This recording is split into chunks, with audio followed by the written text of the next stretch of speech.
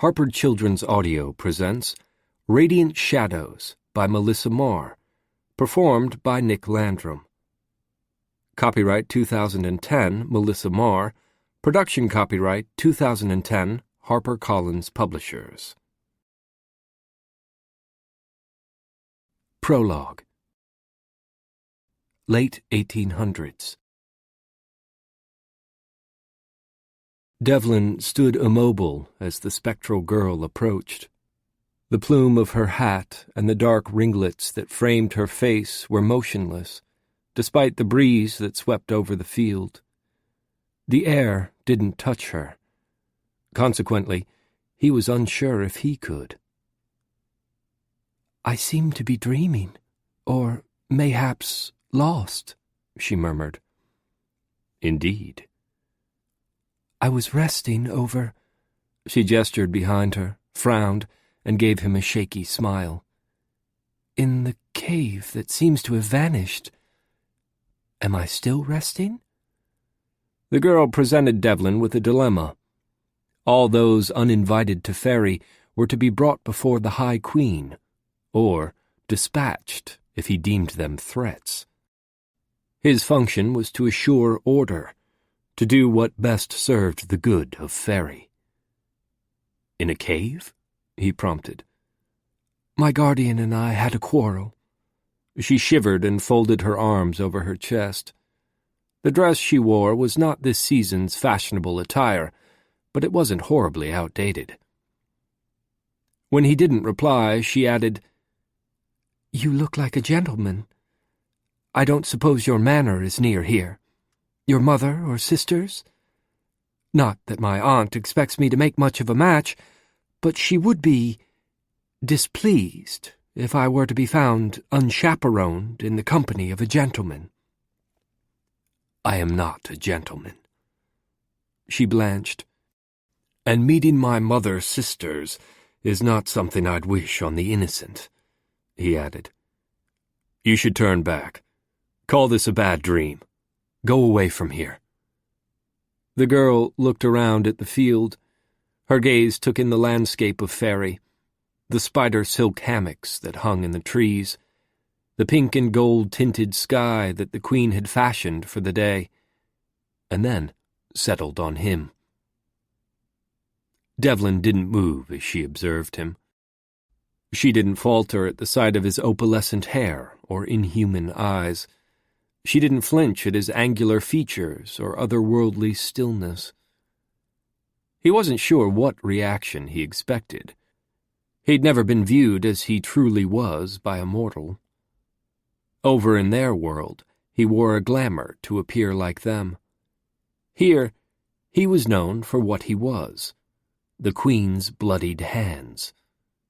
The girl's assessment was a singular event. Her cheeks became pink as she boldly stared at him. "You certainly look like a kind man." "I am not." He stepped toward her. "I exist to keep order for the Queen of Faerie. I am neither kind nor a man." The girl fainted. Devlin leaped forward to catch her and knelt on the ground, arms empty, as her form settled inside of his skin. He couldn't hold the insubstantial, but she apparently could take residence in his body as if it were her own. Her voice was in his head. "Sir?" He couldn't move. His body wasn't his to control. He was still inside of himself, but he wasn't animating his body. The girl's spectral form had filled his skin as if it were her own body. "Can you move?" he asked. "Of course." She sat up and in doing so, left his body. He swallowed against the burst of peculiar emotions coursing through him. He felt free and excited, and a number of the things that were unlike the restraint of the High Court. And he liked it. She lifted a hand as if to touch him, but it passed through him. "I'm not dreaming, am I?" "No." He felt unexpectedly protective of her, this foundling mortal. "What is your name?" "Catherine Ray O'Flaherty," she whispered. "If I am awake now, that means you are an ethereal creature." "In ethereal? I have 3 wishes." She clapped her hands and widened her eyes. "Oh, what do I wish for? True love? Eternal life? Certainly nothing frivolous like gowns. Oh, perhaps I just want to save my wishes." "Wishes?" "You cannot force me to make my wishes now." She squared her shoulders and looked at him. "I've read texts. I know there is dispute over the goodness of your kind, but I don't believe for a moment that you could be other than kind. Why, just look at you." Devlin frowned. He didn't idle away his time with foolishness. He did only that which his queen required, except for these stolen moments of pleasure in the mortal world. His queen knew of his indulgences, looked the other way even. What harm, an indulgence here? She was a spectre of a mortal girl, no threat to the Queen of Faerie. Sheltering her violates no order. He tried to smile at the girl. "Catherine Ray O'Flaherty, if you're going to stay in our world, the term you will want is she, Faerie, or Fae." "I will use those, since I am staying." She scrambled to her feet. "I have read Reverend Kirk, in fact. My uncle's library has quite a few books of your people. I have read Mr. Lang's fairy tales as well. The sweet—" "Books are not the same as reality." Devlin stared at her. "My world is not always kind to mortals." The look in her eyes was no longer guileless. "Nor is the mortal world." "Indeed." He looked at her with a pleasant burst of curiosity. She stepped closer. "If I return to my body, would I still be alive? If I return there, how long will have passed?" "Time passes differently, and I've no idea how long you've wandered. If you stay, you might die as well. The High Queen does not allow uninvited guests in Faerie." Devlin tried his gentlest smile, one he'd not had much use for in his life. "If she learns of your presence, do I get my 3 wishes?" Catherine Ray interrupted. "You may." It wasn't traditional to grant wishes, but he found himself wanting to please her. She tilted her chin. "Then, my first wish is that you keep me safe from harm. What is your name?" Devlin bowed. "I am Devlin, brother and adviser to the High Queen, assassin, and keeper of order." "Oh." She swayed as if she might faint again. "And now, protector of Catherine Ray O'Flaherty," he quickly added. He'd never had anyone in his life who was truly his, never had a friend or confidant, never had a lover or partner. He wasn't entirely sure he could have any of those. His first duty was to his queen, his court, to Faerie itself. He had been created to serve, and it was his honor to do so. It was also very lonely. He glanced at Catherine Ray. She had no body, no power, no allegiances. What harm can taking in a spectral girl do? Late 1900s. When Devlin entered the banquet hall, the room was empty, save for the Queen herself. In the center of the hall, out of place among the stone pillars and woven tapestries, a waterfall splashed down. The spray formed misty shapes in the air, and then the water washed away and vanished into one of the far walls. The High Queen stared at the falling water, at the threads of possibility she saw there. The filament-fine images of what could be weren't certainties, but Sorcha kept order by monitoring potential futures. She'd realign them if the disorder was within the boundaries of Faerie, but if the aberration was in the mortal world, she'd dispatch him to correct it.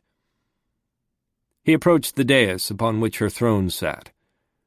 For all of eternity, he'd served as her bloodied hands. He was made for violence, but he served the court of order. Without taking her gaze from the water, she stood and extended a hand, knowing that he would be where she reached. None other has been in her trust for all of eternity. That didn't mean she could trust him, though. Devlin released her hand, and she crossed the room. He followed. Look at them. Sorcha gestured toward the air, bringing a woman's image into focus. The mortal was pretty, a heart-shaped face, light brown hair, and olive-green eyes. In the room with her were two small children, one of whom tackled the other. They giggled as they rolled around on the floor together. The youngest whelp is a problem. The High Queen paused, her features softening into what looked like longing. Then her expression stilled as the image dissolved into mist, and the temperature plummeted. It needs to be remedied. Shall I retrieve it? Devlin washed his hands in the now frigid water that ran through his mother-sister-queen's hall. He'd collected squalling infants and silent artists. He'd brought musicians and madmen to his queen at her command. Retrieving mortals or halflings was common, but not as pleasurable as some tasks. No. She glanced at him for a long moment. This one should not enter Faerie. Ever. Sorcha stepped forward so the edge of her skirts touched the water. Her ever-bare feet were exposed in the icy water, and for a brief second he saw her as she was. A candle with a dim flame surrounded by the darkness of chaos. Her flame-toned hair shifted in a breeze that only existed because she willed it. Around her, the room changed from a chilly hall to a fecund jungle, to a desert, and back again to the hall, reflecting her briefest thought, as all things in Faerie did. She was their source, his creator. She was order and life. Without Sorcha's will, only she and her antithesis, her twin, Bananach, would exist. "What would you have of me?" he asked. Sorcha didn't look at him. Sometimes death is required to keep order. The child? Yes. Her voice was emotionless, even as she ordered the death of a child. She was reason personified, sure of her place, certain of her righteousness. It is born of the Dark Court, daughter of the Wild Hunt, of Gabriel himself. It will cause unacceptable complications if it lives. She stepped farther into the water. The waterfall paused mid-flow, so her words were the only sound in the suddenly silent room. "Correct this, brother." He bowed, but she didn't turn her gaze from the suspended flow of water, didn't turn her attention to him as he left. She knew, though, where he was. The water crashed down louder than before as he exited the hall. She knows even when she doesn't look. Devlin wondered sometimes just how much of his life Sorcha did see. He lived for her, at her will, and by her side. But I am not solely hers. She never forgot that truth. Out of earth and magic, will and need, the twins, Sorcha and Bananach, had made him, the first male faerie. They'd needed both male and female to exist within their world. A balance in that, as in all things, was required. Not son, but brother, she had told him. Like me, you are parentless. Order and discord made him as if carved of stone, a sculpture crafted by two who would never work together again. They gave him too many angular features and too many softened spots. His lips were too full, and his eyes too cold. He was their best traits compromised. Where Bananach had hair of the purest black, and Sorcha had multi-toned hair of living flame, his was opalescent white, all colors shifting in and out of existence. They gave him purest black eyes, and strength not unlike Bananach's, but none of her madness. They gave him tall stature, and Sorcha's love of art, but none of her physical restraint. Together, they'd made him a thing of extreme cruelty and extreme beauty. And then, they'd fought over his loyalty.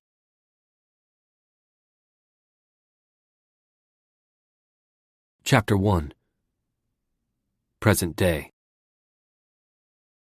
Annie pulled open a side door to the stable. It was as much a garage as a true stable, and as she walked through the cavernous building, she drew in the mingled scents of diesel and straw, exhaust and sweat. Most of the creatures kept the illusion of vehicles when they were outside the building, but here, in their safe haven, the beasts roamed in whatever form they chose. One of the steeds crouched on a ledge under the skylight. It was something between an eagle and a lion. Both feathers and fur covered a massive body. Several other steeds were lined up in a row of various motorcycles, cars, and trucks. One anomalous steed was a camel. A hound looked up from polishing a matte black Harley with plenty of chrome. The cloth in his hand was one of the many swaths of fabric imported from Faerie specifically for their steeds. "You looking for Chela?" "No." She stayed in the walkway, not invading his space or the steed's yet. "Not Chela."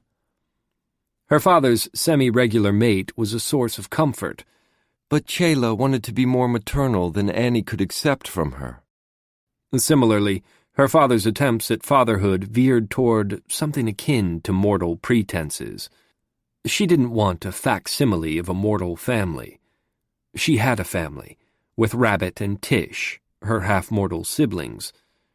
During the past year, when she had been brought to live in the dark court, she had hoped for something else. She wanted to be a true part of the wild hunt, a full member of her father's pack. That hadn't happened. The hound paused his steady motions only long enough to glance at her. "Gabriel's not here either." "I know. I'm not looking for anyone in particular." Annie came to the stall. "I just like it here." The hound looked up and down the open aisle. This early, no other hound was in sight, but there were more than a score of steeds close enough to see them. "Do you need something?" "Sure." Annie leaned against the wall. It would be an insult not to flirt, even though they both knew action wasn't possible. "A little fun? A little trouble? A ride?" "Get the boss to agree." The hound's eyes flashed a vibrant green. "And I'll gladly take you." She knew her own eyes were shimmering with the same energy that she saw in his. They were both born of the wild hunt. They were the creatures that rode the earth, drawing out terror, exacting vengeance, unrestrained by order. They were the teeth and claws of Faerie, living now in the mortal world, bound to the dark court by their Gabriel. A Gabriel who would chew up anyone who touched his daughter. "You know he won't give permission," she admitted. Her father was in charge. His rules meant that only one who could stand against him in a fight was allowed to date her. Or anything else. "Hey," she looked at the hound. "If you weren't his daughter, I'd risk it, but crossing Gabe isn't something I'm going to do." Annie sighed. Not in disappointment, but at the futility of ever getting a different answer. "I know." "Convince him that you're not going to get broken by a little fun, and I'll be in front of the line. Promise." The hound leaned forward to drop a quick kiss on her lips. It was no more than a second of affection, but he was ripped away and hurled across the aisle toward the opposite stall. The thud of his body hitting the wooden slats covered most of the curses he was yelling. "Don't touch my pup." Gabriel stood in the middle of the aisle. He was grinning, but his posture was one of menace. Of course, he was the hound that controlled the wild hunt, so menace was as natural as breathing for him. The hound on the floor felt the back of his head as he leaned on one partition of the wooden stall. "Damn, Gabriel, I didn't touch her." "Your lips were on hers. That's touching," Gabriel growled. Annie stepped in front of her father and poked him in the chest. "Don't act like it's wrong for them to respond to me." He glared at her, but didn't lift a hand. "I am the Gabriel. I run this pack, and if any of them," he looked past her to the hound on the floor, "want to challenge me over you, all they need to do is say the word." The hound on the floor spoke up. "I turned her down." "Not because she lacks anything," Gabriel growled. "No, no!" The hound held up his hands. "She's perfect, Gabe, but you said she was off limits." Gabriel held a hand out to the hound on the floor without looking at him. The hound glanced at her. "Sorry, I, touched you." Annie rolled her eyes. "You're a peach." "Sorry, Gabriel. It won't happen again." The hound straddled his bike and left with a roar that was more growl than a real Harley's engine could mimic. For a heartbeat, it was perfectly quiet in the stable. The steeds stayed silent and motionless. "My perfect pup." Gabriel stepped up and ruffled her hair. "He doesn't deserve you. None of them do." She shoved him away. "So you'd rather I'm skin-starved?" Gabriel snorted. "You're not starved." "I would be if I followed all of your rules," she muttered. "And I wouldn't have so many rules if I thought you'd follow them all." He threw a punch, which she dodged. It was nice, but not backed by the full force of his strength or weight. He always held back. That was insulting. If she were truly a part of the hunt, he'd fight with her the way he fought with all the rest. He'd train her. He'd accept me in the pack. "You suck at fatherhood, Gabe." She turned away and started down the aisle. He couldn't taste her feelings, not like most of the Dark Court. Hounds weren't nourished on the same things, so her emotions were hidden to them. The peculiarity of the hunt's inability to taste emotions while everyone around them could made them very blunt in their own expressions. It worked out well. Dark Court faeries were nourished by swallowing dark emotions. Hounds required physical touch for sustenance. So the hunt caused the fear and terror that fed the court, and the court provided the touch the hounds required. Annie was abnormal in that she needed both. Which sucks. "Annie." She didn't stop walking. There was no way she was going to let him see the tears building in her eyes. Just another proof of my weakness. She gestured over her shoulder. "I get it, Daddy. I'm not welcome." "Annie." Tears leaked onto her cheeks as she stopped in the doorway, but she didn't turn back. promise to follow the rules while we're out, and you could probably borrow Che's steed again tonight." His voice held the hope he wouldn't say aloud. "If she agrees." Annie turned then and smiled at him. "Yeah?" "Yeah."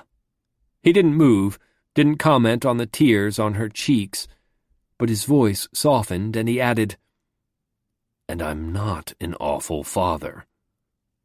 "Maybe." "I just don't want to think about you wanting things or getting hurt." Gabriel folded the cloth that the hound had dropped, looking at it rather than at her. "Ariel says you're okay, though. I ask. I do try." "I know." She shook her hair back and struggled to be reasonable. That was the worst part sometimes. She did know that Gabriel tried. She knew he trusted Ariel's judgment, trusted Chela, trusted his pack. He'd never raised a daughter. These past few months that he'd had her around were the sum total of his father-daughter parenting experience. But she'd never had pack hungers before either. It was a new experience all around. Later, after she'd secured Chela's consent, gone over the regular stay close to Gabriel rules, and promised to stick with the pack, Annie was back in the stable with her father. "If Che's steed has anything to say, it'll tell me, and I'll tell you." Gabriel's reminder that she couldn't hear Chela's steed, that I'll never hear one, was delivered with an ominous rumble in his voice. He was already feeling the heightened connection to the hounds who were filling the aisles. Somewhere in the distance, a howl rose like the scream of wind. Annie knew that only the hunt heard it, but both mortal and faerie felt it in the shivers that raced over suddenly chilled skin. To some, it was as if sirens came toward them, as if ambulances and police sped to them, carrying words of sudden deaths or horrific accidents. The wild hunt rides. As Annie looked over the assembling hounds, the green of their eyes and the clouds of their breath were clear. Wolves filled the room where the steeds were not. They would run between the hooves of the steeds, a royal of fur and teeth. Steed and wolf all waited for their Gabriel's word to begin, to run, to chase those foolish enough to attract their attention. Terror built and filled the air with a pre-storm charge. Those not belonging to the hunt would have to struggle to breathe. Mortals on the nearby streets would cringe, scurry into their dens, or turn into other alleys. If they stayed, they'd not see the true face of the hunt, but explain it away. Earthquake? Trains? Storms? Street fights? With the willful ignorance mortals clung to so fiercely. They didn't often stay. They ran. It was the order of things.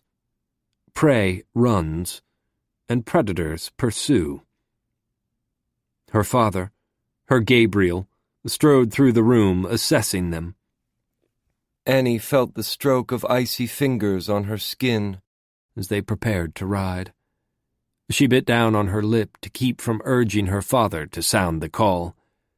Her knuckles whitened as she clenched the edge of the wooden wall beside her. She looked at their horrible beauty and shivered. If they were mine, I'd belong. Then Gabriel was beside her. "You are my pup, Annie." Gabriel cupped her cheek in his massive hand. "To be worthy of you, any hound would have to be willing to face me. He'd need to be strong enough to lead them." "I want to lead them," she whispered. "I want to be their Gabrielle." "You're too mortal to hold control of them." Gabriel's eyes were monstrous. His skin was the touch of terror, of death, of nightmares that were unnamed. And too much mine to not be with the hunt. I'm sorry. She held his gaze. Something feral inside of her understood that this was why she couldn't live with Rabbit. Her brother wasn't as fierce as her father was. Tish wasn't. Annie desperately wanted to be. Like the rest of the hounds mounting their steeds, Annie knew that Gabriel could kill her if she disobeyed. It was a restraint she needed. It kept her closer to following rules. I can't take the hunt from you, she flashed her teeth at her father. Yet. Maybe I'll surprise you. Makes me proud that you'd want to, he said. For a moment, the pride in her father's eyes was the sum of her world. She belonged. For tonight, she was included in the pack. He made it so. If only I always was. But there were no unclaimed steeds, and her mortal blood meant she'd never be strong enough to become Gabriel's successor, never be truly pack. A taste of belonging. It wasn't enough, not truly, but it was something. Then a howl, unlike anything else in this world or the next, came to his lips, and the rest of the pack echoed it. She echoed it. Gabriel tossed her atop Chayla's steed and growled, "We ride!" Chapter 2. Devlin stepped into the High Queen's private gardens. The ground under his sandals hummed when his foot touched it. Sometimes he considered telling Sorcha that he noticed the barely perceptible alarms she'd set. With rare exceptions, he'd devoted eternity to Sorcha, but she was a creature of logic and order. She knew, and Bananach did, that he made the choice to serve Faerie every day, every hour, every moment. The only thing that kept him from choosing to align himself with Sorcha's antithesis was his own willpower and affection. For all of her adherence to logic, the unchanging queen cared for him. Of that, he was certain. My queen? He walked toward her, waiting a heartbeat between steps to see if she'd let vines tangle his path or if she'd remake a passageway for him. She glanced his way, and the undergrowth vanished in a narrow corridor.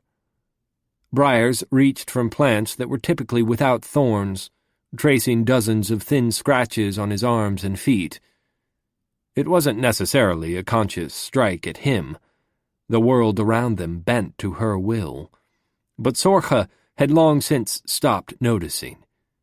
It was like noticing that her heart beat. It simply did.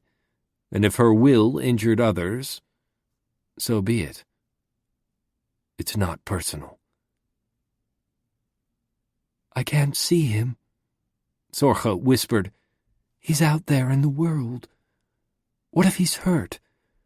What if he's in danger? You'd know, Devlin assured, as he had every day since Seth left. You'd know if he was hurt. How? How would I know? I'm blind. The Queen of Order looked far from reasonable. Her skirt had tears in the hem. Her hair, usually as vibrant as liquid fire, was pale and snarled at the ends. Since Seth, the newly made faerie, had gone back to the mortal world, Sorcha was increasingly not herself. I need to know that Seth is safe. She folded her arms over her chest. Her voice steadied. I see her, the Summer Queen, and he is not with her. That's why he went back. Her. She should treat him better. Misty figures formed in front of Sorcha. Somewhere in the mortal world, fairies were unaware that she was watching them. In the haze of the garden, Devlin stood near his queen and watched the faeries who were the focus of Sorcha's attention. Unless the faeries or mortals' threads twined too closely with her own thread, Sorcha could see into their lives. The Summer Queen, Aisling, stood in front of a fountain, talking to one of the water fae, Ival. In the background, the land flourished even though fall had come. In the patch of earth the summer regents had claimed, winter wouldn't ever rain again. Shrubs bloomed out of season, and fairies danced over green earth. Aisling laughed and sat down on the edge of the fountain. One hand idly traced patterns on the surface of the water, and in its wake water lilies blossomed. Ival lazed in the fountain like a half-bared Grecian statue come to life. The water streamed around her in a small waterfall. "I think that dress is the one you wore just a few moons ago. We could shop, or—" Ival leaned forward. "Get a dress made for you." "I don't know." The Summer Queen glanced behind her to where several members of her summer court were weaving flowers into garlands. "Does it really matter what I wear?" Ival frowned. "It should matter, Aisling." "I know. And choose happiness, right?" A too bright smile lit the Summer Queen's face.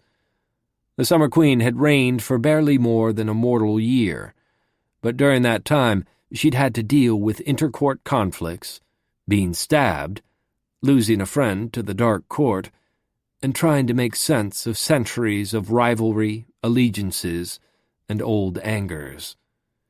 An illogical urge to send her good advisors flared to life in Devlin, but he quashed it. The Summer Queen wasn't his priority. Sorcha jabbed a finger toward the misty tableau, sending ripples through the image. "How can she be happy if he's not?" "She chooses to pursue happiness for the good of her court," he pointed out. "It's not the same as true happiness. You can't fault her for trying to keep her court strong." Sorcha obviously disagreed. Thorns continued to grow, weaving together like threads on a loom until they formed a daunting barrier between Sorcha and Devlin. "Tell me, brother." She sounded fragile, not at all like the confident queen she'd been since the moment Devlin had first drawn breath.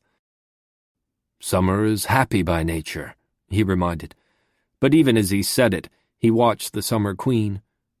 Her eyes were shadowed as if she wasn't sleeping, and her mannerisms were out of sync with the frolicking around her.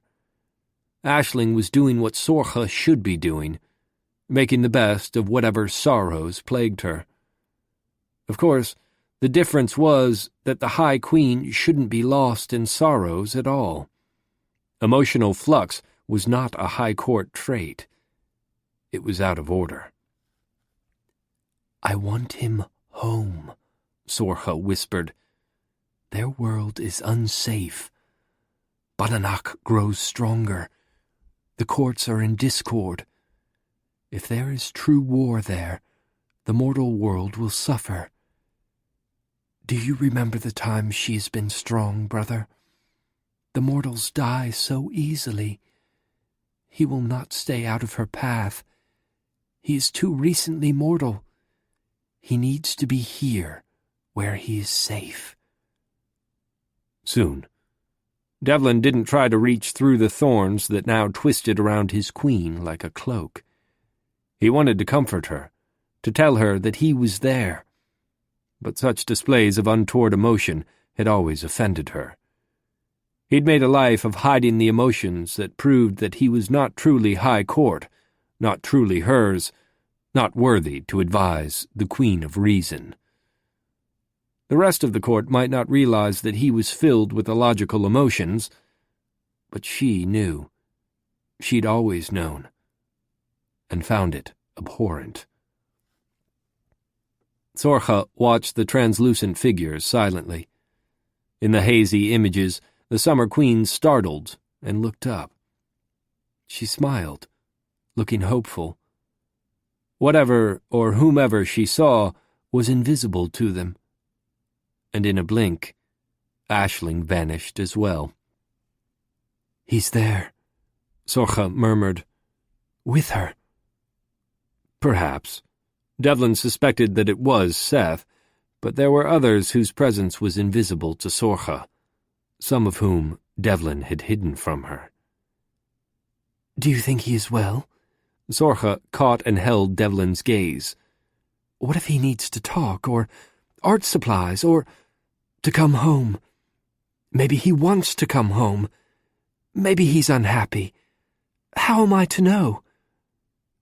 "I will visit him again."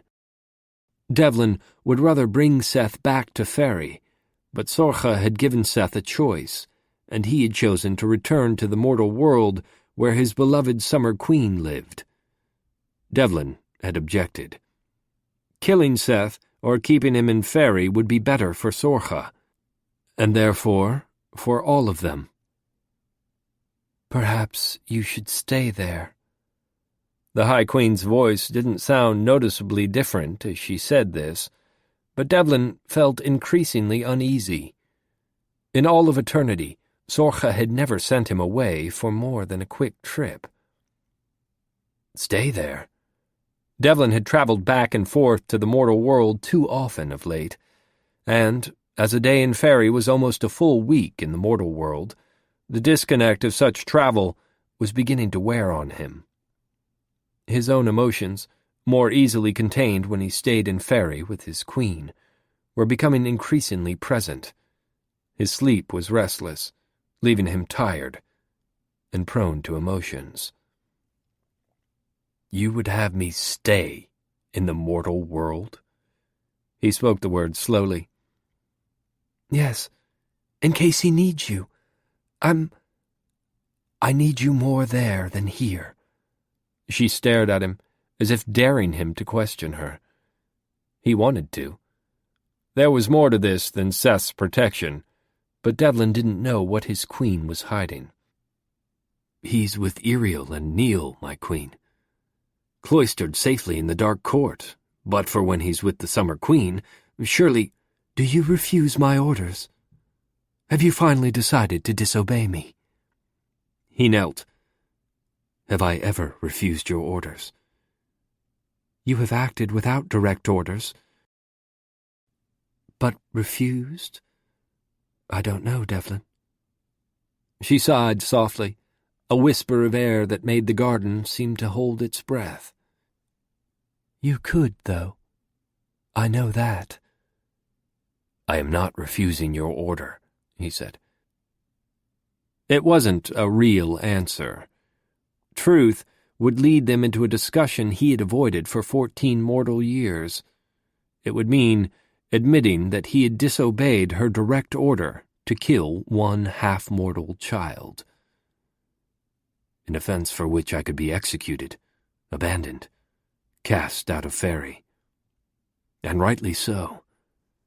A feeling that he recognized as guilt twisted inside him. I am High Court.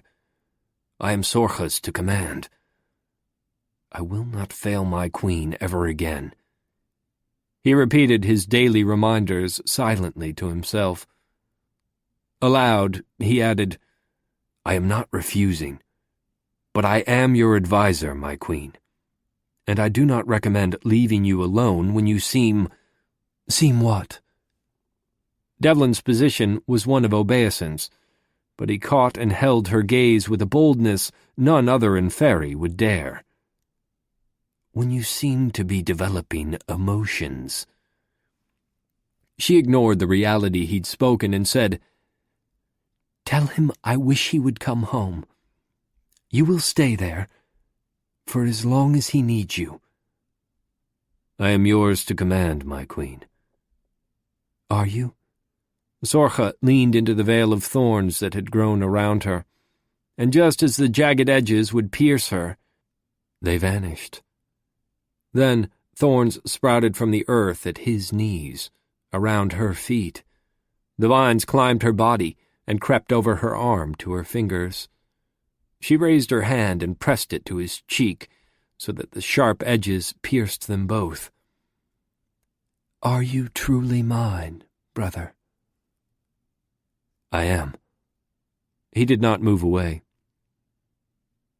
"You will see her." Sorcha's blood dripped onto his skin, mingling with his own. His body absorbed the blood she offered. As with the twins who'd created him, Devlin needed the nourishment of blood. Unlike them, he needed the blood of both order and discord. "I will see Bananak," Devlin admitted. "But she doesn't command me. Only you. I serve the unchanging queen, the high court, Faerie." The vine crawled from her flesh onto his, where the nourishment she'd filled it with was his to take. "For now." Sorcha brushed her hand across his cheek. "But nothing lasts forever.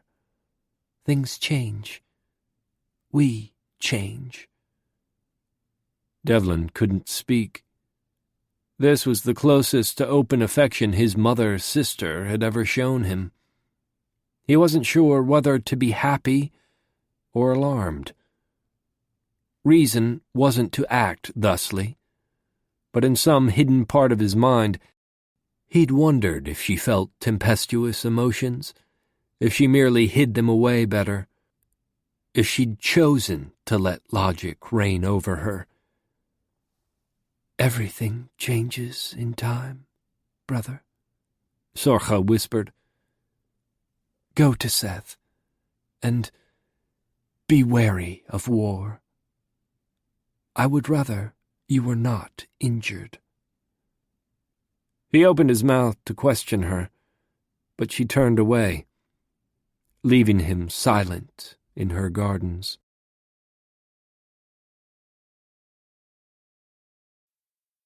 Chapter 3. Annie had gone to the Dark King's home, knowing it would be another painful experience, and not the fun kind of pain. Ariel held one of her hands in his. It was a comfort of sorts. "Are you ready?" "Take it." Annie extended her other arm toward the former Dark King. She stared at the fleur-de-lis wallpaper, at the flickering candles, at anything other than the fairy sitting beside her. "Take all of it, if that's what you need." "Not all, Annie." He squeezed her hand once more before releasing it. "If there was another way." "You're my king. I will give whatever you ask of me. Do it." She watched as he jabbed a thin tube into her skin. Bruises from the last several tubes decorated her skin like love bites. "Not your king now. Neil's the Dark King." "Whatever." Annie didn't resume the argument she'd lost too often. Ariel might be king no more, but he had her loyalty. Truth be told, he had the loyalty of many of the denizens of the Dark Court. He might not rule them, but he still looked after them. He still handled those matters too disquieting for the new Dark King. Ariel cosseted Neil. Annie, however, wasn't sheltered. Not anymore. When Ariel learned that Annie could, that I need to, feed from both touch and emotion, he'd begun trying to find out how to use that for the Dark Court. According to Ariel, as a halfling, she shouldn't have either appetite. She certainly shouldn't have both, and she definitely shouldn't be able to find nourishment from mortals. Ariel believed that Annie's blood might hold the key to strengthening their court, so she'd become the subject of his experimentation. Which is fine, for my court, for Ariel. "More?" she asked. "Just a bit." Ariel bit the cork that sealed the next vial and tugged it out. He spoke around the cork held between his teeth and added, "Tilt down." She lowered her arm, clenching and unclenching her fist to pump the blood faster. She wasn't sure if it actually helped the flow of blood, but it did give her the illusion that she was doing something. Bloodletting hadn't become easier despite the number of times she'd done it. With her free hand, she took the cork from his mouth. "I have it. Grab the next one." As the vial filled, Iriel took another empty one from the rack and lifted it to his lips. Once it was uncorked, he switched the empty vial with the now full one. "Take this."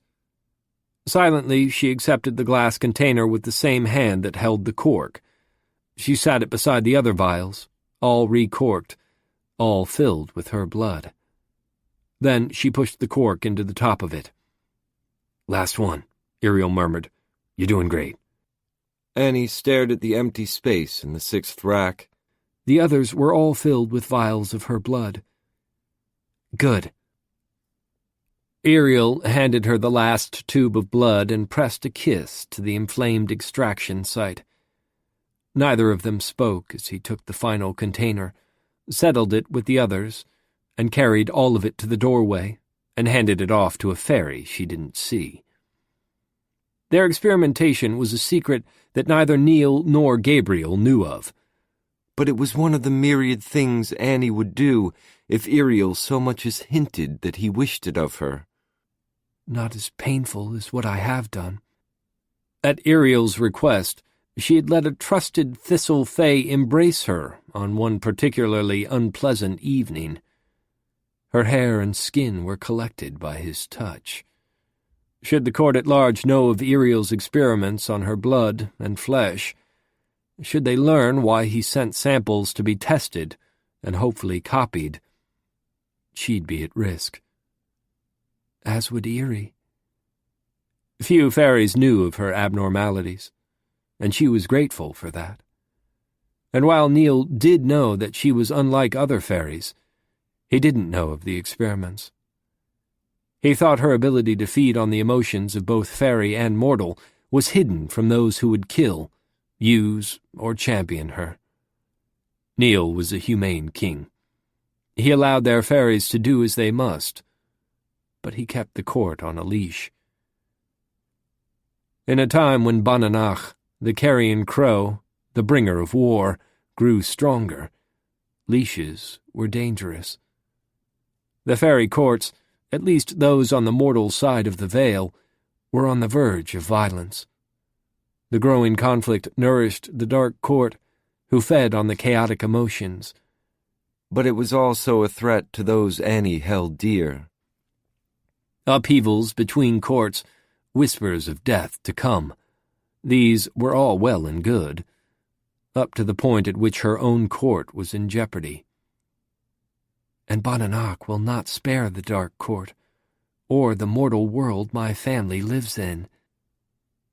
Iriel did as he had done when he was king, moving pieces behind the scenes, making bargains, bending rules. This time, though, Annie's safety was one of the rules he bent. With my consent. When Iriel came back into the room, she watched him warily. For all her adoration of him, she knew that he was rarely influenced by weakness or tenderness. He hadn't held the throne of the Court of Nightmares for centuries by being easily swayed. "You know I wouldn't do this if there were better options." His words weren't a lie. They weren't fully true, either. Unless there was one clear option that would assure his court's safety, he would do this, and much worse. Yet, the former Dark King still thought of her as a child, as one foolish enough to accept the misdirection in his words. She wasn't a child. Perhaps foolish, but not naive, not innocent, not easily misled. She leaned on the wall. The room was out of focus. "You've kept me safe my whole life. Kept Tish safe, and Rab, and... we're good. It's fine." The world around her spun. Tonight's experiment had begun with her being as hungry as she could stand before the bloodletting. It wasn't the least pleasant of the experiments, but it wasn't pleasurable either. Iriel walked over to feed the fire, away from her so she could have the privacy to pull herself together, and asked, You okay?" "Sure." She sat down, not feeling exactly well. Most days she was only barely above starved. During the first few months of her hunger, she'd had humans and a few halflings. Since she'd moved to Gabriel's care, she'd been restricted to the point that her hunger was hurting her physically. She'd been barely nourished by the emotion Iriel shared and the scant contact that Gabriel grudgingly allowed her to pursue in court. Hugs and feather touches weren't anywhere near enough. Iriel ran one hand absently over the side of the marble fireplace. Like everything in his house, it was carved with an appreciation of textures. The sharp edges and smooth curves drew her attention, but she didn't approach the fireplace or the Faerie in front of it. Instead, she moved to one of the white leather chairs and traced a finger over the raised gray fleur-de-lis barely visible on the walls. "I know this is difficult for you, pup." Iriel kept his distance, but he let her taste all of his emotions, giving her nourishment to make up for what she'd lost. Annie caught his gaze. "Do you apologize to Gabriel when he punishes fairies who need it?" The play of firelight and shadows made the former Dark King appear ominous, but his temper was not stirred. "No?" "Then drop it. I'll do what's necessary for my court." She fought the urge to fold her arms, forced herself to be calm, even though he knew exactly how unsettled she was. Dark court fairies couldn't feed on mortal emotions. But Annie wasn't entirely mortal. If Iriel had not been there for her when she'd come to live with the hounds, she wasn't sure what she would have done. He helped her cope with her changes, nourished her enough to keep true starvation at bay. In truth, if not for him, she might have died forever ago. He'd protected her, and Tish and Rabbit, for almost all of their lives. She let him feel the surge of gratitude and whispered, "I serve the will of the Dark Court. I know you have reasons. If we can find a way to filter out your blood, our court will be unstoppable. Neil will be safe, and—" His words faded, but the hope was undeniable. Unlike many fairies, Iriel was comfortable with modern science. If they could identify the anomalous component within her, replicate it, and introduce it to others, Dark Court fairies would be able to feed on both fairy and mortal emotions. They'd be sated. They'd tried another plan, binding mortal to fairy as conduits with tattoos, but those ink exchanges had presented unexpected complications. "Right." Annie stood. She'd heard his theories before. There was little Iriel could say that would be new. "You can save us," he said yet again. Annie wasn't sure if his words were truth. Fairies couldn't lie, but belief was a tricky thing. If Iriel believed the words, they were utterable. And he did believe that her blood was the solution they needed to save the Dark Court. "I'll be back later. You'll tell me," she folded her arms over her chest as if it would still the shivering, "when you need me?" "Your court needs you every day, Annie. No one else can feed on both touch and emotion. No one else can feed on both fairy and mortal. You are the key." Iriel wrapped his arms around her and kissed the top of her head. It wasn't much, but small touches from such a strong fairy fed her skin hunger more than a lot of touch from a weak fairy or a mortal would. Annie stayed still, grateful for even the scant contact. Iriel stroked her hair. "You let me keep my promises to stop the ink exchanges, to protect my king. We do need you, pup." She looked up at him. "As long as Gabriel and Neil don't find out, right?" "For now." Ariel stepped away, his hands still on her shoulders, and then he unfolded her arms and took her hands in his as he repeated the same assurances he had the past few months. "Just for now. Once we figure out what's in your blood, they'll understand why we did this." She nodded. He led her to the door. "Do you need anything else?" "All sorts of things no one will give me." Annie said nothing. Instead, she hugged him, knowing from other rejections that his offer didn't include the other things she needed. Ariel, for all his love for court and king, for all his protection for family and beloved, didn't want to hear what she truly needed. He wouldn't share his bed with her, or force her father to let her run free with the hounds. "I need to go," Annie murmured. And then she turned her back on him before she gave in to the temptation to beg. He gave her enough to keep her from starvation, but the former Dark King wouldn't help her fully sate her hungers. She would have to find a few tastes here and there to silence the gnawing inside her. Again. Chapter 4. Ray walked into the image of a tiny kitchen. Annie stood in the doorway, leaning against the doorframe. A memory played out in the adjoining room. The tableau was set in a different era than the one where Ray had lived. It was familiar, though. It was a memory that Annie replayed over and over in her dreams. So Ray waited for the memory to run its course. "Tell me about her?" Annie asked her sister. "Who?" Tish paused mid-math, pencil held in the air. "You know, her." Annie practiced cartwheels on the sofa. Until Rabbit came up from the shop to remind her she wasn't to do it, she'd cartwheel and flip in their tiny living room. "I was 6. How would I know?" Tish rolled her eyes. "I remember she was nice.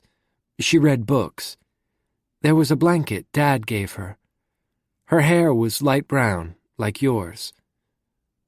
"Dad visited her?" "Uh-huh." Tish was done talking. She was filled with sadness that she was trying to hide. "Go read or something, Annie." Tish's pencil was making scratching noises on the paper, like the sounds cockroaches made when all of their feet brushed the floor or walls. It was one of the many reasons Annie hated schoolwork. Tish never heard how loud her pencil was, though. Her ears didn't work right. Annie flipped over and snatched the pencil. "Tag! Give it back." "Sure, if you catch me." Tish looked at the clock, just a little glance. Then she snorted.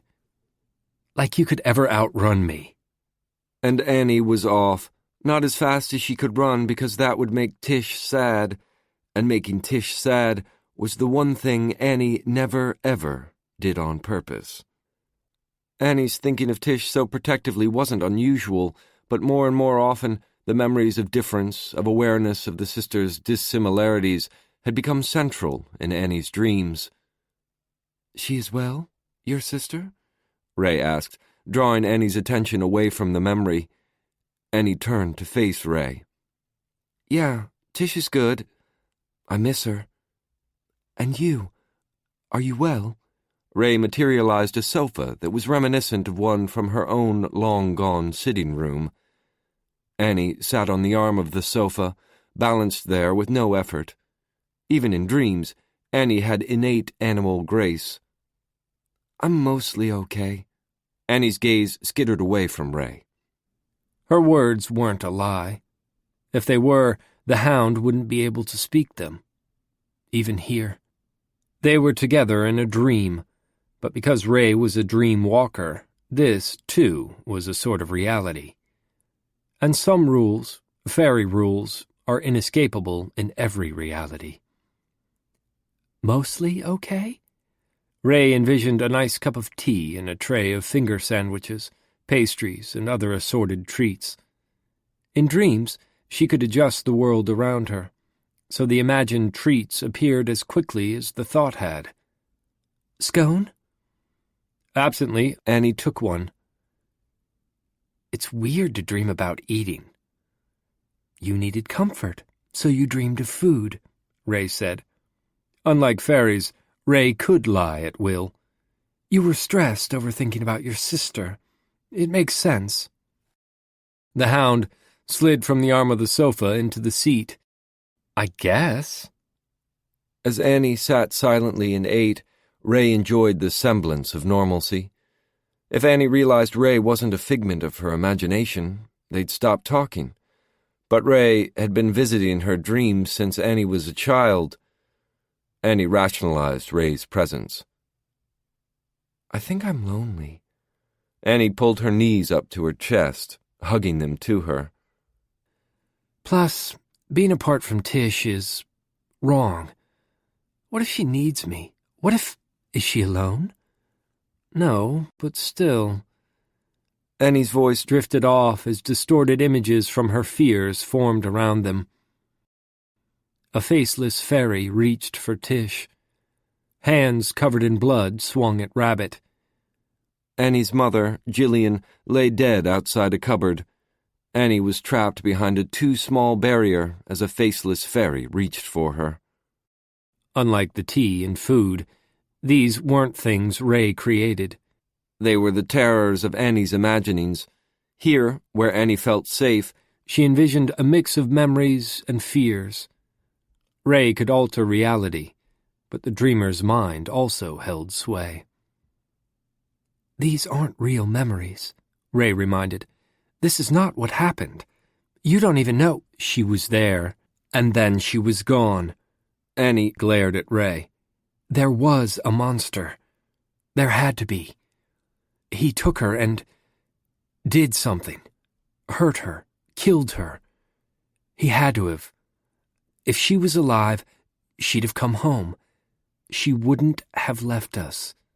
She loved us." "You're a creature that creates fear in others, not one who should dwell in it." Ray concentrated on remaking the landscape around her. She removed the faceless faerie, the dead mother, and the trembling girls. She wiped it all away, and hopefully, Annie's fear with it. "Tell me about your court. Think about that. Tell me how things go with the hunt." "I rode again.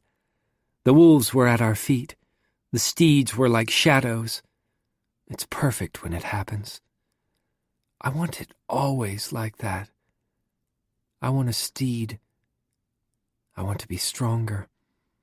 I want everything." Annie's eyes glimmered the strange green of the hunt's beasts. Despite her mixed parentage, she was meant to be among fairies. It had been obvious to Ray since she first met the girl. Annie had no awareness of the vows they'd made and broken, so Annie could live. Ray did. She remembered it each time Devlin refused to talk about the hound, each time he refused to go check on her. They'd spared Annie. The time was coming when they'd have to deal with the inevitable consequences. Ray reached out and squeezed Annie's hand. In the dreamscape where Ray walked, she could do that. Touch another body. "You're too impatient." Annie pointed at herself. "Hound, what do you expect?" "Exactly what you are," Ray said.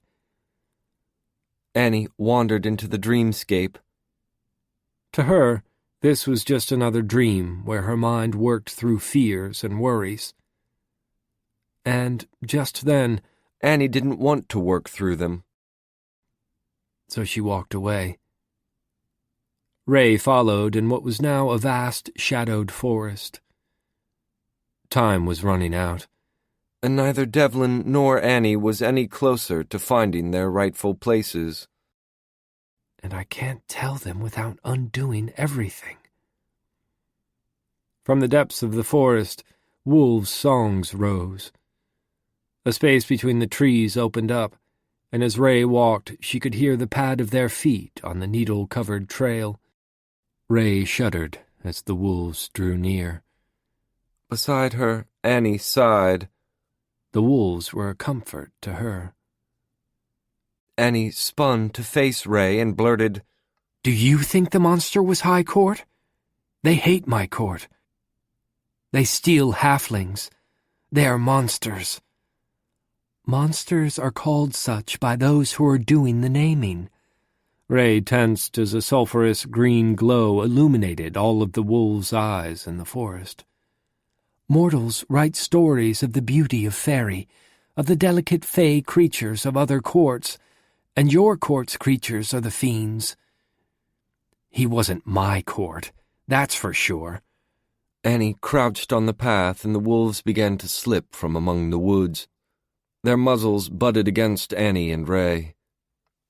Furred sides brushed against them. Howls rose into a cacophony. Annie opened her arms to the wolves. The creatures began circling them in a blur of white teeth and green eyes, musky fur and growling throats. They ran faster and faster, pressing against Annie. Ray visualized herself outside the circle, at a far distance up the path. One by one, each wolf dove into the center of Annie and disappeared there. They were a part of her, the part that would wake and change the world. If. That was the worst part of knowing. The knowledge that the future Ray so desperately wanted was only an if. She didn't know what the other possibilities were, but she did know that the future she had glimpsed was one she wanted, one where she would have autonomy for the first time. "Please, Annie. I hope you are able to forgive him," Ray whispered. "He's not a monster. Neither are you." And then she was gone from Annie's mind. After being in the dream forest, her cave felt even more restrictive. Ray paced around the perimeter, counting out steps as if the murmuring of numbers would make the small space seem somehow larger. It didn't work.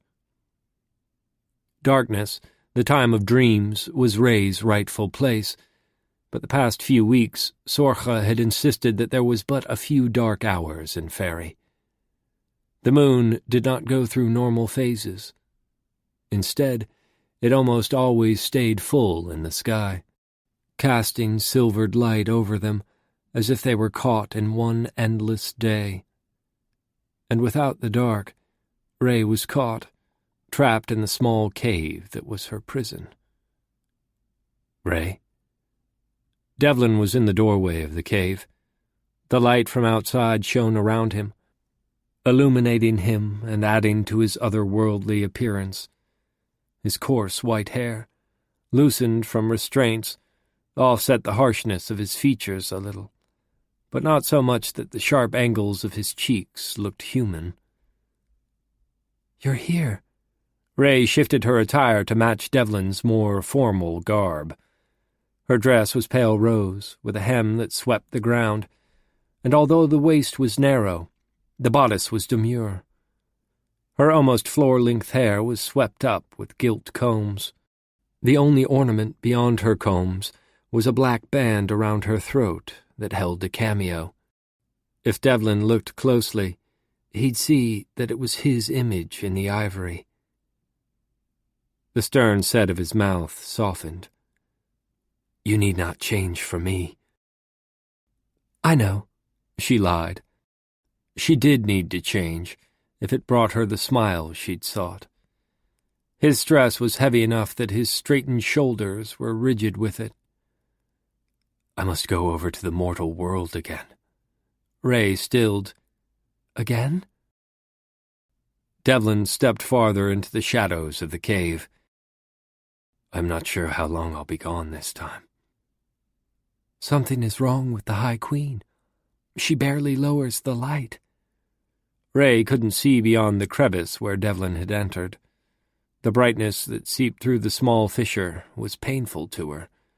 Facing it full on would be blinding. Light soothes her. Darkness reminds her of her twin.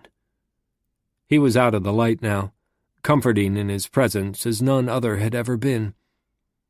The High Court's assassin was her friend, her companion, her only solace in a world that, even after decades, still made little sense to her. Ray leaned against a flat stone on one side of the cave. "I could come with you?" Devlin kept his distance. "And if you were drawn back to your body by being in the mortal world?" "If I was drawn into my body, which I don't think I would be, I suspect I'd die."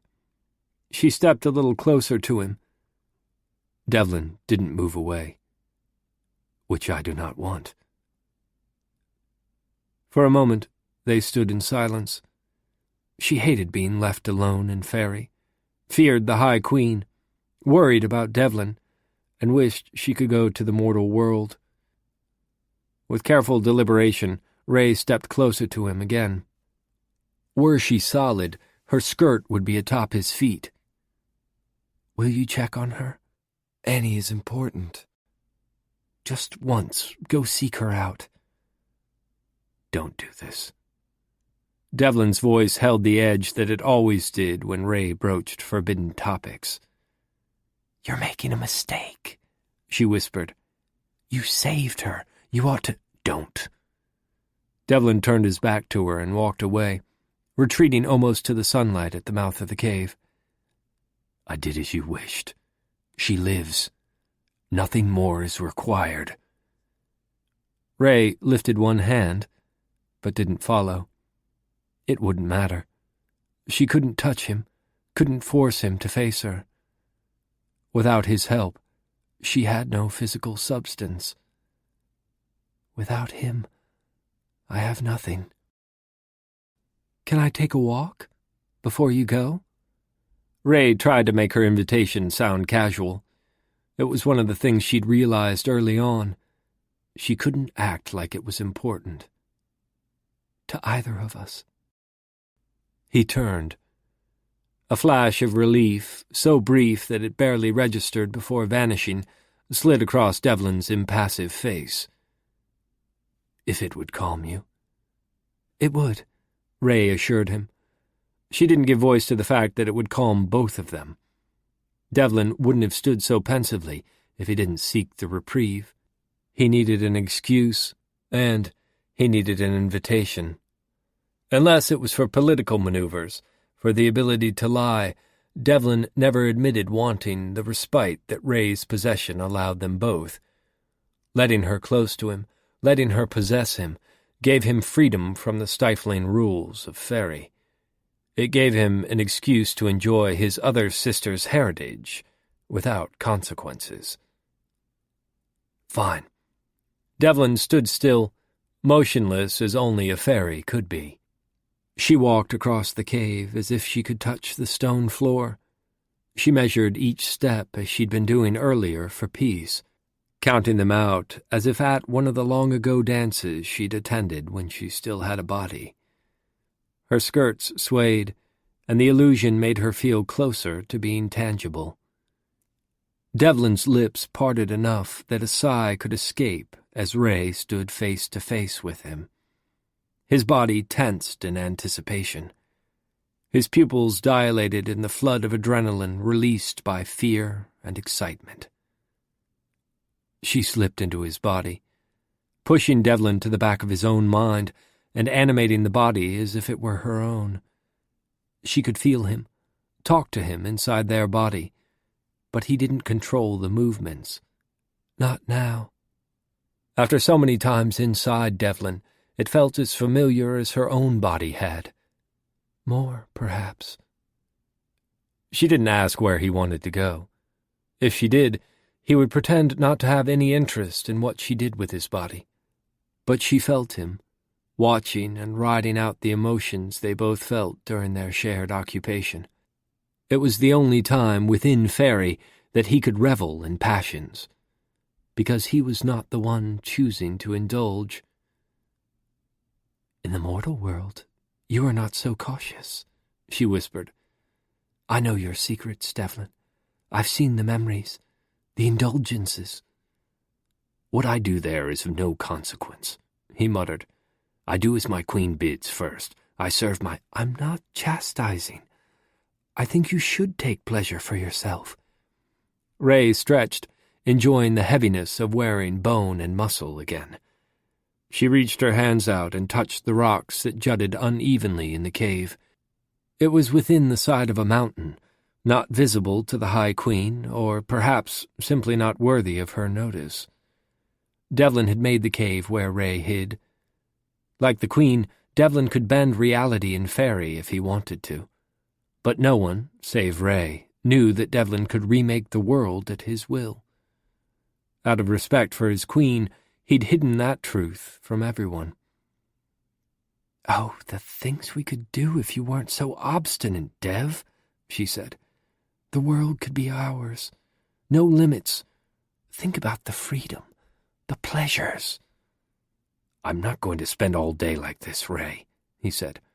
"Or discussing that again." "Only because you know I'm right, and you're going to have to admit it, or lie to me, which you can't do." Ray grinned and kicked off the sandals that Devlin had worn. They were too utilitarian, too restrictive.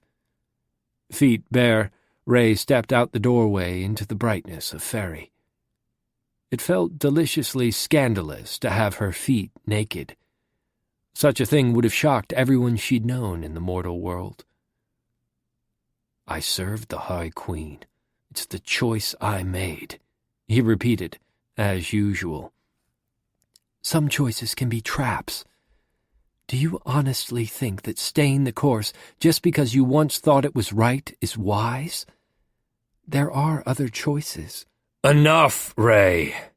He raised his voice inside their body. "Can we not argue? Take the body where you will, Ray." Devlin sounded both wearied and hopeful. Ray heard the hope in his voice. It was small progress, but it was progress.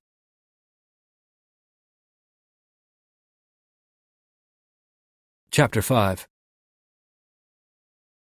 Annie and Tish flung themselves down the street toward the crow's nest. It wasn't quite running, but it was far faster than walking. Annie had to pace herself, force her feet to move slower to keep beside Tish. It didn't used to be like that, but over the last year, Annie had changed more every month. Tish hadn't.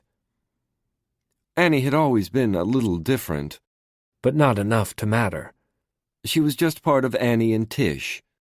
The Trouble twins, even though Tish was really almost 3 years older.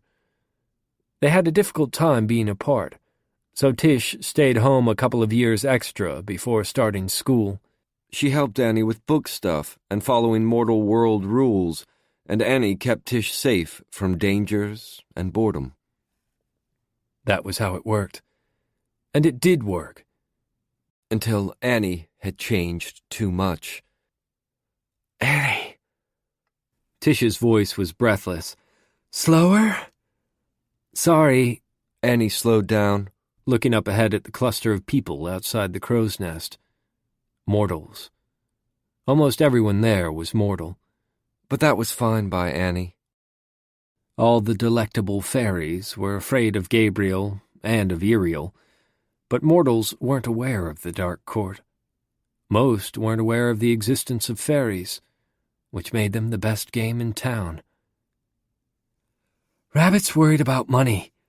Tish was breathing heavily, despite Annie slowing down even more. "Money? Things are tight, but he's still talking like I should—" Tish sent a pleading look at Annie. "Go to college next year. Not far away or anything, but just away." Annie kept her face as expressionless as she could. "Oh, so you want to... if that's what you want, good." "I do. But I don't like being far from you or Rab or Erie or Dad. especially lately. I hated when winter was constant, but at least then you knew what to expect. With the courts all snarling at one another, I'm not sure I want to be away." Tish looked down briefly, not saying the things they couldn't, not admitting that she was too weak to defend herself. Annie slowed to a casual stroll. Tish being out of reach scared Annie, but Tish being out of the growing conflict in Huntsdale was appealing. Annie didn't voice that. No one, least of all Annie, was going to let Tish go where she was unprotected. "I could come," Annie suggested. "Not to school, but I could get a job or something. We can get an apartment. Ooh, maybe in Pittsburgh near Leslie? Or in Atlanta? You could totally pass there if you wanted." "You couldn't." Tish said it softly. "Not anymore." "Whatever." Annie didn't want to talk about that. She wasn't able to pass as mortal. Any faerie seeing her would know.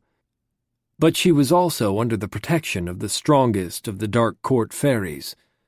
Outside Huntsdale, she'd be vulnerable. "Maybe in a few years I could go." Tish hugged her. "You'll get better at being what you are, Annie." "I know you will. It'll get easier. Whichever is best for you is what we'll do." Annie forced a smile to her lips. It was a matter of time until they'd end up apart.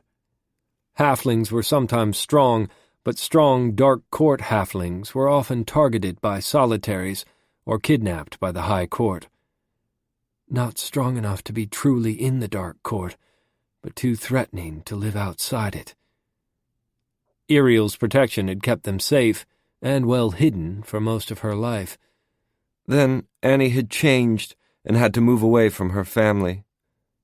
Rabbit and Tish were not Fae enough to need to be within the court. And Annie was too Fae to live outside it. Rabbit was able to pass. Tish was able to pass.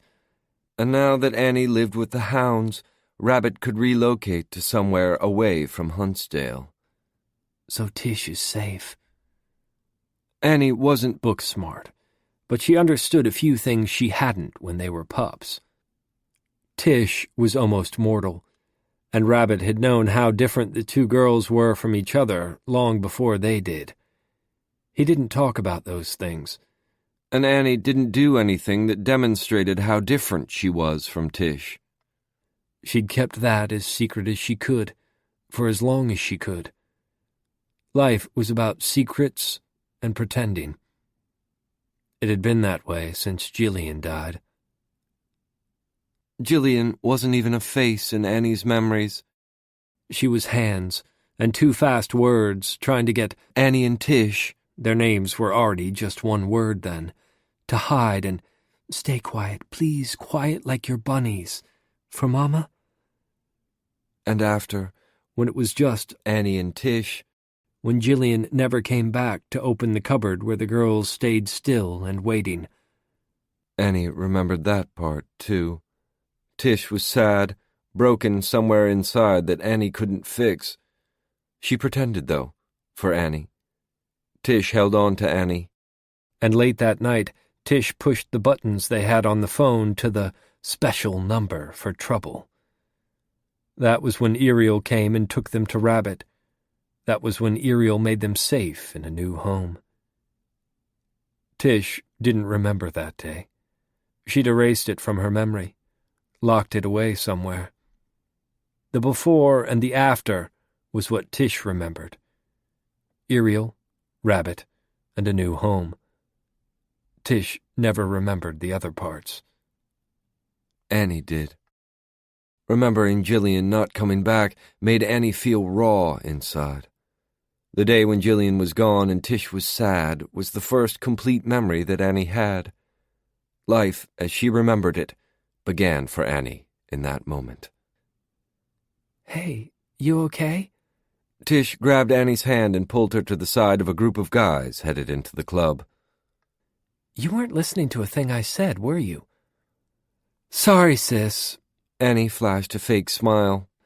The whole nonsense with Dad, Tish corrected.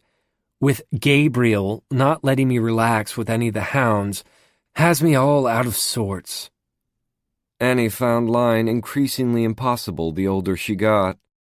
But she'd picked up the importance of misdirection years ago. She was out of sorts with Gabriel. That might not be what she'd just been thinking, but it was a true statement. He's a good person. Give him a chance. He's never been a father, not like Rabbit. Annie didn't want to admit that being in the dark court wasn't everything she dreamed of, not even to Tish. Being surrounded by the hounds in the dark court should make her feel less alone, but the exact opposite had happened. It's not like I'm a pup, and his not letting you and me live in the same place, keeping me away from you and Rab, is no good. I miss you too. Tish always gave voice to the stuff Annie couldn't deal with or even admit she needed to deal with.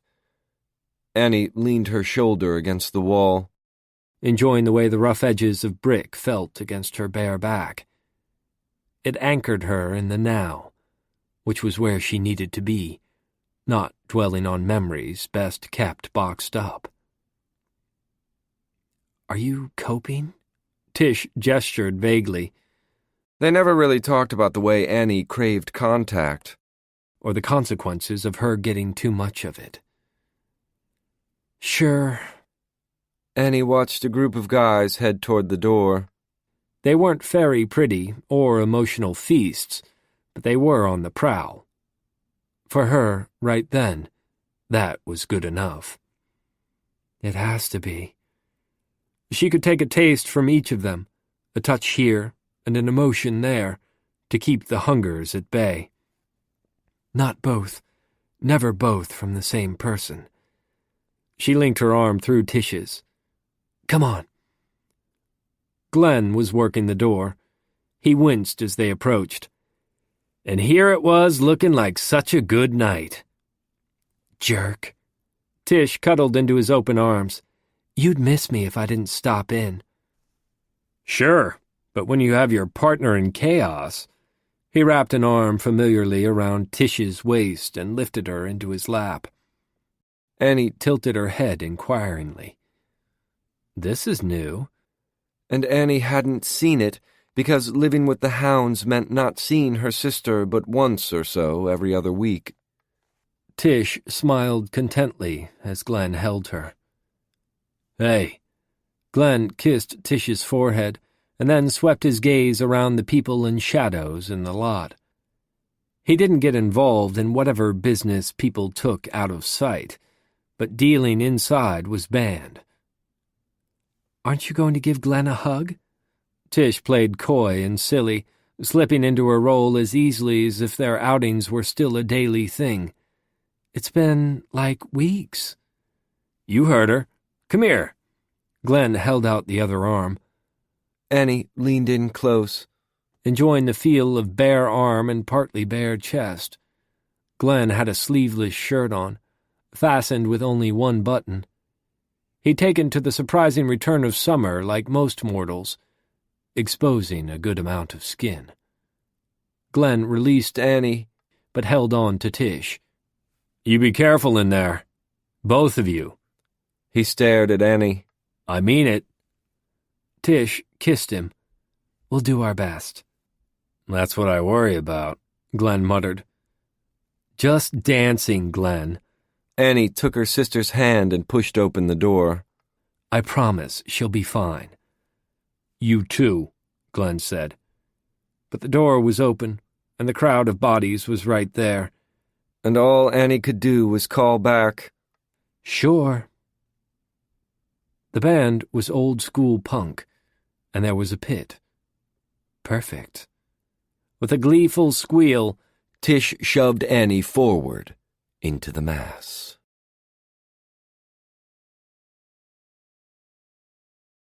Chapter 6. Devlin watched for Seth as he walked through the crush of mortals in the crow's nest.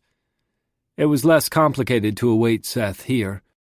The alternative was going to the dark court, and dealing with the Dark King could be fraught with difficulties. Neil, the Gankana who once lived in Faerie and now ruled the Dark Court, had changed. His years with Iriel, his centuries advising the Summer King, and his recent ascension to the Dark Court's throne all combined to create a fairy monarch who should not be trusted.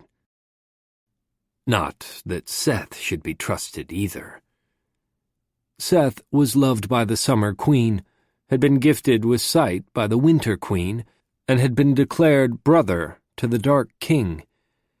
Rather than nullify the threat of a mortal walking among all the courts, as Sorcha should have done, the High Queen had remade Seth as a fairy and invited him into her court. Devlin couldn't help but wonder at the logic in some of the decisions she was making of late. Mortals pushed against Devlin, and he had to remind himself that physically relocating them was considered aggressive in the mortal realm, and that aggression was not a quality he was supposed to embrace. He threaded his way through the crowd. With the noise and blaring music, the shadows and flashing lights, the crow's nest called to the discordant side of his ancestry. "I'm looking for Seth," he told the barmaid. "Not here yet." She glanced at his wrist, seeking the age band that would indicate whether or not he was allowed to order alcoholic drinks. Devlin shifted his appearance so that she saw a glowing strip of plastic, white under the black lights hanging over the bar. "Wine. White." He dropped a bill on the bar. "Change?" He shook his head. Exchanging funds for alcohol was odd. In Faerie, such transactions were unnecessary. What one required was simply provided. The barmaid grabbed a bottle of Chardonnay, filled a cocktail glass, and set it on the bar. It was the wrong glass and cheap wine, but he didn't expect much else from the crow's nest. Her hand was still cradling the short glass when Devlin wrapped his hand around the other side, interlacing his fingers with hers, holding her attention. "I'm Devlin." She paused. "I remember you." "Good. You'll tell him I'm here," Devlin said. She nodded and turned to the next customer. Neither the doorman nor the barmaid had seen Seth, but between the two, Devlin was assured that Seth would know Devlin was looking for him the moment he arrived. Drink in hand, Devlin retreated to the periphery. Something in the club was making Devlin want the release of a fight. He looked over the crowd, but it wasn't Neil or Seth that he saw on the floor. Bananach stood in the shadows across the room. Her presence explained the extra urge to violence. Just as being near Sorcha made him feel calmer, being near Bananach made him feel disorderly urges. If Sorcha knew that her mad twin was in the club favored by Seth, the illogical anxiety the High Queen had experienced of late would worsen. If Bananach injured Seth, Sorcha would be... He couldn't fathom what she would be. However, he was certain that he needed to convince Bananach to leave before Seth arrived. It would be preferable if Seth returned to Faerie, at least until the likelihood of true war in the mortal world was past. If Seth were injured, Sorcha might very well involve herself in a battle with Bananach, and that could not end well for anyone. Devlin didn't observe social niceties as he went toward Bananach. Instead, he pulled his glamour around him like a shadow to hide his presence and shoved mortals from his path. Necessary logical aggression. "Brother!" Bananach smiled at him and casually knocked a mortal to the ground. A small fight broke out as two guys both blamed the other. One threw a punch. The one on the floor came up swinging. "How are you, sister?" "I am well." She flicked her wrist out and cut a thin line on a mortal who wasn't in the squabble yet. It wasn't much of an injury, but her talon-tipped fingers were bloodied. Neither her presence nor the quarrel were random, but he wasn't yet sure what her agenda was just then, only that she had one. War might start in madness, but to flourish it must be calculating, and Bananach was the embodiment of war. Her intermittent madness was increasingly absent as she became more powerful. The visible presence of her strength was in her shadowed wings, which were shadows no more. They'd been made manifest.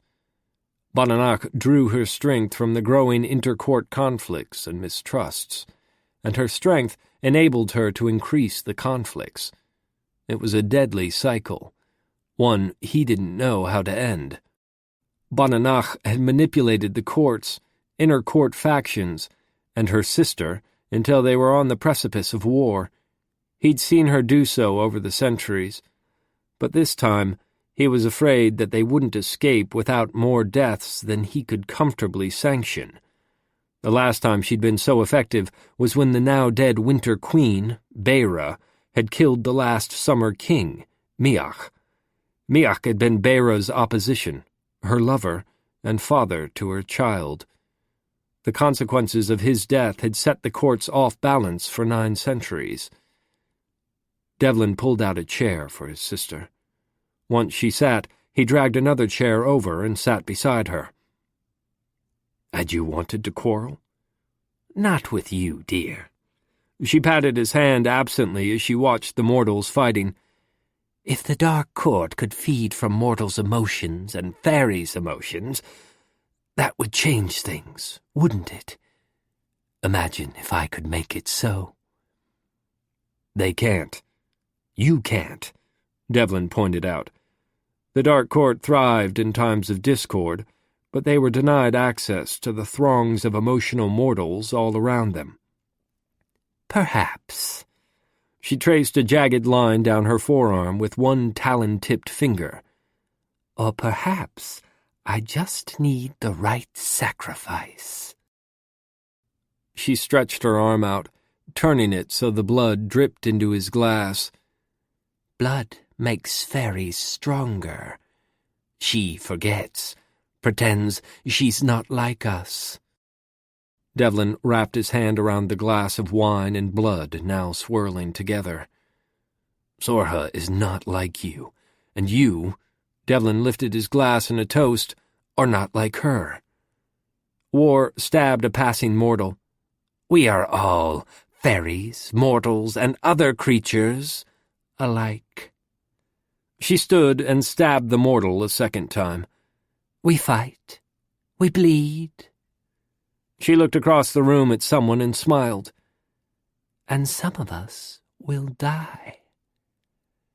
The mortal pressed a hand to his side, but the blood wasn't slowed. "Stop by for dinner soon, precious one." Bananach leaned over and cupped Devlin's cheek with her bloodied hand. She straightened. "Hello, my pretty lamb." Seth came up to them, glaring at Bananach.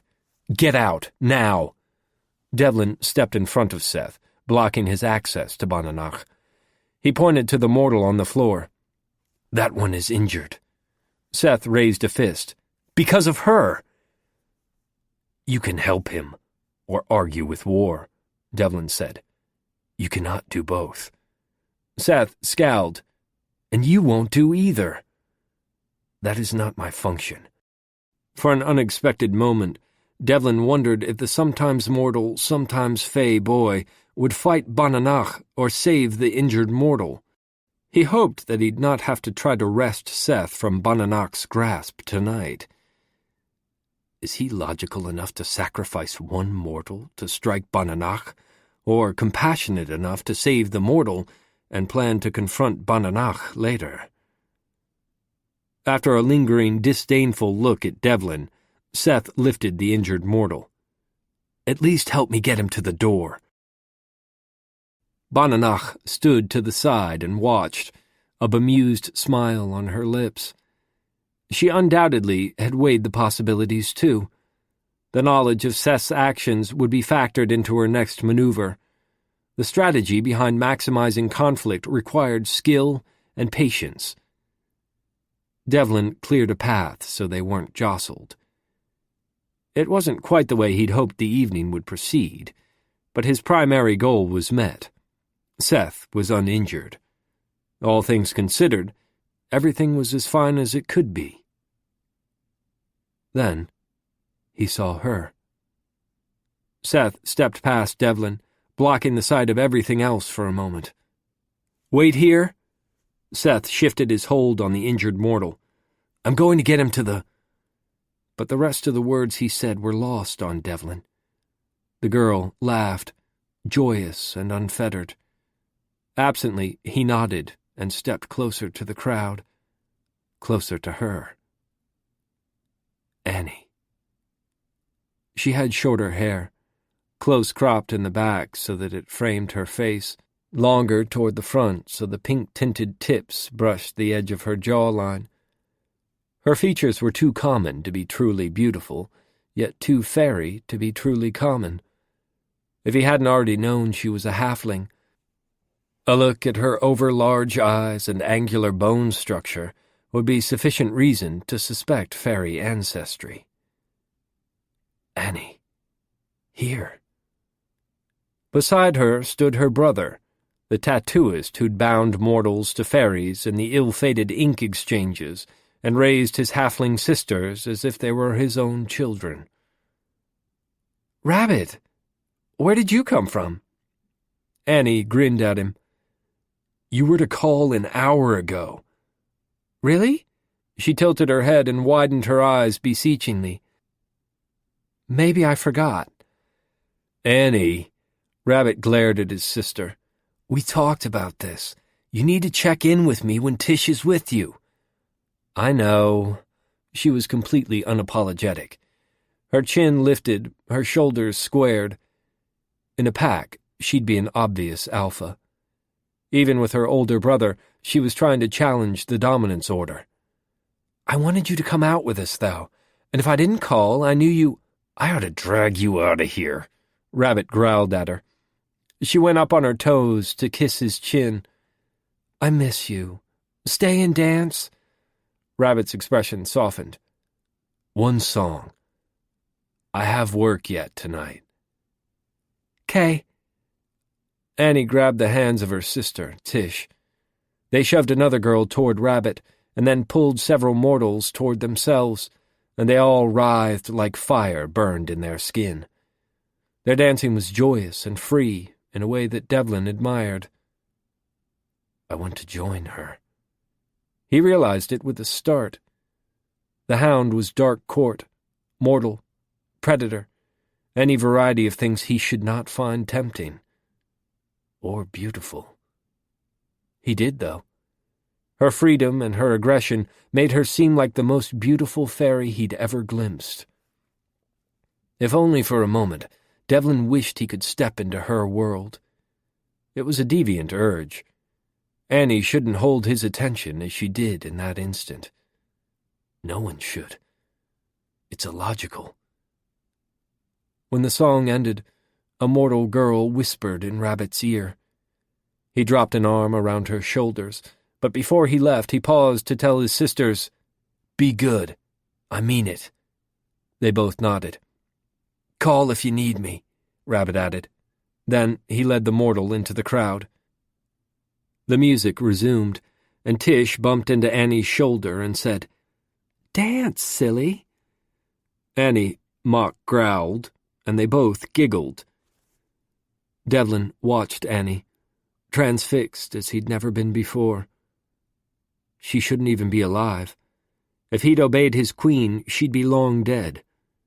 But here she was, alive and vibrant. After the first time, he'd never sought her out. He'd seen her in passing, but he'd kept away from her. His only intentional encounter with her had been when he was sent to kill her, and didn't. But as he watched her just then, he wondered if he should correct his oversight. The request Ray made was to spare Annie, not to let her live for always. The loophole was there. It had always been there. Annie was the proof of Devlin's deceit, the evidence of his failure, and the most captivating fairy he'd ever seen.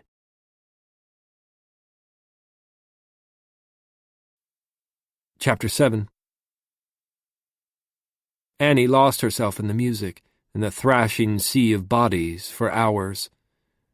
Club nights were essential as her hungers grew more intense. When Gabriel had taken her away from her home with Rabbit, her family in court acted like her ability to feed on mortals' emotions was a secret she'd hidden away. It wasn't. It was new. A matching hunger for touch had risen up over the last few months, and she couldn't reliably control both of them. She'd been trying and failing since she first noticed them. "Do you mind if we step out again?" Tish yelled into Annie's ear. Tish pointed to the edge of the crowd. Glenn was on another break, and as he had for every other break, he'd unerringly sought out Tish. Every time he headed their way, Tish asked, and every time, Annie shook her head. She'd never stand in the way of anything that made her family happy.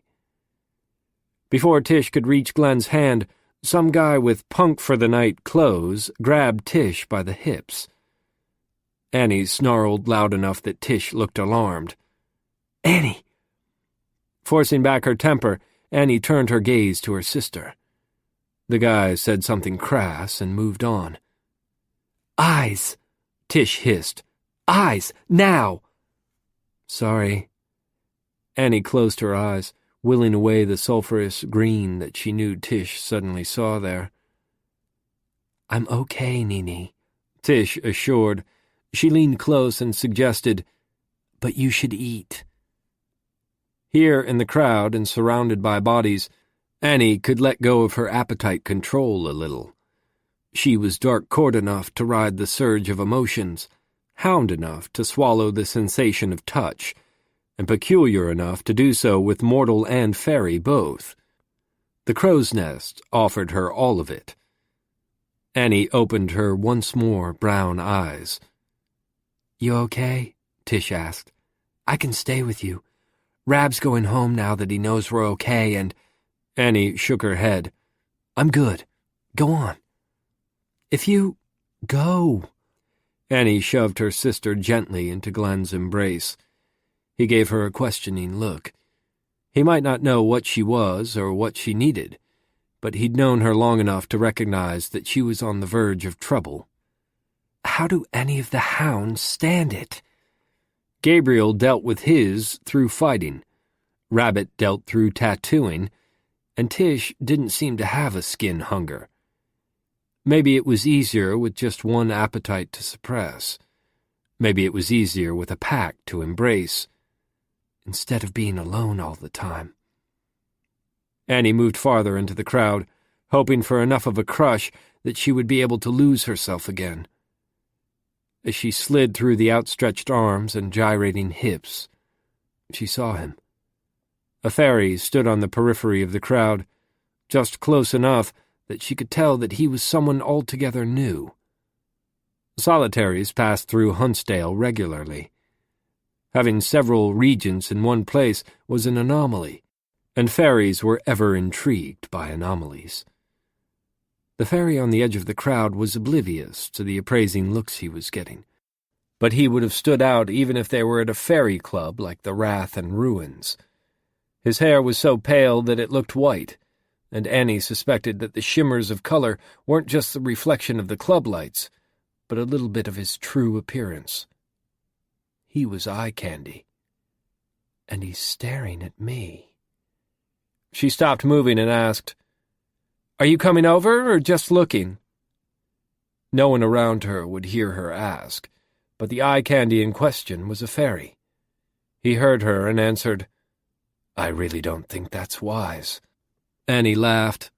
Who cares? Like many fairies she knew, he was sculpture perfect, but instead of being wrought of shadows like those in her court, this fairy had a tangled feel to him. Shadow and radiance. He didn't look much older than her, until she saw the arrogance in his posture. Then he reminded her of Iriel, of Bananach, of Keenan, of the fairies who walked through courts and crowds confident that they could slaughter everyone in the room. Like chaos in a glass cage. Come dance." She turned her back then and let herself be swept into the crowd. Hands and emotions were all around her. It was like drowning in euphoria and need. And he's watching. She glanced toward the shadows where he stood. He hadn't moved, so she held his gaze while she danced. Not for the mortals in the room, not for the feelings that every brush of skin brought to the surface. "Come dance with me," she whispered. He stared at her, not even glancing at anyone else. Even when they spoke to him or stood in his path, no one else in the room was there for him. Just me. 20 minutes later, the band took a break, and the floor cleared enough that there was more room to dance. He was still in the same spot.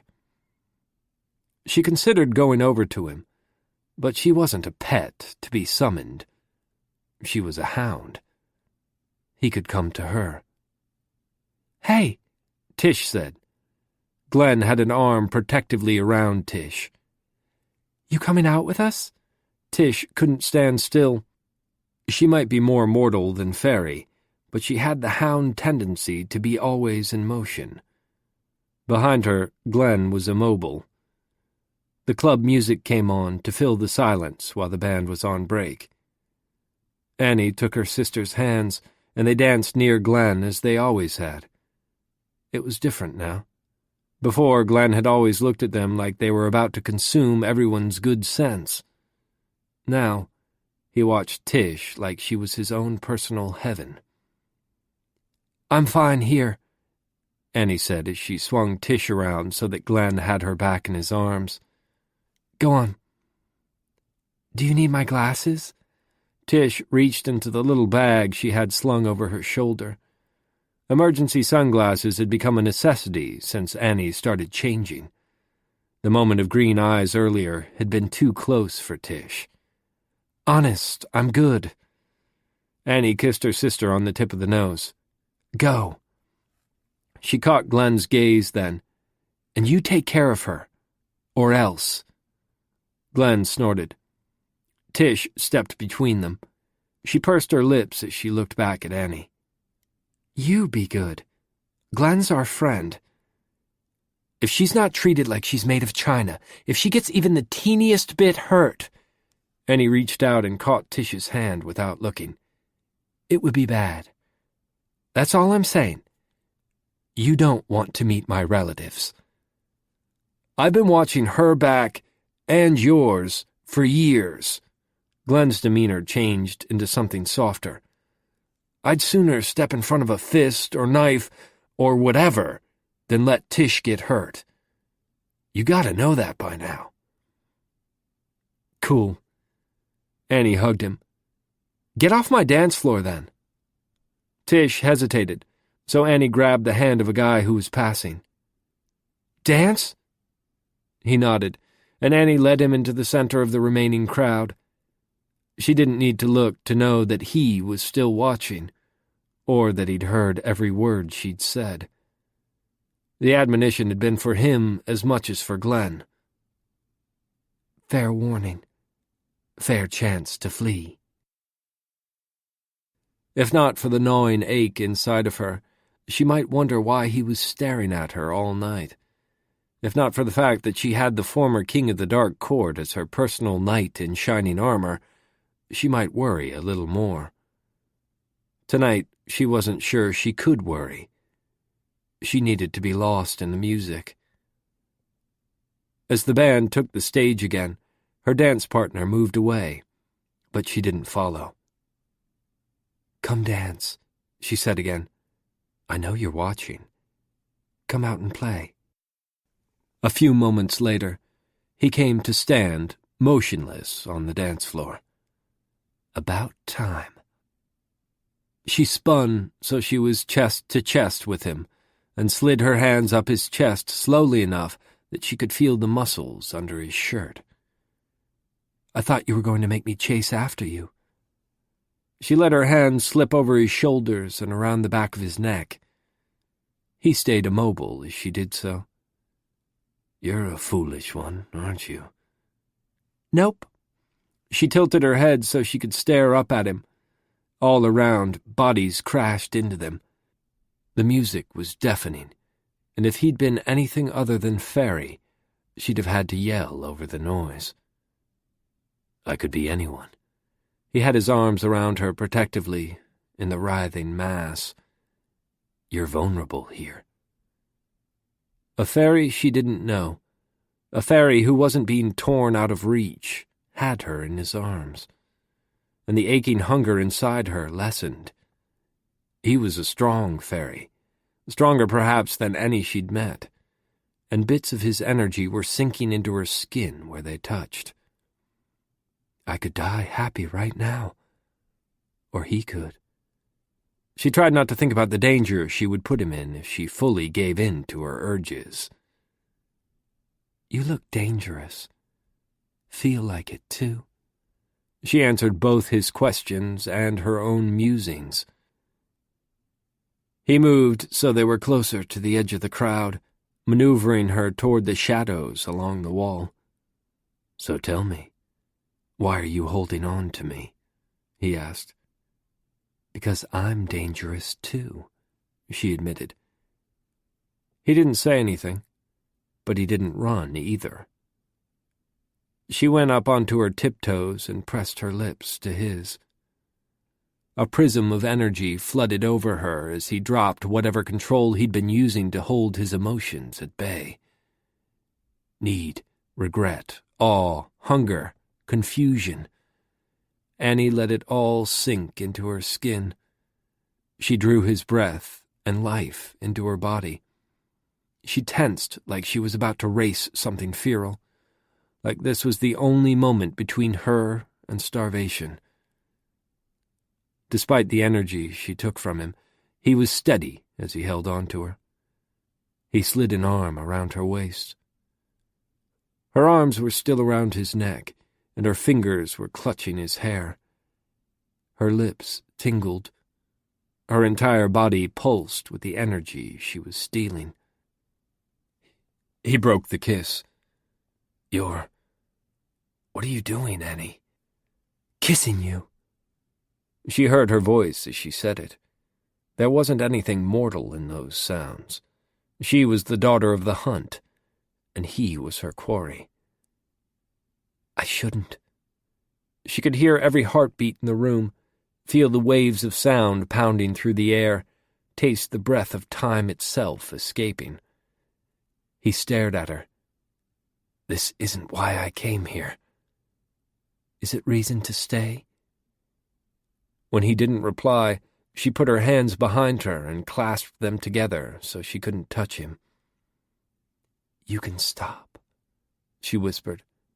When you want, you can just stop. Or not. He took one step backward. His emotions were locked up now behind a wall she couldn't breach. Both his touch and his emotions were denied to her. Annie bit her lip to keep her sob inside. To be so close to the energy that swirled inside him and be stopped felt criminal. She could taste blood, feel it welling up on her bottom lip. He reached out one finger and took the drop of blood. She felt his breath warm on her face as she stared at him. He kept his hand raised between them. Too many faeries could track with blood. She could. All hounds could. Can he? She stared at her blood on his fingertip. It's yours, she said, for one more kiss. He could be anyone. What am I doing? But the wall he'd built vanished, and his emotions crashed down into her. He was excited, afraid, hungry. He leaned closer. Step away from her, a voice interrupted. Someone was pulling him out of reach. Let her go. Let her go? The faerie Annie had been kissing slammed his walls back into place, denying her access to his emotions, cutting her off from the banquet again. Annie blinked, trying to focus around the rainbows clouding her vision. Kissing him had made her hungers vanish. It made everything right. "You need to take a walk, Annie." Her would-be rescuer had her arm in his hand and was stepping backward, propelling her away from the yummy, kissable Faerie. She focused her attention on the interruption. "Seth, what are you doing?" Seth frowned at her and then directed his words at the Faerie. "He needs to leave. Now." The Faerie watched the two of them with a bemused expression. "As you will." And he vanished into the crowd. "You're a pain in the ass, Seth." Annie shoved him. If it wouldn't end up causing her far more complications than she could afford, she'd give in to the urge to bloody his nose.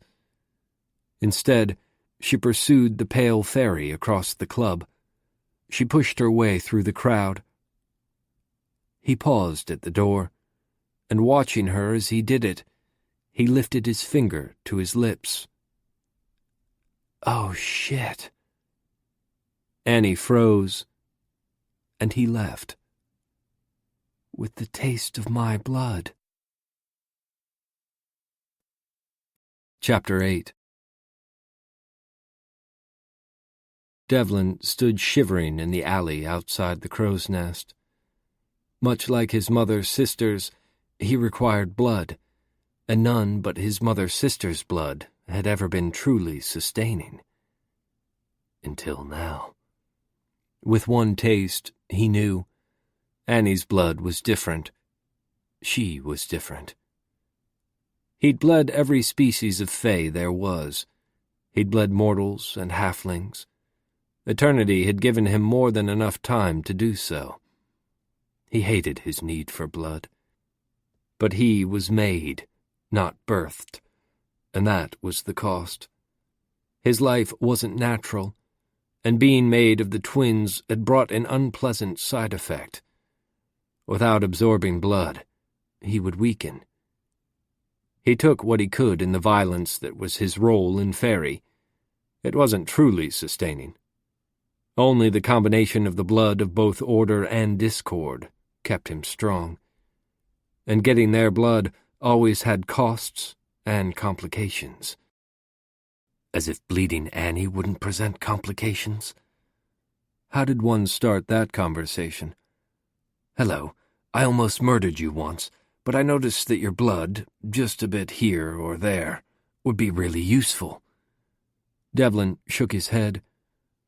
The shock of the cold rain that had begun while he was in the club helped him feel more alert, but his thoughts still felt muddled. He tried to focus on the logical details. Perhaps sparing Annie was going to change his life in positive ways, instead of the disastrous way he'd expected should his treachery be exposed to the High Queen. Until tonight, he'd thought Annie's was a brief, mortal life. Considering the time difference between the mortal and Faerie worlds, such a span was easy enough to hide. As a mortal, Annie, the living proof of Devlin's disobedience to his queen, would exist for only a blink. Sorcha wouldn't know he'd failed her. Now, however, Devlin knew that the girl he'd not killed was only barely mortal, and becoming less so by the moment. He could taste it in the single droplet of blood she'd shed. Annie was something new, something unlike any other Faerie he'd met in all of eternity. He wasn't sure whether to be pleased or alarmed. He couldn't hide her from Sorcha forever, but he could be sustained by whatever irregularity her blood held. Is she my salvation or damnation? Seth suddenly stood across from him. Seth wasn't calm as he was within Faerie. Instead, he looked ready to lash out at Devlin. "Do you have any idea who that girl was?" "I have all sorts of ideas." Devlin didn't raise his voice or his hand, although the temptation was very much there. All he said was, "It's not your concern." "It is, actually. Annie belongs to the Dark Court." Seth stepped closer and lowered his voice. "If Neil or Iriel saw you with her, they would have questions about our queen's intentions and—" "I know," Devlin's voice revealed his ire then. "Your tone is unappreciated, nonetheless." Seth stopped and took a deep breath. "Sorry, it's been a long night." He wiped the raindrops from his face and smiled wryly. "Actually, it's been a long year. The guy from earlier is doing okay, I think." Devlin nodded. He had no care over the injured mortal's state. He hadn't stabbed the mortal, hadn't done anything untoward. It mattered to Seth, though. He was too recently mortal to understand that the deaths of mortals at Bananach's hands were merely a fact of being. Over the centuries to come, if Seth lived, he would grow used to it. War brought death and pain. It was who she was. For several moments, the only sounds were the strains of music from inside the club and the conversations of mortals outside the building. The rain seemed to be making the edges of the world out of focus. With practiced attention, Devlin forced himself to focus enough to visually examine Seth. "You are unharmed?" "Yeah, I'm fine." Seth rolled his shoulders. "Our queen asks after you," Devlin said. It wasn't the message Sorcha had explicitly conveyed, but Devlin felt too tired to try to rephrase the truth as he probably should. "She worries." Seth's expression turned to blatant affection. "Will you tell her I'm fine? I miss her, but I'm fine. Things here are weird.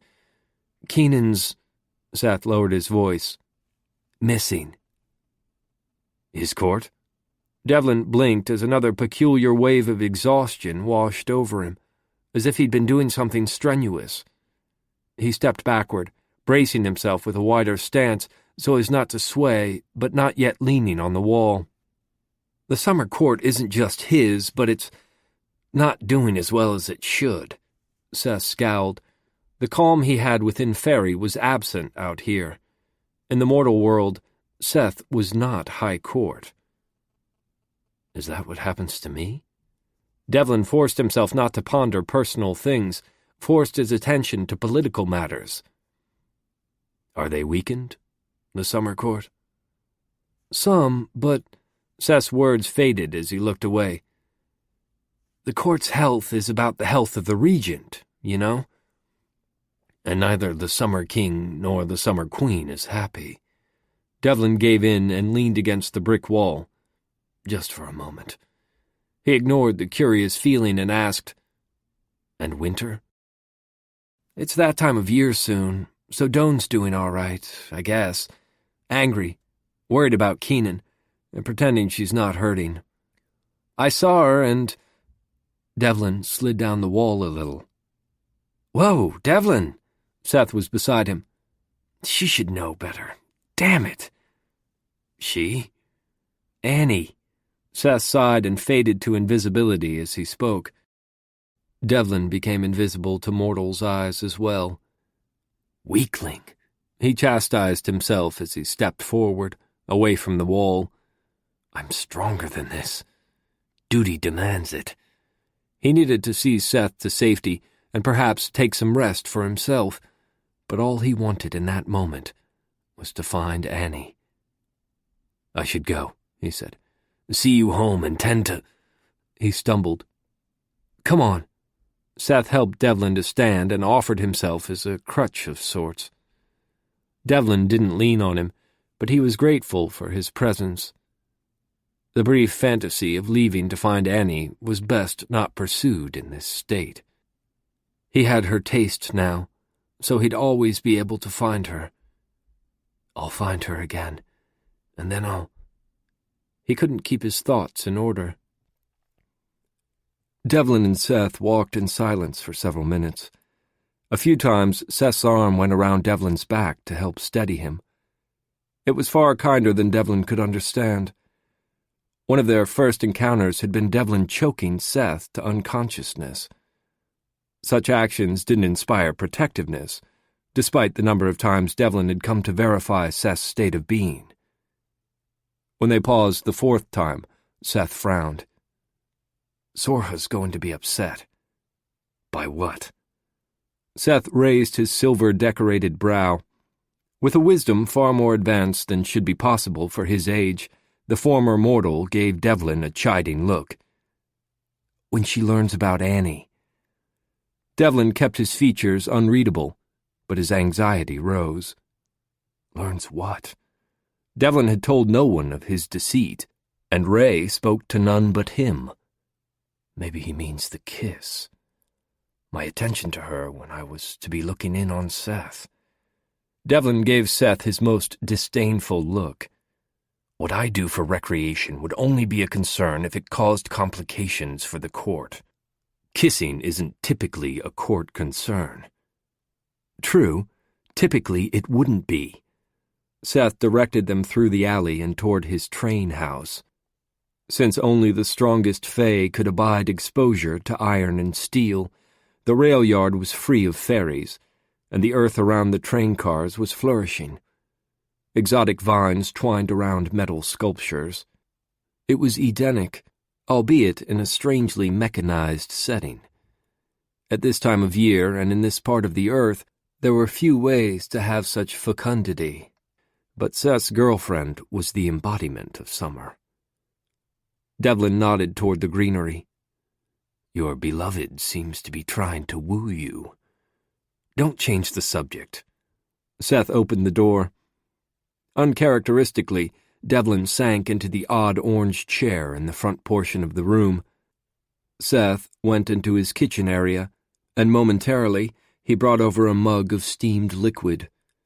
He sat it on the wooden table beside Devlin's seat and said, "Drink it." "I'm sure I'll be fine in a moment." He'd had both of his mother's sister's blood of late. He should be at his best.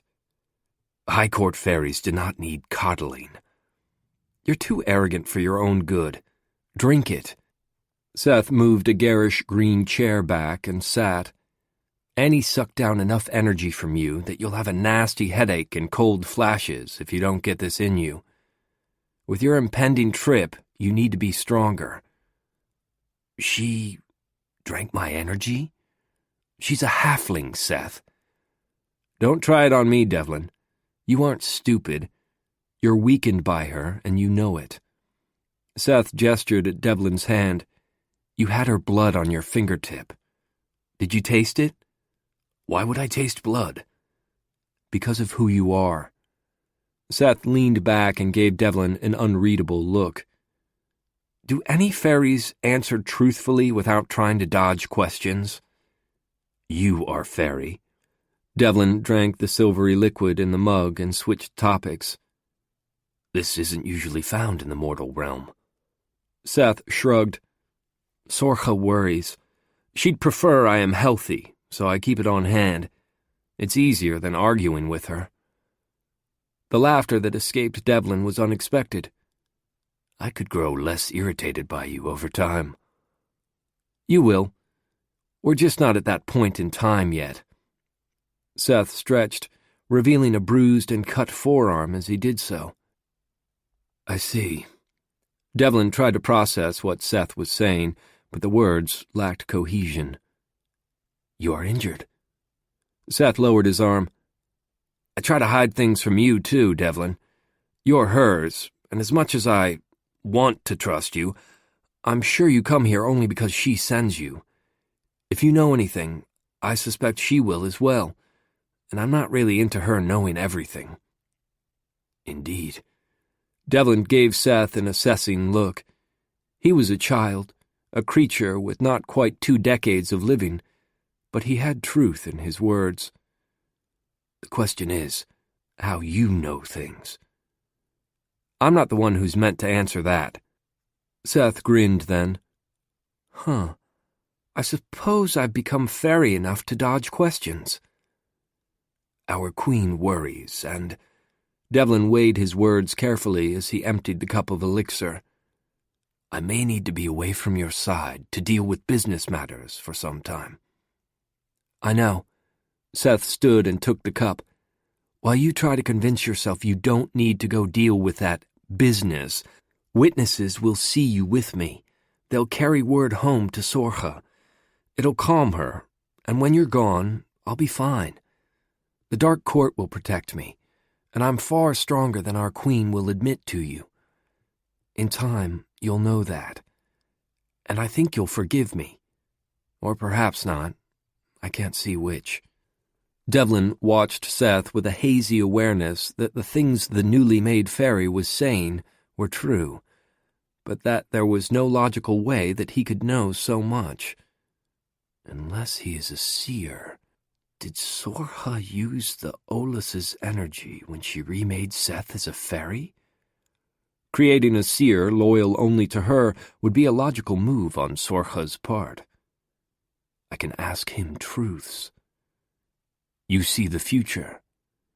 "Some of it," Seth admitted. "I know where you go next." Sleepily, Devlin asked, "And will I be safe?" For a moment, Seth stared at him. Then, still silent, he turned and walked out of the room. Devlin thought to follow, but movement required more energy than he had. He closed his eyes. When Seth returned, his footsteps the only sound, Devlin forced himself to open his eyes again. He watched as Seth piled a blanket and pillows at the foot of the too-short sofa. Then Seth turned off the lights and threw the bolt on the door. Every noise echoed loudly, and Devlin realized that he was no use as a protector that night. "What else is in the draft?" His words were slurring. "Not just elixir, Seth." "Something to help you rest and recover. I don't need guarding, Devlin. Once you realize why, you'll want to talk to Sorcha. She didn't tell me your secrets, and I won't tell you hers." Devlin closed his eyes again. Killing for his queen was far easier than dealing with seers.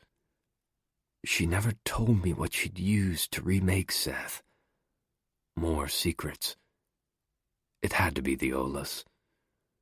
Words swirled in Devlin's mind as he started to drift to sleep. But Seth was still there. His words broke the silence. "You won't be safe, but I think you made the right choice." "Haven't chosen anything." Devlin tried to open his eyes, but they weighed too much. Seers with sleeping drafts. All sorts of unacceptable. Thinking still, logical paths and such. Seth's laughter wasn't allowed, but it was threaded in his voice as he said, "Of course. Sleep now, brother."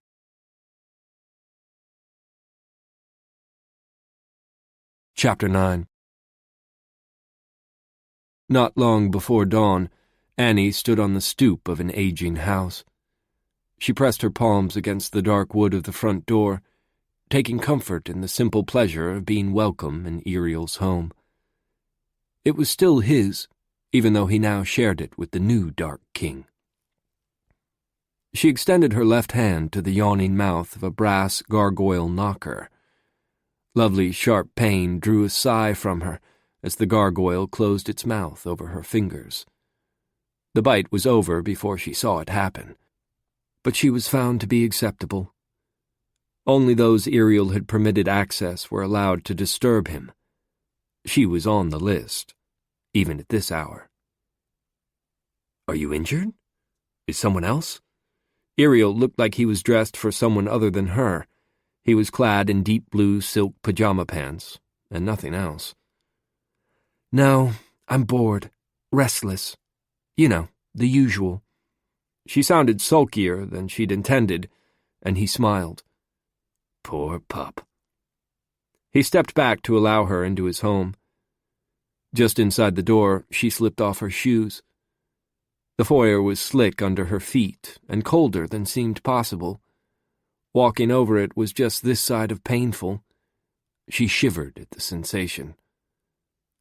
The door closed of its own volition, and Annie paused to let Iriel precede her into the house. He was particular about where he met visitors, so it was better to follow than try to lead. Of course, following had the added benefit of allowing her to watch him. Is he... She wasn't sure of the right words when it came to Iriel and Neil. No one in the court was. She settled on, "Is the king here?" Iriel glanced over his shoulder at her. "Neil is out."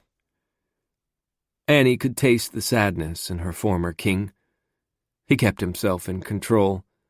The shadows shifted around him, stretching and creeping over walls, but his spectral abyss guardians didn't appear. "He's a fool." She didn't look away, despite the play of shadows around him. "No," Iriel murmured.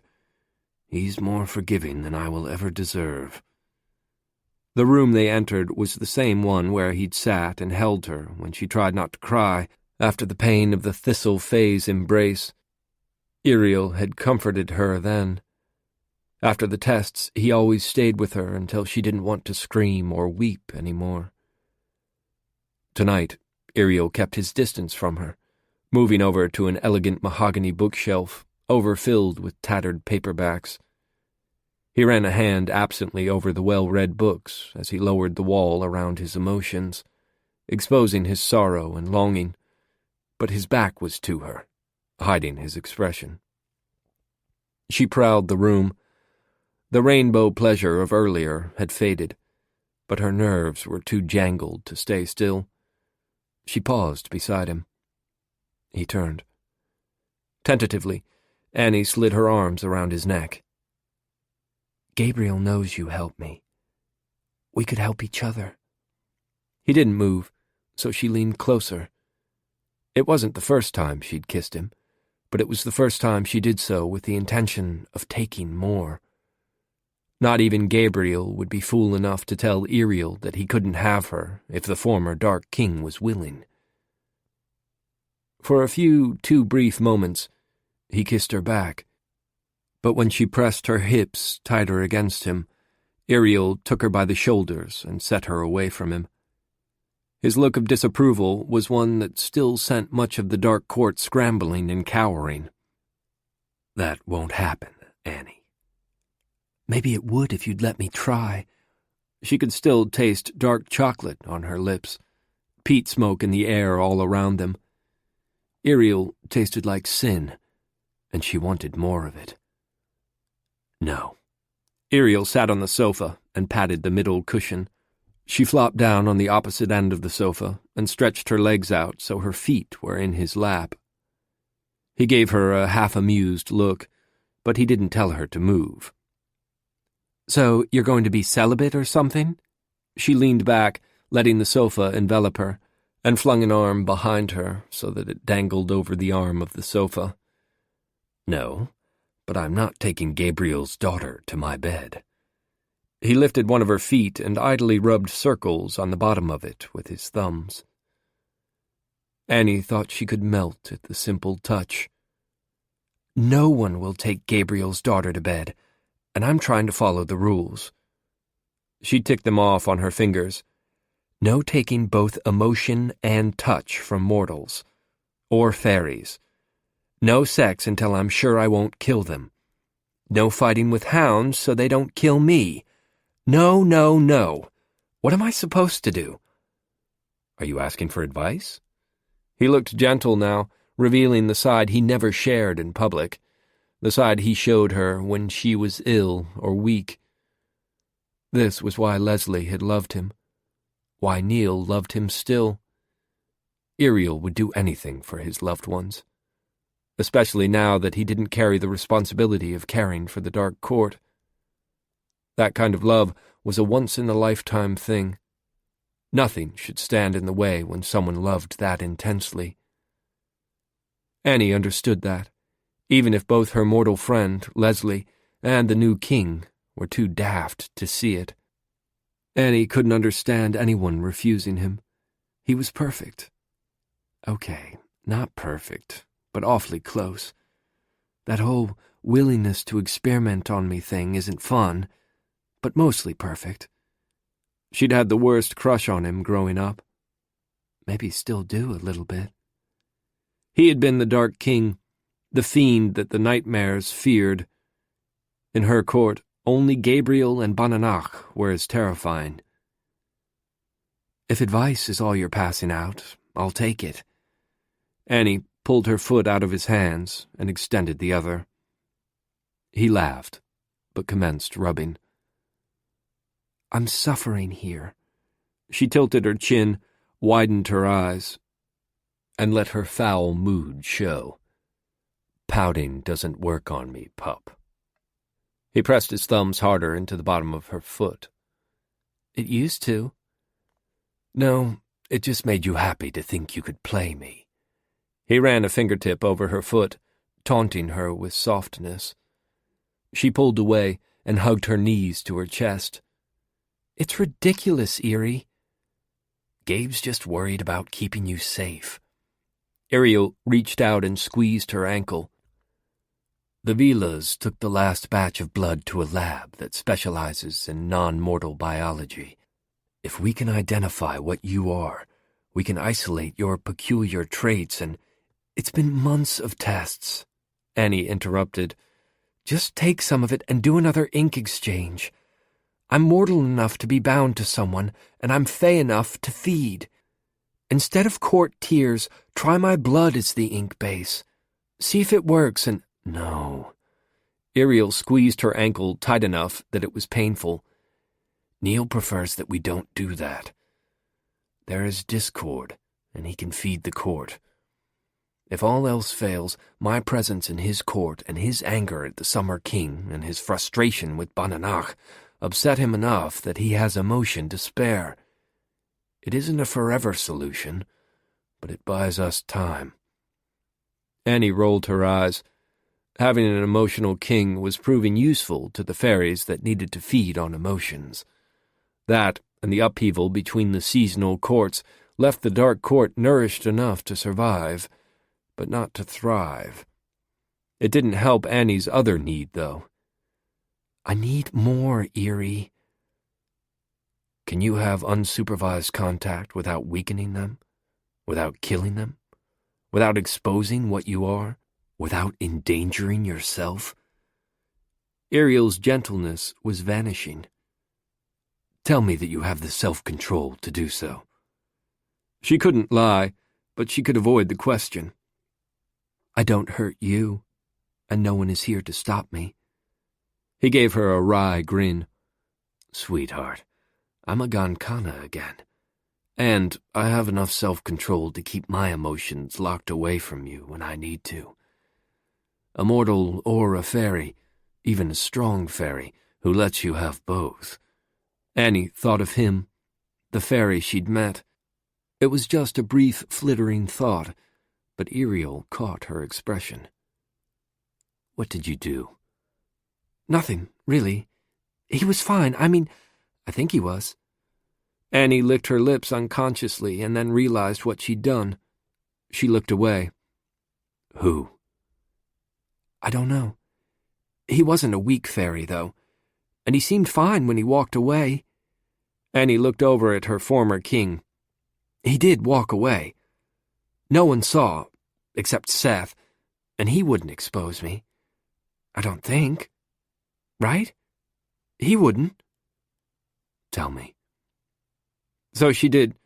She told him every single detail about the faerie she'd kissed at the crow's nest. And then she added, He vanished afterward. Ariel said nothing for several moments. He took your blood. Yeah, I know, but I was half out of it. If he's a problem, if he finds me and is a threat, I could, not stop. She pushed away the guilt at the thought of willingly killing the faerie she'd met. She was Dark Court, and in the Dark Court, survival sometimes meant doing things that were unpalatable. If it's unavoidable, you will do exactly that. Ariel's words weren't backed by kingship, but they both knew she'd obey him. She folded her arms over her chest. Hey, maybe I can be the permanent court punishment, or a Trojan horse sent to the summer court to hurt the Summer King. You'll have to go kiss Annie, bad little faeries. Faeries, mortals, halflings. If I sat in Neil's place, I could feed the court. They could gorge. Would Neil hand the throne over if he knew? Or would he kill me so my monstrousness is— Annie, stop. We'll sort it out. I know you don't want to kill anyone like that. Ariel paused, weighing the words even as his emotions drifted into sadness. For some fairies, the tangling of affection and death is too personal. It's not a flaw. Neil isn't. He prefers. The words started and stopped as the no-line injunction interfered. Ariel sighed. Neil hasn't always been comfortable with the consequences of being a Gankana. Our touch addicts mortals. Yours drains them. The cost for them is ultimately the same. And you? Annie had wondered more than a few times. Gankanas left mortals starving for affection, drove them mad with wanting and never being sated. Being Dark King made Ariel safe for centuries, but now Neil was safe, and Ariel was once more addictive to mortals. And had been before. She held Ariel's gaze and asked, Were you okay with the ones you killed? Sometimes. She swallowed against her dry mouth. Oh. For most of my life, I've led the court of nightmares, Annie. I've damaged the two people I've loved. He let his emotions wash over her. Sorrow, anger, but not regret. I bound the Summer King, who was a friend's son. I've ordered more deaths than I could count. Done things too perverse to speak of. Do you regret any of it? She whispered. No. Ariel paused at a sound. Heavy footsteps crossed the floor, stopped outside the door, but then turned away. I made the best decisions I could. I took care of my court. I still do. Sometimes that means killing people. My court, and now my king, come first. I would do whatever my king ordered, she assured him. I'd rather not kill with this, though. Give me a fair fight and— I know. Ariel pulled her into his embrace, holding her carefully. He wouldn't like using your hunger as a weapon any more than you would. You would? You still do the things Neil wouldn't want to. Ariel didn't answer, but it wasn't really a question. We'll figure it out. You'll be strong and safe, Annie. She lifted her head and looked up at him. Can I crash here for a few? Keep your clothes on, and you're welcome to stay.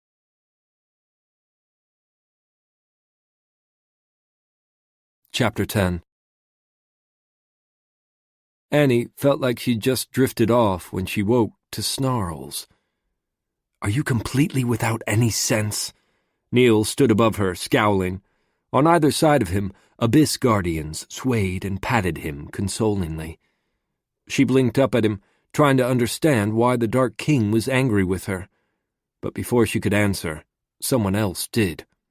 What difference does it make to you? Ariel sounded nonplussed. His arms stayed around her, keeping her still as he spoke. The cover that someone had tucked around them was pulled all the way up to her neck, and she was nestled against Ariel's bare chest. She's Gabriel's daughter. She's half-mortal, and you— Neil reached down as if to pull her out of Ariel's embrace. Don't. Ariel's voice wasn't the agreeable sound of a subject before his king. Annie sighed. A bit of violence would be a perfect next step in an already pleasant morning. If only.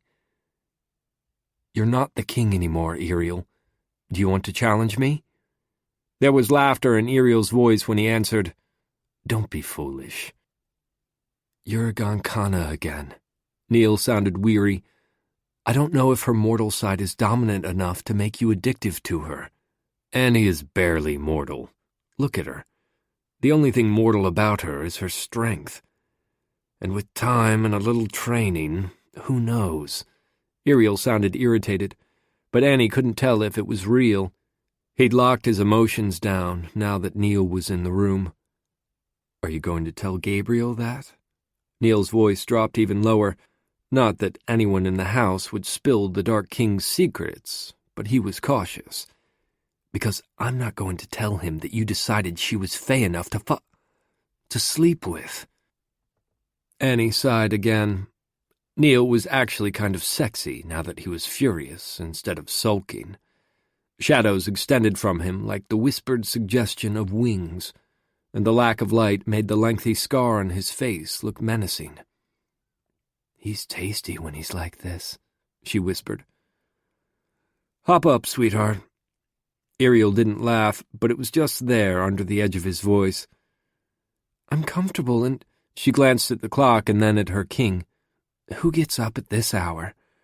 I just got to sleep." "You can sleep in my room for a few more hours," Ariel said. Neil held out a hand. Even in his anger, he was a gentleman. Reluctantly, she took Neil's hand and stood up, thereby revealing just how clothed she was. At the confused look on her king's face, she leaned in and whispered, "Trust me, I tried, but he shot me down." She glanced back at Ariel, who was still stretched out on the sofa, topless and languid. If she hadn't been there, she'd think he'd truly had a night of indulgence from the look of him. Neil followed her gaze, but he didn't soften at the sight. "I'm not in the mood to play games, Ariel." "Go upstairs, Annie." Ariel swung his feet to the floor. He didn't glance her way. His attention was all for the Dark King now. "Tell me what you think I should have done differently, Neil. I spent the night talking and giving her a safe place to rest. I gave her the nourishment she can't find elsewhere without compromising her already absent virtue." The Dark King didn't respond. Several moments passed in a silent standoff. Annie crossed the room and slid open one of the ornately carved double doors that led to the most private part of the Dark King's home. Behind her, Ariel broke the silence. "What did you want to discuss? I heard you at the door last night." He sounded perfectly calm. He might be half lost over his feelings, but he didn't let that show. Both Neil and Ariel were cloaking their emotions very efficiently. Annie felt a curious mix of sadness that Ariel felt the need to hide his feelings, and pleasure that he'd trusted her enough to let her see them last night. If Neil was paying attention, he'd realized that Ariel's gift of his court and his ongoing advice was a love sonnet. The leather sofa creaked as Neil sat down. "I hate you sometimes." As Annie left the room, she heard Ariel ask, "And the rest of the time?" She didn't stay to hear that answer. Sleep was more important than knowing secrets that weren't her concern. It was too early for anything other than crawling into bed. Annie had only just drifted off to sleep when she found herself sitting in a cave. What here doesn't belong? Stalactites, stalagmites, straw and organ formations. Girl in ball dress. Ray smiled. "Hello, Annie." "Not in the mood for this." Annie walked out of the cave, away from the dark-haired girl she dreamed of for most of her life. Dreaming you, naming you, a freaking figment of my imagination. It's a sign of insanity or something. "You're certainly an odd one." Ray had followed her. "You're not crazy, though. Maybe I'm as real as you." Annie glared at her, but didn't reply. There were times when Annie almost liked dreaming about her pretend friend, but this morning wasn't one of them. She was on edge, feeling a little worried, and just not in the mood for whatever nonsense she would think with a Ray dream. Somewhere over the years, she decided that her Ray dreams meant questioning herself, or thinking about things in different ways than typically made sense.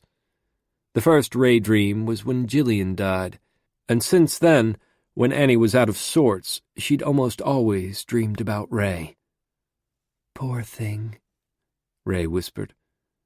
Are the restrictions too much? Can you talk to Gabe? No. Yes, but that's not the point. Annie crossed her arms over her chest. I met someone. He was different.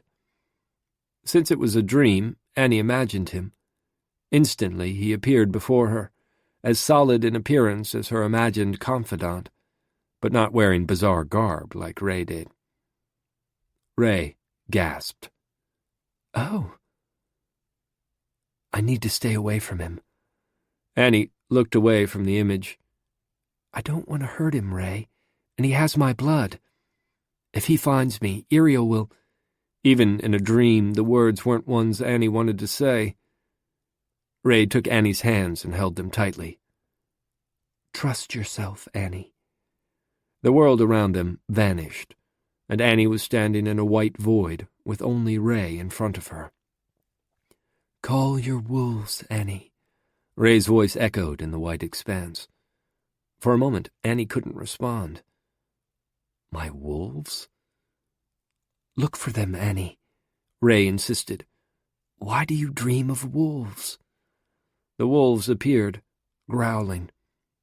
Now let them in, Annie. They are a part of you. No, I'm the daughter of the Dark Court, so I dream of the hunt. Annie watched the wolves solidify all around her. They're dreams. I dream of the hunt, but I don't belong there. I don't belong anywhere. You do belong.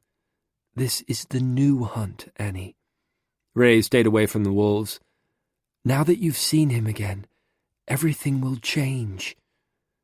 One by one, the wolves dove into Annie's chest.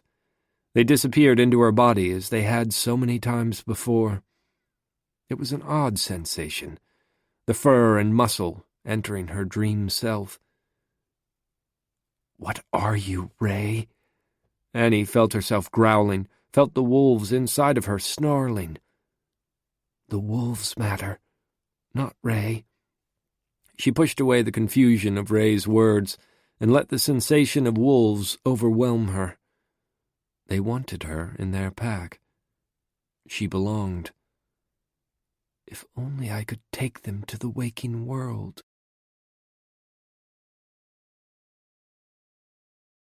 Chapter 11. Ray returned to Faerie, to the cave that was her home. Unfortunately, she wasn't alone.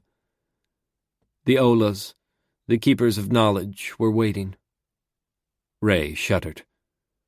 The Olas had the ability to assure both endings and beginnings, to tie or to sever connections. The three women glared at her. Each woman cycled through youth, adulthood, and seniority, as well as through species. On the left, a gray-skinned woman stood with her arms folded over her chest. In the middle, a transparent girl cocked her head assessingly. On the right, a small, leafy creature watched with no discernible expression. Do not interfere again, based on what you know of what they are. They each spoke a part of the sentence. Ray squared her shoulders to hide the shakes that threatened her. They moved closer, in tandem, as if they were parts of one body. No one knows their own future, not even him, especially not him. They all stepped back. Two retreated farther, so the translucent one stood in the forward point of their triangle. We allowed you to know. That was more than fair exchange. It's not. Ray fisted her hands. Your knowing saved the hound's life, and without her, he cannot become what he is to be. The leafy one rustled with each word. If you speak what you know, you will die, and he will fail. And they were gone again. And I'm not dead. For that, Ray was grateful. The first time she'd met them had been after a day of experimenting. She and Devlin had not yet figured out the limits of possession and had spent the day in the cave. He was unconscious, and Ray, still inside him, saw a vision of a girl, Annie, whom he would be ordered to kill. Almost invisible threads wove Annie and Devlin's lives together. In a disquieting moment, while Devlin was asleep and Ray was awake, she'd seen the cave wall vanish.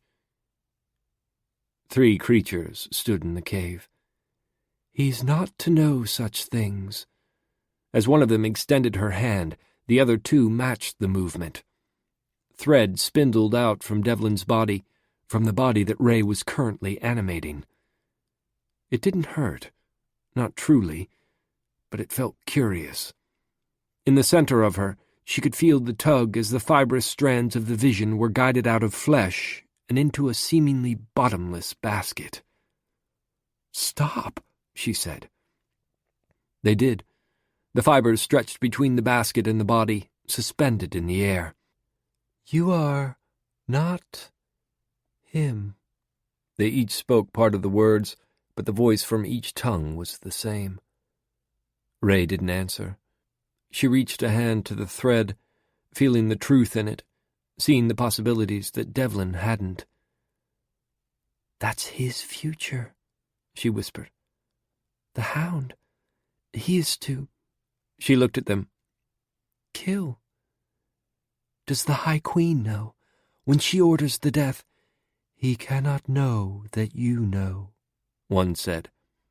The 3 exchanged a look. In perfect synchronicity, they nodded.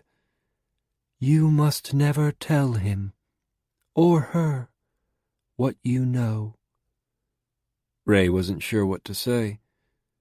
These were the first creatures other than Devlin that she'd seen in Faerie, and they were nothing like him. "Without you, he will fail. And if you tell either of them, you will die." The 3 women smiled, and it was not a comforting smile. "Silence or death? His success or his loss? Your cooperation or not?" So Ray had made her choice. When Devlin woke, she'd stayed silent, knowing his future was a gift and a burden. Years later, she begged him to spare Annie. She'd threatened to return to her mortal body. She'd threatened to expose herself and him to Sorcha. "You are hiding something from me." Devlin faced her in the cave. "The hound isn't anyone to you." "She is," Ray insisted. "I ask one thing. You promised me years ago that I could have 3 wishes. I asked to be allowed to share your flesh. I asked to be kept safe. This is the last I will ask of you." "You would ask me to disobey my queen? If she were ever to know—" Devlin crouched at Ray's feet. "Don't ask this of me, Ray." Ray stretched out her hands, laying them atop his, as if she could truly touch him. "She matters more than I can tell you. I need you to do this one last thing." "Don't ask me to be forsworn. My honor, my vows. Don't ask this." "You promised me." Ray felt tears slip down her cheeks. As insubstantial as she was, the tears vanished into air as they slid off her face. "Please, Devlin, this is my last wish." "I cannot keep my vow to you and to my queen." He stood and looked down at her. "Don't ask me to choose." She hated herself for doing the very thing that his sisters had done to him, but she lifted her gaze and said, "I am asking you to choose." After he left, they hadn't spoken for months. He didn't come to her, didn't let her possess him. In time, he'd returned, but they'd never spoken of it without discord. She hated the secrecy, hated the Olus for creating the conflict, and hated herself for not knowing a solution. Without him, she would be alone in Faerie, ethereal without respite, never to have physical sensation again. She'd considered the possibility. It was impractical to ignore it. Now the future that the High Queen had tried to stop was upon them, and Ray had to help assure that it came to pass as it was meant to be, without violating the Olus restriction. With a fear she couldn't repress, Ray closed her eyes and let herself drift toward Devlin. She'd never told him she could visit dreams in the mortal world. Aside from Annie's dreams, she hadn't done so. But she could find Devlin anywhere. Following his threads was how she'd found Annie that first time. His emotions had cried out at the thought of killing Annie, at the choice Ray had foisted upon him. Without meaning to, Ray had gone to him, racing over some whisper-thin trail she hadn't known existed, but had been too afraid to slip into his mind. His rejection would be only slightly less awful than his death. Either would mean losing him. But she couldn't sit and do nothing. She wasn't powerless in dreams. There she had voice and strength. So she slipped into the dream he was having far away from her, in the mortal world. Ray? What are you doing? Devlin watched Ray walk into his dream calmly, as if nothing were amiss. Are you mad? You can't be here. Instead of being cowed by his words, she smiled reassuringly. It's not like I've never stepped into your dreams before. In Faerie, not here. He took her hands in his. Are you in danger? He studied Ray, but no signs of distress were obvious. In truth, she looked as lovely as she did in her true mortal form. Oddly, though, she was wearing the plain dress her mortal body wore. Her hair was as long as it was in reality, tightly bound in the long braid he'd woven it into. I'm fine. What are you doing? He didn't let go of her hands. What if dream-walking here is fatal? What if being here means you return to your body? She paused. I needed to see you. Ray. He took one step back and caught her gaze. Is that it? Is your body failing? Did you feel it? Some sickness? I can go to it. No, I just needed to talk to you. She looked wistful and lost for a moment. Hesitantly, she asked, Can I see it? My body? Devlin recreated the cave where she'd fallen asleep so long ago. Behind her, a glass and silver coffin appeared. It took no concentration to fashion the details with precision. He'd made it himself. Every mortal year he opened it and checked on her body, which remained in a state of stasis since she'd stepped out of it.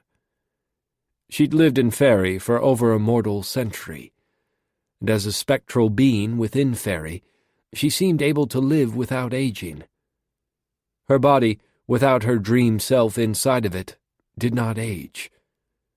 But if she returned to her body, all of the years she'd lived would become real, and her body would age and die. I look the same, she murmured. But the cave has changed a bit. I added some stabilizing beams. It was logical. Devlin didn't look behind him. He visited the real thing often enough that seeing the image of her body encased in glass was unnecessary. I think the dress is still looking fine. It will fall apart, too. They all do. Tears glistened on her charcoal dark lashes. Maybe I should finally change it. If you prefer. He'd suggested as much for years, but Ray had always insisted on being redressed in replicas of the dress she'd worn when she'd lain down in the cave that day. He thought it an odd insistence, but Devlin didn't understand the mortal mind. He had carried out her requests, refastening her into newer versions of the exact same dress when the old one fell to pieces. Decaying, like her body, did not. They lasted longer since he'd picked her up from the damp cave floor and encased her frozen body in the glass box. Even though Ray, and therefore her dresses, were protected from the damp and the vermin in the cave, the material still fell apart over time, albeit slower. Ray slipped her hands from his. "I have been visiting the mortal world for what I think is 14 mortal years." She paused and looked up at him. "I visit Annie." He was suddenly grateful that this was a dream. In the waking world, he'd never allow himself the luxury of the extreme emotions that overtook his logical mind. Terror and envy and betrayal filled him. A chair appeared behind him as he started to stumble. He sank into it. "You walk in the hound's dreams? Why, Ray? How could you? I don't believe... Why?" Ray had removed the cave from his dreamscape and replaced it with a snowy field. "I want you happy. I want you to have everything you need. I want to tell you things I cannot. Ray? I want to tell you so much," Ray whispered as she sank to the snowy ground that stretched as far as he could see and peered up at him. Tears rolled over her cheeks. "You must keep her safe, Devlin, from those who want to hurt you both." Devlin brushed her hair back from her face. "Ray." Ray clutched his wrist in her cold hand. "Protect her, but be careful of yourself. Do you hear me?" Her words stopped as Devlin startled awake. He was on the too-short sofa in the train, and something pressed on his throat. He felt like he was choking. He opened his eyes to see Seth's serpent. The reptile's attentive presence was disconcerting. Devlin muttered, "Be gone." It watched him through unreadable eyes for another several heartbeats, and then slithered to the floor.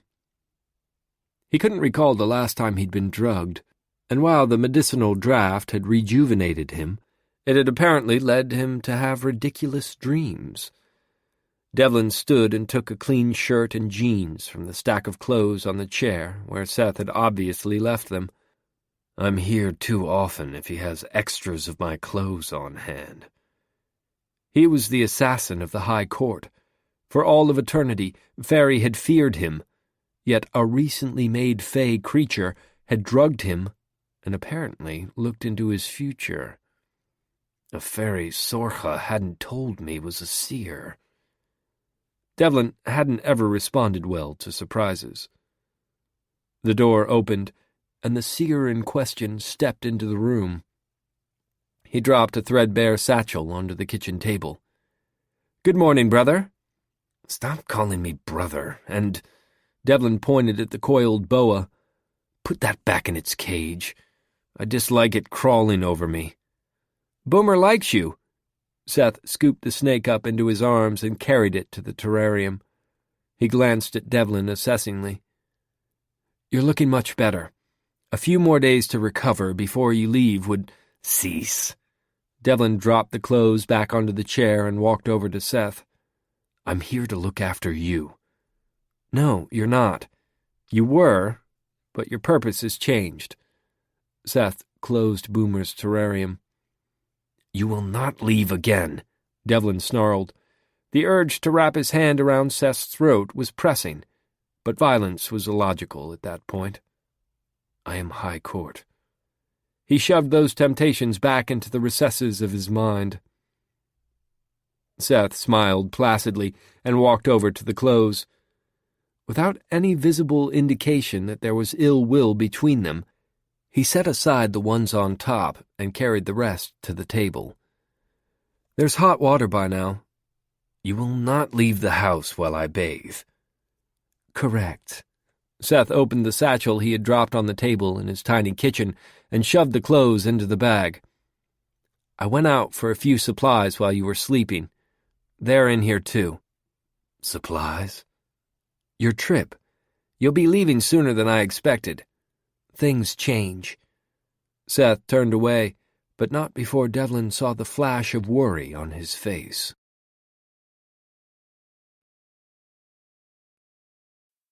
Chapter 12. Annie pushed the covers off and stretched. She was even less rested than when she'd arrived at Imperils. The house was silent as she went downstairs. At the door to the parlor, she paused. Inside, she heard the low murmur of voices. She felt the tangled threads of longing and disgust, and left. She stood on the top step, the gargoyle knocker sleeping behind her, and faltered. A Alluring was standing in the street. "Where do you go?" he asked. "Not with you." Shivering despite the midday sun, Annie turned the opposite direction from the Alluring. The red-palmed faeries worked to support whatever machinations Bonanoc devised, to the point of regularly threatening mutiny in the dark court. It was inevitable. They were warriors, and any excuse to create true war pleased them. Not the faeries for me.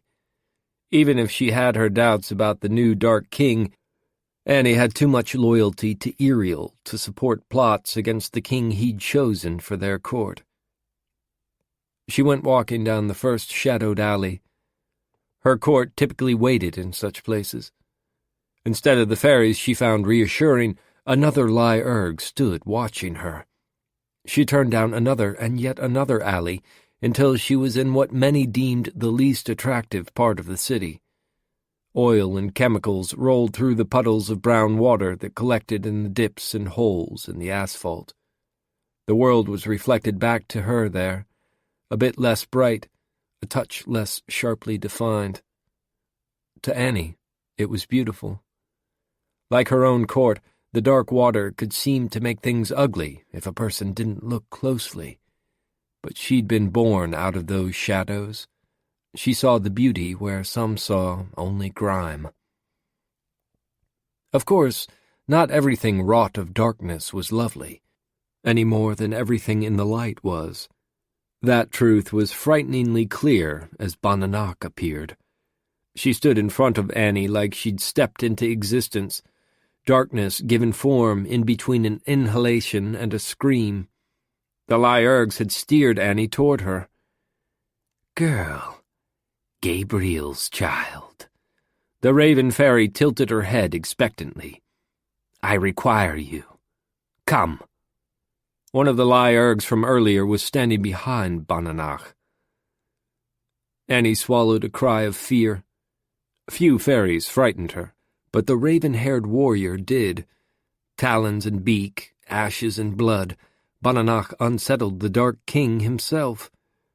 The growing unease and mistrust between the fairy courts had strengthened her enough that she could stand against even the strongest fairies. "Lady War directs you to follow," the Alluring gestured. "Do you resist?"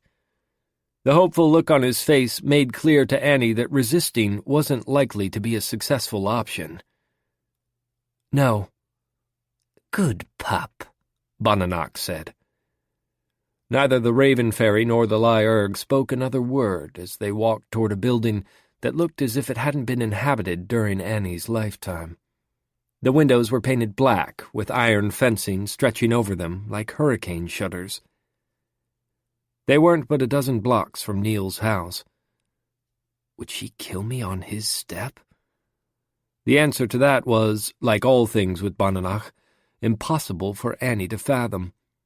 War was both capricious and bold by nature. Bonanoc pried back the metal and gestured Annie inside. Annie's heart thundered so that she could feel it under her skin. What she couldn't feel was any emotion from Bonanoc. That's no good. Before she would cross the threshold, Annie asked, "Am I guest or prisoner?" "Maybe." Bonanoc gave Annie an inscrutable look and motioned toward the window. "Go now, before my soldiers' security is compromised." The Alluring turned away, presumably to return to his post, and Annie crawled through the window and into a room that looked like it belonged in a medieval warlord's castle. Swords and other sharp-edged weapons were being forged. Others were being repaired. Yet, as soon as Annie had started to process the odd anachronism of the inhabitants' activities, she caught sight of the curious contrast on the facing side of the room. Computer monitors and workstations sat on vast wooden tables. Annie stared at them. "You are not part of the hunt. You are not truly part of their court." Bonanach's dark eyes were familiar enough to seem comforting, even as her words were insulting. "I am." Annie tilted her chin up. "Our king, your king, not mine. I want no king." "You made an oath," Annie whispered. "I did. It's why Neil hasn't died at my hand. Why Iriel has lived so long." Bonanach looked beyond Annie to stare into emptiness. "Will he come for you, Gabriel's daughter? Would he save you from my talons?" Annie wasn't sure which he Bonanach meant. Gabriel? Neil? Iriel? Some other he? With Bonanach, clarity was elusive. Bonanach was beside her then, her lips against Annie's ear. "Your father won't approve. You mustn't tell him. You mustn't tell them anything." "Tell him? I don't even know what you mean." Annie tried to keep her tone respectful and even, but following the Raven Fairy's comments was impossible. "That's a good answer, Gabriel's girl. You tell them that when they ask.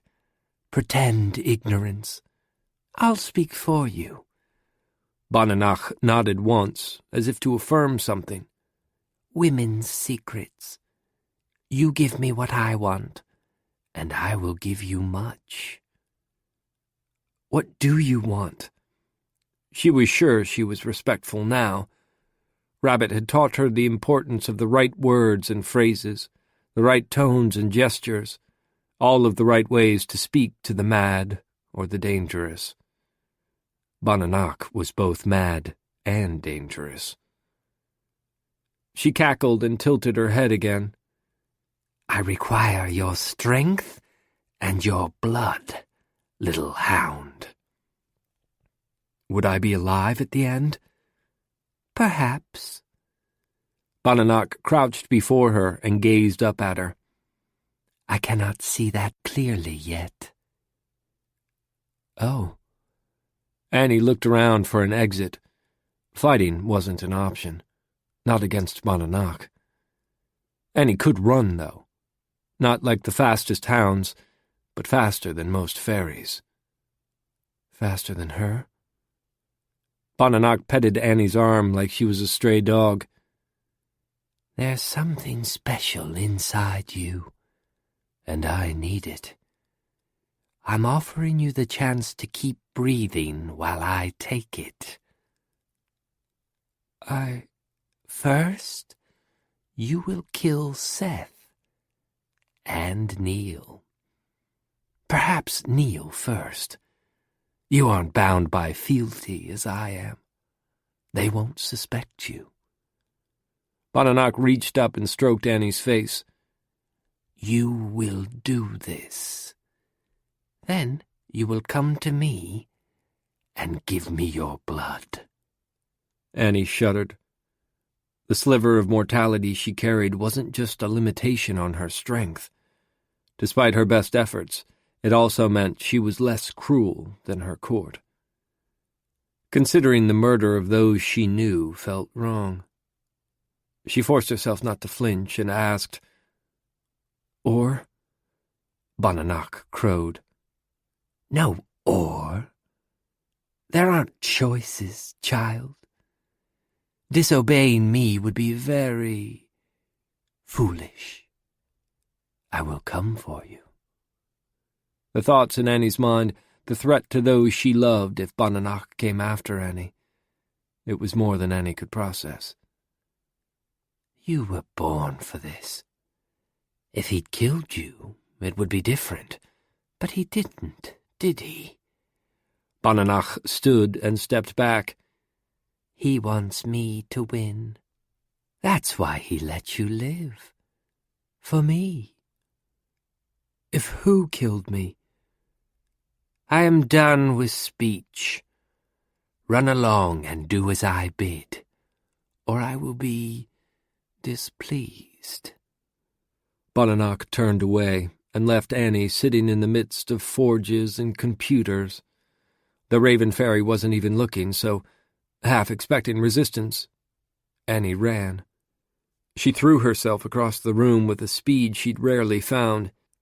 In that instant, she was every bit the daughter of hounds, every breath a hound herself. No mortality slowed her, and no one stopped her. Chapter 13. Devlin stood at the mouth of the alley as the hound left. With her blood as his guide, he'd followed her trail to Iriel and Neil's house, and then to War's den. What were you doing, Annie? He wanted to follow. It was illogical that she should matter. If she were dead, she wouldn't. He'd thought about her death as he waited outside the Dark King's home, thought about the terror inside of him as he stood outside Badenoch's nest. Then Annie was gone. She's unpredictable, Badenoch whispered into his ear. Her black feathers brushed against him as she embraced him. Devlin stepped away. She slid around the front of him, talon-tipped hands spearing into his sides. Chaos sheathed in skin. Too much for you, darling brother. He took her wrist in his hand and squeezed enough to fracture her delicate bird bones, giving her the pain she enjoyed. Must you try to provoke me? Badenoch laughed, a grating caw that was accompanied by a congress of ravens on the rooftop above them. She cradled her wrist happily. Have dinner with me, brother. I am lonely. What business do you have with her? Badenoch didn't pretend confusion. She will free me. Her blood's the secret they didn't want us to know. What about her blood is important? Tisk, tisk. Badenoch covered his mouth with her hand. No questions. She's special, and I need her. Devlin removed Badenoch's hand. You do? Of course, she crowed, and the bevy of black-winged birds replied to her. You need the hound, he repeated. Badenoch looked on him with pride. And you know why, don't you? That's why you didn't kill her. I see it now. She's the key. With her blood, I can win. After all this time, brother, I can defeat reason. Why I didn't kill her. Badenoch caressed his cheek. When they brought her to the dark court, brought her in like a little lamb among the wolves, I saw her difference. I listened. I know it was you who didn't end her life. Devlin stared at his sister, mute and afraid. His hands didn't tremble.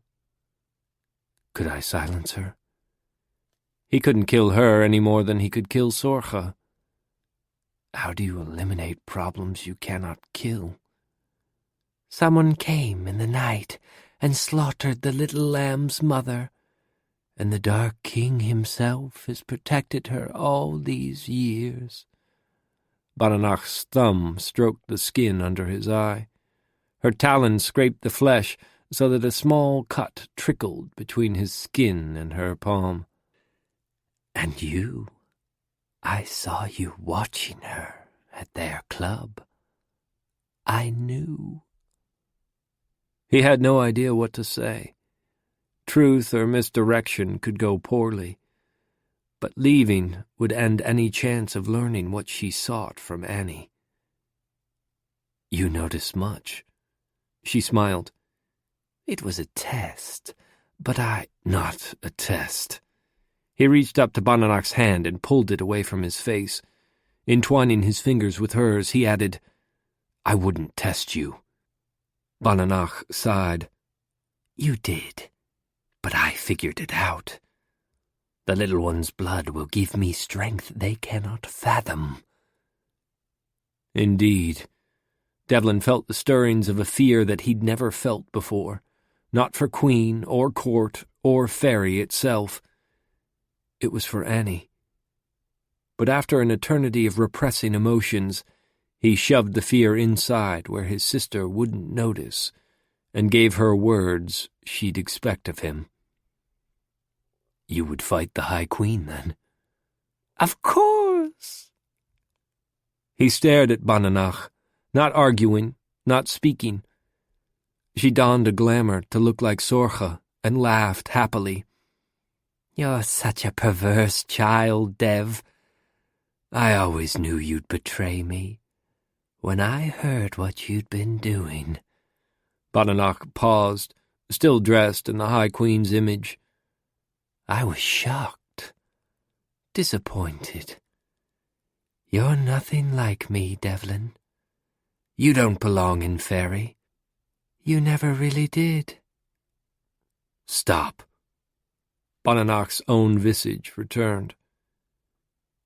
You've always liked her better, haven't you? She leaned heavily against a chain-link fence. The force of her body flopping against it made the metal rattle unpleasantly. Devlin faced her. Do I tell her where you hide? If she hid, would you tell— Stop! Devlin's calm was evaporating steadily. She is my queen. She gives me home and life and reason to be. One day I'll take my rightful court, or kill her, and then you'll swear loyalty to me. Bonanach looked heartbroken as she said it. For centuries she'd fixated on the same thing. Not always, not even regularly, but when she was lost, her fallback plan was regency and sororicide. You've used the hound as a test, but I see what she can do for us. You doubted that I'd figure it out, but I did. I don't test you, sister, he repeated. He didn't add that tests were their domain. Bonanach's entire relationship with him was solely about competition with her twin, Sorcha. He was just an instrument to be wielded in their conflict. Where shall we dine? He asked. We could stop for a bit of killing? Perhaps. He'd done worse in her company, and not always at her behest. And she was appeased. She linked her arm around his waist, and he obediently draped his arm across her shoulder. She adjusted the fall of her feather hair so it wasn't pinned by his hold, but fell like a solid cloak over his arm and down her back. Afterward, he walked to the one house where he knew neither sister would want him to be, seeking not the king, but the one in the dark court who'd best know how to deal with his sisters. A thistle fae admitted him, led him to a room accessed by sliding a large surrealist painting to the side, sealed him in, and fled. In the darkened room, Devlin found the faerie he sought. Iriel wasn't a monarch, but he retained enough power that if he truly wanted his court back, he could take it. He wasn't king, but not just a faerie. Like me. There were some stronger faeries in the courts, but most of the truly strong ones were solitary, unless something more than power motivated them. 2 chairs sat on either side of the divan where the former Dark King now lounged. Iriel lifted a decanter from one of the alcoves in the wall. He poured a glass and held it up. Drink with me? Devlin nodded, so Iriel poured a second glass. Iriel held out a glass. Many a good evening can start with a willing mortal, or a halfling, perhaps. Devlin ignored the intimation that Iriel knew about Annie. He accepted the glass and took a seat on the chair to Iriel's right. Perhaps, but that's not appropriate for those of my court. And which court would that be, Devlin? Iriel never missed a chance to ask that particular question. Like the Dark Kings and Dark Queens before him, Iriel saw things that Devlin would rather keep locked away. I belong to Sorha's court, he said. Why? You aren't like them. We both know that. Stop. Devlin drank, keeping his expression bland as he watched Iriel. I have no interest in what you think you know. Ah, you certainly are cruel enough to be High Court. Iriel looked briefly wounded, but the momentary sadness faded under the faeries' habitual wicked expression. Devlin thought, not for the first time, how much different life would have been if he'd claimed the Dark Court when it was first created. Iriel, like all the Dark Kings before him, was temptation personified. He had no need to repress his baser urges. He had no need to hide anything. Unlike me. Iriel lifted his glass, peering into the amber liquid as if he'd see some truth waiting there. You were at the crow's nest. I was sent to ensure that Seth is safe. I see. Iriel took a drink and let the silence stretch out.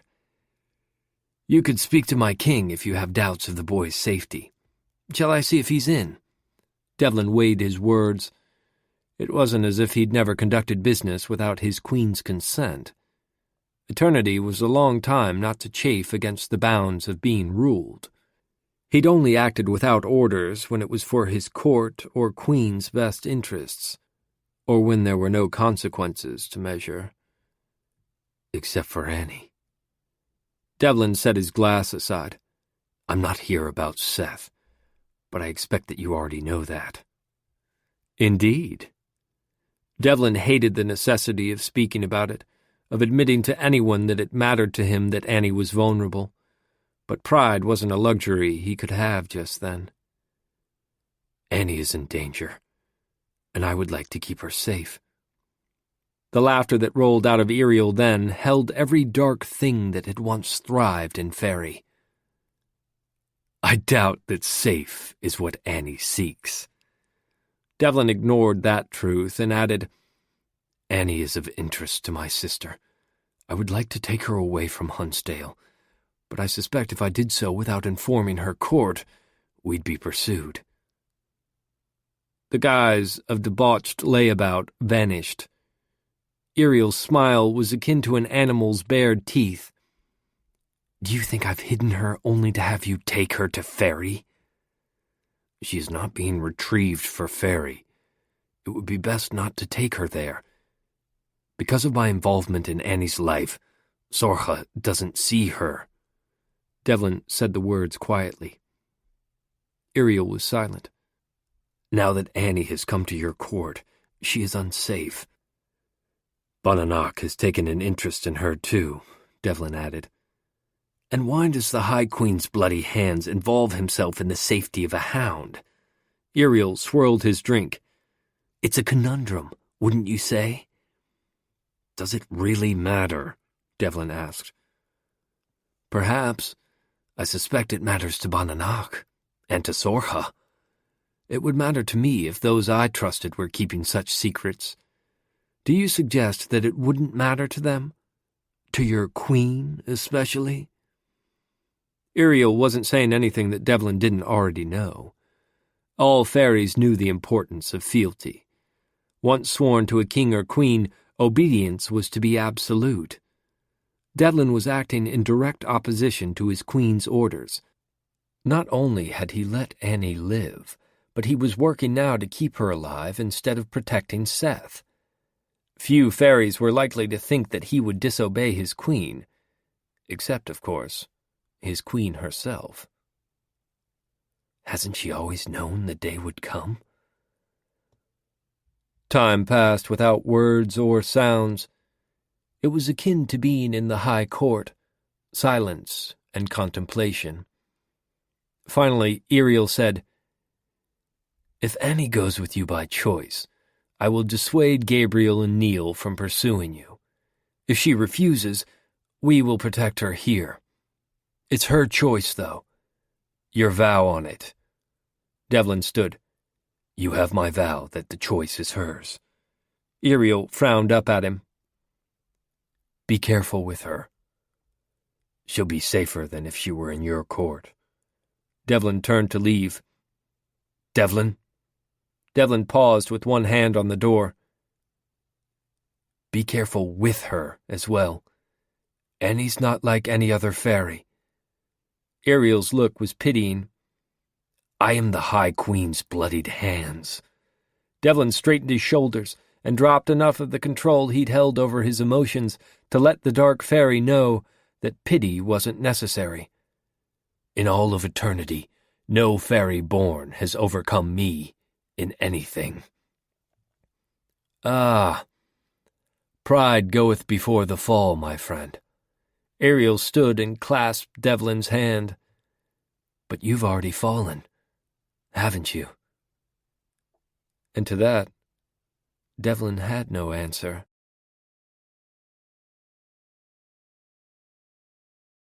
Chapter 14. It was finally dark in Faerie, so Ray took advantage of the opportunity to leave the cave for a while.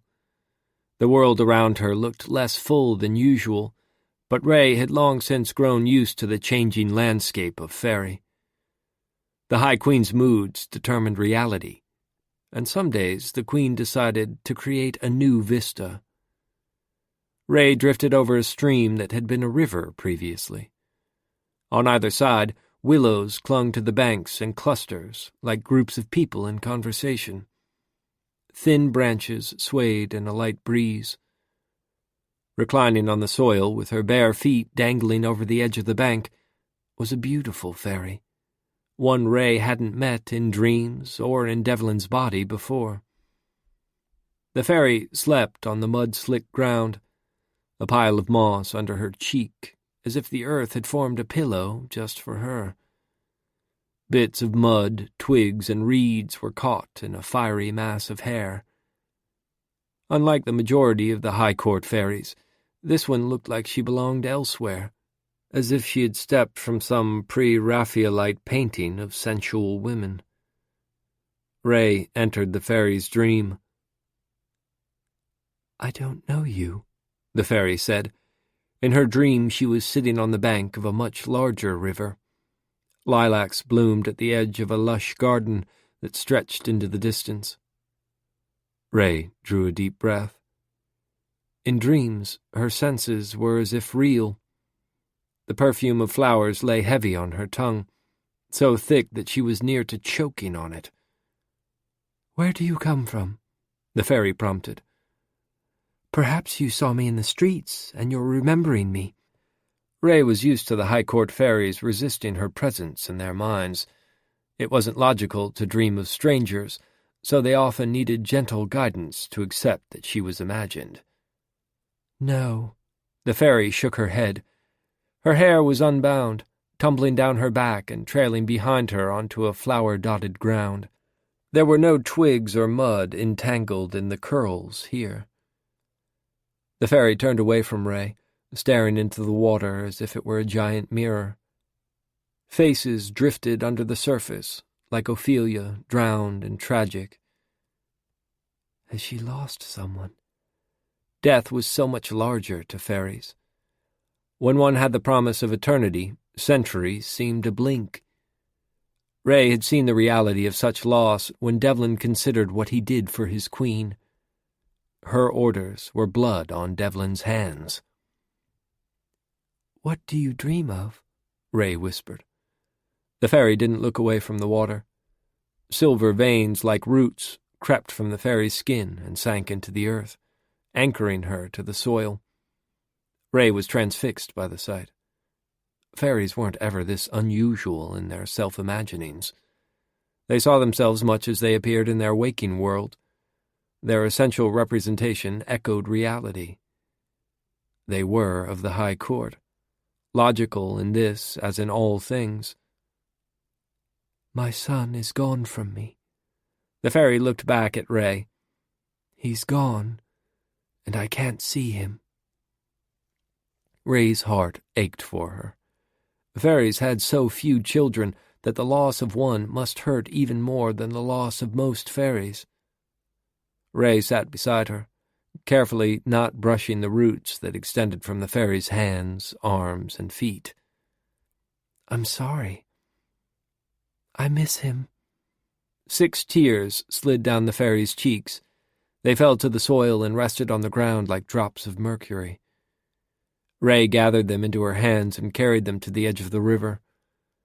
With her words, she reshaped the water, stretching it and widening it until it became an ocean. 7 tears into the sea, she told the fairy. Then she returned to the fairy's side and knelt. With one hand outstretched, Ray added, 7 tears for a wish. She caught a 7th tear as it fell. The fairy was silent as Ray flung it into the water. What do you wish for? As long as you're sleeping, you can have it. Ray stayed kneeling beside her. Tell me what you wish for. The fairy woman stared at Ray. Her voice was as slight as a breeze, but she said the words, made her wish. I want to see my son, my Seth. Behind them, the sea vanished, and in its place a mirror appeared. The glass was framed by vines hardened and blackened like they'd been darkened in fire. In the mirror, Ray could see a fairy unlike any other she'd glimpsed, and very unlike the austere appearance of most high court fairies. Seth had silver jewelry decorating his eyebrows.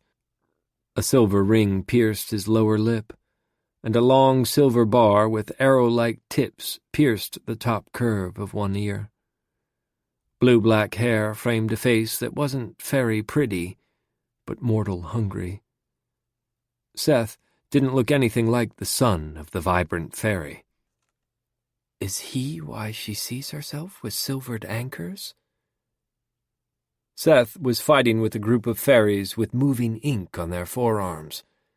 If they'd been mortals, Ray would guess that they were the sort of people one should cross streets to avoid.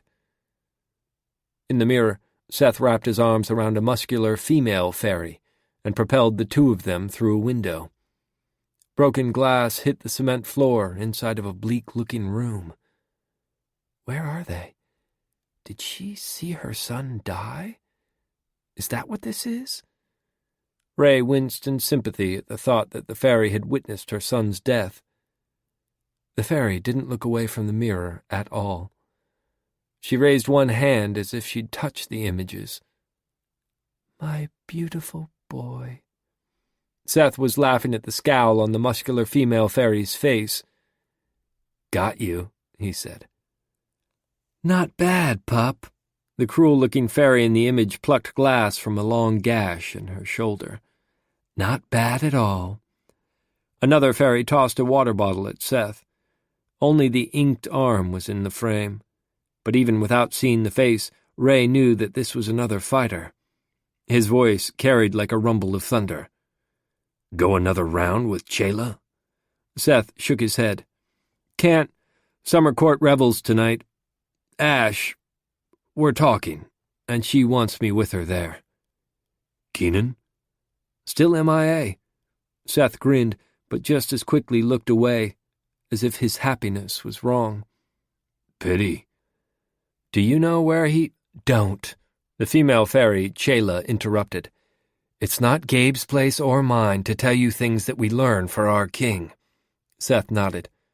Got it. Good fights today? You're still broadcasting your next move too much.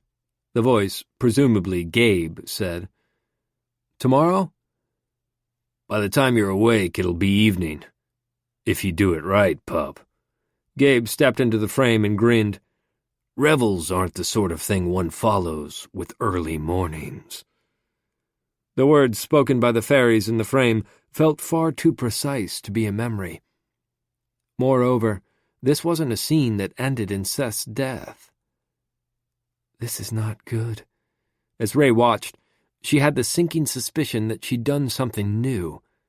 She'd somehow given the dreaming fairy a glimpse into the mortal world in that very instant.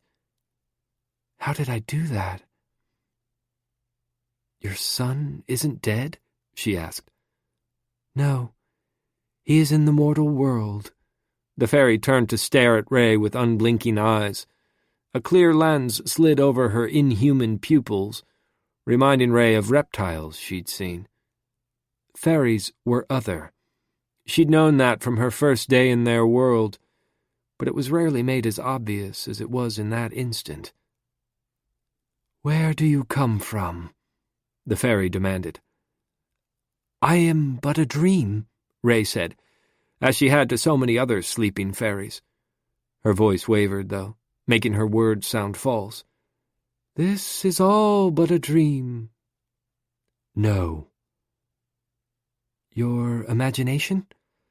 Perhaps you've seen me in a painting, something you saw in the palace. No. The fairy crossed her arms and stared at Ray. I know every detail of every painting in my palace. You are new. What you did here was impossible. I cannot see the threads of those tied to me. I saw him. Ray froze. My palace. Threads of seeing. Sorcha. Ray stood and stepped backward, away from Sorcha and the mirror where Seth was walking down a street that looked nothing like the mortal world Ray remembered. Devlin's going to be furious if I live through the next few hours.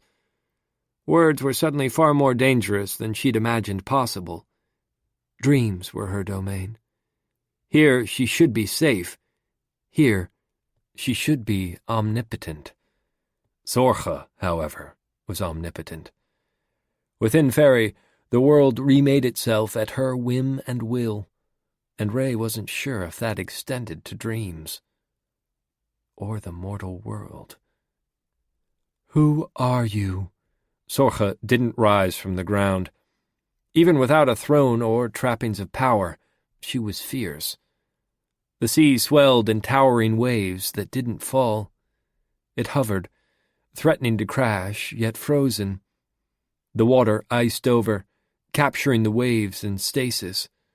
Sorcha's dreaming mind was taking control of the images Ray couldn't hold on to. Except the mirror. It stayed in front of her, untouched by the shards of ice that were cracking from the waves and falling like rocks at the start of an avalanche. A dream. I'm merely the face you've called into being for your amusement. Nothing more. Ray hoped that the expectation of truth from Faerie's lips was enough to buy her time to escape.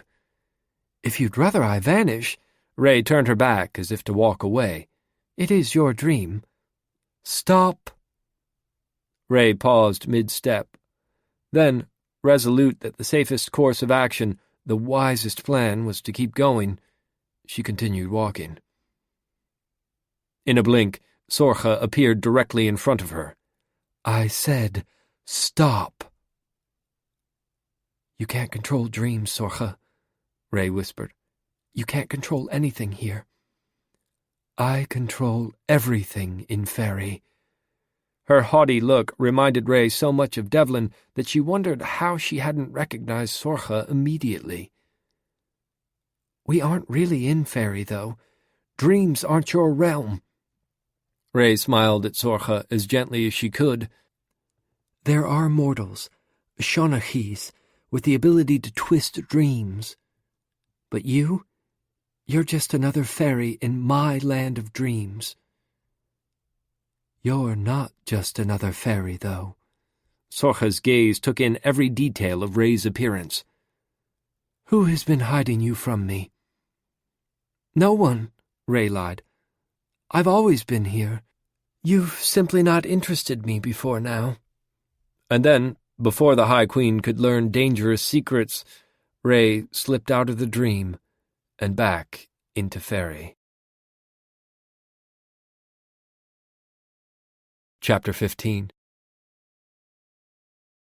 Annie was still shaken hours after she left Bananach, a situation only made worse by the fact that someone was following her.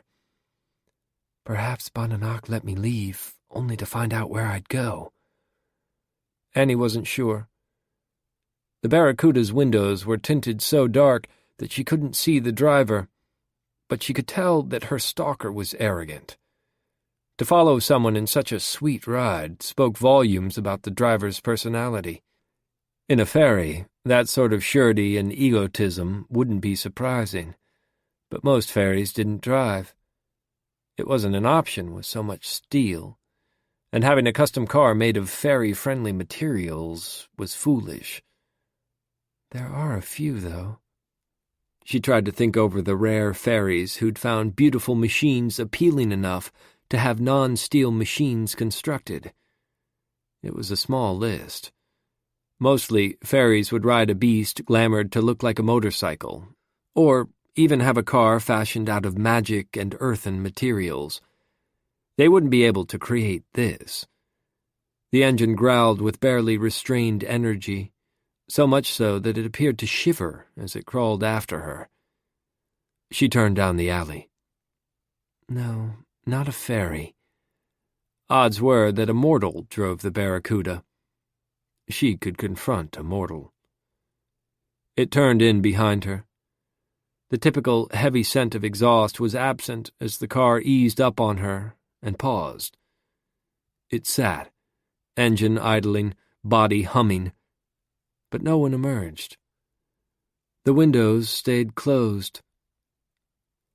Fine, if you won't reveal yourself. She stepped toward the car. We'll do it this way. She was beside the driver's door. Letting her fears and angers out on someone stupid enough to cross a daughter of the hunt seemed pretty tempting, but she gave one more warning. You really shouldn't try me. The car didn't back up. The driver didn't get out or turn off the engine. Annie grabbed the door handle and froze. The material under her hand wasn't mere metal. She looked inside the now transparent windows. Empty. The car in front of her wasn't faerie-made. It was something far rarer, something out of children's tales that she'd long since stopped believing in. A riderless steed. Under her hand, the car pulsed, like a purr. It vibrated through her body. Mine? She asked. Each other's. The words came unbidden into her mind. It had a voice that she heard.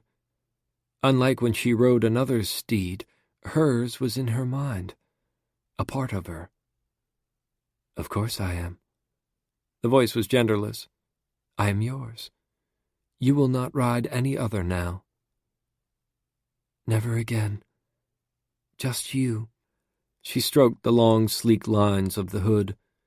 It was everything a classic should be. Power and beauty, strong lines and a great engine. It shifted under her hand, becoming a black Ducati monster with chrome-spoked rims.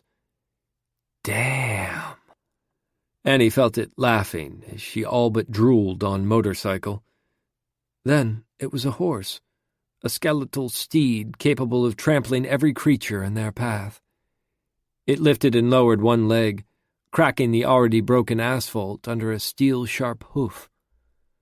Like the most perfect dark court denizens, it was beautiful in its horror. You're gorgeous. And lethal, Annie. Yeah, that's what I said. Lethal is gorgeous. She stroked its neck. After the terror of facing Bananach, there was little that could ease her anxiety. This could. This did. You needed me. I did, she whispered. I felt your need to run, and so I'm here. It closed its eyes and rested its head against her shoulder. We can go from here. It had selected her, chosen her. She had her own steed. Not Chela's, but her own. Halflings didn't have steeds. Unclaimed steeds didn't roam in the mortal realm. Yet it was here. Come, Annie. The steed became a car again. It opened a door. Ride with me. Away from here. Annie slid into the driver's seat. The engine turned over with a satisfying growl. Oh. She breathed the word, and the car tore out of the alley with speed that made her heart race. Take the wheel. I trust you, it assured her. Take it back if I fail you. She'd driven an actual car a couple of times, but not enough to be certain she could handle it. Always. I'll keep you safe, Annie. Always. You're mine now. And you... She couldn't say the sentence, so her steed did. I am yours. Always. After a few dizzying hours, Annie directed her steed into an alley near the tattoo shop. The riding had helped her settle her emotions, given her space to calm down, but Bananach's demands weren't something she could make sense of on her own. She couldn't kill her king, even if she wanted to. She had no desire to give Bananach her strength or her blood. And, despite her dislike of Seth, she wasn't sure she could kill him. Would one of the 3 acts be enough to appease war?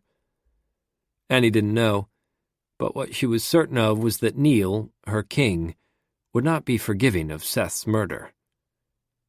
But if he didn't know... The possibilities were there. Ignoring Bananach wasn't a viable plan. She was crazy, dangerous, and powerful. Could I kill Seth? He didn't really belong in the Dark Court. If he mattered to Iriel, it would be different. On the other hand, he was of the High Court and loved by the Summer Queen. Angering them wasn't a great idea. Neither is angering Bananach. The engine stilled, and Annie slipped out of the driver's seat of the Barracuda and gently closed the door. It was a beautiful beast, but it was safe in the alley. The biggest risk was that it would eat some foolish mortal who tried to strip it or leaned on it, but the steed seemed tired enough that she didn't really expect any blood on the grill when she returned. She leaned down to the hood of the car and whispered, "Be back soon." Its engine rumbled briefly, and then the interior lights shut off. Annie walked up the sidewalk to pins and needles. She paused there. Once she crossed the threshold, there'd be questions. If she answered, there would be a lecture. Her brother hadn't survived on the borderland between Dark Court and mortals without a spine of steel. He'd taught her what she needed to survive, and not flinched at the inhumanity in her or at the mortal sweetness in Tish. Somehow, he'd loved them both, despite their differences. "You going to come in?" Rabbit stood on the other side of the front window. His goatee was a braid in black and a garish shade of orange. The bone plugs she'd carved for him after one of her first hunts were in his ears. His clothes were his standard thrift store fare, dark trousers and a mechanic's button-up, falsely proclaiming him an employee of Joe's Stop and Go. Home. She put her palms on the glass pane of the door, covering the hours he was supposedly open for business.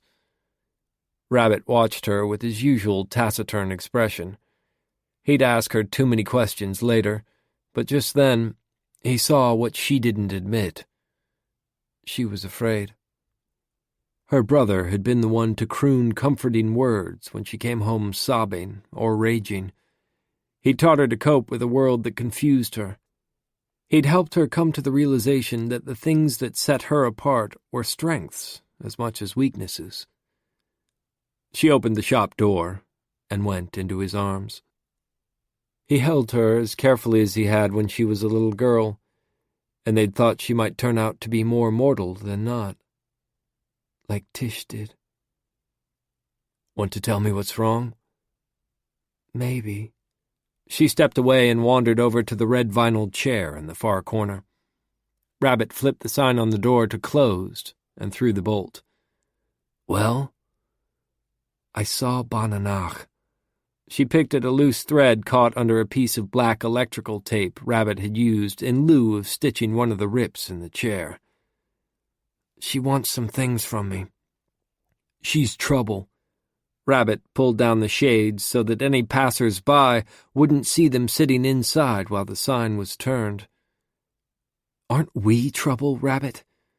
Annie looked up at him. He looked like trouble. Stereotype or not, her family looked like the sort who'd be fine-bending or breaking a few rules.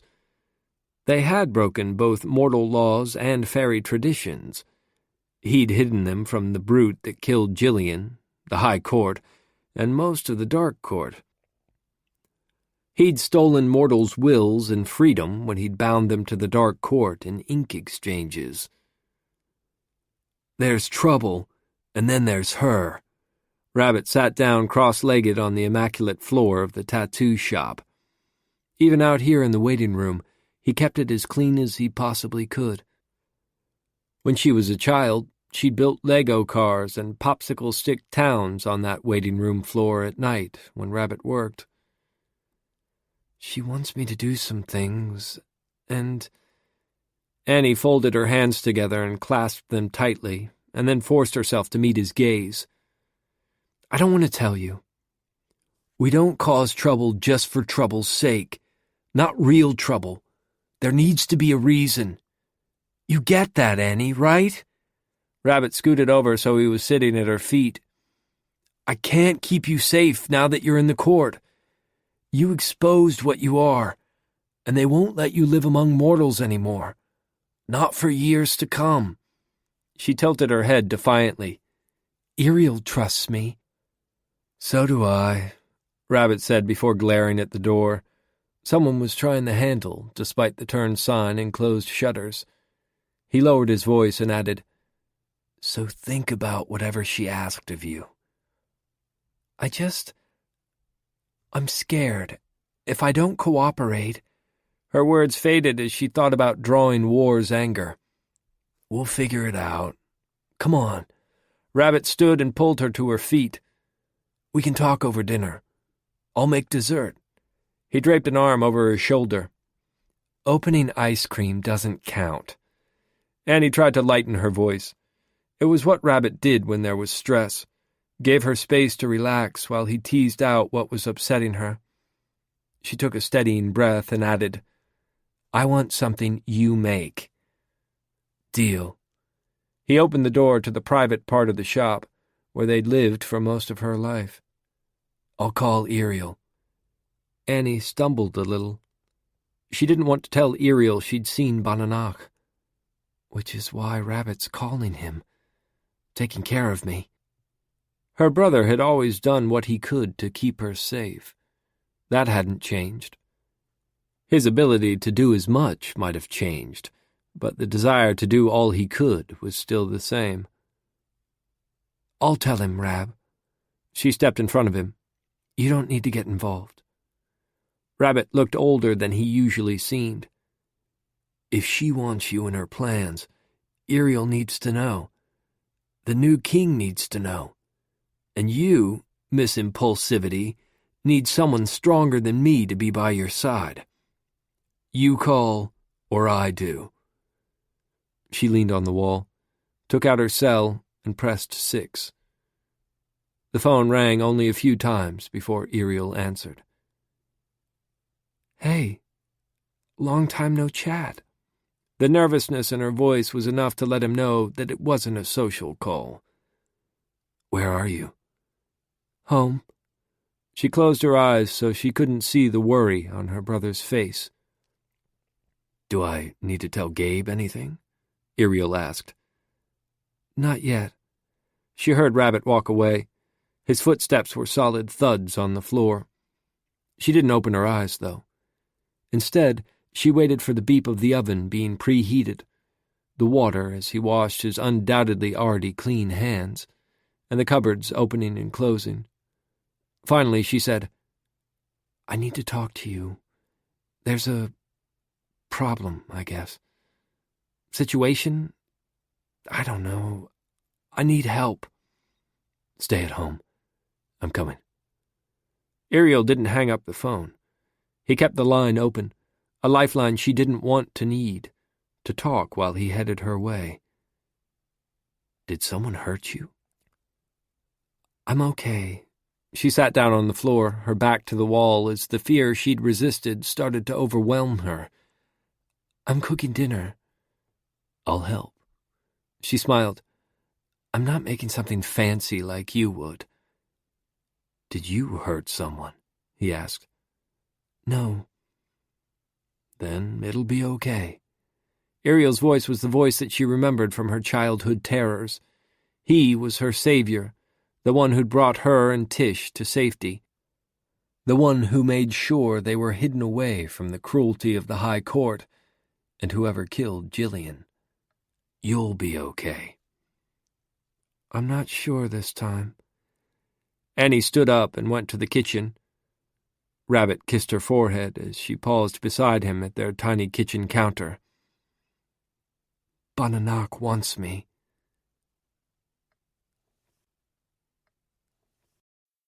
Chapter 16. When Tish walked into the kitchen, she squealed as if it had been weeks since they'd seen each other. "There's a sound I don't miss." Rabbit covered his ear and gave a mock wince. "I'm lucky I'm not deaf by now." Annie tossed her phone to Rabbit. "Talk to Erie. I'm going to catch up with Tish." "Stay in the house," Rabbit yelled as they took off toward their room. "No." Annie wished she could tell Rabbit everything, but the more she'd thought, the more she realized that this was too serious. She'd come running home, potentially endangering them. Leaving for a while was the best bet, especially now that I have the means to go. Fleetingly, Annie wondered if that was part of why the steed had come to her. She needed to get away to where her presence wouldn't endanger her family. "I love you." Annie hugged her sister. "More than anyone or anything. You know that." "You too." Tish frowned. "So, what did you do now?" "Nothing. Yet." Annie flicked the stereo on, and the speakers immediately thumped to life. The bass was heavy, and the weight of it pushed on her skin. "Home." She knew that Rabbit realized that the music was to keep him from hearing their words. Her brother might not be as much of a hound as she was, but he had exceptionally keen hearing. She seemed to have gotten almost all of their father's traits. Rabbit had some: longevity, strength, hearing. And Tish had hound-light qualities. That's what they'd called it growing up. A little stronger, a little faster, a little bit too interested in trouble. They sat down on Tish's bed. Annie's bed was still there, unmade from the last visit, and looking like the haven she needed. She couldn't stay, though. Not here, not where her mostly mortal sister was. "What's going on?" Tish crossed her legs and waited. "I'm in a sort of situation," Annie started. As quickly as she could, she explained everything about Bananac. Then she said, "Tell them. Tell Rab and Erie everything." "Annie."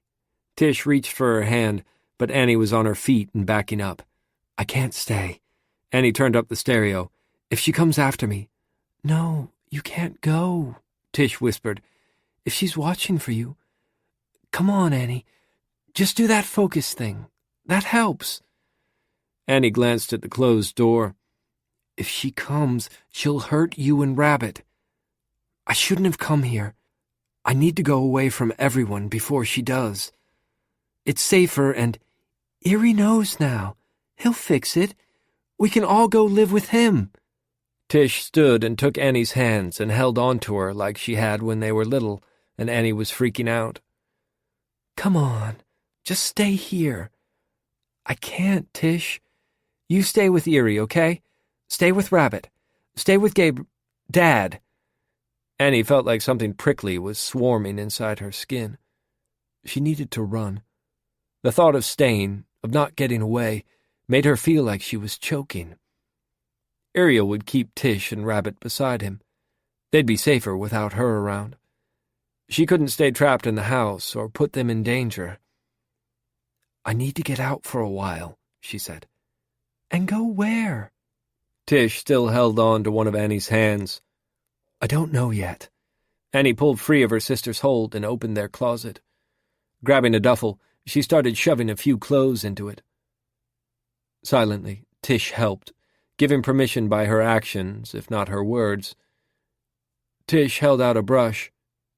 Tears were in her eyes. "Be careful, Nini." Annie hugged her, barely resisting tears at the sound of the pet name. "I'll call. Rab has your phone." Tish reached into her pocket and pulled out her glaringly pink phone. "Take it. I'll get yours when he's done talking to Eerie." Silently, Annie slipped Tish's phone into her front pocket. They'd switched often enough that they kept each other's contacts in both phones. "What about Glenn? I don't have his number in my phone." Tish grinned. "I guess I need to go to the club then." "No!" Annie shuddered at the thought of her sister out alone. She pulled the phone out and flipped through the contacts. "Copy it down. He can meet you at the shop. No going anywhere alone unless Eerie clears it. Okay?" Tish wrote down the number on her hand and then slid open the top drawer of the nightstand between their beds. Nestled under the various bras and stockings was a ski-undo that matched the one already on Annie's ankle. Tish held out the black-handled knife in a black leg holster. "Take my lucky one." "Are you sure?" Annie patted her other leg. "I already have the prickler." "Take mine, too. A girl can never be too careful, or too armed," Tish quipped. "True." Annie lifted her pants leg and fastened the holster. She might be dark-court enough to like carrying a traditional blade, but she wasn't a fan of shoving it into her stocking or boot. Tradition was important, but adapting was good too. Annie slid the knife into the holster. Tish opened the closet. "Holy irons?" When they were in elementary school, Ariel had taken them on a series of field trips to different houses of worship. At each place, a man or woman said prayer words over a handful of blades. By the end, the girls had a box of sharp things blessed by representatives of a number of the dominant mortal faiths.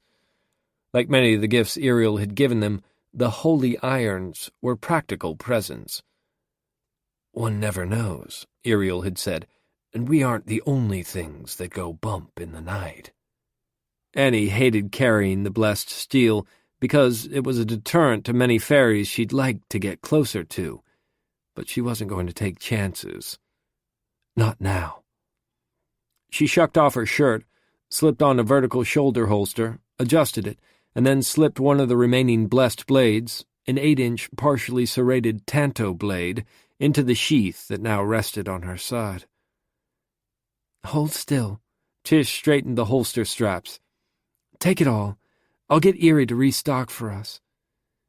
Annie nodded. Then she grabbed a punch knife, iron filings compressed in a pepper spray-style container, and a spring billy. She shoved them all into her bag with her clothes. No amount of weapons would give her the strength to overcome Bananach, but over-accessorizing wasn't a bad idea when planning a road trip. And Bananach isn't the only trouble out there. The thought of hostile solitaries, of lyergs, of being alone without the Dark Court's protection made Annie pause, but the thought of endangering her family by remaining in town outweighed any hesitation. She grabbed a bang stick. Tish absently folded and unfolded her hands. Her nerves were getting more unsettled, but she didn't want to add to Annie's stress. She never did. Her emotions said everything her words didn't. She was afraid, but so was Annie. And neither of us need to talk about that. The smile Tish offered was proof that she understood the impossibility of discussing those truths. Even more telling were her words. "Dad's going to be furious once he catches you." "Who says he'll catch me? He's not the only one with a steed now." The thought of Gabriel hearing about her steed was all that made her happy just then.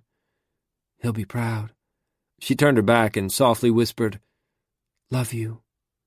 Tish grabbed her and held on as tightly as she could. "Be careful, please." "You too." Annie held her sister just as fiercely. Tish squeezed her harder, and then stepped back. Together they popped the lock and hefted the window. With her bag slung over her shoulder, Annie climbed out into the street. Tish dropped the bang stick to her and then closed the window carefully. The curtains fell over the window, and Tish was gone.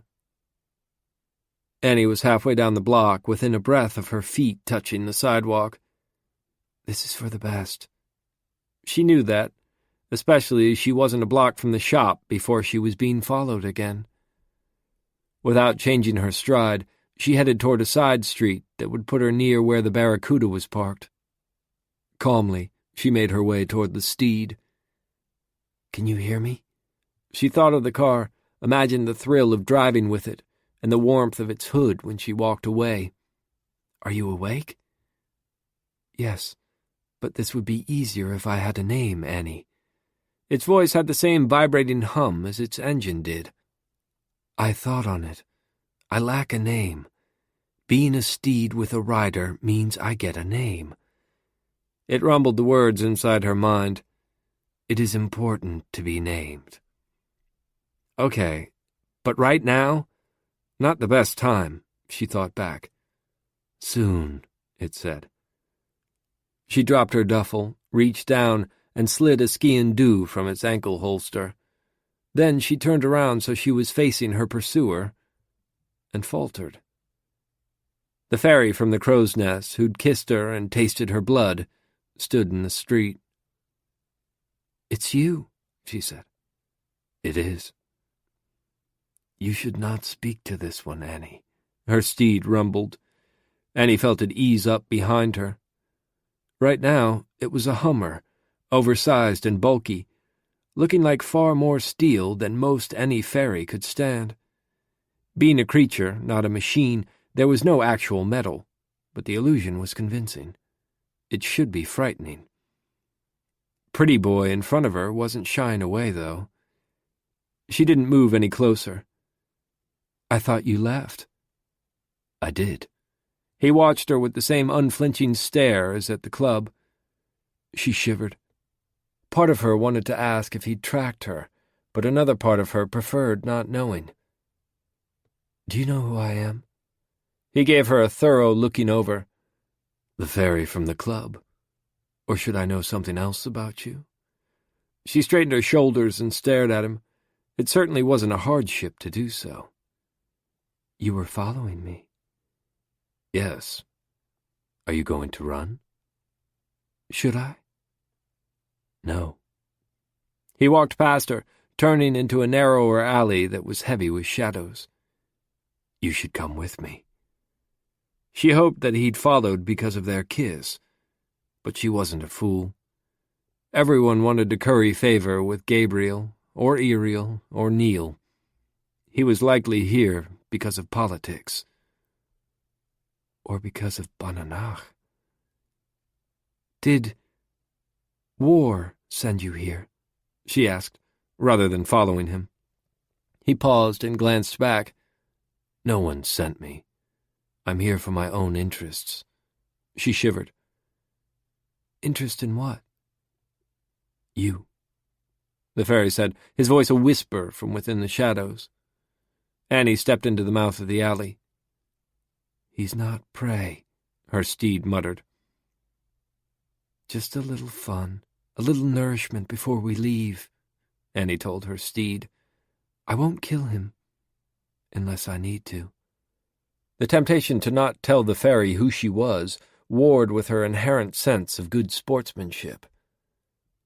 "I'm not solitary," she hedged.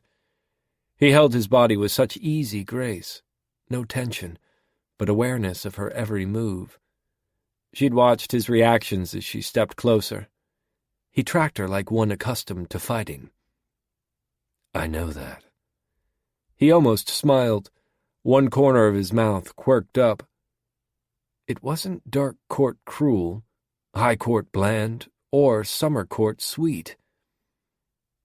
"Are you winter court?" she asked. Her hand was behind her, holding her knife.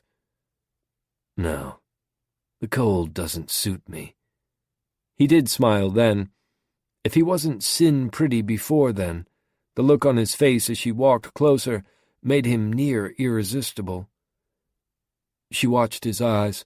Storm-dark clouds were hidden there, but they weren't warm. "You're not summer," she said. "Neither are you." If she didn't know better, she'd think he was dark court, but power like his didn't hide in the crowd. And between Iriel and Gabriel, she'd had plenty of education on her own court's powers. "And you look like too much fun to be high court." Indeed. His eyes told her what his words weren't admitting. He was dangerous. Every instinct she had whispered that he was formed of the same sort of shadows Iriel was. He should be in her king's court. "I can't fit in the alley in this form, Annie." Her steed's voice was a muffled warning as she walked toward the ferry. "What are you? Gonkana? Water Fae? Help me out here. Solitary, but with enough juice to stroll through this place." She moved her other hand closer to the knife on her side. "Not that it'll help much." If she was right about how strong he was, and he must be to walk in Hunsdale so carelessly confident, she wasn't strong enough to take him. She held his gaze. "Who are you?" "Devlin, Sorcha's order keeper, but—" "Fuck!" She stepped backward. "I'm not going to her world. I belong to Neil's dark court. I am protected. You can't take me." Panic rose inside of her like a riot of winged things struggling to escape two small spaces. She retreated farther, scurrying backward until a gust of sulphuric breath warmed her back. Her steed had transformed again. "I told you," her steed grumbled. She glanced behind her. It wasn't a horse, but a reptilian thing that stood where the Hummer had been. Green scales covered a massive body. Claws the length of her forearm dug into the ground beside her. Feathered wings folded tightly together on her steed's back so as not to brush the buildings on either side of the alley. It parted its jaws to flick a thin black tongue. The massive head lowered, and for an instant she thought it was going to swallow her. "Don't be foolish. I wouldn't eat you." It paused, leaving a strange quiet in her mind that told her that it was still mid-thought. "No, not even if I were starving. Curious, I've never had a rider until you. I might save you before me. Can we talk about that later?" She looked into one enormous, swirling eye. "Of course." The fairy pulled her to him then. One arm wrapped around her waist, the other held her from hip to throat. "I could kill it," he whispered. "Or you. It's what I do, Annie. I kill those who are out of order." She tugged at his wrist with her one free hand and simultaneously tried to fling her head back into his. His hand tightened around her throat. "Stop." "I am one of Gabriel's hounds," she rasped. "I am a member of the Dark Court, not just some random halfling. There will be consequences if you—" "Tell the beast to step back, or I will have fewer choices. I don't want that. Neither do you." Devlin squeezed. "Tell it to back off, and I can release you." Annie looked up at her steed. Its eyes were swirling as though great storms of fire writhed inside them. Its claws had ripped furrows in the asphalt. "I'll kill him if you are harmed." It flicked its tongue again. "Drive my claws into his guts and—" "I'm not going to get hurt," she said, far more confidently than she felt, but saying the words felt true. Had they been a lie, they wouldn't have formed so easily. "He's going to let me go." He didn't release her, but his grip on her throat loosened until the pressure of his fingertips was hardly noticeable. "I'll release you if—" she tensed. "You don't run from me." His words were a breath, soft against her cheek. "I truly don't wish to kill you today." She stayed still. "Or take me to Sorcha?" He laughed, a delicious sound as shadow-heavy as any of the dark court's own. "No, definitely not that." Then he relaxed his hold, letting her pull away. Once she was several steps away from him, he held out a hand as if to shake hers. "As I said, I'm Devlin." She stared at his outstretched hand and then lifted her gaze to his face. Her heartbeat thrummed in time to the cacophony of fear and anger inside her. "Am I to say, 'pleased to meet you,' or some social pleasantry?" Heart still zinging, she turned her back and walked over to her steed. She cuddled against it. It was a smaller beast now, not much more than double the mass of its equine form, with a leonine body, reptilian head, and feathered wings. It tucked its wings close to its side and lay flat on its belly, so she could climb astride its back if she wanted. She didn't, but she did lean closer to it. "I'd like a name now, Annie," it murmured. After this, she promised her steed without pulling her gaze from Devlin. "I live here. Your queen has no business—" "She didn't send me after you today." He stood stiffly, not lounging as comfortably as he'd been before he'd restrained her. He reminded her of things she usually found beautiful: deadly power and contemplative violence. "I don't want anything to do with the High Court." She was screaming inside, but her voice was even. "Just go." "Are you planning to help Bananach?" Devlin asked. "Will you give her your blood?" "No, I won't help her or you or the High Court." Annie had spent her life refusing to give in to fear. That wasn't going to change because of some genetic fluke that made everyone want her blood. She straightened. "You can kill me, but I won't ever betray Iriel." Devlin's expression softened for a moment, too briefly to notice if she hadn't been used to studying faeries who hid their expressions. The softness was gone just as suddenly as it had appeared. "I see." Annie shivered. He'd said he wasn't there on Bananach's orders, but he knew about her blood, knew that Bananach wanted it. She didn't feel particularly inclined to stand around asking questions. Getting out of town sounded wiser by the moment. "So, if that's all, I'll be going," she said. She started to turn, but his voice stopped her. "I'm the High Court assassin. Trust me when I say that running from me is not in your best interest, Annie." Chapter 17. Devlin waited to see how Annie would react. A sliver of excitement hummed inside him. If she ran, he'd chase. Despite an eternity of being bound to his sister's court, he still hadn't subdued that particular instinct. As the High Queen's bloodied hands, he could sometimes let loose that urge with impunity, but that was business, with killing at the end of the chase. Chasing for pleasure, chasing Annie, was exceedingly tempting. She didn't run. Instead, she cocked her hip and glared at him. "Do you have any idea what would happen if you killed me?" Bemused, he watched her face him with challenge clear in her every movement and word. "Tell me," he said. "Iriel, Gabriel, Neil, they'd all be after you." She had a hand on each hip, chin raised, shoulders back. "You invite attack with that posture." He gestured at her hands. "The footing is good, though." "What?" "Your feet. It's a steady stance if I were to attack you," he clarified. He wanted to train her. He'd tasted her blood. He knew she was well on her way to becoming equal to a Gabriel in strength. "Are you planning on attacking me?" "No. I'd like to speak with you. It's a bit more civilized," he said. "Right. Civilized conversation after you track me, grab me, and suggest killing me. I guess you are High Court after all, huh?" She shook her head and glanced at her beast.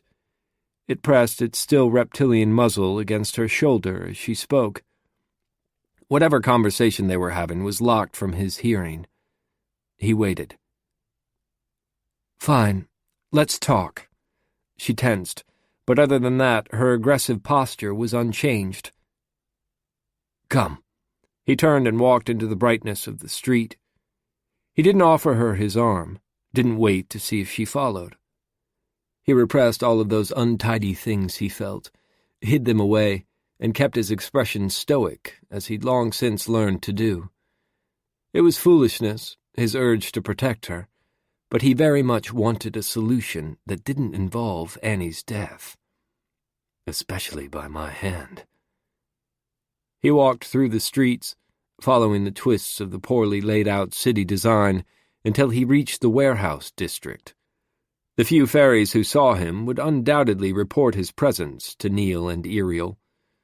Most faeries wouldn't be foolish enough to carry the news to Gabriel, but would leave that to their king, or former king.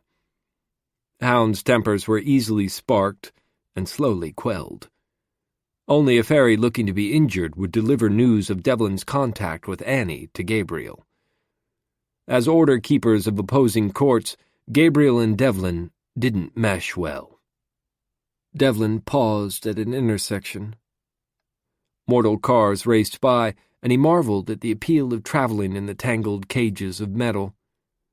Much of the mortal world seemed unnatural. Unlike Faerie. He wondered, as he had for centuries, if he could adjust to living in the world of mortals. Bananach had. Many faeries had adjusted when the Dark King pulled them out of Faerie so long ago. Others sickened. Some died or went mad. Still others flourished. Devlin, for his part, felt too closed in by the pace of it. Too much information was always bombarding the senses. Horns and engines, neon glows and blinding lights from signs, smoke and perfumes from mortals. It was jarring, and when it wasn't, the peculiarity of visuals and weather left him off-kilter. It was a curious world where nothing but ice or water fell from clouds, where food tasted the same each time, where the climate was sorted by location and the spin of the planet. Faerie's fluidity made more sense to him. He paused. Across from them, a window was filled with brightly colored shoes. Cars were careening down the street. Voices clashed, and sirens shrilled. "What are you looking at?" Annie was beside him then. She appeared tinier up close, or maybe she only seemed that way because she wasn't radiating aggression. The top of her head was level with his shoulder. The edges of her garish, pink-tipped hair brushed against his upper arm as she turned her head to look down the street. A woman, too thin to be healthy, stood on the other side of the window, looking at shoes. Her face was illuminated by the harsh lights inside the store. She glanced outside, but her gaze flickered away before fully settling on him. Devlin turned his attention to Annie. Like Ray, she was unafraid of him. Even his queen found him frightening. It was the order of things. Faerie should fear him. Death in Faerie, or by order of Faerie, was his function. Annie seemed foolishly nonplussed by this. Once she'd learned that there was no immediate fatal threat, she'd become bold. Is that why Ray wanted me to see Annie? Did she know? It couldn't be. There was no way for Ray to know that Annie would be unafraid. Still, such fearlessness near him was rare, and he cherished it. "Hello," she nudged him. "What are you looking at?" We need to cross here. He wasn't sure how fast she could move, but he'd noticed that mortals were slower. She wasn't a true mortal, and her sire was one of the fastest sorts of faeries. Thinking of her getting crushed by the metal racing past them was disconcerting. She matters. He gripped her arm just above her elbow and started walking, forcing her to scurry to keep pace with his longer stride. She yanked her arm free. What are you doing? Helping you cross the street. He narrowed his eyes at her tone. Boldness was only amusing so long. When it interfered with his objectives, it ceased being entertaining. The vehicle's speed, and you are still somewhat mortal. I'm not sure how fast mortals. I'm a hound. She raced down the block. From a distance, he could see her belligerent posture. It was foolhardy, but not unexpected. He should have kept a better grip on her. She's unrestrained. He froze. Thoughts, action, everything around him seemed to stop as he watched Bananak come up behind Annie and slide an arm around the hound's shoulder. No. Before the objection was a completed thought, Devlin stood in front of them. Step away, sister. For what coin? She curled her hand around Annie's shoulder so that her talon-tipped fingers furrowed skin, not piercing, but deep enough that the hound would bruise. He had chosen to be ruled by logic, and logic said there was an answer here that would get Annie safely out of war's reach. But it wasn't logic that rode in his words. She's mine. I've taken her into my keeping. She's alive.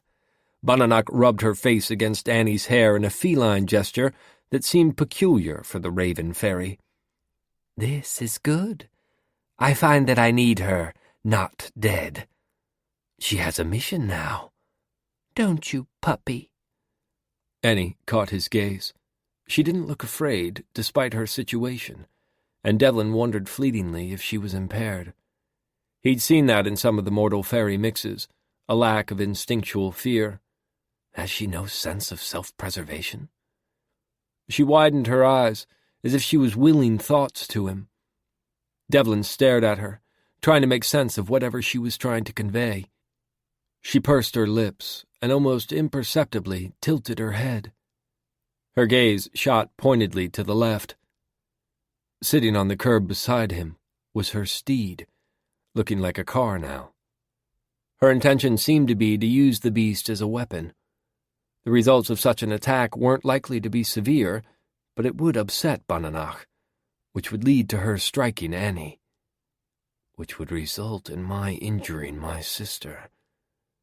Devlin moved forward, putting himself between the steed and his sister. He didn't always like his sister-mothers, but he was sworn to keep them safe to the best of his ability. Even from me. Moving as close to his sister as he could get, he made himself a barrier to Bananak's injury. Annie glared at him. You made mistakes. Sisters know. Bananak craned her neck forward so her cheek rubbed Annie's face. I won't tell our secrets. Devlin weighed and measured the words. He couldn't tell Bananak anything false. I wish Ray was here. Being possessed so as to allow his lips to form a lie would be incalculably useful just then. You won't tell secrets either, will you, little pup?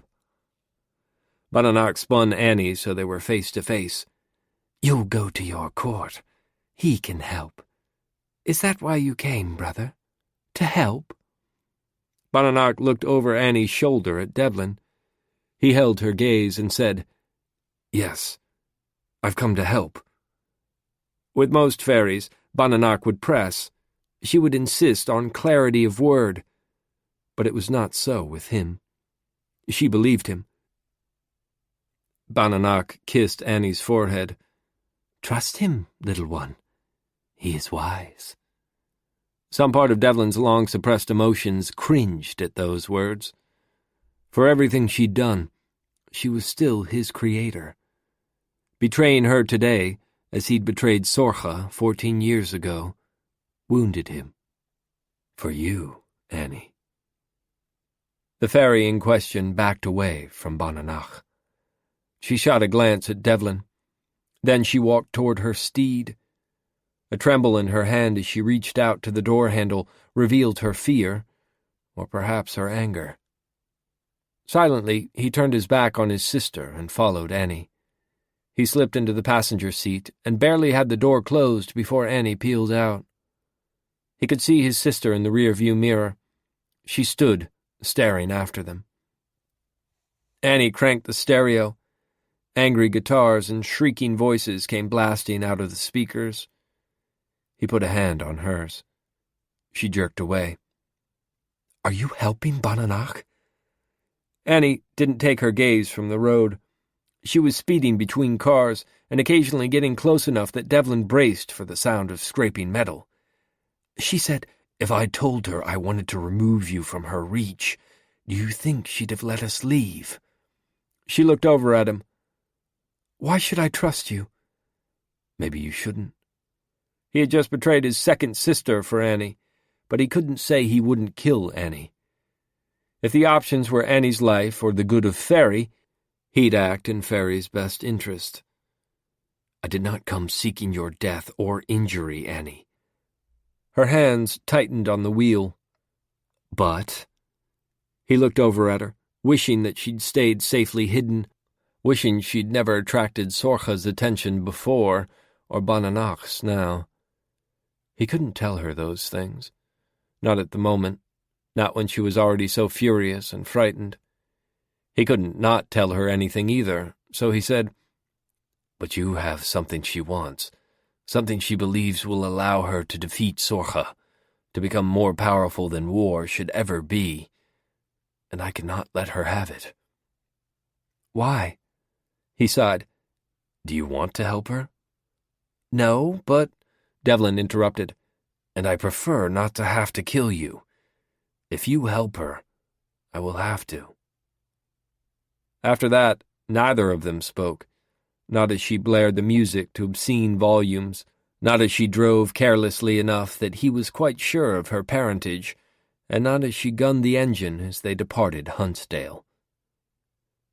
"Please let me find a solution that isn't her death."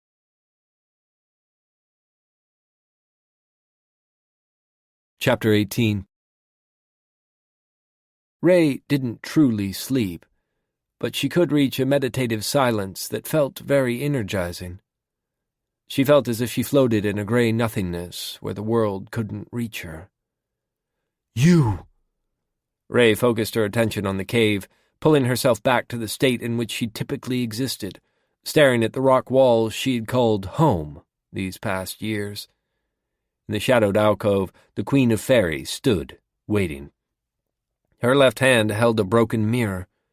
All around her feet, shards of reflective glass were scattered like the bones of the dead on an abandoned battlefield. "None of these work as the one you made did."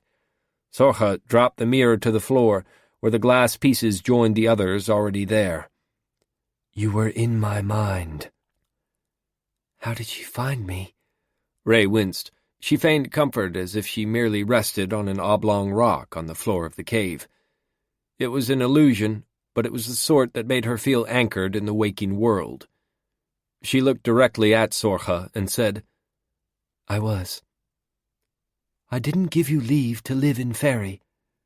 "You never came to ask my permission?" Sorcha said. The words lilted at the end, a question that wasn't meant to be. Her eyes were unfocused, her gaze not centered on Ray, but on something beyond. She wasn't as lovely here as she was in the dream world. Here, her imperiousness was off-putting. Her rigidity was disconcerting. The flame-like vitality of her dream self had been muted, like Ray was seeing her through a thick glass. Ray would feel sympathy, but Sorcha was the queen Ray had feared, the faerie who kept Devlin bound to a path that didn't suit him. At her word, Devlin could die. Ray could die. That reality nullified any sympathy Ray would otherwise feel. She stood and walked deeper into the shadows, putting more distance between them, standing as if she were leaning against the cave wall. Distance wouldn't keep her safe, but it made her feel less unsettled by the High Queen's presence. "Can I ask permission now?" Sorcha paused.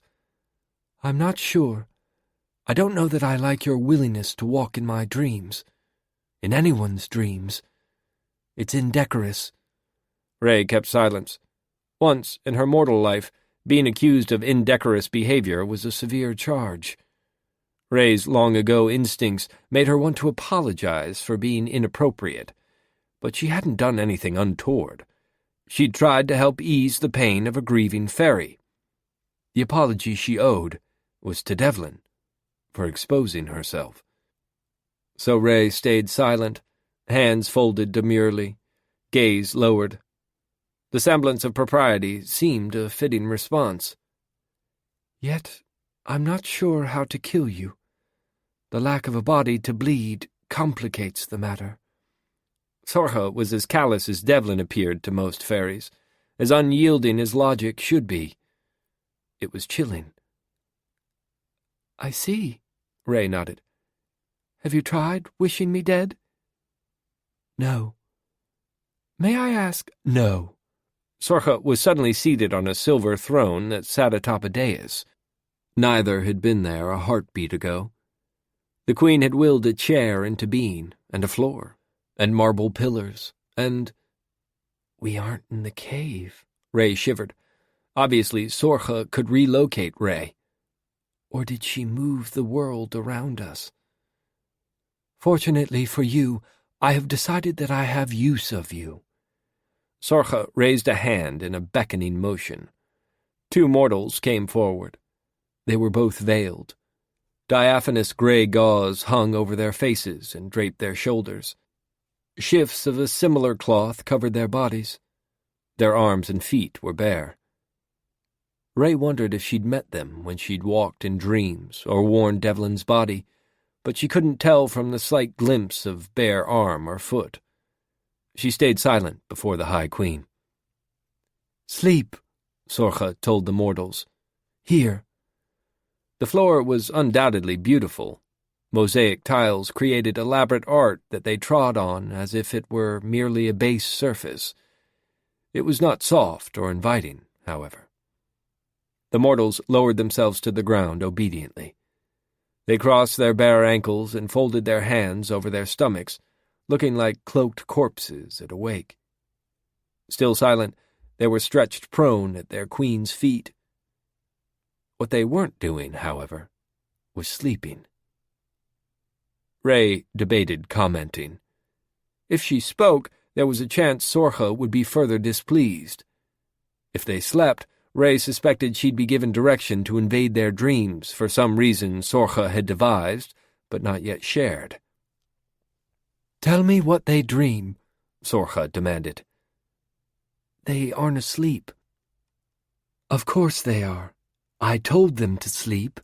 They'll sleep." Sorcha's dispassionate gaze invited no disagreement, but the High Queen was wrong. "I can't go into their dreams if they aren't dreaming," Ray lied. She could give them daydreams. It took far more concentration, but if they were creative, which most mortals in Faerie were, she could even entice them to sleep. She hadn't had much experience with that because Devlin kept her so carefully hidden, but there were a few tricks Ray had practiced covertly when mortals or faeries were within reach. "Make them dream." Sorcha smoothed down her skirts as she sat on her uncomfortable throne. Her attention to the fall of her attire was more concentrated than her attention to the mortals at her feet. "They're awake." Ray wasn't sure how much disappointment the High Queen would forgive. She wished that she'd told Devlin goodbye. "Sleep," Sorcha repeated to the mortals, but they did not. The High Queen could change everything around them, but even she could not control the biological responses of sentient beings. "Perhaps if you gave them pillows and something softer than the floor," Ray suggested. Before the words were fully said, the room shifted. The mortals were now reclining on beds that were several feet thick, more pillow than mattress. Thorny frames twisted up around the pillow mattresses. From the thorns, Spanish moss hung down like curtains. The mortals had not moved. The world around them had shifted, yet they remained in the same death-like positions they'd assumed. Sorcha, for her part, had no reaction to any of it. This was the High Court that Devlin had sheltered Ray from. This was the High Queen in all of her disdainful glory. Ray, however, was not of the High Court. She was in Faerie by accident, and at first she was only with Devlin out of happenstance. Over time, that had changed. Devlin mattered, and would be quite welcome right now. The Queen of Faerie lifted her gaze and stared at Ray. "Tell me what they dream. Now!" On the bed, the mortals breathed slowly and evenly. They fell into sleep, and Ray followed the first one into her dreaming world. The mortal was a worker of fabrics. In her dream, she was in a great open warehouse. It was piled high with bolts of fabric, swathes of fur, and vats of odd items. Uncut stones and sinuous metals were piled at the ready. The mortal sat at a table that spanned the length of the room. On it, sketches were illuminated by backlighting, so that the parchment they were drawn upon seemed to glow. Some of the illustrations were already pinned to model forms. Others were cut from the fabrics, but not pinned or stitched together. The dream wasn't particularly interesting to Ray. It was simply an artist wishing for more tools with which to create new art. Such dreams were not the most tedious ones in Faerie, but they weren't particularly fun to tweak either. Mortals were resistant to dream alteration. Artists were worse still. They'd been brought to Faerie for their creativity, and that creativity was their essence. Ray pulled herself from the artist's dream. "Wake," Sorcha nudged the mortal and then motioned to Ray. "Well?" "She dreams of her art, fabrics, a warehouse, some odd accoutrements for the attire she sketches in her dream," Ray said. The mortal nodded, and Sorcha smiled. But Ray felt dirty. It wasn't that the content was scandalous. It was the sense that she was violating a trust by reporting to Sorcha. She'd never relayed dreams to anyone. "The other." The High Queen gestured to the still sleeping mortal. "What does she dream?" Ray hesitated, and something in her posture must have revealed that resistance. Sorcha was beside her, close enough that Ray was tempted to try wearing her body as she'd worn Devlin so often. It was a last resort, though, a measure to take when she had no other options. It wasn't a secret she would reveal yet. "What is your name?" the High Queen asked. "Ray. I rule Faerie, Ray." Sorcha breathed, her words so soft that they weren't even a true whisper. "All here bend to my will. Air, form, everything. You will obey me, or I will not allow you to continue to exist within Faerie." Ray stayed silent. "What does she dream?" Sorcha repeated. And Ray slipped into the mortal's mind, hoping that the girl wasn't harboring secrets the Queen would want to know. Inside the dream, the mortal was waiting expectantly. She sat upright in what looked to be the exact room they'd left. "Return," a disembodied voice said. In the waking world, Sorcha was speaking to the dreamer. "What?" Ray asked the girl. "The Queen is summoning you. Remove yourself from my dream." The mortal was motionless, but then she glanced left and right as if someone else could come into her dream. With a look of alarm in her eyes, the mortal added, "Hurry now. She is not to be ignored of late. The Queen of Reason has become something other than rational." Ray nodded and stepped back into the room where Sorcha was. you summoned me?" The High Queen's entire posture shifted. Her arrogance faded under unmistakable excitement. Her silvered eyes glimmered as if full moons hid there. She smiled at Ray, not affectionately, but with pleasure. And Ray had rarely felt as frightened as she did in that instant. "It works." Sorcha looked at the mortals and said, "Make ready." The two girls sat up. One came to take the High Queen's outer garment. The other arranged the pillows on an ornate bed that was suddenly there in front of them. The frame was cut of stone, and on it thick quilts were piled in lieu of a mattress. Sorcha leaned close to Ray and whispered, "I will see, my son. You will make it so." Ray couldn't move for fear. "You will depart from my dream once I can see him." Sorcha ascended the half-dozen stone stairs to the bed. After she reclined on it, clear glass walls raised up on either side of her. "Only Devlin or Seth will have the ability to wake me. Tell him, when he returns, that I am safe in my bed." Both mortals curtsied. Neither spoke. "You will do as ordered, and each day you, Ray, will visit me to tell me what my ears and eyes," she looked at the two mortals, "report." "Your Highness, my queen," Sorcha corrected. "I am the queen of all in Faerie. Do you wish to live in Faerie?" "I do." Sorcha raised one delicate eyebrow. Ray curtsied. "I do, my queen. But what if there is danger? Shouldn't we be able to awaken you?" "No." The High Queen closed her eyes, and the glass expanded over her, encasing her. "I have spoken. You will obey." Chapter 19.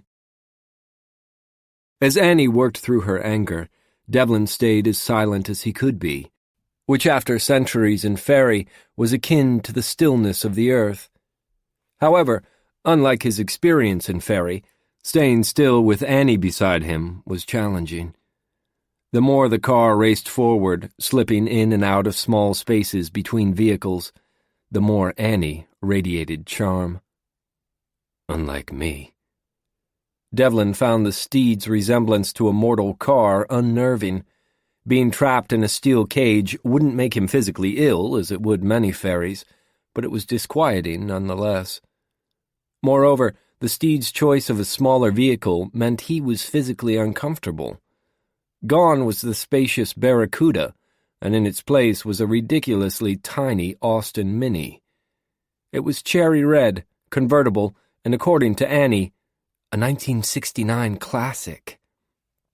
Nothing about it was subtle or designed to blend in, or fit anyone above average height. Added to that was Annie's need to play music at a volume that undoubtedly would cause permanent damage to mortal ears. It was the final aspect in a trifecta of discomfort. "Annie." He raised his voice over the din of someone singing about being tired of cheap and cheerful. She ignored him, so he turned down the volume. "Annie, I'd like to discuss our plan." His voice revealed none of his frustration or worry. "Our plan?" "Yes, our plan. Do you think you could stand against my sister alone?"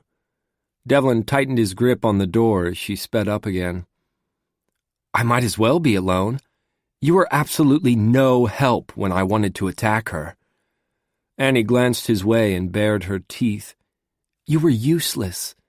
I ought to just leave you along the road somewhere. Maybe if we'd tried, you would have been taken or killed."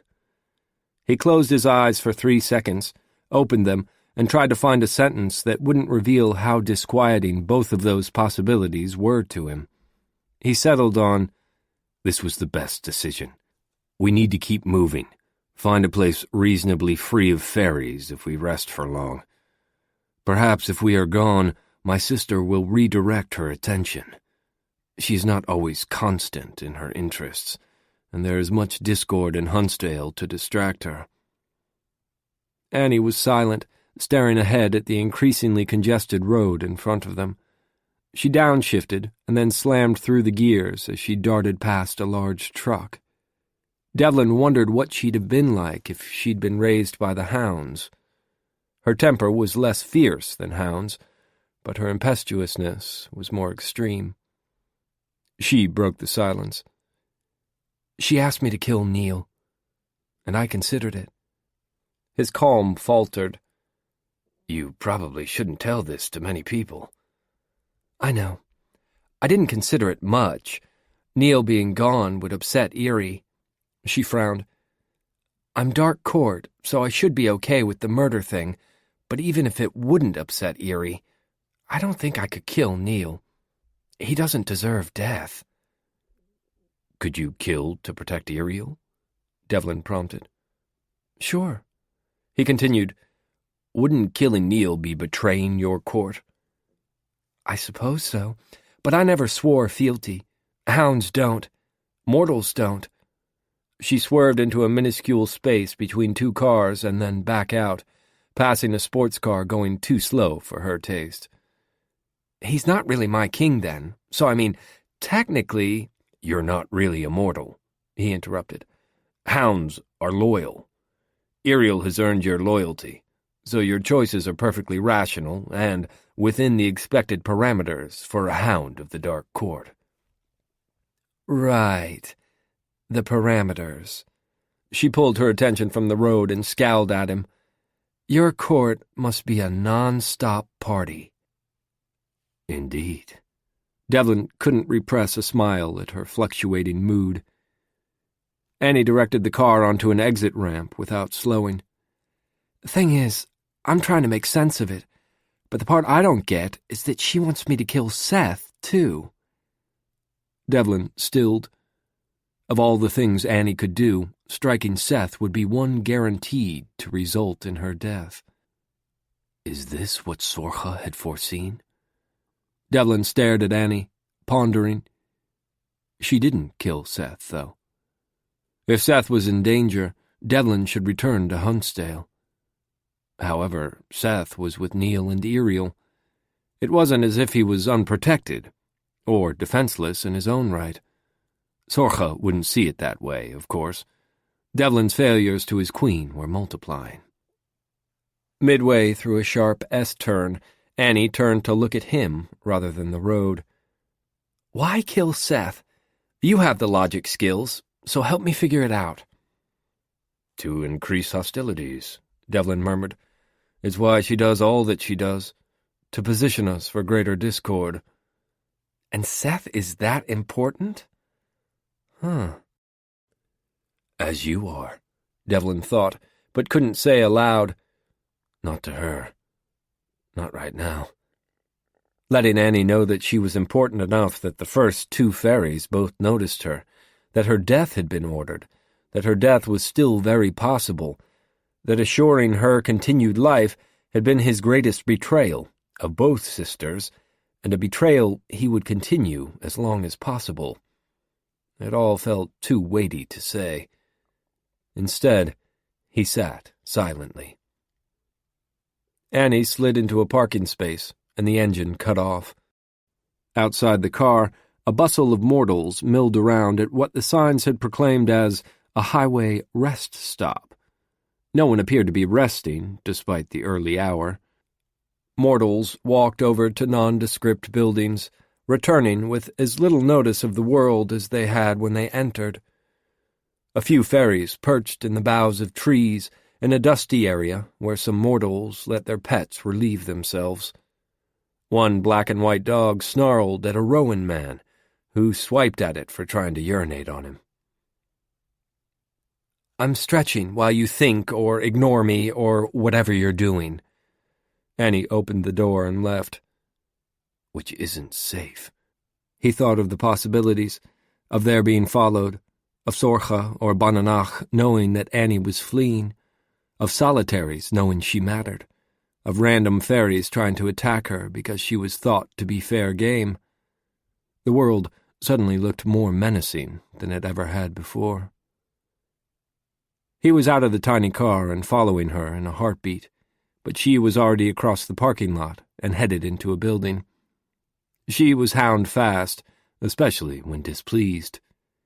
He followed her through a heavy door and was greeted by angry expressions from several mortal women and girls standing at a row of wash basins. "Are you okay, sugar?" one older mortal asked Annie. The woman clutched a small black canister with a spray nozzle. "Devlin," Annie took his hand. She walked the several steps to the door. "You can't follow me into the ladies' room. Out." He looked around, assessing everyone in the room, most of whom were staring at him. He nodded. "I'll be outside the door. If there is a danger—" "I know." Her voice was free of emotion, but the look in her eyes wasn't. She was inordinately pleased by something. While he pondered the curious way she looked at him, Devlin stood outside the washroom, positioning himself as close to the door as he could be without blocking it. And he listened to the mortals talking to Annie. "Are you in trouble, sugar? He seems awfully worried." The same mortal woman spoke. "He's shaken up over a scare earlier." Annie undoubtedly knew that he was listening, but her voice was at a normal volume. "He's sensitive like that, but I'm not. I'm not as afraid as he is." "Bless your heart, you poor things," the woman replied. "Well, I'll wait right here while you use the facilities. He can't come in here, but you're not alone." Outside the door, Devlin smiled to himself at the woman's kindness. Her efforts would be futile if there were a threat to Annie, but if the hound was the mortal she appeared to be, the woman's kindness could be an asset. It was the sort of mortal selflessness that had astounded Devlin over the centuries. The other mortals, who'd kept a distance from Annie at hearing her words, weren't the only sort found in the world. Unlike so many faeries, mortals were unpredictable. Like Annie. It confounded him and made him strangely awed. When Annie walked out, the mortal woman stood protectively beside her. They stopped in front of him, and before the woman could speak, Annie hugged her. "You're a good person." "Well." The woman looked a little startled, but she still reached forward and squeezed Annie's hand. "You be safe." Annie nodded and cuddled against Devlin as if they were something more than strangers. "I will. He'll take care of me. Right, Dev?" "One can hope," Devlin murmured. After a few moments of chatter, the woman walked over to a mortal man who was standing several feet away, waiting for her. Annie stayed pressed against Devlin's side and sighed in a way that evoked a number of inappropriate thoughts. He held his emotions as close to even as he could. He didn't share his secrets or his emotions with anyone. Except Ray. A stray worry for his bodiless friend assailed him. With it came the curious realization that he wished he could introduce Ray to Annie. The hound in question had her fingertips grazing the bare skin under the edge of his shirt. She was still leaning into him as they walked back toward the car. "Annie?" "Hmm?" She stayed near him, acting as if they were... something. "What are you doing?" He was loath to ask, fearing that any answer she offered would be disappointing. He had no business allowing himself fond thoughts of the hound. He'd known for years that it was inappropriate to let emotion cloud his judgment. She looked up at him with a mischievous expression on her face. "How high court are you, Devlin?" He couldn't answer, not truthfully. Or maybe because I don't know anymore. Reluctantly, he stepped away from her. "I am the High Queen's bloody hands, Annie. How high court do you think that makes me?" She hopped up onto the hood of the car, which had shifted form while they were away from it. Once more, it had become a barracuda. Idly, she patted its hood. "Honestly, I think you're a lot more like my court than you're admitting." He stepped closer, so that he was beside her. He lowered his voice and said, You're a child. I wouldn't expect you to... A child? Her voice was dangerously soft, and the glint in her eyes was one he recognized. Part of his mind, the reasonable part, warned him away from answering her, but instincts he typically repressed urged him forward. The two responses warred momentarily, but despite centuries of choosing logic, he knew that logic wasn't what he wanted. If he were truly logical, he'd put her in the earth before he went even further from sanity. His queen might overlook his lapse in obedience. Ray would have to forgive him in time. He needed to put things back in order. I can't. Are you trying to tell me that I imagined your interest when we met? She straightened one denim-clad leg in front of her. The other leg was bent, so that her right foot was flat on the hood of the car. No parsed words. Tell me why you're helping me, or tell me why you won't admit the urge that went with the look back there. You were honestly worried for me. He wanted to take the openings in her sentences to mislead her, almost as much as he wanted to tell her the truth. Does it matter? I just met you, but you seem more worried about my safety than most everyone I know, and that's saying something. She put a hand on either side of her hips, bracing herself. Yeah, I think it must matter. He watched her get ready to spring at him.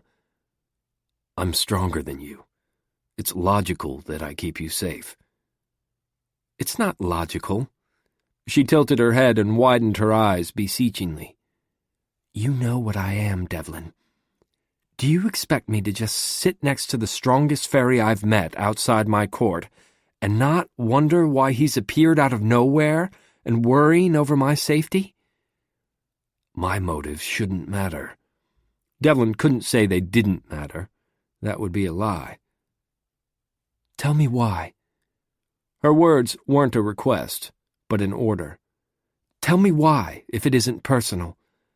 I almost believed it was just business, but you weren't looking at me like business when you followed me, and you sure as hell weren't thinking high court thoughts when I touched your skin. Tell me why you want me with you. He wasn't going to answer that. Not now, and possibly not ever. He held out a hand. Come, we need to go. Just get in the car. Trouble! She interrupted. Annie slid off the hood of the car. Her gaze was no longer on him. He turned so they were side by side. Two Lyurgs approached, one from either side. Another faerie, a female thistle fae, stood a slight distance away. They were dark court faeries, but the Lyurgs often allied with Bananach. Devlin didn't know whether they were sent in pursuit or had simply come upon them. What he did know, however, was that they were a problem that needed to be resolved quickly. I'll take the Lyurgs, Annie said. Not both. He saw Annie out of the corner of his eye and was aware that the car had shifted into a great reptilian beast. The steed and all of the faeries were invisible to the mortals in the parking lot. Come on. She didn't look away from them, but her tone was as good as a glare. There's only two. You go after her. One. He tracked the Lyurgs, watching the calmness evident in the muscles not yet tensed, the heartbeats not accelerating. They were trained fighters, unlike the Thistle Fae, who stayed back watching. You're as bad as Iriel, she muttered, as she lunged at one Lyurg, and Devlin was torn between instinct and an unfamiliar urge to watch her. Logic won. Or maybe a hunger for discord. When it came to fighting, it wasn't logic that ruled him. Then he accepted both sides of his heritage. The precision in eliminating his opponents balanced with the glee in the bloodletting. Come and get it, Annie challenged. A long knife was in her hand as she advanced on her target. A second short knife was in the other hand. Devlin scanned the woods. Several other faeries became clear among the trees. He wanted to tell Annie, wished briefly that he could speak to her as her steed did. But as he glanced at her, she tilted her head, sniffed, and smiled. She was more hound than not. His sight allowed him to know the same thing her sense of scent revealed to her. "More fun, Dev," she called as she tried again to skewer the lyre in front of her. "I'll get at least 2 after all." Devlin reached out, grabbed the lyre in front of him, and before the fairy could respond, slit his throat. "We need to go." Devlin watched as at least 4 more fairies approached from their left. The Thistle Fae turned and ran, which felt more ominous than victorious. Even if the fairies weren't there at Bonanach's behest, the fleeing fairy would likely report back to her. He needed to get Annie farther away. The steed bit the lyre, pinning him in one place. Annie darted forward and sliced through the muscles at the fairy's knees, bringing him to the ground. As she stepped backward, the steed was a car once more, with both doors open. Without a second look at the bleeding lyre, Annie slid into the driver's seat. She shot a glance at Devlin. "We could have taken them." He paused, looking at her, realizing as he did that she was every bit as capable as a young Gabriel would be, and wondered briefly if they should have done so, if they should have pursued the Thistle Fae. "Perhaps we might have. You're a worthy partner, Annie." Her answering grin was more exhilarating than the fight. "Damn right I am."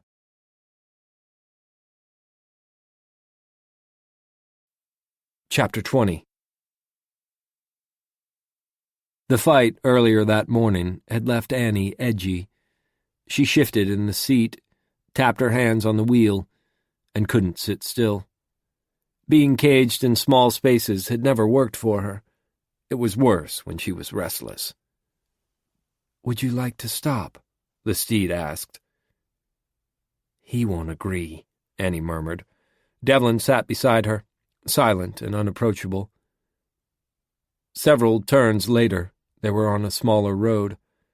Devlin still didn't rouse from whatever contemplation he was in. His eyes were closed. A thumping noise came from the engine as the steed pulled over alongside the road. Beside them a stretch of woods extended into the darkness. "Imply that it's a mechanical thing," the steed suggested. "You need a proper run." "What are we doing?" Devlin opened his eyes and leveled a suspicious glare at her. "Stopping." She opened the door and stepped onto the gravel. No cars were in sight.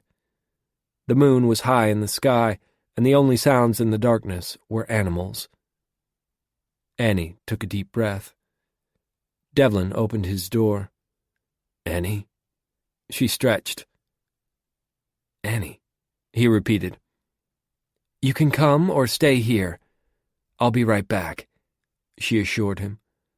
And then she darted into the woods. It had been forever since she'd run, and when she had run, Gabriel always kept her carefully surrounded by hounds. She hadn't been able to decide her own course. The freedom of running as she wanted was unprecedented in her life, and so was being chased. Annie wasn't surprised that he followed. In truth, she was glad. It was unexpectedly thrilling to feel like prey. Devlin kept pace almost as well as a hound. It made her wonder what his lineage was. After about 20 minutes, she stopped, stretched, and waited for him. His emotions were still securely tamped down, unreadable to her. "You're exhausting," he said. "I'm what?" She leaned against a tree, watching him close the last few yards between them. "Exhausting, tiring, capable of wearing on my very last bit of peace." He faced her, as if his attention was only on her, but she had no doubt that he knew where every fairy near them was. Because he is a predator, too.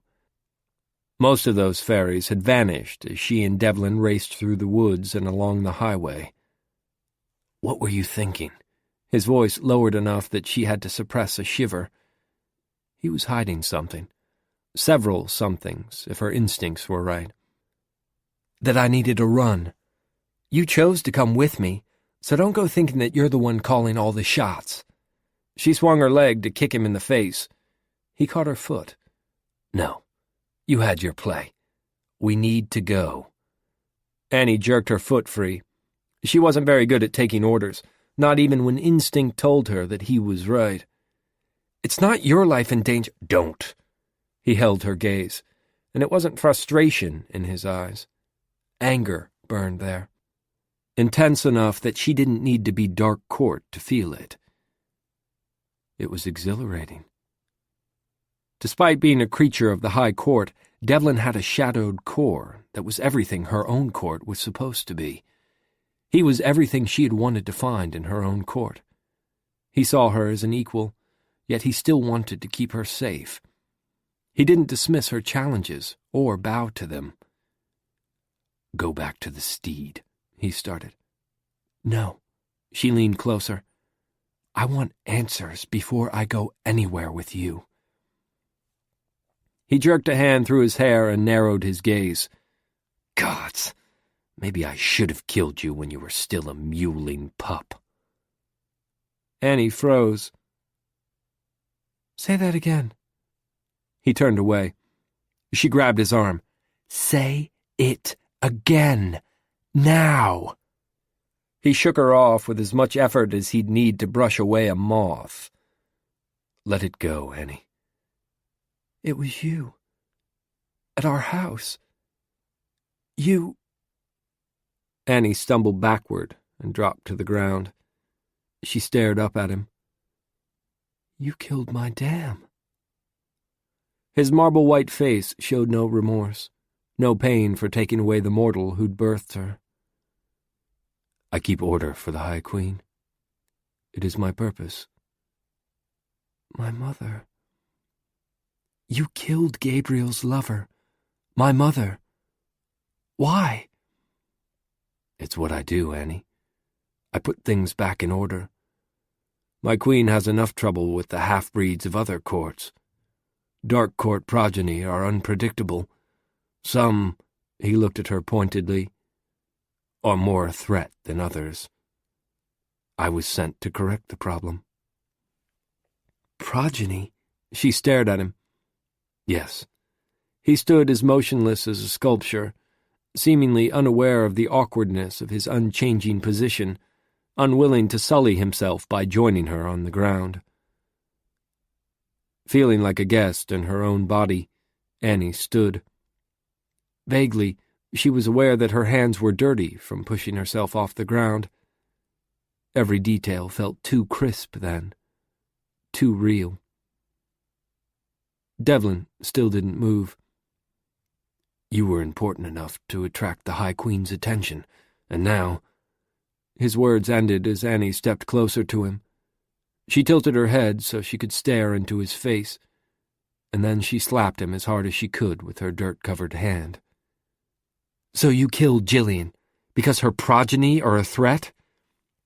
She lifted her hand a second time, but he didn't let her strike him again.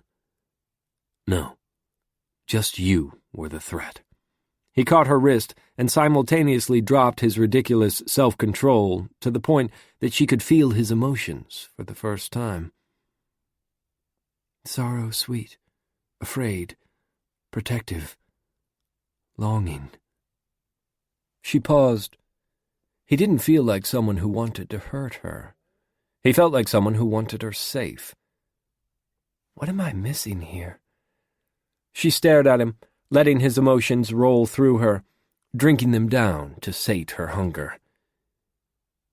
You didn't kill me before. You won't now. Would you kill me if they ordered you to? Bonanoc does not order me. Annie almost smiled at the idea that he could play word games with her. Nice dodge. Try again. Would you kill me if Sorcha ordered it? He didn't move. If she ordered me to end your life, and I disobeyed, I would be cast out of my court.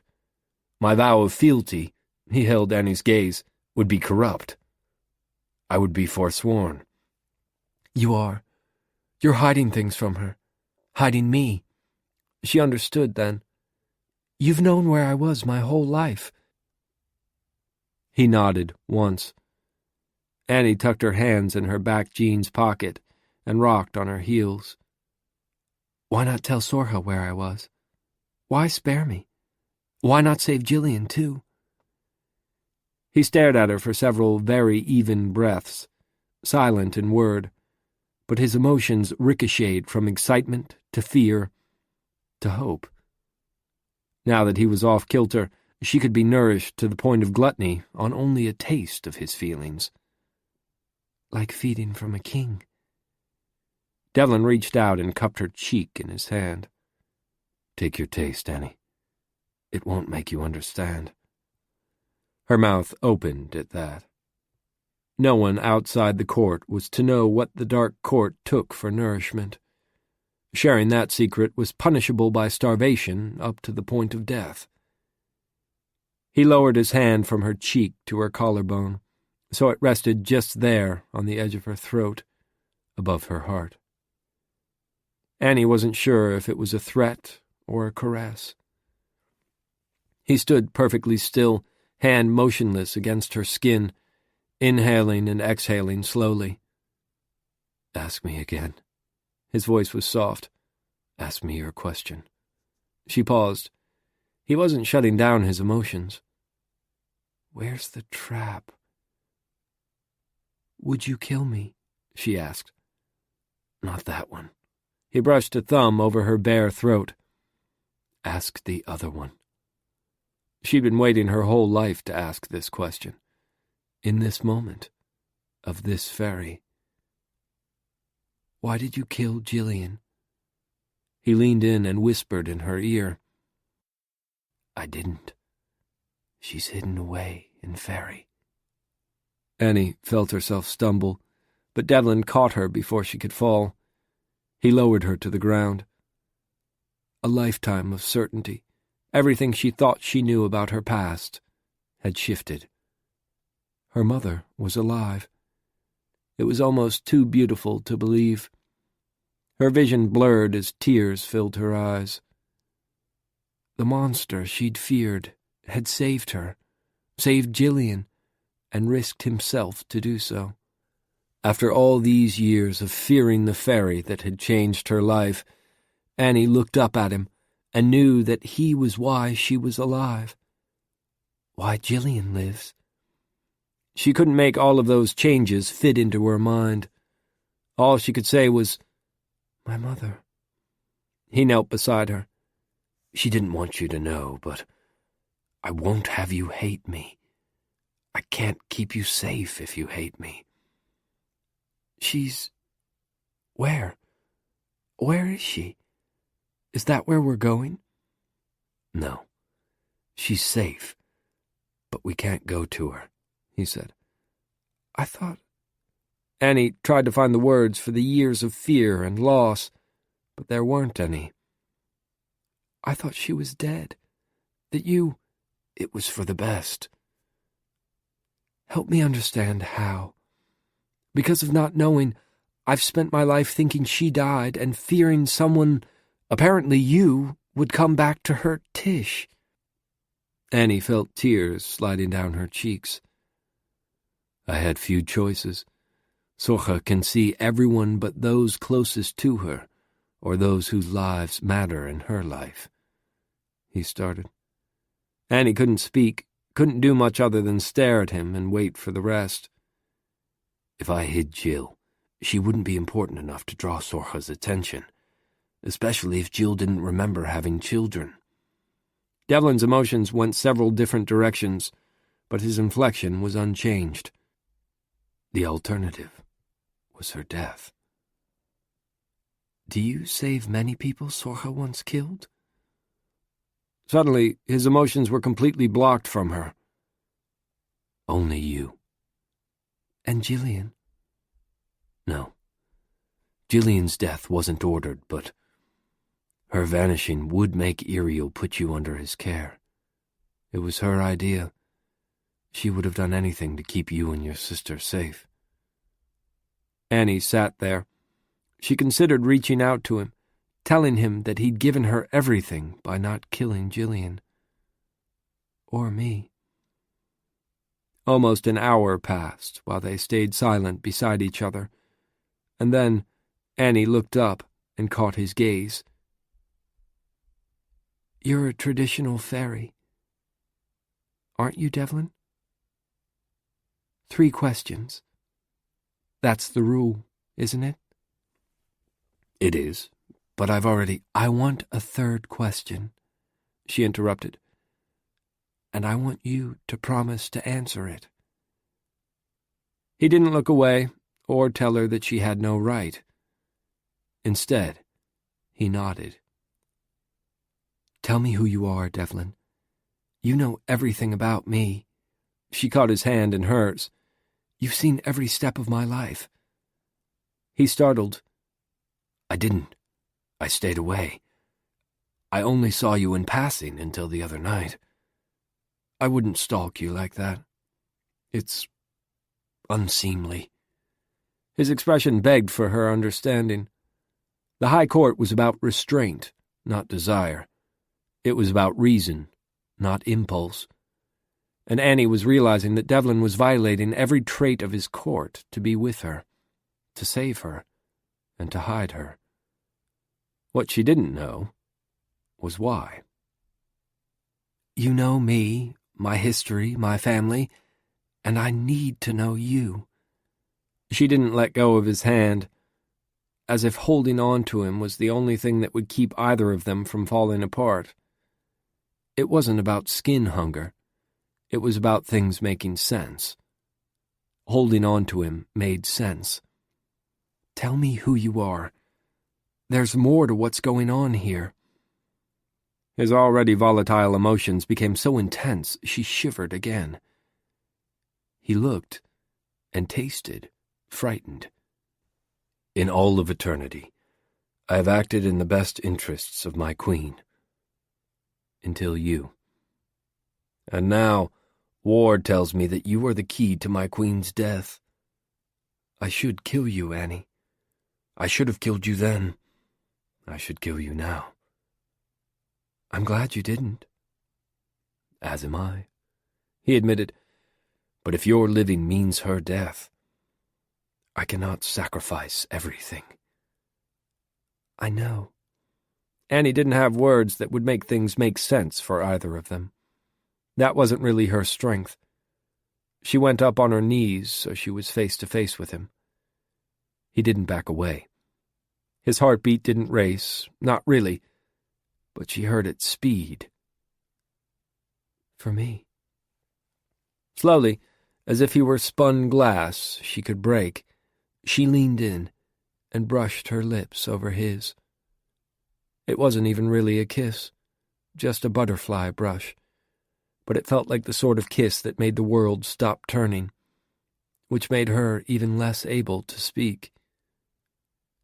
What follows those sorts of sentences, or emotions? Annie started back toward her steed.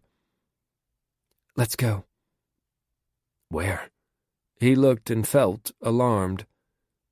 I can't take you to Jill. She's in I know, she said.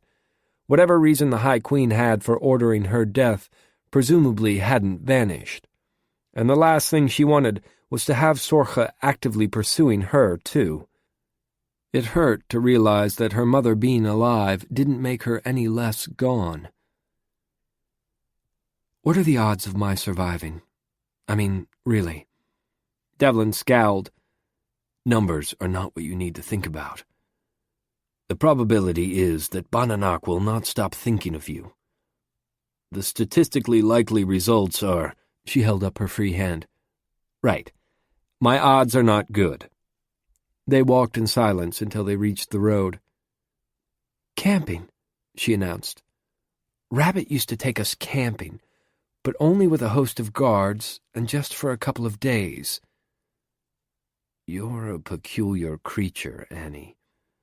Devlin started to pull his hand free, but she held on. Just a little longer. She was pretty certain that this wasn't a side of Devlin she'd be seeing very often. She walked to the passenger side of the car. I want to just go roam in the woods. Cities are probably safer. Reluctantly, she let go of his hand. So that's the predictable answer, right? Bonanoc would figure you'd be predictable, what with the whole high court thing. Let's not be predictable. Devlin paused. If I insist that cities are the better choice, will you run? No. She kissed his cheek before she walked away. You saved my mother and me. You're deadly enough to keep me safe, and whether you like admitting it or know why, you are all sorts of interested in me. I'm not high court, but I'm practical enough to sort out the reasons to stay together. I think I'll keep you, for now. You'll keep me? He gave her a look that she suspected was intended to be intimidating, but a fairy who'd grown up with the hunt and the king of nightmares as playmates wasn't easily browbeaten. For now. She suppressed a smile at the sliver of arrogance in his voice. You're not being as boring as you pretend, and considering my family, that's high praise. Indeed. He put his hand on the passenger door of what was currently an ostentatious red Lexus. Annie walked around to the driver's side and looked over the roof at him.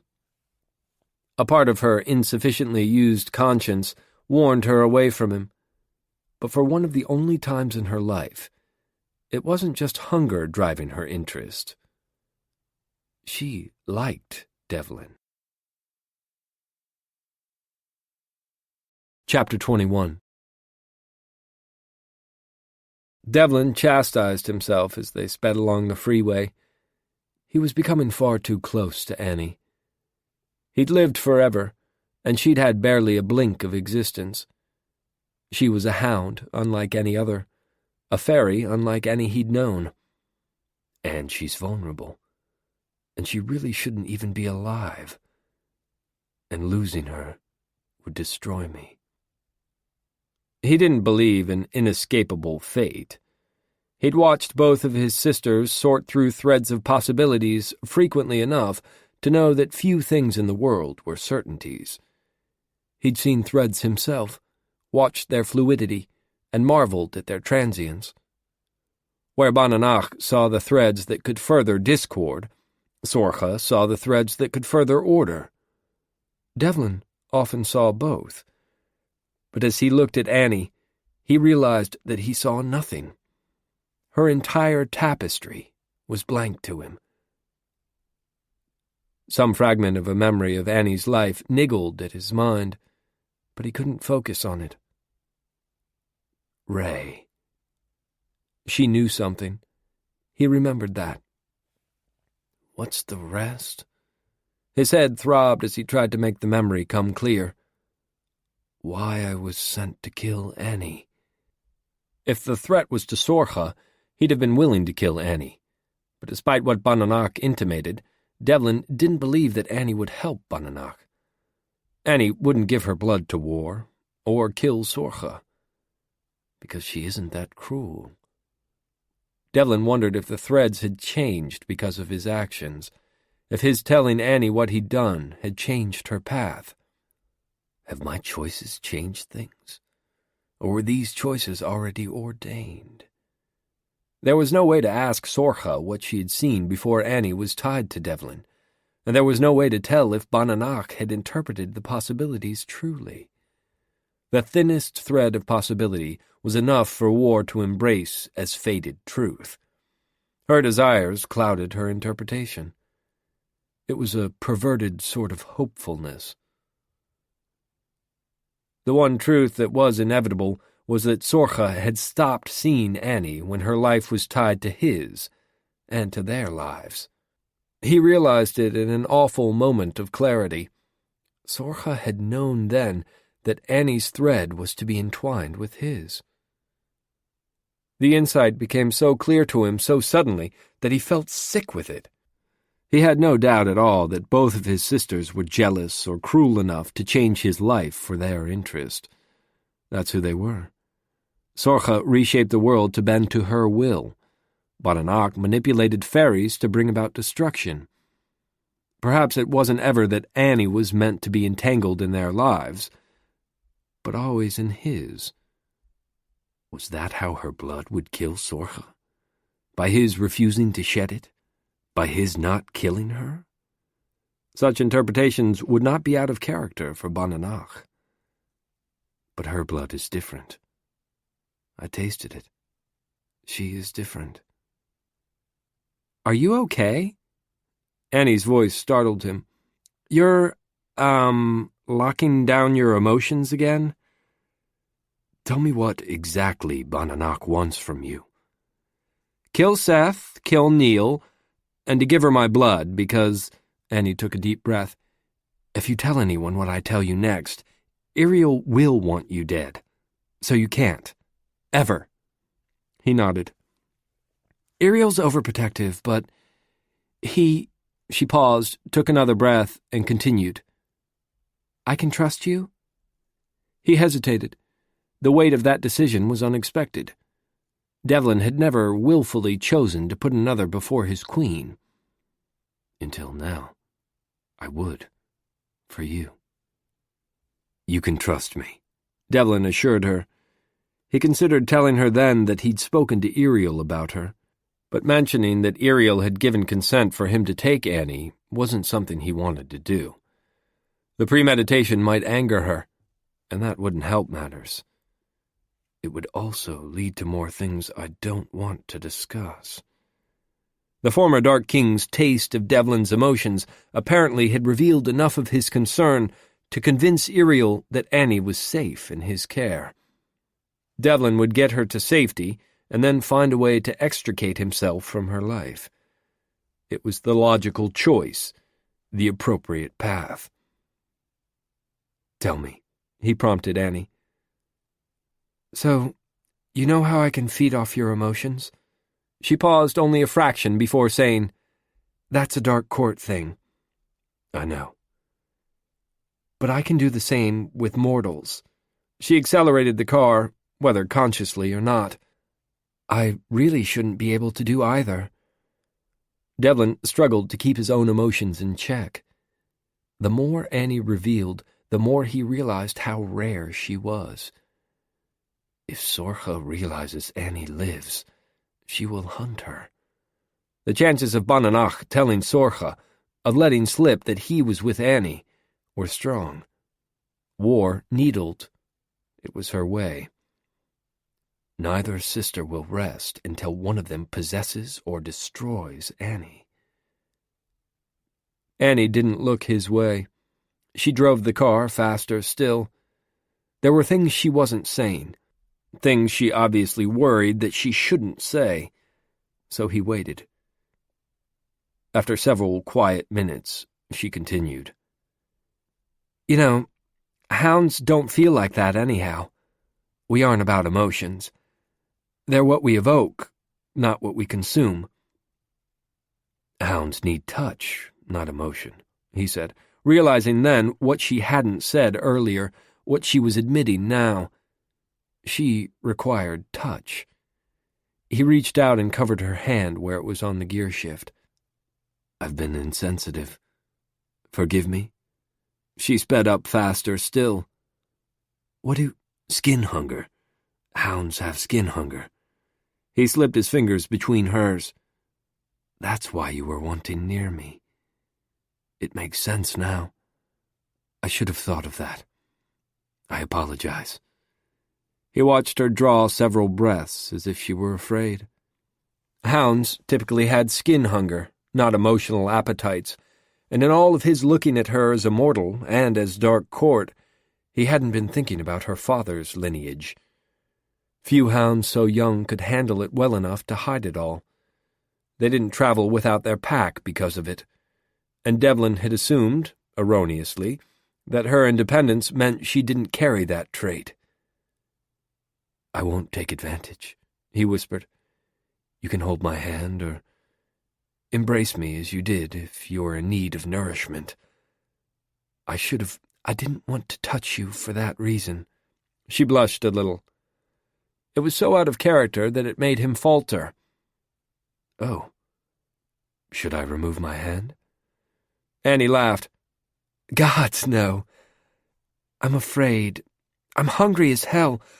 I'm wondering if I'm going to die. Hounds need touch. I'm not sure if it usually gets easier with practice, but for me, nothing seems quite right. I'm getting worse. Devlin looked out the window, not at her, but he lowered his controls so some of his emotions were there for her to taste. He let her in further. Dev? He looked over, but he couldn't speak. The rules he'd lived by for all of eternity were all vanishing. He'd nourished his need for blood over the years, reveled in fighting. He'd taken other pleasures that he knew weren't high court. But at the core of himself, he chose to live as if high court was his instinct. Every day, he had made that choice. "Can I keep hold of your hand?" she asked. "Please? I want to. And I think you want me to." The last words were rushed together, and now she paused. She turned her hand so it was palm up, and the car adjusted around them so it was suddenly in automatic. The gear shift had vanished. "Am I wrong?" No. He squeezed her hand in his. In all of his life, he'd never had a relationship. It was occasionally done in the High Court that two faeries chose to entwine their lives, but no one had ever looked at Devlin that way. He was deemed inapproachable, too fearsome to want, as if they recognized that he was not truly of their court. I am the innocent in this. The thought amused him. Only two faeries had existed before him, and yet he was inexperienced in relationships. What does it matter? I cannot stay with her. I cannot have a relationship. Devlin stared out the window as they crossed the landscape. If Annie survived, Devlin would return her to the dark court, to Iriel and Neil's care, to the hounds. They were her court and family. And he would return to Faerie. That was the order of the world. An aberration of emotion wasn't going to change logical order. Focus on Annie's situation. He pushed his emotions back under layers of high court control and began to think through what Annie had revealed. Somewhere in the details, he'd find the answer. It was simple logic. He just needed to focus. The reasons Bananach had were serious enough that her interest wouldn't wane. Murdering Bananach would be catastrophic, and killing Annie was untenable. So where does that leave us? They couldn't spend Annie's life running, but he had no better plan. Annie watched Devlin close her out. She felt the walls go up. And if not for his hand in hers, she'd wonder if she were alone in the car. He's frightened of you, her steed suggested. Annie didn't want to talk about that. Instead, she thought, what do you think a berry for a name? There was silence. It's short for barracuda. It can be male or female. She switched lanes again and accelerated. I like it. The steed growled happily. It's mine. I am Barry. She smiled to herself. One problem resolved. A few more to go. Unfortunately, the rest of the day was spent in silence. Eventually, Barry whispered, "Sleep, Annie. I will drive." The next 4 days and nights were spent in much the same way, brief stops for food, hours of silence, and fitful rest while Barry carried her farther and farther away from everyone she knew. They passed through the middle of the states, headed west to where there were wide-open parks, natural areas where camping and running were possible. They drove through every city or remotely steel-filled town they could, slowing their progress with mortal traffic, but hiding themselves more fully from faeries.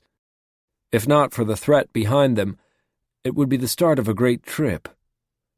It still could be, if he would let me in. She had found Devlin impossibly tempting when she'd met him, and her opinion of him had only gone up after fighting next to him. The revelations he'd shared made her like him, but the passion he hid and revealed during fighting and running made her want him. But as they traveled, Devlin kept his walls up. He spoke less and less, and when he did, it was polite but distant. The silence and distance in such close quarters was maddening. After their brief revelations, she hoped there was something happening between them, but his actions implied otherwise. Late on what Annie thought the 6th day of driving, she pulled into a motel parking lot. The building was surrounded by a thick steel fence. The balconies on the rooms each had steel rails, and the windows had steel safety bars. With the faerie aversion to iron and, consequently, to steel, it was the ideal place for them to rest. As long as the building didn't catch fire, they were safe from faerie and mortal dangers. "I'll stay with Barry while you get a room." Annie touched Devlin's hand briefly, drawing him out of whatever contemplation he was in. He looked at her in confusion. "What?" She gestured to the humming lights that said vacancy, and wondered if he'd ever stayed in a motel. Somehow she doubted that this was what things looked like in Faerie. "A room. Do you have money or a credit card?" "Yes, but—" Devlin frowned. "Barry?" "My steed." She ran a hand over the dash. "Has been named." "I could have given it a name," Devlin grumbled. "He's still upset over the seat adjustments," Barry said with marked amusement. "His knees and head and perhaps arms are a bit sore, I expect." Annie wisely didn't respond to either of them. All she said was, "I'll be right here, just outside the door, inside Barry the whole time." Helpfully, Barry opened Devlin's door. "Why are we stopping? It can—" His seat fell backward. "Barry can drive while you rest." "I want a shower, pillow, bed," Annie gestured. "Please, a room for the night." "I don't suppose it matters." He sounded as exhausted as she felt, and Annie knew that he was no closer to figuring out a plan beyond stay moving than he'd been when they left. "We could kill the raven one," Barry suggested. Privately, Annie agreed, but she didn't know if Devlin would go for that plan. Bonanac was who she was. If moving and hiding for a while would be enough to make her forget about Annie, that was a better plan than asking Devlin to murder his sister. Annie closed her eyes to wait for Devlin to return. The grungiest of rooms sounded like a treat just then. Hot water and an actual bed were rarely as tempting as they were in that moment. They'd be even better if he'd share them.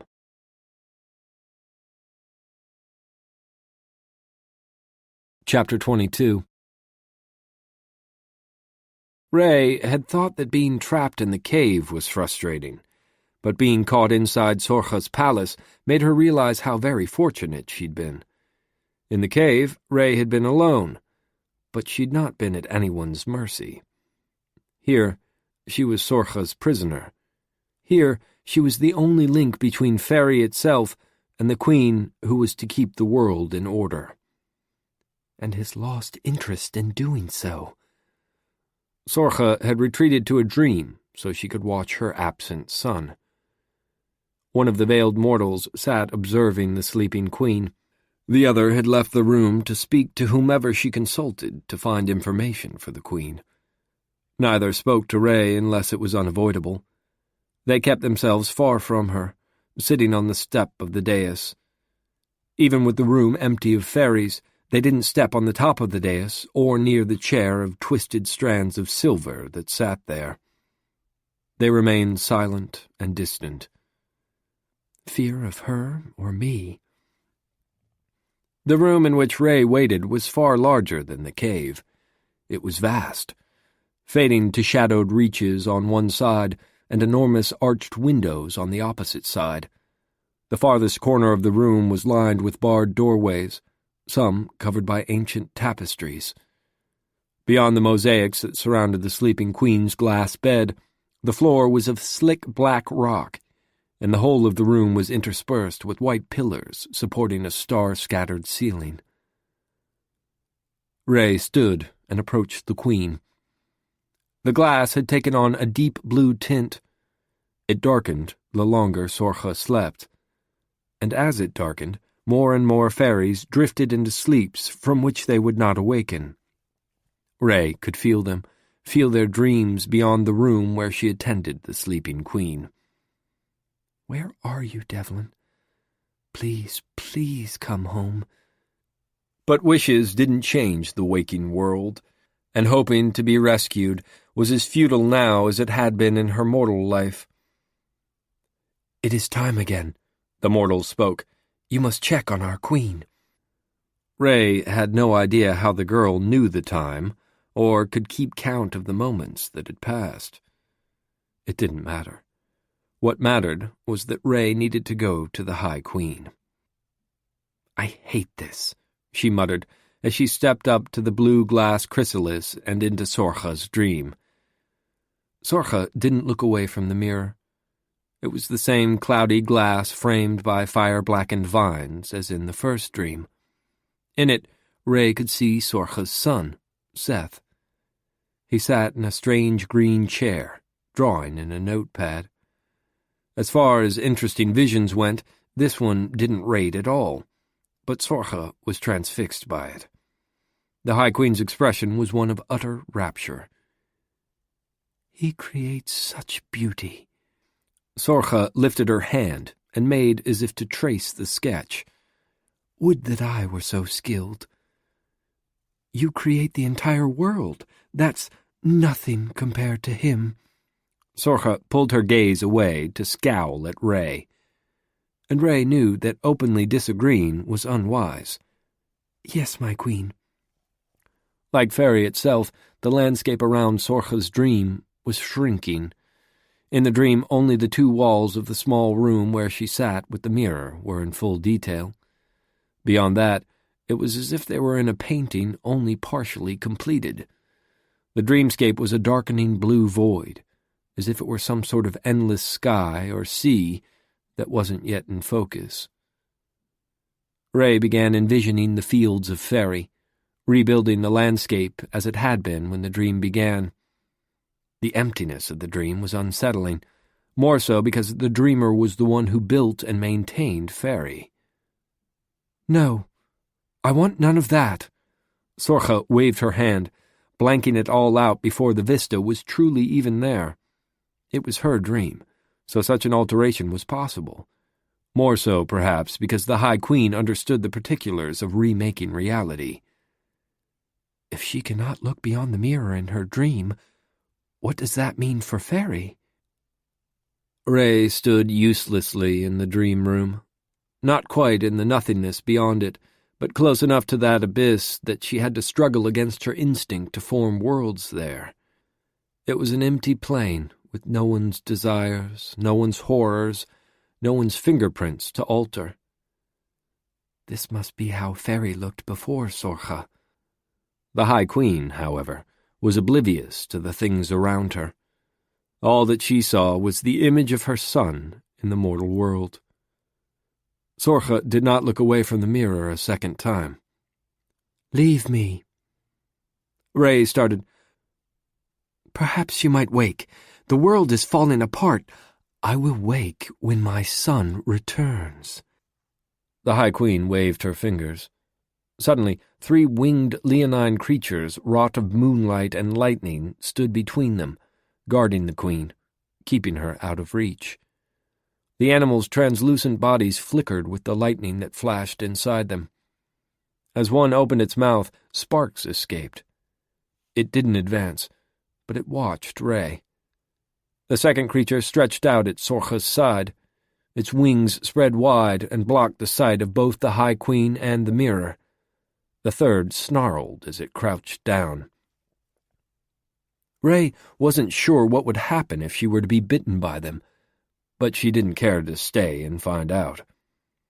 With a barely proper curtsy, Ray turned and stepped from Sorcha's dream into the deteriorating world of Faerie. She needs to wake. Ray had given Sorcha the window into the mortal world. It was an anomaly, but the High Queen was the embodiment of logic.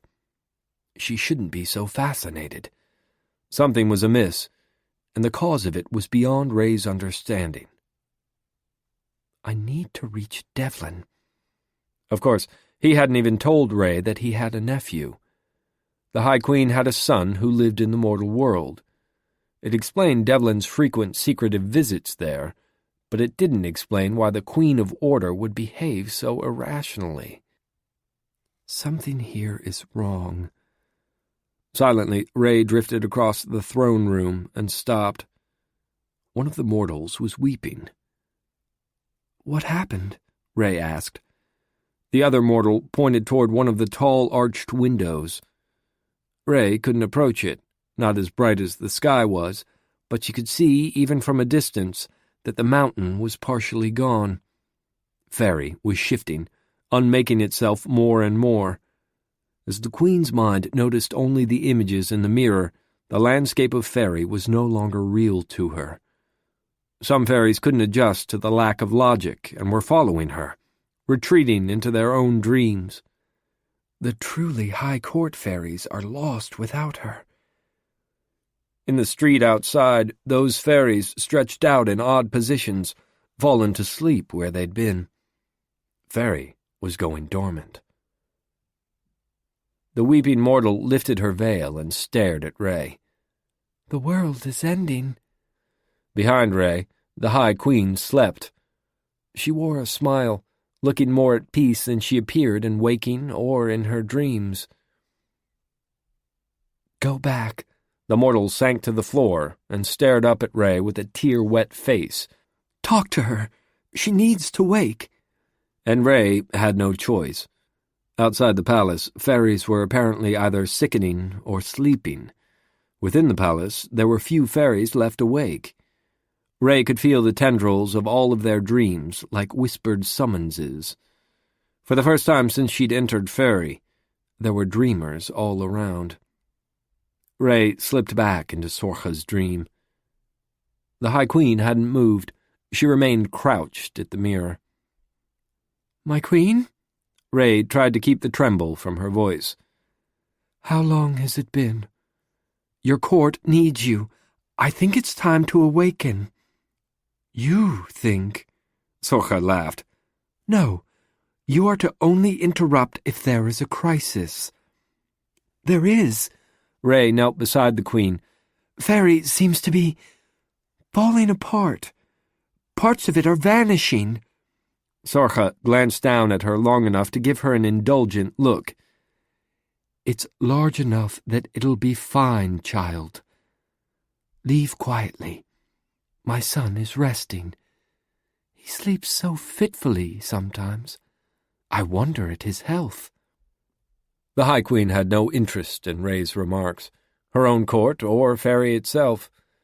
Ray debated removing the mirror, but there was no one around capable of dealing with an angry queen who would be forcefully brought back to Faerie.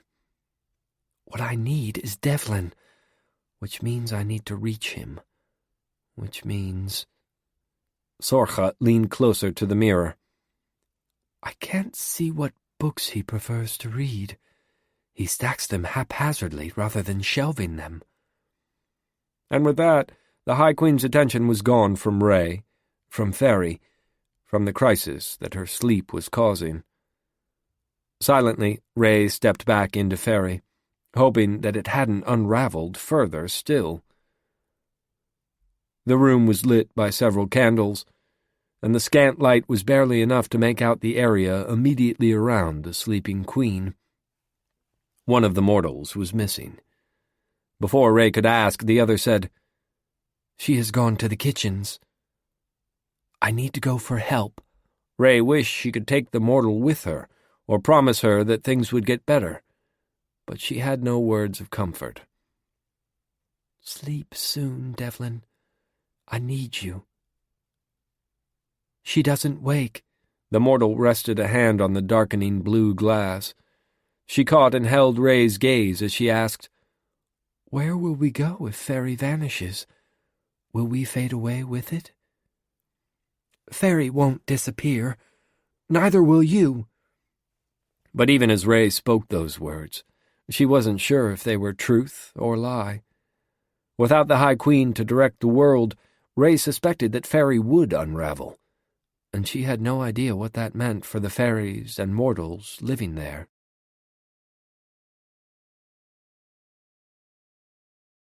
Chapter 23. Devlin slid the key into the door of the motel room with a gratitude that he felt almost embarrassed to admit. It wasn't that Annie's driving was bad. There is appeal in chaos. The car, however, had periodically slid the passenger seat so far forward that he was forced to sit with his legs folded into uncomfortable positions. When it wasn't cramming him into too tight spaces, it was dropping the seat back so that he was lying completely prone. Annie, of course, smiled each time, which was probably the only reason the car needed to repeat it over the past several days' drive at illegal speeds. Neither the hound nor her steed understood the concept of avoiding attention. You speaking to me yet? Annie's tone was confrontational, as was her posture. She leaned against the wall next to the doorway. One hand clutched the strap of the bag slung over her shoulder, and the other hand rested on her hip. Or are you still pretending you're alone? He stared at the angry tilt of her chin. What do you mean? You haven't said a word in at least 8 hours. She walked past him and dropped her bag on the bed. 8 hours? Yeah. She spun and glared at him. 8 silent hours. I was contemplating our situation. Short version? It sucks. Annie folded her arms. He watched her with an affection he needed to quash. All of his high court traits seemed to vanish in her presence. And I like it. She turned her back to him, unzipped her bag, and then added, You were caught between banana— No. He was beside her with a hand over her mouth before the next syllable could be spoken. Don't name her or the other one any more. For safety. Do you understand? Annie nodded, and he lowered his hand from over her mouth. Why? She resumed sorting through her bags as if nothing had transpired. Perhaps for a daughter of the hounds, it wasn't odd. Not only hounds hear well. We were already found once. They will carry news to her, and there are others who want what she wants. Which she? Both have their followers, and I'd rather not kill anyone tonight. I could enjoy a fight, but— He glanced at the closed curtains and then back at her. Me too. She smiled at him as if he was something amazing. It was unnerving to have anyone look at him with such intensity. Devlin forced himself to lift his gaze to meet hers. I'll keep you as safe as I can. And? And nothing. Devlin turned the lock on the door. It wouldn't stop fairies, but it would keep any wandering mortals out. If you go nearer my sister without doing her bidding, you'll die by her hand. If you do that sister's bidding, you'll die by order of the other sister. I'll be the one ordered to kill you. And for some reason, I dislike the idea of your death. He kept his distance, staying close to the door, out of her reach, and keeping her out of my reach. She pulled a change of clothes and a hairbrush from her bag. Wouldn't it be more logical to just kill me and get it over with? You know they're both going to be furious with you, and somehow I don't think they're the forgiving sort. You could go back to Faerie, go back to the way things were. No, I don't want that. I don't want you hurt, and I don't want to go back." He paused and shook his head as soon as he realized what he'd said. "I don't want—" "What?" But Devlin couldn't respond. He stared at her. Silently, she walked into the bathroom and closed the door. Could I go back? Could I hurt her? Why does she matter? Ray had answers. She'd pressured him so often to go see Annie that he was sure now that she knew something. He just didn't know what it was, or why she kept the reason from him.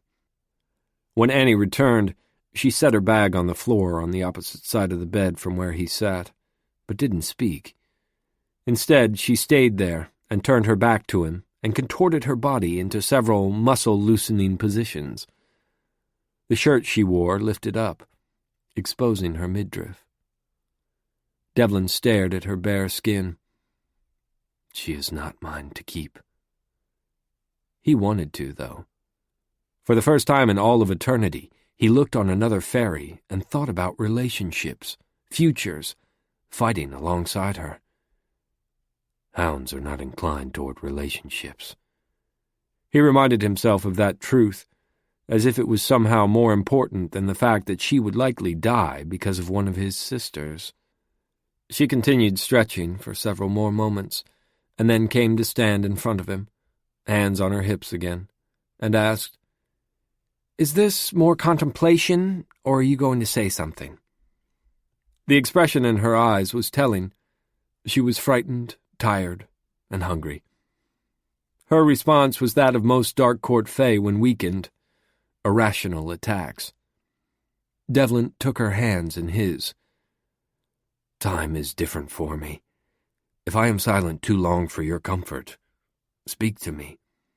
I've never been in a place where regular conversation is required of me. Well, that just...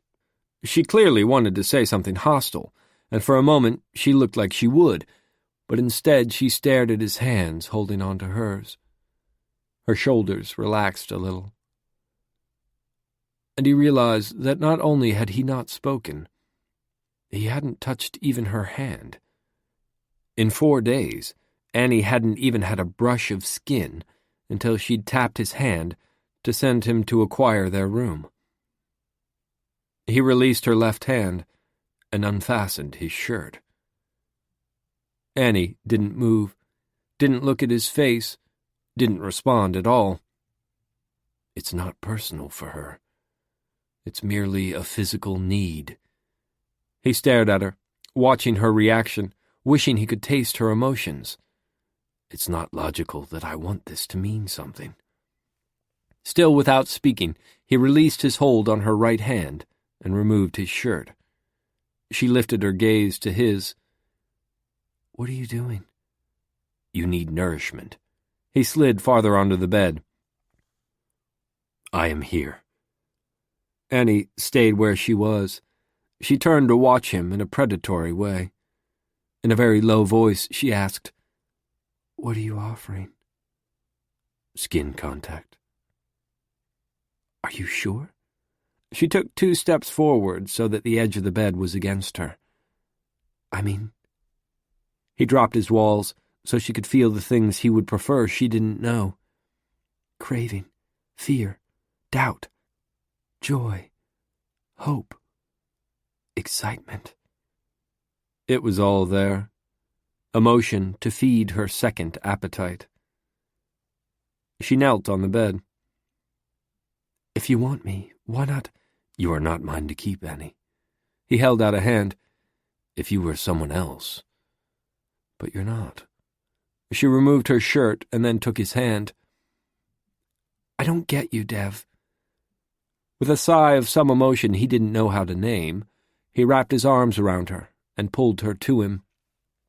Her hand was splayed out on his stomach, and her cheek rested on his shoulder.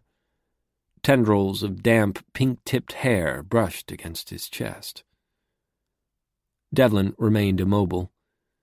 The only indication that he was alive was the rise and fall of his chest. He concentrated on keeping it this way, and on hiding his emotions again. Her nearness frightened him, and he couldn't bear the idea of her knowing how afraid or how happy he suddenly was. Annie, however, seemed oblivious. After an hour or more of being silent, curled into his arms, she pressed a single kiss to his chest, directly over his heart. "You confuse me." "You require contact. It's a logical thing to supply it." He relaxed a little, though, his body and mind refusing to follow the reasonable path. Just for a moment, he let his fingertips graze her skin. She sighed and pressed closer. "If we were in Faerie, and I wasn't me, but just a fairy, what would you say?" "About?" "If I was in your arms like this." "You wouldn't be." He smiled at her curiosity. "This isn't done." "Being near each other? Are you saying there's no sex in Faerie?" She lifted her head to stare at his face. "For real?" "Of course there's sex, but this," he gestured at the two of them, "is not sex. Sex is a very different thing than what we are doing." "What about after?" "After sex, one bathes and dresses." Devlin repressed a sigh of pleasure as she snuggled back into his arms. He'd never simply held anyone, not for pleasure or need or emotion. "Faerie sounds horrible." Annie shuddered a little. Absently, she began to trace some sort of pattern on his stomach. "No, not horrible. Just out of balance." Devlin admitted the truth he hadn't ever spoken aloud. His frequent trips to the mortal world had made him increasingly aware that the beauty of Faerie was missing something. Without shadows, the brightness was insufficient. The dark court's prolonged absence from Faerie had created a void. Faerie was out of balance, and had been for centuries. Is that why Sorcha acts so unwell? He felt guilt at the thought, but it seemed shameful that the Queen of Order kept sending him off to check on a newly made Faerie. "Dev?" Annie lifted her head to look at him. "You're doing that not really here thing again." "I'm sorry," he said, and strangely, he was. Not just for being aloof, but for the moments he'd missed over eternity by doing that very thing. Being reserved wasn't something he enjoyed. Being Sorcha's creature wasn't something he enjoyed. His pleasures were almost all found in the mortal world, where he could lower his self-control for a heartbeat here or there. What would Faerie be like if the Dark Court returned? The thought of it gave him an unfamiliar jolt. If the Dark Court returned home, there would be change in Faerie. And maybe Annie. If not, if he couldn't go to Faerie with her, maybe he could stay in the mortal world. Sorcha had remade Seth. She could make him her assassin. If not Seth, someone else. I could be free. Devlin lifted one hand to caress Annie's cheek. I don't want to be distant. I want to be near to you. She stilled, holding her breath for a moment. He hadn't had a plan beyond removing her from Bananach's reach. Until I know you're safe, how am I to leave you? Iriel could keep me safe. He's not bound to the court. Maybe he'd move, or I could hide. You don't have to, but I want to. He traced the line of her jaw, pausing just under her lips. Want to what? Everything. He felt an unfamiliar nervousness. What are you offering? She asked again, just as she had when he removed his shirt. Asking, he corrected. I'm asking to kiss you. May I? Yes, please, she whispered. It wasn't the sort of consuming kiss they'd shared at the crow's nest. Not at first. For a brief few moments, it was the sort of kiss that he'd never had. exploring and careful, tasting and gentle. Then Annie pressed against him like she was starving. No logic, no negotiations. She was stretched out beside him, and he rolled onto his hip so they were face to face. No discussion. He had no idea where they were going, but in that instant he set aside all thought. As long as she was alive, she was his responsibility. My reason. Mine. As she wrapped a leg over him, his emotions slipped free from the last restraint. Letting down the walls that kept his very un-high-court emotions repressed had become easy around Annie. He liked it. It felt natural. It is. With Annie, it's the way it should be. With Annie is the way An untried emotion filled him. It wasn't appreciation or lust. It wasn't worry or protectiveness. Those were all threaded into it. But it was something else. He felt her pulse race faster as they kissed. A wave of exhaustion washed over him then, and he couldn't focus his thoughts. Abruptly, she pulled back. No. She scrambled backward off the bed. Annie? He held out a hand. Have I offended? No. Her eyes were shimmering with the vivid green of the hunt. She was the hunt, and she could consume him. He felt a thrill of terror. She held her hands out as if to warn him off. I can't if you... just... No, not with you. You're not safe if... You don't know what I am. She ran into the bathroom and slammed the door behind her. Annie sat on the dingy floor and tried not to shiver. She reached up and locked the door. It wouldn't matter. Neither of them would be even slowed by the lock, or the door, for that matter. I won't hurt him. She could hear him on the opposite side of the door. She could feel his emotions. Guilt, shame, fear, worry. If she didn't explain, he'd think he'd done something wrong. I can do this. I can tell him, she whispered. Then she raised her voice and said, Go to the other side of the room. Please? She waited for a couple moments, listening to him walking away. In the still of the room, she could hear his heartbeat racing. Like prey. It didn't make her self-control any easier. Slowly, she opened the door and took 2 steps forward. He stood on the opposite side of the tiny room. His dangerous emotions were walled up again. Did I injure you? Without meaning to, Annie let out a laugh. No. His face didn't betray anything. I would never force... I know that. She sat on the floor with her back to the edge of the door frame. It's not you. Devlin stayed standing. You don't need to explain. Neither his voice nor his posture revealed any of the emotions she'd felt so clearly when she sat with the door between them. But she knew what he'd felt. He knew that she was aware of every emotion that had flooded him.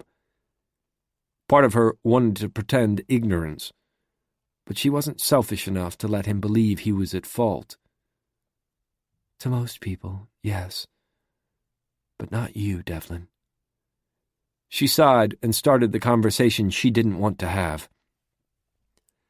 How did you feel after I kissed you at the crow's nest? It had been exhausted? She paused long enough to see him nod, and then continued. Dizzy? Weak? I am the High Queen's bloody hands. I am not weak. He scowled at her. I'd had much to do of late, but... She interrupted again. I drained the energy from faeries. And mortals. Devlin watched her, but he'd locked down his emotions. She hated the fact that he'd done so, almost as much as she hated that he hadn't done so when they were kissing. She pulled her knees to her chest and wrapped her arms around her folded legs. If it's emotion but no touch, I do okay. If it's touch but no emotion, I do fine. Sometimes, though, when it's both... I was drinking your energy that night, Devlin. For a long moment, he didn't respond. And then he asked, And tonight? Annie took a deep breath. I could feel your emotions, so I stopped. I see. Devlin walked toward her. When he was directly in front of her, he knelt down on the carpet. She lifted her gaze. I don't want to hurt you. I do need to be well to keep you safe. His voice was emotionless. That's not why. She closed her eyes. Having him so close was cruel. His hand stroked her hair. I'm sorry I caused you upset. She opened her eyes to look at him. I could kill you. You could have just now, Devlin whispered. I don't think I would have stopped you. She shivered. I don't want to hurt you, she repeated. I want... you. His emotions remained locked down as he ran his hand down her arm. I talked to Iriel. Few sentences could have startled her as much as that did. She stared at Devlin. He told me to be careful, but not why. Devlin whispered. I told him I wanted to take you away, to make you safe, and he said only if it was your choice. Oh. He leaned in and kissed her lightly, lips closed. How deadly are you? I could drain every faerie I touch if they don't know how to keep their emotions contained. I could funnel that energy to my court. I could feed them all. Annie couldn't hide her shudder. The idea of drinking down lives, of feeling bodies grow cold in her arms, was horrific. Bonan, she probably wants my blood for that reason. I'm not sure how, but if she could use it, she could feed on mortals, halflings, faeries. Killing would be a way to feed the court. She likes killing. Devlin held her gaze. I won't let her use you. Eerie would use me too. He told me to kill you if I needed to. And would you kill me, Annie? Devlin held out his hand. Annie slipped her hand into his, and he stood and pulled her to her feet and into his arms. I don't want to. But if your kings ordered it, he prompted. Disobeying my king, or Eerie, would mean leaving my court. She stepped out of his reach. But I'd rather not kill you. And I you. He kissed her forehead, and then he walked over to the bed. She stood, motionless. Come. I will keep my emotions hidden away so I can be next to you. He folded the covers back. Tears threatened. Are you sure? Never more in my life. He held out a hand again. Rest now, Annie. Even potential murderesses need their sleep.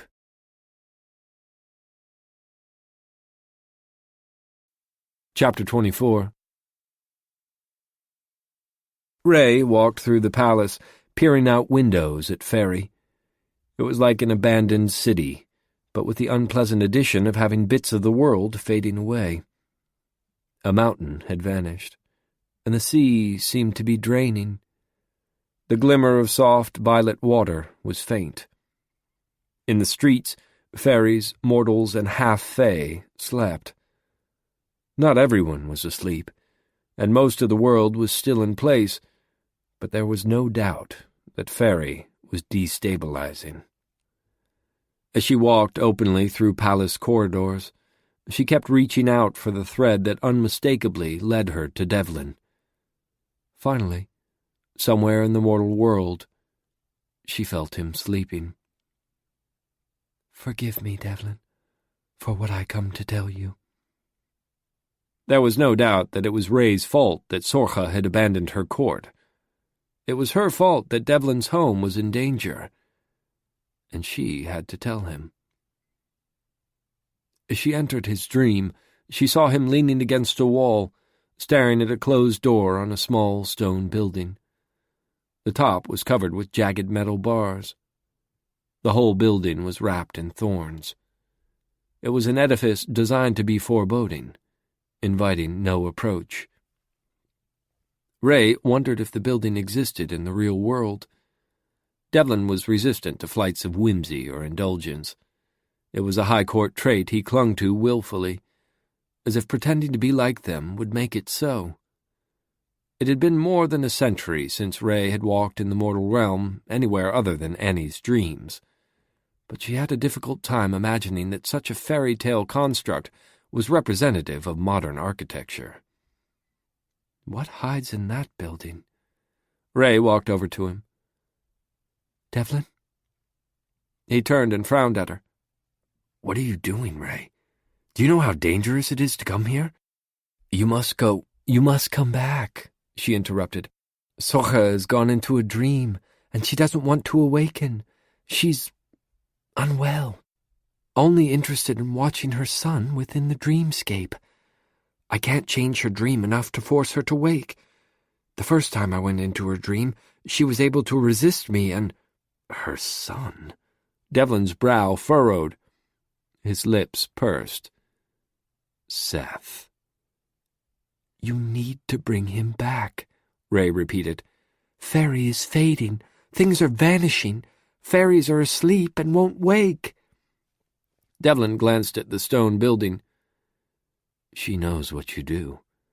And now Faerie is unraveling while she stays in a dream watching her son. She would destroy Faerie mourning his absence. Such a thing is not logical.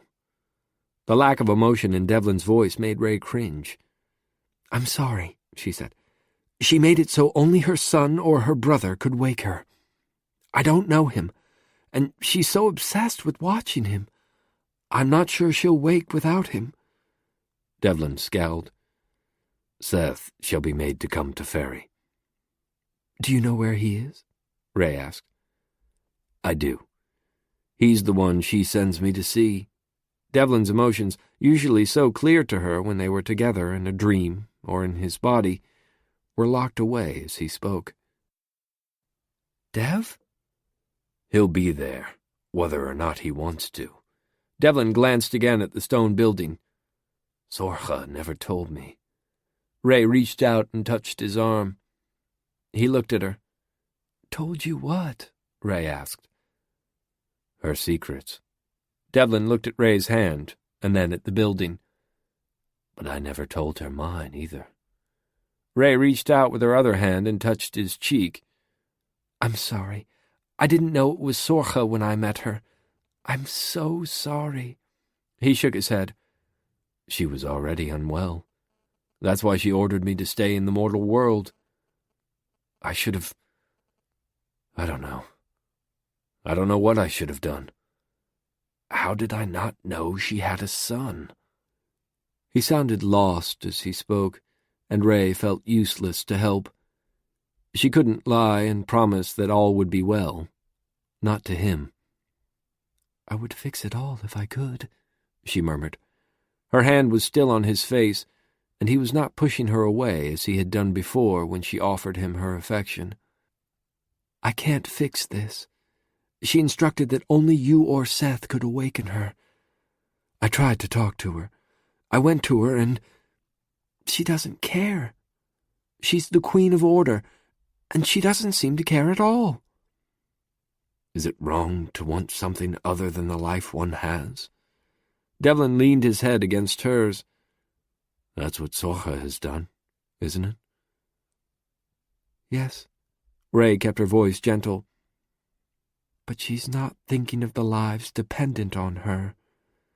Devlin laughed mirthlessly. I won't fail Faerie. I never have. I know. Ray smiled at him. You're different from her. stronger. No, I'm not. I understand what Sorha's doing. Love makes you foolish. It makes you throw every bit of logic away. Do stupid things. Dangerous things. His eyes flashed shimmers of color as he spoke. It's her. Annie. She's the new life I want. For her, I might throw the world into chaos. No. Ray put her hands on his shoulders before he could retreat. Even now, you would think of the good of Faerie. Unlike Sorcha, you've spent eternity balancing passion and your practicality. If you were a king, you'd still protect your court. She would too, if she wasn't unwell. Devlin caught Ray's gaze. He stared at her silently for several moments before saying, You came to me in a dream in the mortal world because of Annie. Ray stepped backward, putting distance between them. You keep secrets from me, Ray, he said. She opened her mouth to reply, but he held up a hand. I know you do, and I'm not asking what they are. What I need to know is whether Annie is safer with me in Faerie or here without me. I can't tell you that, Ray whispered. She is important. Forgive me for what I cannot say, but treasure her. She is dangerous, lethal, but she's also essential. I would give my life, what there is of it, to keep her at your side. Treat her with the care I know you harbor for me. Devlin stared at her as if he would read secrets from her skin. Then he nodded. What happens when you return to Faerie? It depends on if there's anything to return to, Ray admitted. It's disappearing too quickly to predict. I'm not sure how long Faerie will last if she doesn't wake. I'll retrieve her son. Devlin's tone was no longer unreadable. He was angry now. Go back and try to talk to her. Tell her that Seth is on his way home, that her brother brings the child she wants. Tell her that if Faerie isn't as it should be, her son might not be able to reach her. Ray couldn't respond to whatever anger drove Devlin. She knew that the High Queen had done plenty to push Devlin away from her, but this was new. The anger was unfamiliar. Things were shifting, and while Ray didn't understand them all, she nursed hope that they were leading to the future she'd glimpsed so briefly. Devlin walked over to the stone building. One wall became glass. Inside, Annie slept. She was holding a black-handled knife in her closed fist. He put a hand up as if to touch the barrier. She's ferocious and strong. My sisters want her death, but I need her to live. You always have, Ray murmured. He looked over his shoulder at Ray. I hope you are there when I return to Faerie. Ray nodded, and then she reached out and took Devlin's hand. He pulled her into an embrace and held her tightly. I wish I could keep you here or bring Annie there. I wish we were all hidden away in your cave, that you were safe with Sorcha, that Annie was safe from Bananach. Be careful? She asked. No. He shook his head. I think I'd like to be truly not careful. Not for just a few hidden moments, but often. I was made of order and discord. Perhaps it's time I let myself know both sides. Ray stretched up on her tiptoes and kissed his cheek. I love both sides, Devlin. I always have. He said nothing for a moment, just held her carefully. Then he said, "I will bring Seth to Faerie. Wake the Queen. But after that, I'm not sure." Ray wanted to tell him that there was another path, but she couldn't speak that. She could only hope that he would see it. "If there is a way, I would always be where you are." Devlin's voice was muffled as he held her close. "I'll be home soon." After he turned away, Ray created a mist in his dream to hide her presence and whispered, "Forgive me, Devlin." And then she reached for the thread of Annie's dream and held the two fairies' dreaming minds in her hands. She stitched the two sleeping fairies' dreams together. If Ray wasn't dead, she could unstitch them later. But if Faerie was gone and her with it, Devlin would need some other way to give in to his emotions. Ray could give him, and Annie, a plane where Annie's lethality wouldn't hurt Devlin, and his high court restraint could be loosened. Chapter 25.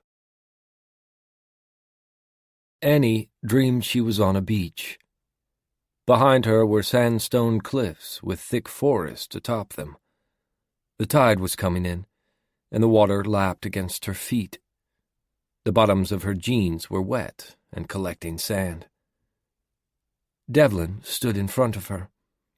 He looked around as if expecting to see someone else, too. "What if this isn't just a dream, Annie?" "It is," she insisted. "Do you dream of me, then?" He smiled, freer than he was in the waking world. "Maybe." She blushed, but she didn't let her attention waver. Her gaze took in the details, the foreboding posture and inhuman eyes, the more-than-fairy strength, and not high-court violence that were just barely hidden. "You're easy to look at." "As are you." He reached out and caressed her face. With a serious expression, he traced the edge of her jaw with his thumb. "You're beautiful, Annie.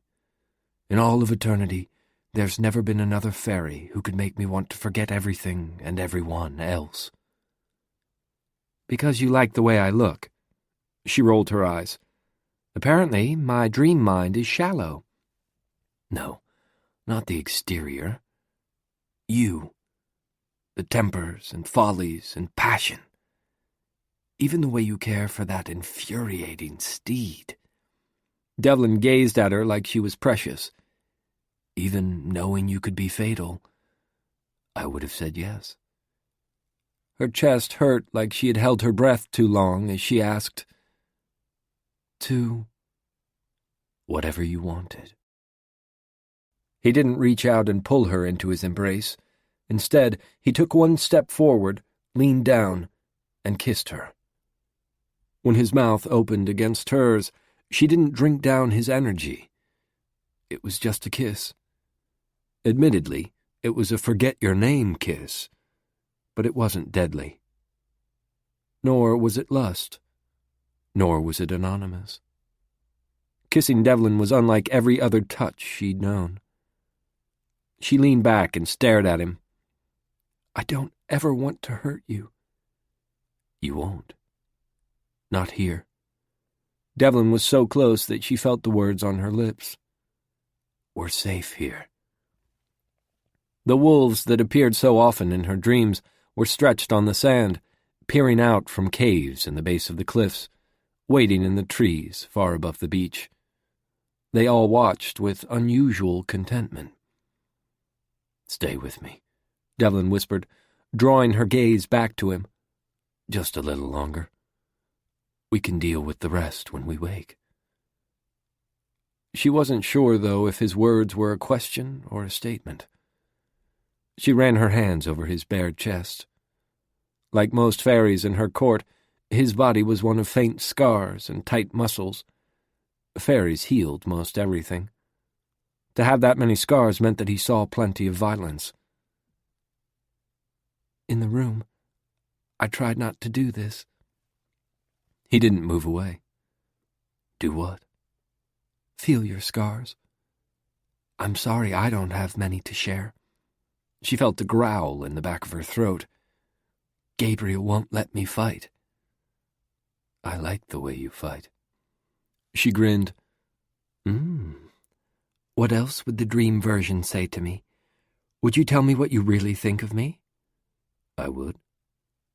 Would I want to know? I'm not sure. He kissed her again, briefly this time, and added, Why don't you ask me when you are awake, Annie? At his tone, Annie wondered if this was a dream. She stepped back and looked at him. He stood topless and barefoot on the beach with her. The sea beyond them was motionless, but for the splashes of curious beasts that occasionally broke the surface. It felt like neither dream nor not dream. Am I dreaming? She whispered. We both are. If this is a dream, why can't I make clothes vanish? Annie spoke to herself as much as to him. She reached out to his jeans. Buttons, zippers. It's silly to have these in a dream. He didn't resist. It is. They're a nuisance in the waking world, too. Annie gasped as he slid his hand under the edge of her shirt. I'm dreaming. Yes, but this... His fingers curled around her side. He tugged her closer. Real, too. Then he kissed her, emotions raw and available. When he pulled back, he told her, You were the one who stopped, Annie, not me. For your own good, she reminded. You underestimate me. He wasn't walking away, nor was he weakened by the energy she was drowning in. Don't walk away this time. For a beautiful moment, she was reminded of the first instant when she'd seen him, shadowed and looking like trouble. She'd thought him like Iriel then, but as she pulled him to the sand with her, she admitted that Devlin had replaced Iriel as her fantasy that very day. She unbuttoned his jeans and gave herself over to the kisses she'd craved. Annie jolted awake, still in Devlin's arms, but they were in the motel, not on the beach. For a moment, there were more emotions washing over her than she'd thought she could swallow. She closed her eyes and let the skin contact and emotional deluge fill her up. But touching could be enough to weaken him if he was letting his emotions free simultaneously. It wasn't as bad as kissing, but it was still dangerous. Stop something, she whispered. Rather than stop holding her, he walled his feelings up. He ran his fingers through her hair, tugging gently as the sleep snarls caught on his fingers. Annie felt better than she had since she discovered her dual appetites. I'm sated. You sound surprised. His hand continued down her shoulder and onto her arm. It's the first time. She kissed him quickly, lips closed, and then rolled over and stretched. Ever. Good. He didn't move at all or have any inflection in his voice. The lack of emotion was so different from the version of him in her dream that she felt a foolish surge of sadness. In her dream, Devlin had no barriers, no hesitation, no impenetrable wall. He'd reached for her hand. He hadn't needed to hide his feelings. But that wasn't real. In the real world, Devlin couldn't kiss her with his emotions laid bare. She'd drained the life from him. Do you want a shower before we leave? She sat cross-legged beside him. He still hadn't moved. His brow was furrowed, and his emotions were locked down. We should talk. About? Her heart began to race, pounding like a drum. Not all faeries had the same sensitivities, but she'd begun to realize that Devlin was attuned to hunt-like qualities. Her thrumming pulse was as clear to him as a thundering bass would be to most faeries. I received a message. Wait. She put her hands on the mattress on either side of his still bare chest, bracing herself as she leaned over him. She kissed him for just a moment, lost herself in the touch of his lips against hers, his breath tangled with hers, his skin against hers. His hands were on her hips, not pulling her closer or pushing her away, just keeping her steady. It wasn't like the dream, but it wasn't all restraint either. He stared up at her curiously for a moment.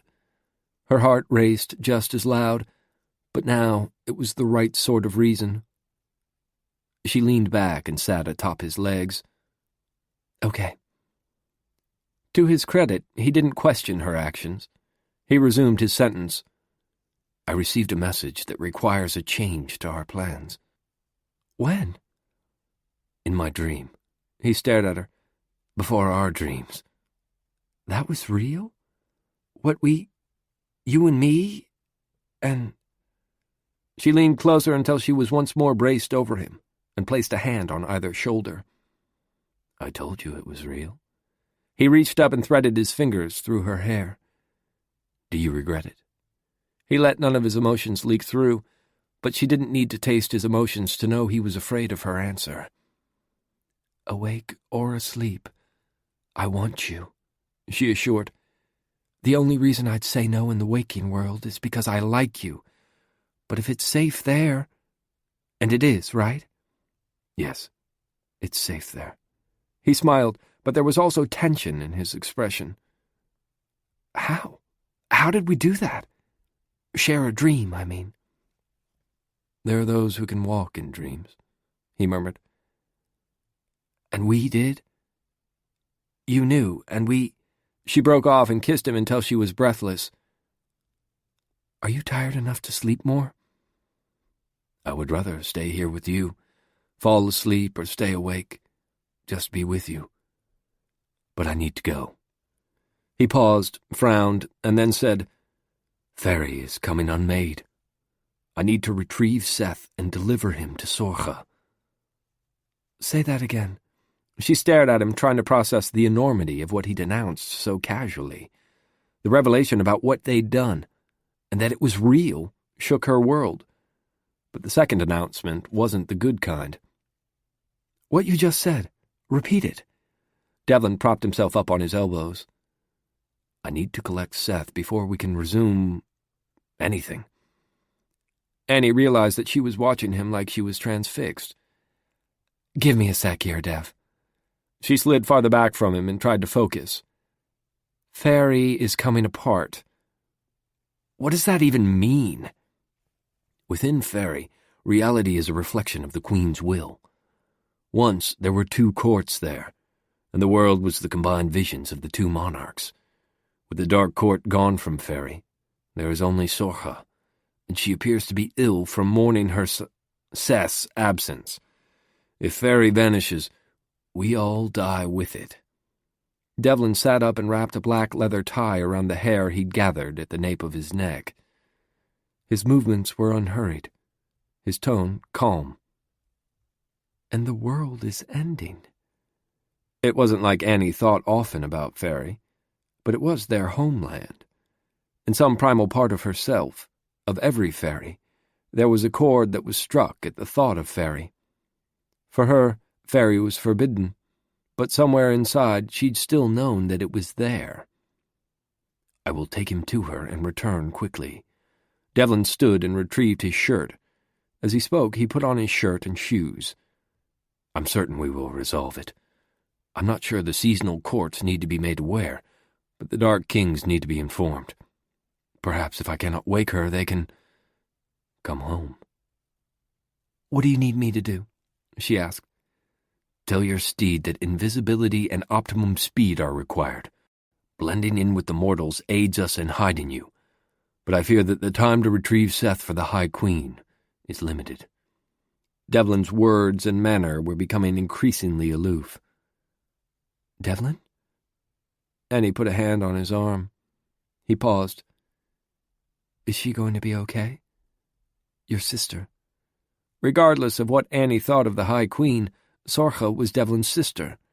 If Tish were sick, Annie would be lost. The High Queen has never been ill, he said. I will do what must be done, but I cannot say that I am without worry or frustration. Her behavior is... He stopped himself. The High Queen shouldn't mourn. She should not grow ill over emotion. Something else has happened. But Ray didn't tell... Ray? She delivered the message from Faerie. You know Ray, Annie said slowly. Ray from the dreams. Yes. Devlin gave her an unreadable look. His emotions were so tamped down that she had no idea what he felt. She didn't know what to say. And when she didn't respond, he asked, What do you need to do before we depart? Give me 15 minutes. She walked past him to the bathroom. Ray is real. Annie had just learned that her dream with Devlin was real, but hearing Devlin mention Ray so casually startled her. Who is she to him? What is she? Annie absently went through the motions of washing up and brushing her teeth as she replayed every detail she knew about Ray. There were more questions than Annie could fully process, but in light of what Devlin had told her, asking about Ray seemed unnecessarily selfish. Chapter 26. Devlin held Annie's discarded shirt in his hands. He'd kissed Annie, shared a dream with her, and for a few brief moments his life had been his own. After an eternity of existing as an object in an endless conflict between his sisters, the possibility of living on his own terms was intoxicating, and interrupted already. Sorcha's maudlin emotion over Seth was forcing Devlin to choose between staying at Annie's side to keep her safe from his mad sister, or abandoning her because of the solipsism of his other sister. Being near Annie had made him realize he wanted a life that he knew he couldn't have as the High Queen's bloodied hands. He was made to exist as the fulcrum between order and discord. He only had value because he served the will of the unchanging Queen and reminded war not to kill them all by killing order.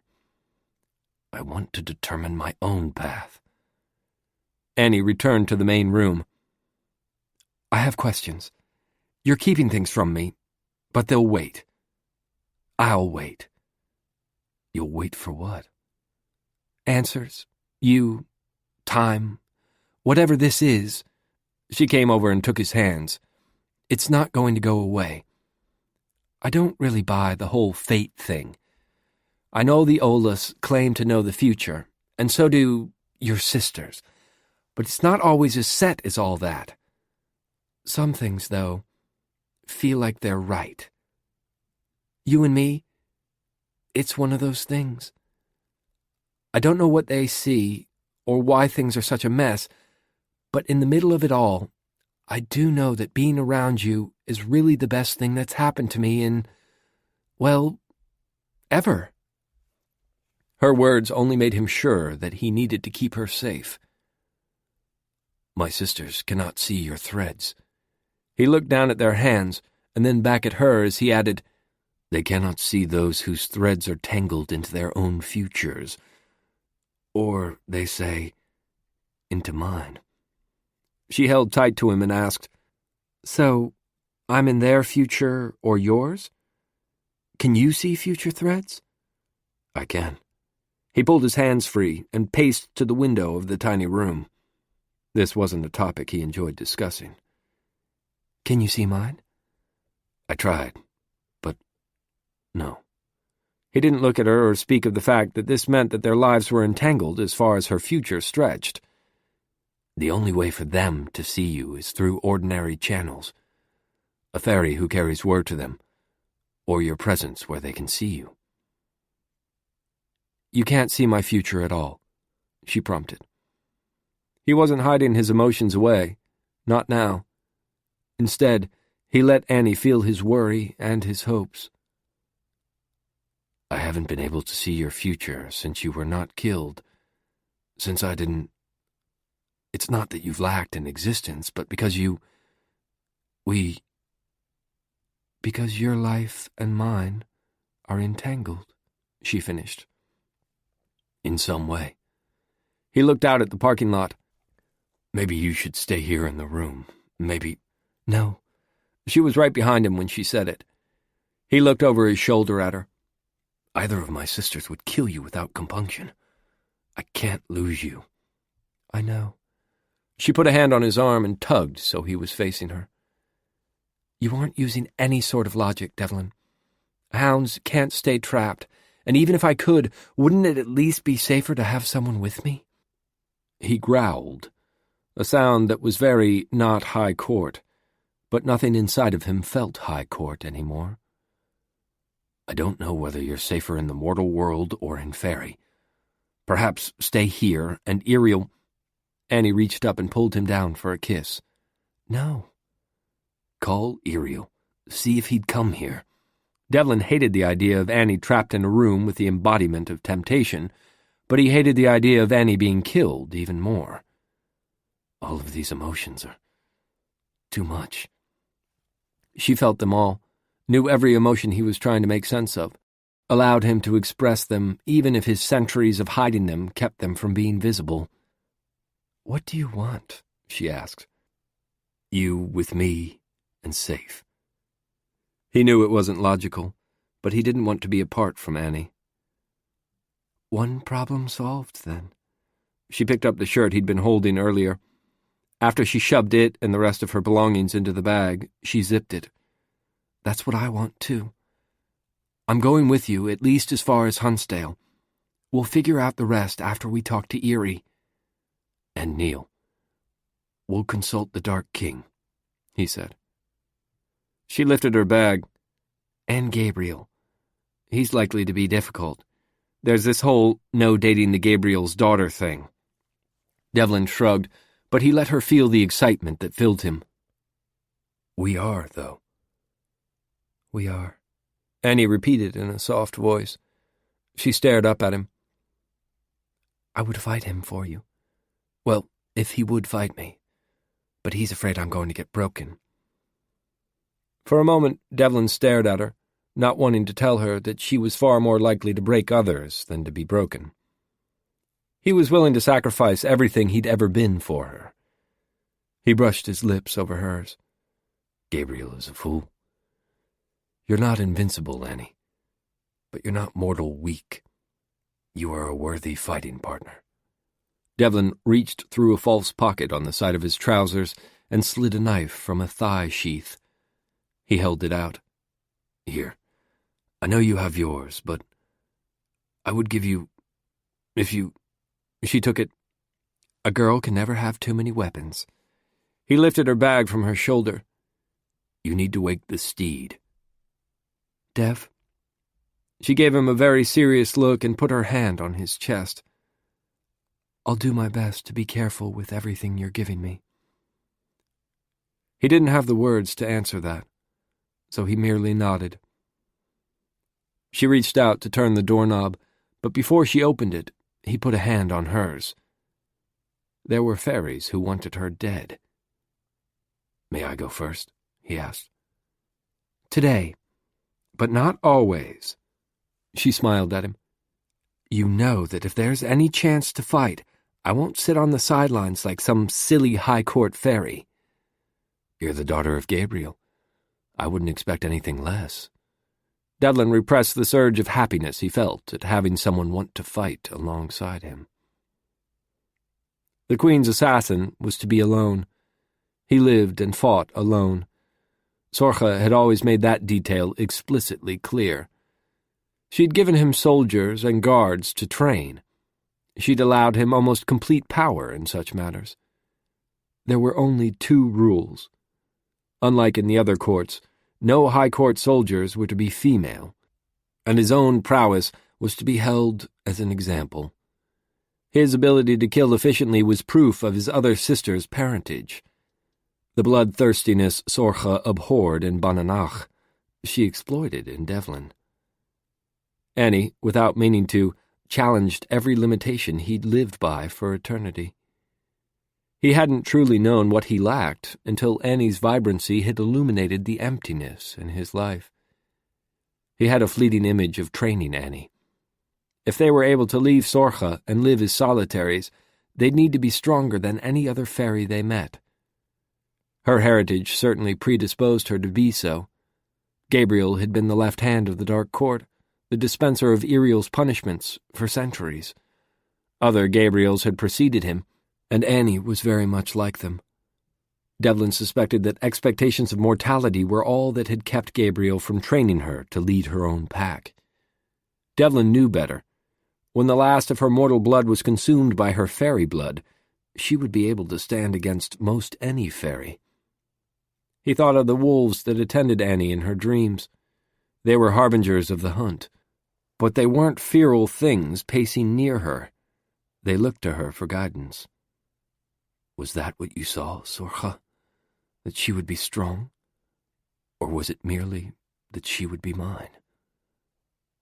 Once the High Queen was retrieved from her dream, Devlin had questions he wanted answered before he left her side.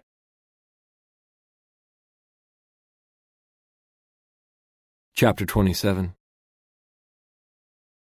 Ray returned to the room where Sorcha slept. Outside the window, the sky appeared to have dimmed, not into darkness, but into a chalky palette, as if the color was being leached away. Neither day nor night existed, only perpetual dusk. It meant Ray was free to roam, but that freedom was of little consolation when the world was vanishing. "Could you go to the other world?" Ray asked the Queen's attendants. "The mortal world?" "No." One of the veiled mortals turned to face Ray. "We stay with our Queen. If she dies, we die." "Why?" Ray stared at them. "There is nothing for us there. Our Queen brought us here, and here is where we stay." The mortal paused, and longing crept into her voice as she added, "The lives we had there are gone. The people we knew are dead. The rules, it's not our world now, not with the way time passes." The muted light that fell through the window threw gray shadows over the glass-encased bed. The bed had shrunk, and now had a more funereal shape. Ray wasn't sure if the casket-like appearance was a reflection of the shrinking of the Queen's world, or something more. Regardless of the reason, it was unnerving. With nothing else to do but await dissolution of the world, Ray entered the Queen's dreams once again. The leonine guards hissed at her. "I don't want to see you," Sorcha said. Her gaze did not leave the mirror. "Devlin is bringing Seth to you, but he says that Faerie must be as it should be so Seth can reach you." Sorcha gestured at the image in the mirror. Seth was walking down a street. "I can see him. He is not in Faerie." "He will be," Ray insisted. "Maybe you should wake to ready yourself." At that, Sorcha did pull her gaze from the mirror. The look she gave Ray was withering. "I need a heartbeat to ready myself, child. I am the High Queen, not some mortal who must work at attempting to achieve perfection. When he comes, I'll wake, but not before. Go, and do not disturb me until he is here." There were no more words. One of the winged creatures licked its maw and gave Ray an approximation of a smile. The High Queen's dreaming guards were extensions of her will, and her will was that she not be disturbed. Ray shuddered and stepped back into the darkened room in Faerie. Hours later, the stillness was broken by a scream, and another, and then several more. Through a tall glass window on the far side of the cavernous room, Ray could see an unfamiliar faerie striding down the street. As she walked, she slashed out with a battle-axe and flung knives at fleeing faeries. All the while, she smiled. "I know you."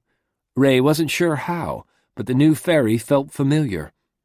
The faerie had thick feathered wings, dark tresses that were a combination of hair and feathers, and patterns drawn on her face.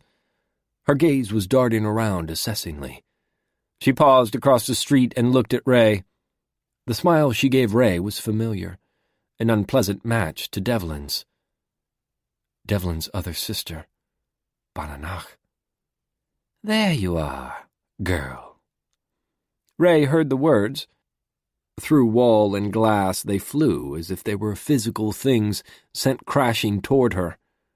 She stepped backward, putting herself between Sorcha and the faerie who must be Bananach, the High Queen's mad twin. It wasn't that Ray could stop Bananach.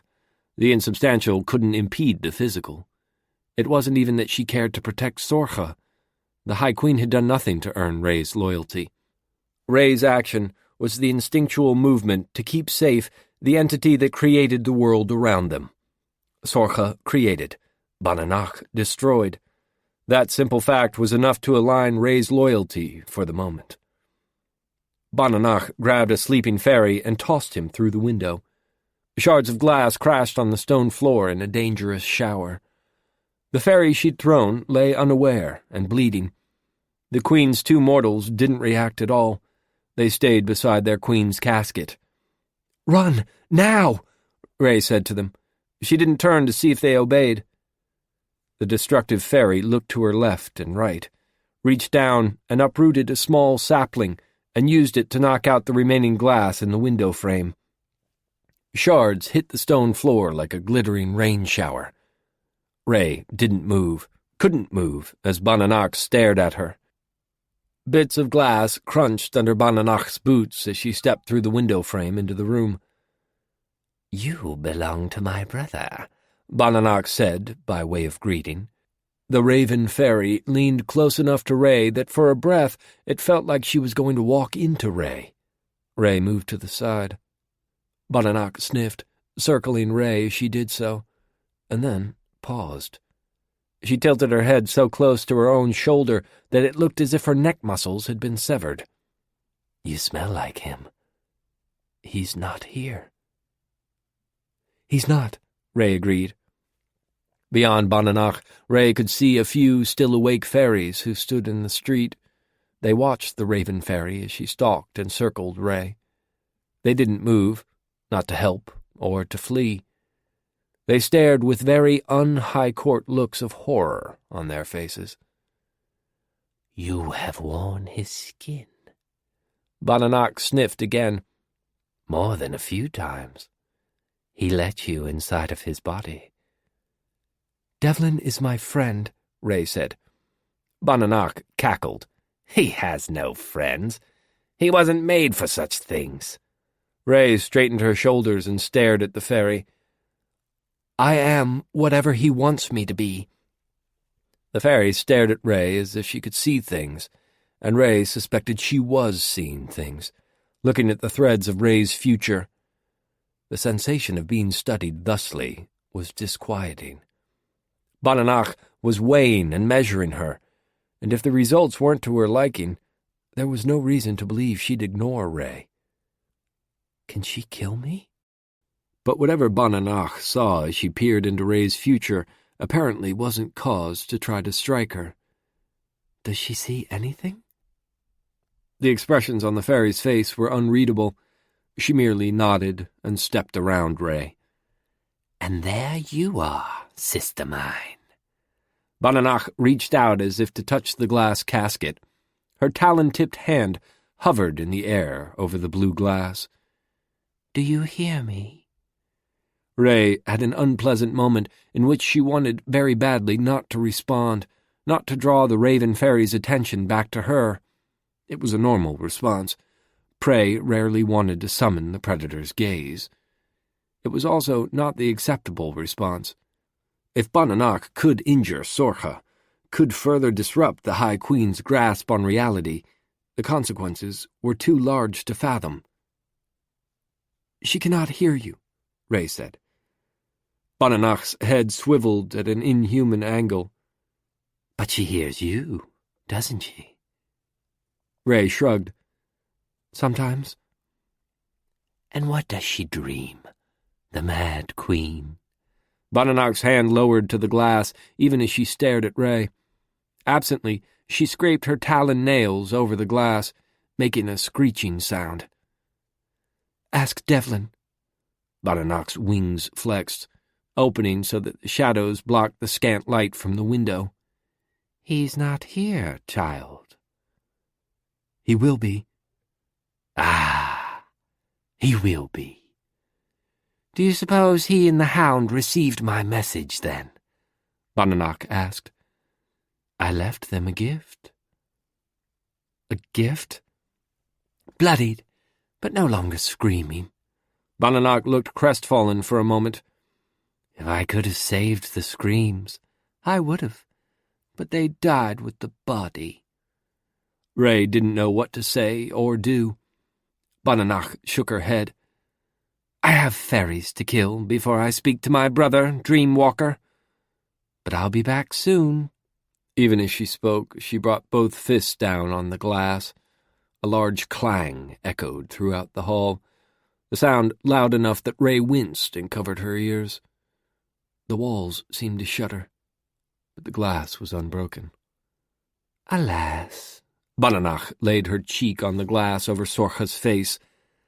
I'll slaughter them all while you rest. Well, not all. She stroked the glass. Today. I needed a bit of discord to soothe me, to help me make ready to destroy the betrayer. She left as calmly as she had come, stepping through the window frame. As Ray stood helplessly, Bonanoc departed, resuming her slaughter as she went down the street, stabbing abdomens, twisting necks, and flinging bodies. She didn't distinguish between the sleeping and the alert. The world of Faerie shifted around war. Fires for the dead flamed into existence. Screams echoed long past the end of lives, and a charnel scent rose in the air in a sickening cloud. Come soon, Dev.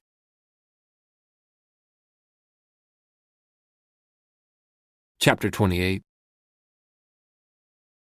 Annie didn't steer. At the speeds they traveled back to Huntsdale, it would be impossible for her to try to direct her steed. Barry was currently in the form of a GT by Citroën. One beauty of being able to shift form at will was that the steed could be a car that wasn't even in production. She knew that Barry had plucked the image from her mind to make her smile, but even the joy of rocketing across the country in a matte black version of the gorgeous concept car didn't cheer her. The weight of the situation felt like it had settled atop Annie's lungs, making breathing more difficult than it should be. Faerie was dissolving, and Devlin could be caught in that. Annie wasn't sure if she could go to Faerie. Sorcha had ordered Annie's death. Devlin had disobeyed her. Would she kill me if I went there?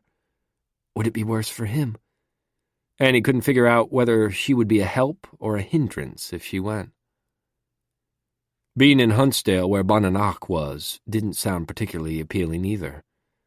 She'd fled to avoid war's attention, but the only fairies she knew who were strong enough to stand against Bonanoc were in Huntsdale. If I'm going to die either way, I'd rather stay with him. She was pretty certain that wasn't a line of argument that would be useful in discussion with anyone. She glanced at Devlin. His eyes were closed, and his face was expressionless, but she felt his fear and anger. He wasn't hiding his feelings. "Why does Seth matter to Sorcha?" Annie asked. "I get that she made him a fairy and all, but what's the big deal about him?"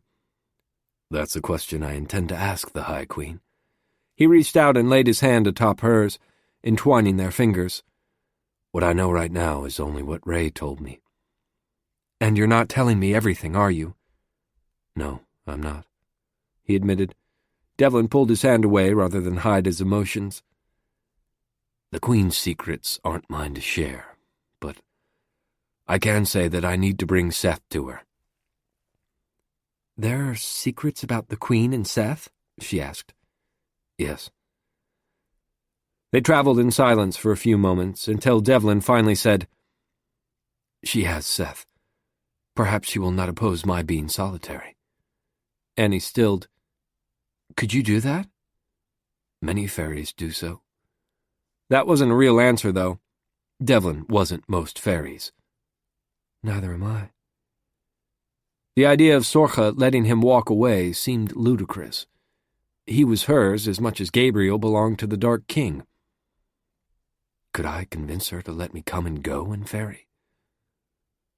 What happened next was dependent on so many things beyond their control and so many answers they didn't know. Like why she wanted me dead. She reached out and took Devlin's hand again. He turned his head and opened his eyes.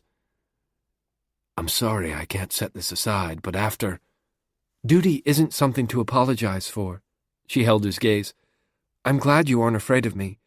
I'm glad you found me and... She smiled. Didn't kill me. His emotions vanished as he asked, Which time? Any of them. And I'm glad you didn't kill me.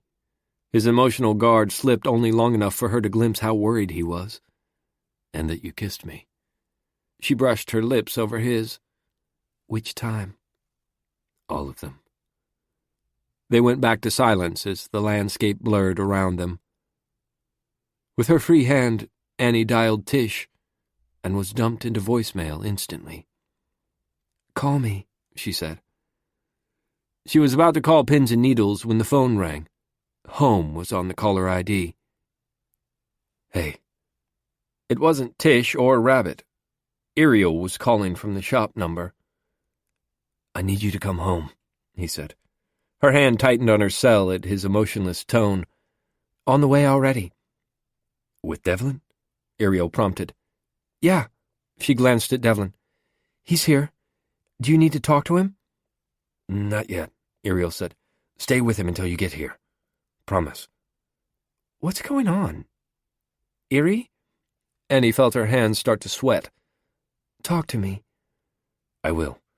I'll meet you here, at the studio. His voice was gentle, but there was no doubt as to his lack of malleability. Come home, Annie. Is everything okay? Where are Tish and Rabbit? Are they with you? Ariel's pause was almost too long. Rabbit's here, and Tish is at my house. She disconnected and told her steed, Barry, I need to go faster. Can you? Maybe a little. Barry had already covered almost all of the distance they'd crossed, but holding 2 passengers and traveling at his fastest pace wasn't easy. Nothing in this world can move as fast as you, she told the steed. In this world or in Faerie, Annie, Barry added. I would be even faster there. If I go. If we go, Barry corrected. I am your steed, Annie. We will always be together, even though it means putting up with him. After Barry's voice faded away, Annie was left with nothing to do but break the silence with music or conversation. Strangely for her, loud music seemed unappealing, and conversation felt futile. Everything felt tenuous. Devlin reached out for her hand again, and they sat in the dark of the car, silent and holding on to each other for several hours. At some point, she fell asleep, and the next thing she heard was Devlin saying, Wake up, Annie. Good idea, Barry said. We are here. She blinked her eyes and tried to focus on the road in front of them. Now that they were in city limits, Barry had slowed to a normal speed and resumed his default appearance of a barracuda. I'm exhausted, Annie. Rest, she murmured. Gently, she stroked her hand over the dashboard. No one has a better steed. Agreed, Devlin said. They pulled around the back of the shop. Before the engine was off, Ariel was standing at her door. He opened it and took her hand. Come inside. Still sleepy, Annie let him pull her close to his side, but it felt odd to be so near anyone but Devlin. What's going on? She asked. Inside first. Ariel looked over at Devlin, who'd immediately come to stand on the opposite side of her. Annie stepped inside the studio. You're scaring me. The lights were all off, and the closed sign was in the window. Through the glass, Annie could see several hounds standing guard at both ends of the block. Devlin entered the studio, but positioned himself between her and the door, so anyone who managed to get past the hounds outside would have to confront him. As nervous as she was, she didn't object to being protected instead of standing beside him. He glanced at her, and then returned his attention to scanning the street, the shop, anywhere threats could lurk. Eerie? She asked. Sit down. Ariel tried to pull her over to a chair. We can talk out here. Rabbit's finally sleeping. Rabbit sleeping? She looked around, listened to the pervasive stillness in the studio, and felt her fears rise up. Where's Tish? Why is she at your house? I'm sorry. Ariel had hold of her arm, keeping her still, trying to direct her to the chair. What's going on? She tugged her arm away. Are they hurt? Who's it? I'm so sorry. I thought they were safe. I thought she... Ariel had tears in his eyes. Annie felt panic rising. Take me to Tish. She looked over at Devlin. He stepped closer to her. Ariel started. Annie, no! Where is she? She pulled away from Ariel and went toward the door that led from the shop into the living space of her home. Annie, she's gone. Ariel pulled her hand away from the door, peeling each finger from the knob. Bunnanak killed Tish. Tish is No! Annie shoved him. No! Tish didn't do anything. She didn't have anything to do with Bunnanak. The floor seemed to come up to meet her as she slid down the wall. The world felt wrong. Her stomach twisted as everything that made sense in the world was suddenly gone. Tish is dead? My Tish gone? Annie looked up at him. When? Last night. Ariel crouched down in front of her. How? She pushed away every emotion, not by choice, but by necessity. Her feelings threatened to drown her. She shook from the intensity of the rage snarling inside her. Rage made sense, chased away the tears. Her skin stung like crawling things were all over her. It hurt too much to even let the anger well up. Focus. She took several breaths, caught Ariel's gaze, and asked, How did it happen? It was quick, Ariel hedged. Can we leave it at that for now? Annie stared at him. Her once king, her protector all of these years, was undoubtedly devastated too, and guilt-stricken. For the moment, she whispered. There were tears inside, but letting them fall meant Tish was really gone. She can't be. Annie stood. I should go to Rabbit. He's fine. Your house is the safest place in the city tonight, I promise. Ariel reached out and brushed her hair back. I'm sorry, Annie. We thought we had enough guards, and she hadn't tried anything. There were hounds here, and if Tish hadn't what? She slipped out. Ariel scowled, at himself or at Tish, Annie wasn't sure. You'd think they could keep track of her, and I don't know why she did it. She didn't like to be caged. She did better than I do, but after a few days, she was still Gabriel's daughter, and... Annie shuddered at the thought of telling her father. Does he know? He does. The Hunt all know. Ariel looked lost, like he wanted to say something that would make everything right, but there was nothing. Annie. She looked at him, not wanting to comfort him, not wanting to hear his words, not wanting the conversation to continue. Go check on Rabbit, please. I need... Annie's words faltered. She looked past Ariel to Devlin. He crossed the room to her side. She folded her arms over her chest, but it didn't stop the trembling. Bunnanak would have to kill me in order to touch Annie. Devlin said the words evenly.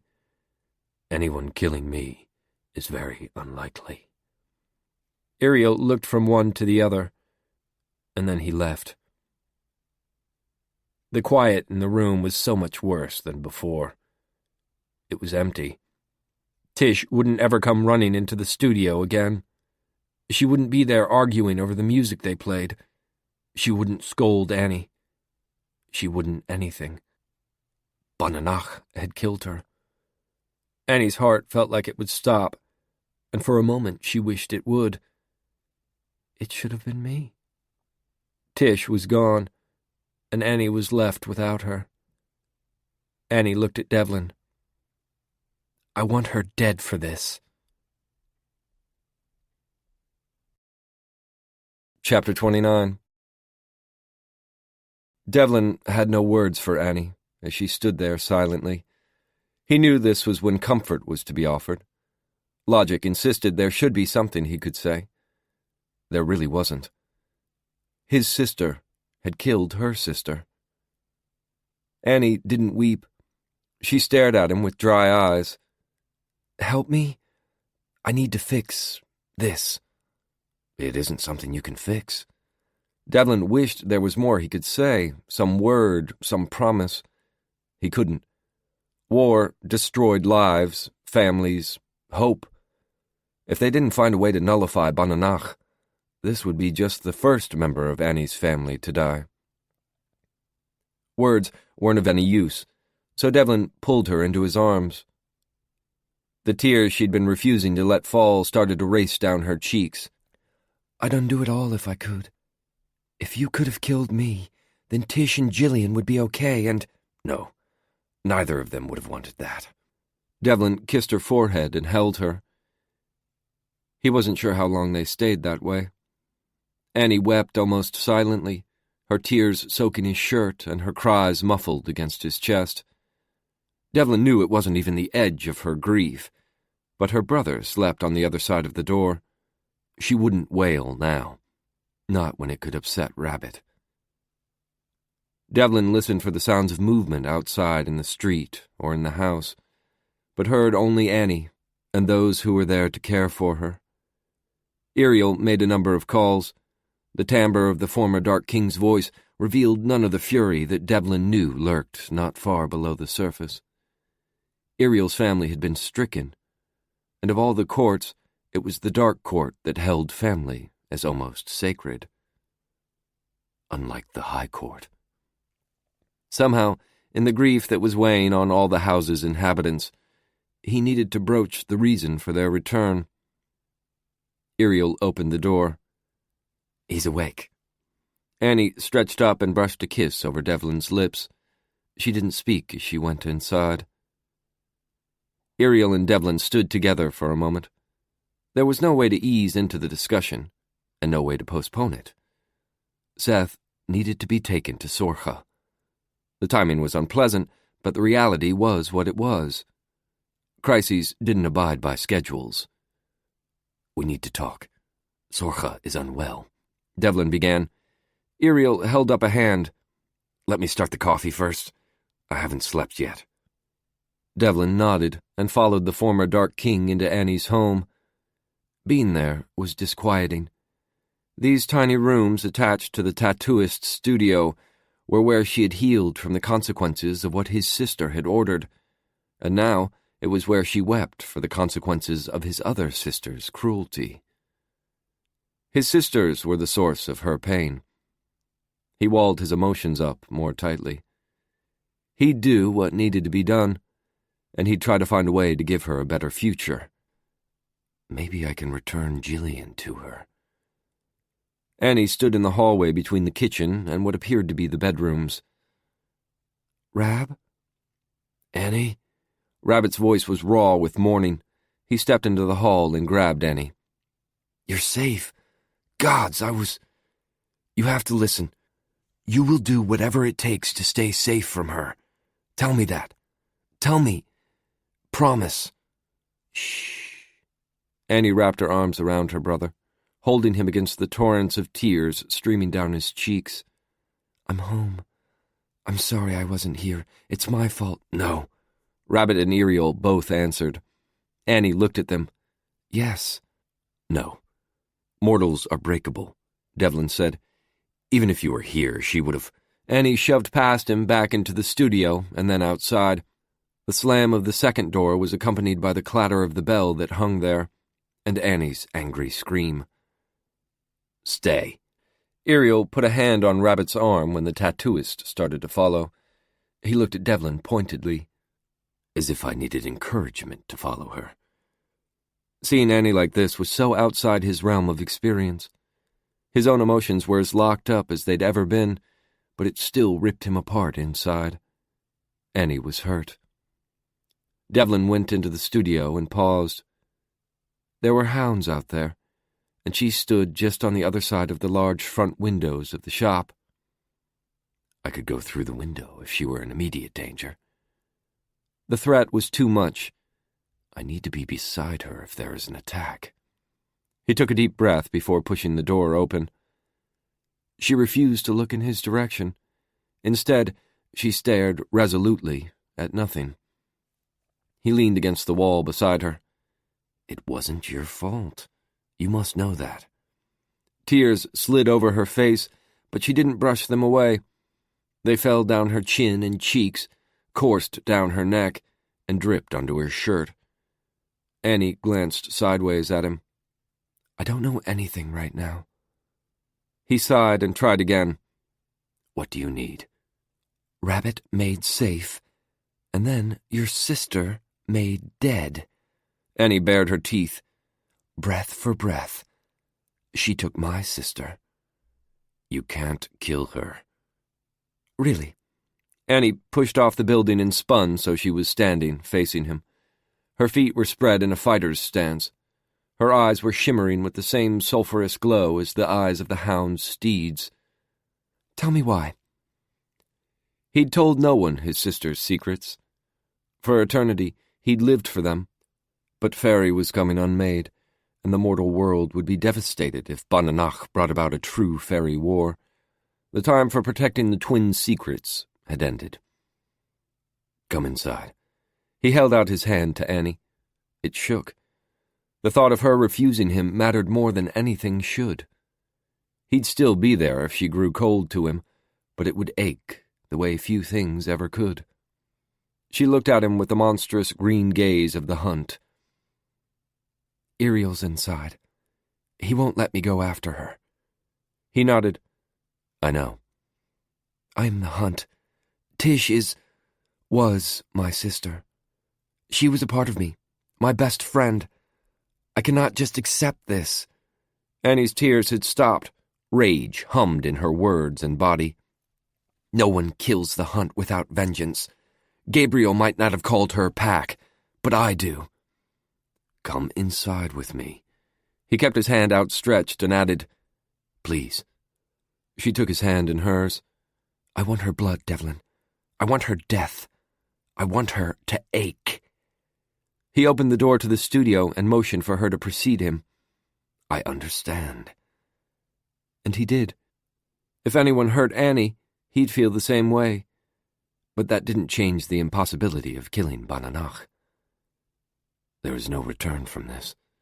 He wasn't sure that a return had been possible for some time. I go where you go, Annie, Devlin told her. We need to talk first. I need to tell you and Iriel. He paused and considered the consequences of the trusts he was breaking. Truths that are not to be shared. She held his gaze. I want her to hurt. He didn't flinch. I know. But I need you to listen. Mutely, she nodded. He kept his fingers laced with hers as they went back to the kitchen. Rabbits. He'll be back out in a minute. Iriel glanced at the doorway. He'll be better now that you're here. Annie sat at the table, still holding Devlin's hand in hers. Devlin took the chair next to her. There was no delicate way to share what he had to say, nor was this the time for prevarications. He simply said, If you kill Bananach, Sorcha will die. If Sorcha dies, we all die. The twins are balanced halves, the two energies that came first. Before them and after them, there is nothing. If you kill either of them, every fairy will die. Maybe some of the halflings will live, but the rest, we all expire if she dies. Sorcha is essential. She's the source of all our magics, our longevity, everything.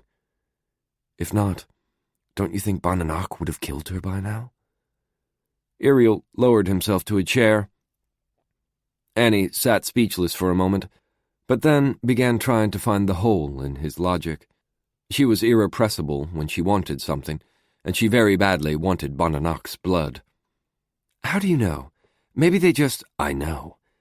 They made me, Annie.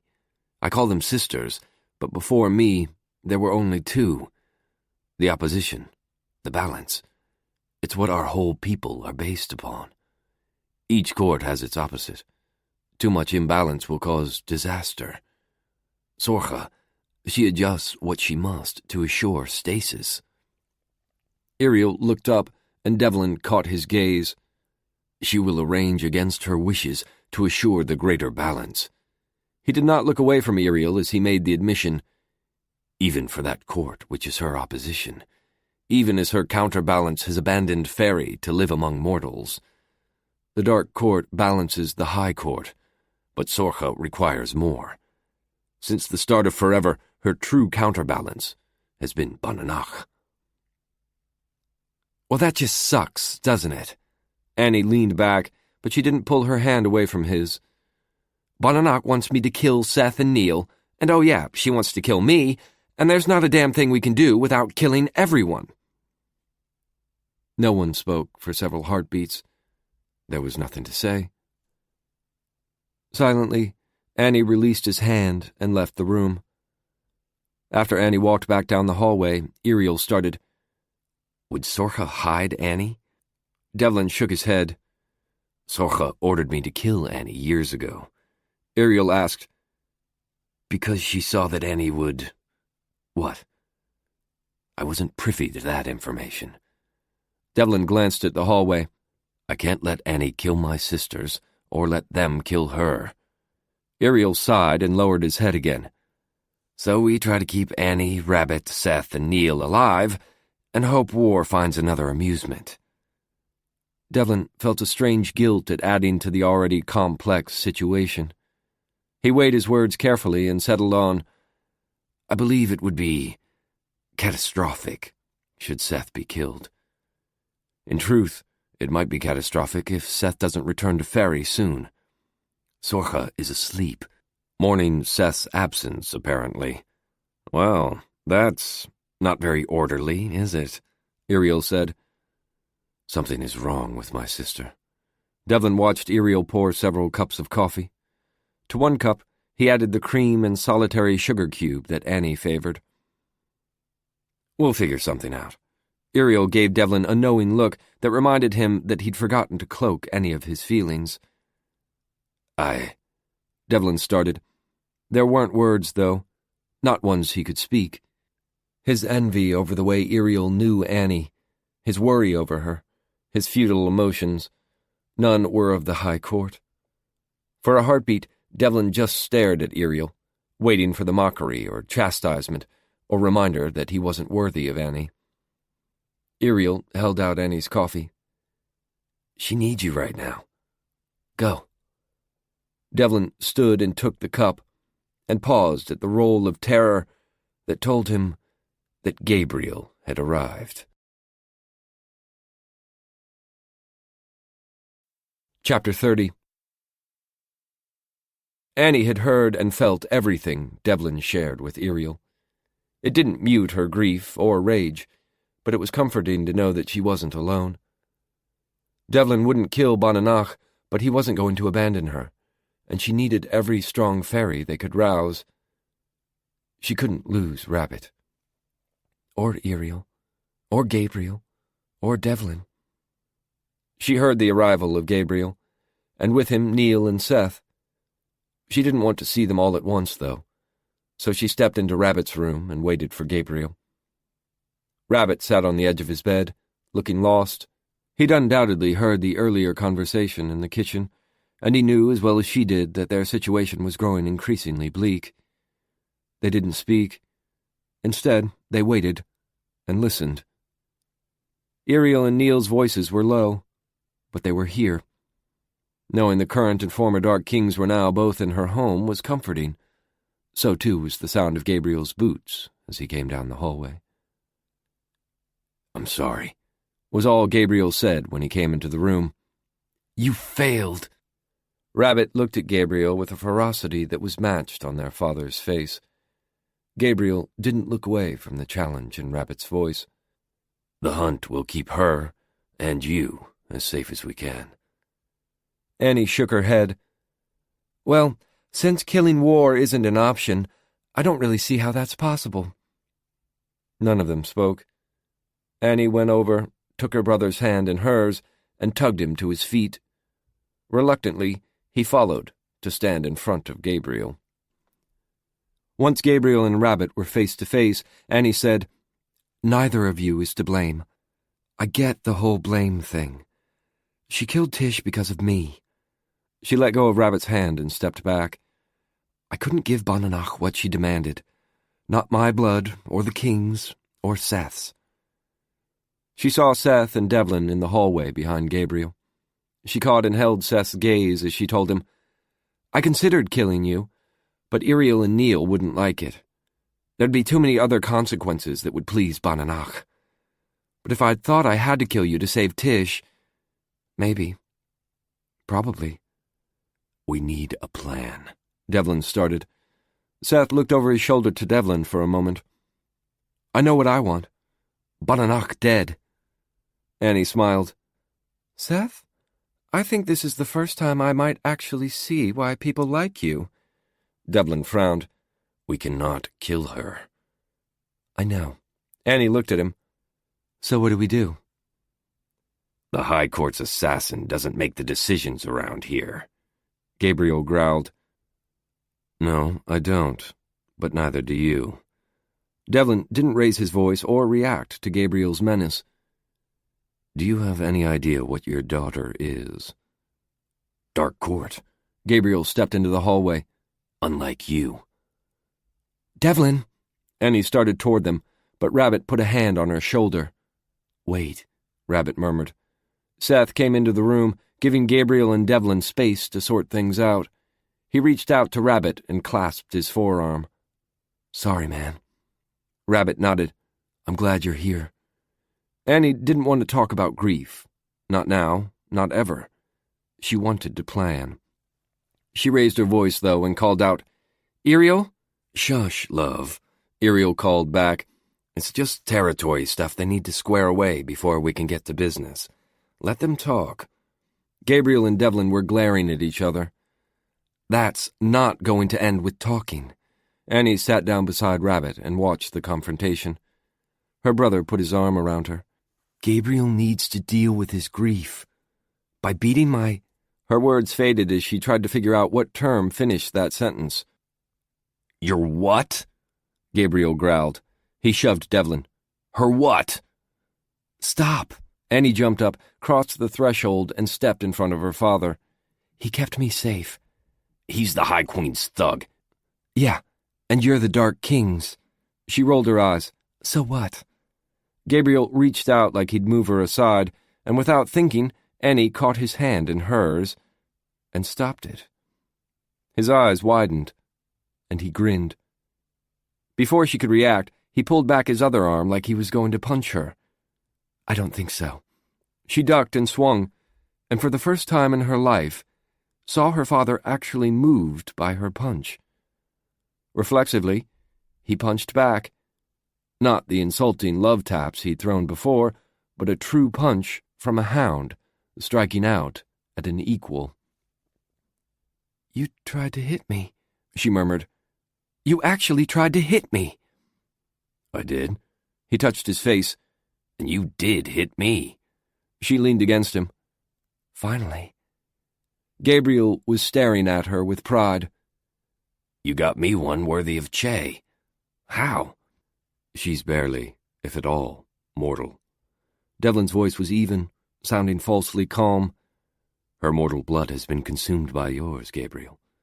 It's part of why she is so unusual and, I suspect, because Julian had an ancestor who wasn't fully mortal." "Huh." Gabriel scooped her up in a hug. "Still my pup, though. Still not going to hair off on your own again without telling us, right?" "I was trying to make sure you all were safe." Annie feigned a snarl, but she wasn't angry with him for being protective. It was a Dark Court trait and a hound trait. And Devlin and Barry were with me. I wasn't alone. Gabriel lowered her back to the ground. "Barry?" "I named my steed," she said. Gabriel squeezed her shoulder, and Annie felt better. With a flash of realization, she understood that Devlin had known that a bit of violence would soothe her. He mightn't have the right words, but he understood her. She looked at him and smiled. The relief in his expression made her heart tighten. She reached out for his hand. So now what? Devlin nodded and turned to Gabriel. If the fighting has calmed you, perhaps we can proceed to the planning? This doesn't mean I like you any better than I ever did. Gabriel flashed his teeth at Devlin. You fail her, and I'll beat you until you're begging. If I fail her, a beating will be the least of my pain. Devlin pulled Annie close to him. Gabriel paused, nodded at them, and walked to the living area, where Iriel and Neil were waiting. Devlin leaned back into the sofa and watched the others argue. They alternated between sitting on the worn leather sofa and chairs, pacing and snarling at one another. Too many kings at the helm. Iriel listened, but he was as forceful as he'd been as king. These were his people, his family. Neil, Rabbit, and Annie were precious to the former Dark King. The current Dark King was just as bad. Seth was as a brother to him. And I must keep Seth safe as well. For Sorcha. And Neil. Iriel would be dangerous if Neil were to die. And all of them. For Annie. And Annie. Devlin glanced at her. Most of all, Annie must be safe. The thought of Bananach killing Annie was unacceptable. He understood then, on a very core level, that this was the danger of emotions. If she were killed, he would be willing to damn them all. Annie should stay with us, Iriel repeated. Think for a minute. Gabriel shook his head. You put all the targets in one building. Bananach isn't a fool. She'll come at us with everything, if we make it that easy. Do you have a better plan? Iriel's voice didn't get louder, but everyone in the room flinched. Neil put a hand on Iriel's forearm. Iriel pulled his gaze from the hound who'd been his advisor for centuries and looked at his king. Gabriel's right, and you know it, Neil said. You're not thinking clearly. Let me handle this? For a moment, Iriel looked down at Neil's hand. I cannot lose anyone else. I know. Neil did not look away, didn't remove his hand. We all want the same things. Your grief is in the way of your planning. Let your king look after the court. Trust me? Always, Iriel assured him. Then he left the room and went into the kitchen. After he was gone, Neil spoke as if there were no doubt. Annie and Rabbit need to stay together, but Seth cannot stay with them. I can take Seth to Faerie if he's willing to go. Neil looked at Seth with a gentleness that seemed at odds with the illusion those in Faerie held of the Dark Court. I won't insist on your return to Sorcha, but if Devlin is right, it's cool. I can do more good there, but... Seth pointedly looked at each of them. Once she is well, I'll be back here. If there's fighting with Bananach, I'll be a part of it. Devlin said, I'm not sure you, Neil, should be away from your court. Things in Faerie are untenable. They are used to seeing me as her voice and hands. If she is as unwell as I fear, I need to go. The Dark King looked at Seth, who nodded. So Annie and Rabbit come to the house with Iriel and me. Neil's gaze flicked toward the doorway through which Iriel had vanished. Devlin can deliver Seth to Faerie. Annie had stayed quiet far longer than Devlin would have expected. He'd watched her expressions as her life was being decided. He knew that their plan wasn't going to please her, but he wasn't going to step in and give voice to Annie's objections. That wasn't his place. She looked at them all. And then what? We wait? I live in seclusion, under watch, forever? Iriel returned to the doorway between the living room and the kitchen. Is our company so awful, pup? Neil isn't always glum. She went over to Iriel. You know the hunt doesn't do well in a cage, she murmured. Then she turned to Gabriel. Could you live caged? Gabriel growled. It's different. Rabbit spoke finally. It's not. Annie flashed a grateful smile at her brother. Devlin suggested, You could remain here while I take Seth to Faerie. I'll return as soon as I'm able, and we'll keep roaming. Or come with me now." She looked over at her father, and then at Devlin. "Come with me," Devlin said. She didn't speak, and he hated that in the wake of Tish's death, she was having to deal with the consequences of Sorcha's mawkish behavior. He hated that she had to deal with any of the losses in her life that his sisters had caused. Iriel's voice interrupted the strained silence. "You are a child of the Dark Court, beloved by the last Dark King, and—" He glanced at Neil, who nodded, "under the protection of the current Dark King." "And mine," Devlin added. He walked over to stand in front of her. "Whatever punishment the High Queen would offer, whatever anger she has for either of us, is only on my skin, not yours. She will not ever harm you as long as I draw breath." For a heartbeat, no one in the room moved. A vow of such extremity was rare, but to have a High Court faerie offer it was unheard of. His life, his safety, all were secondary to Annie's now. Annie immediately said, "No, I release you from—" "Yes," Devlin interrupted. He took her hand in his. "My vow, Annie. Whatever punishment she might mete out is mine to accept, not yours. I'm not asking for anything in return. You aren't bound to me or beholden, but you are mine to keep safe.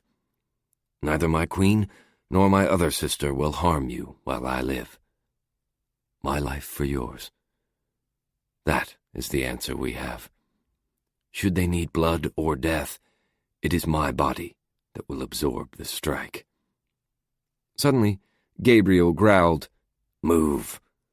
A gust of wind battered the building, and the howls of the hunt rose up. Gabriel shoved to the front so that he stood facing the door to the studio. "Behind me." From inside the studio, glass shattered. He tilted his head, listening. "She's here. Lyurgs." "Back door?" Neil took command. "Devlin, get Seth and Annie to Faerie as soon as you can get past them." Gabriel and Iriel stayed facing the studio. Devlin and Neil turned toward the kitchen door. That left Annie, Seth, and Rabbit in the middle, protected on both sides. Bananak came through the doorway to the studio in a blur of bloody feathers. "What a lovely little vow you've offered the pup, brother. But I don't see why I need to strike only one of you. The more bodies, the better." Chapter 31. Bananak's face was painted in patterns drawn in wet ashes and woad. Her wings were charred at the tips, and the blood on her arms was still fresh. "Your hounds fought well, Gabriel." He growled, but didn't go to check on them. "They're not done yet." "Yet here I am." Bananak spread her hands wide. Annie felt the hunt. Her mortality was gone. For the first time, she could feel a connection to the hunt. Those not here already fighting would come, would knock down the walls, would bring blood and death into her home.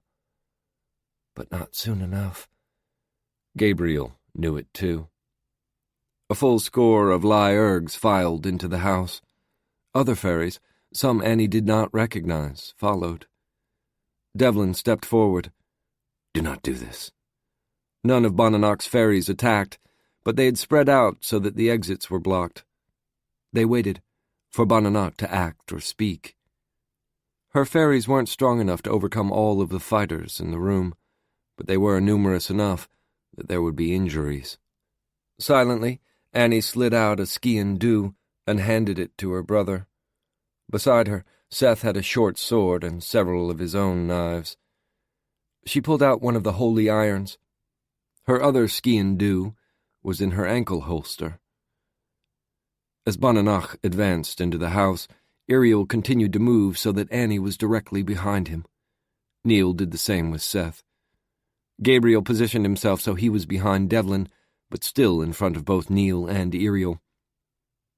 Devlin took another step forward, away from them, closer to War. "Talk to me," We can talk, can't we?"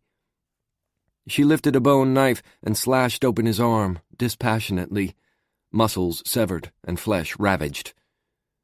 "You were nothing more than an idea reason had. But without my pulse, without me, you were lifeless." He grabbed her wrist with his other hand. Bonanoc reached out and pressed her fingers into the wound.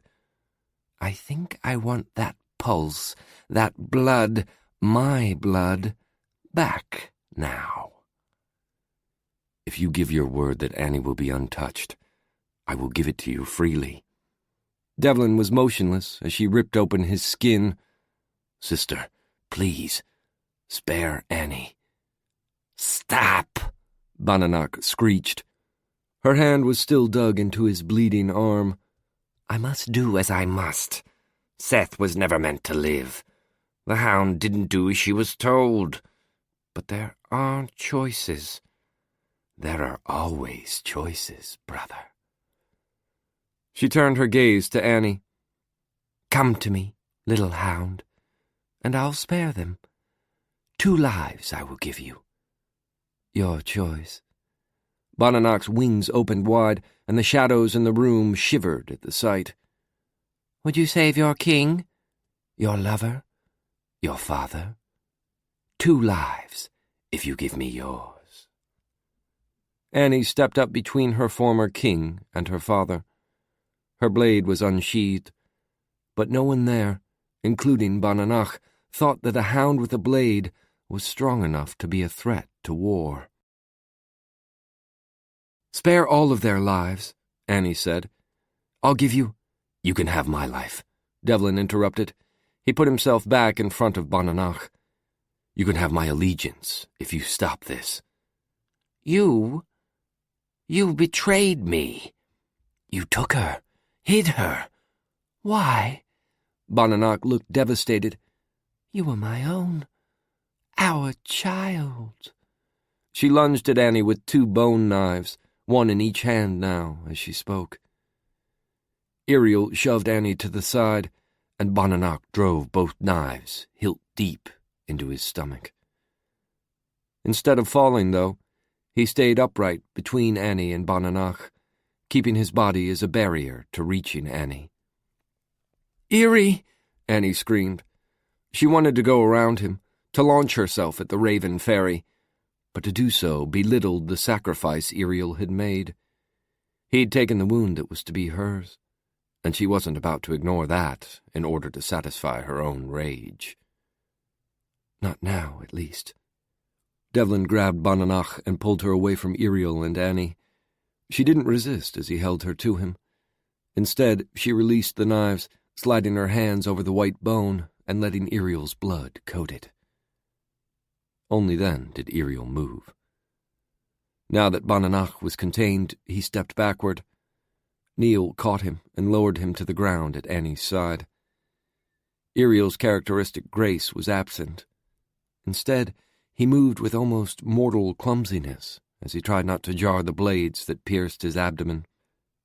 The Abyss Guardians that clung to both the former Dark King and the current one suddenly stood like warriors in the room. Annie had never seen so many of the shadowy figures. The entire room seemed populated with them. Steady flames of darkness formed an impenetrable wall of shadows encircling the Dark Kings and Annie. War smiled at them from the other side of the black wall, and behind her, Devlin, Seth, and Gabriel fought the Lyergs. Inside their shadow fortress, Neil knelt beside Iriel and pulled back the shredded shirt that covered Iriel's wounds. "Eerie." He looked like he was in as much pain as Iriel. "Hush." Iriel reached down and yanked out the first knife. Blood spurted from the wound, and Iriel let out a small grunt of pain. "Hold on for—" Neil started, but Iriel had already taken hold of the second one and pulled it free as well. In Iriel's hand was a bloodied hilt. The blade itself was missing. "Left hand for poison. Not solid now." Iriel turned his head and smiled at Annie. "Not your fault, pup." "Eerie," She dropped to the floor. You can't. Devlin's what you need. Go with him. Iriel looked away from her then. His gaze was only for Neil. Trust yourself. His words faded as a spasm of pain shook him. Neil pulled off his own shirt and pressed it to the bleeding gashes. You'll be fine. No, listen. Iriel wrapped his hand around Neil's wrist. They seemed to forget that there were others in the room, that war was there, that a battle waited outside their shadowy barrier. Iriel kept his hand on Neil's wrist and whispered, Wish I hadn't been king when we met. Iri, get them gone. Safe. Not here. Iriel let go of Neil and pulled himself away. You two, get out of here. Now. The expressions that crossed Neil's face were ones Annie didn't dare name, but she tasted everything. Iriel wasn't the only one wishing things had been different, hoping they still could be. The Dark King stood. Neil's softness was only for Iriel, and Iriel had asked him to repress that tenderness. The shadows in the room shuddered as Neil crossed the barrier that they'd formed. Annie started to stand, but Iriel took her hand in his. Not yet. Neil was every bit the king of nightmares in that moment. The rage that played under the edge of his emotions welled up like black tar. Annie thought she would choke on it. The loss, the fury, the vengeance. Here was the true Dark King. Twice now you've struck what is mine. Neil bit the words off as he stalked toward Bananach. The girl Tish was mine to keep safe. Iriel is mine. Was, Bananach pronounced. He'll not survive the fortnight. He knows it. A roar filled the room as Neil gave voice to the rage and grief that they'd all felt. He punched Bananach, shoved spikes of dark light into her skin.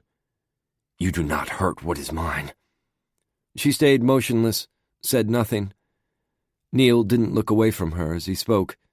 Leave here. Leave Annie alone. You are banished. Bananach tilted her head, looking inhuman, but her words were calm. War cannot be banished. You know that, Gankana. You aren't going to win. One by one, you lose. I grow strong as you fall.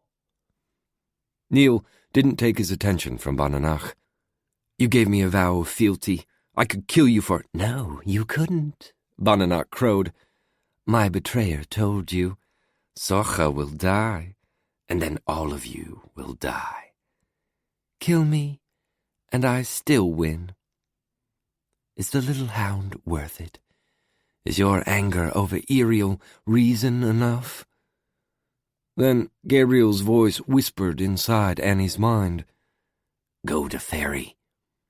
Annie looked up and saw her father in the doorway to the kitchen with Rabbit and Seth. They were opening a path for her to exit. Annie, Gabriel snarled inside her. Get them out of here. She felt it then. The hunt was here. The hounds filled the too small house.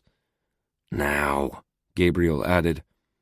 Seth, Devlin, and Rabbit weren't making much progress against the Alluring, but they were keeping the tide from reaching her and Iriel. Please, pup, Iriel said. The hunt won't fight as well with you and Rab here. Come with, she started. No. He'd pulled himself to a sitting position with the aid of several Abyss Guardians.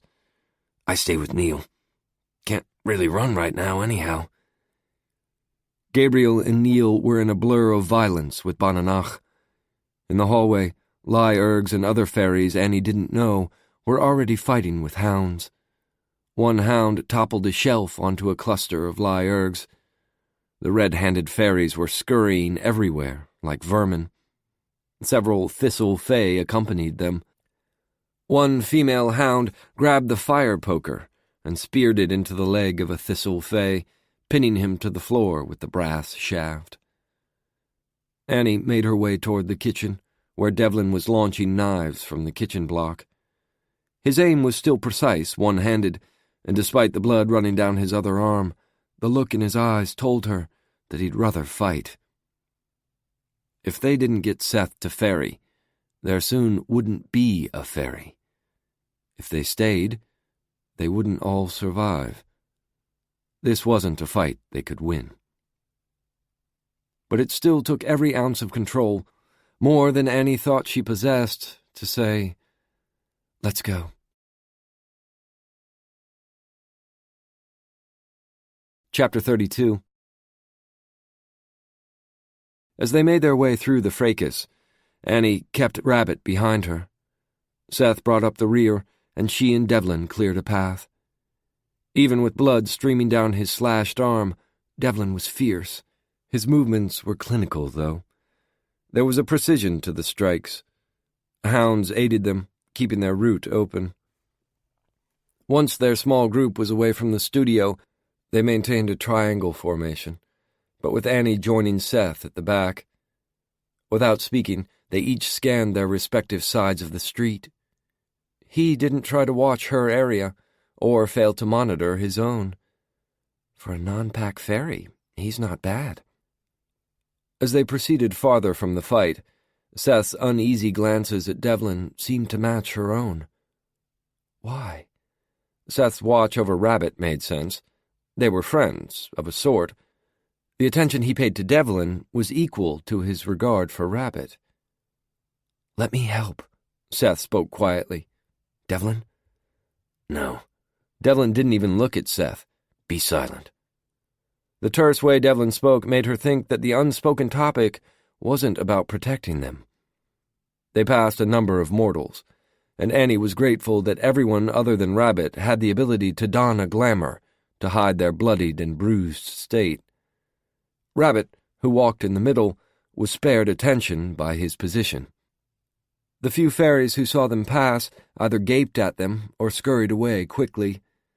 Seeing bloodied dark court fairies was not unusual, but seeing the Summer Queen's beloved in matching condition was noteworthy, as was seeing the High Court's assassin in the company of hounds. If not for the worry and fear, she would find the fleeing fairies' reactions amusing. Silently, she followed Devlin and waited for word from her father. Even at this distance, she could feel her link to the hunt. She didn't speak to Gabriel, but she listened, knowing he'd warn her if any of Bonanach's fairies escaped the hunt. Devlin and Seth both stopped. They had reached a graveyard at the edge of Huntsdale, where Annie had attended more than a few parties. Seth shot another worried look at Devlin's arm. The bleeding hadn't stopped, but it had slowed. "Let me help," Seth offered again. "You need blood." "Not here." Devlin had a thin sheen of sweat on his face. "I can wait." No," Devlin snarled. A shadow flashed out from his eyes. "Do not offer a third time. You will not manipulate me thusly." Annie stepped up beside Devlin, not to get between them, but to be nearer Devlin. "You want to clue me in?" "That's what he doesn't want," Seth muttered. "He's lost too much blood, but my brother is being uncommonly stupid." "You're who?" "What?" Annie looked between them. "Less clarity by the minute, guys." Devlin swallowed with effort. "Can we not do this yet?" "If you bleed out, what good are you?" Seth spoke gently to Devlin, but his attention was still on their surroundings. "Once we reach Faerie, brother," Devlin said. Rabbit and Annie exchanged a look. Rabbit shrugged and then asked, "So, we're here? At the gate to Faerie?" "One of them." Devlin stretched his bleeding arm into the air in front of him to grasp something that Annie couldn't see. His blood sizzled as if something in the air burned him. He closed his eyes briefly, not enough that his pain was obvious, but enough that he dropped the shield around his emotions. And Annie almost stumbled in the flood of pain and fear that washed over her. A veil appeared, as if out of empty air. A gate. To some degree, she'd always assumed that she would see the doorways to Faerie if she passed near them. "Dev?" He glanced at her, and then he toppled forward into a silver veil that stretched like moonlight between the earth and sky. Waves ripped through the surface when he fell. The shimmering silver light was displaced by his form. Just as quickly, though, it stilled. It looked like liquid, but the weighty fall of it was that of thick drapes. Annie dove after Devlin, slipping from the mortal world into Faerie without the fear or hesitation she had expected. Seth and Rabbit came after her, and the veil fell in place behind them. The glimmer of light lingered for a moment, and then was gone, as if there'd never been a door there. Seth? Annie looked up at him. I've never been here, and... help? Give me a minute. Seth shuddered, looking as pained as Devlin had. As she watched, he became different. Mortal. Suddenly, Annie was crouched on the ground in Faerie, with no one strong enough to fight beside her. Rabbit was more mortal than not in his strength, and while he could fight, it wasn't his greatest skill. Devlin appeared comatose, and Seth was immortal. Well, this is going beautifully so far, Annie muttered. It's going to get worse if we don't wake his ass up. Seth sat down beside Annie. He was still shivering and sweating, but he looked less like he might vomit. You trust me? Do I? He wasn't Dark Court, but Rabbit trusted him. The Dark King trusted him. He's not Pack. The Dark King's mortal beloved, Annie and Tish's friend Leslie, trusted him. He might not be ours, but he fought with the Hunt, and he wants to kill Bananach. Devlin trusted him. For now, she said. Good enough. We probably only have a few minutes till she comes. He reached out for her ski-and-do. Can I take that? Borrow. He flicked his tongue at his lip ring. Fair correction. Borrow. She extended the blade, hilt first. He needs blood, Annie. That's the part he didn't want you to know. Blood? She'd watched the Lyurgs absorb blood through their palms, seen her own family blended into ink and wear art in their skin with it. The Gabriel always carried his king's or queen's blood in the living augums on his forearm. Blood feeds the magic, the words whispered in the air. Blood binds, and blood promises.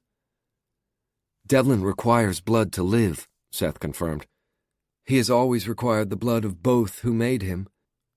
Annie let her gaze roam over their surroundings, assuring that no one attacked without their noticing, verifying where her brother was, but she listened to Seth's words. I see the future, Annie. Seth stared up at her. I see things that are secret. Annie froze. Seth's eyes held unspoken knowledge. He knew things he shouldn't, things he hadn't told her. Your blood is different. Seth glanced at Devlin, who was motionless, and then continued. It's what they fight over. It's what Iriel tests, and it's unusual enough to nourish Devlin. What does it mean if I give him my blood?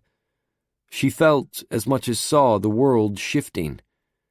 You'd be bound to him, Seth said.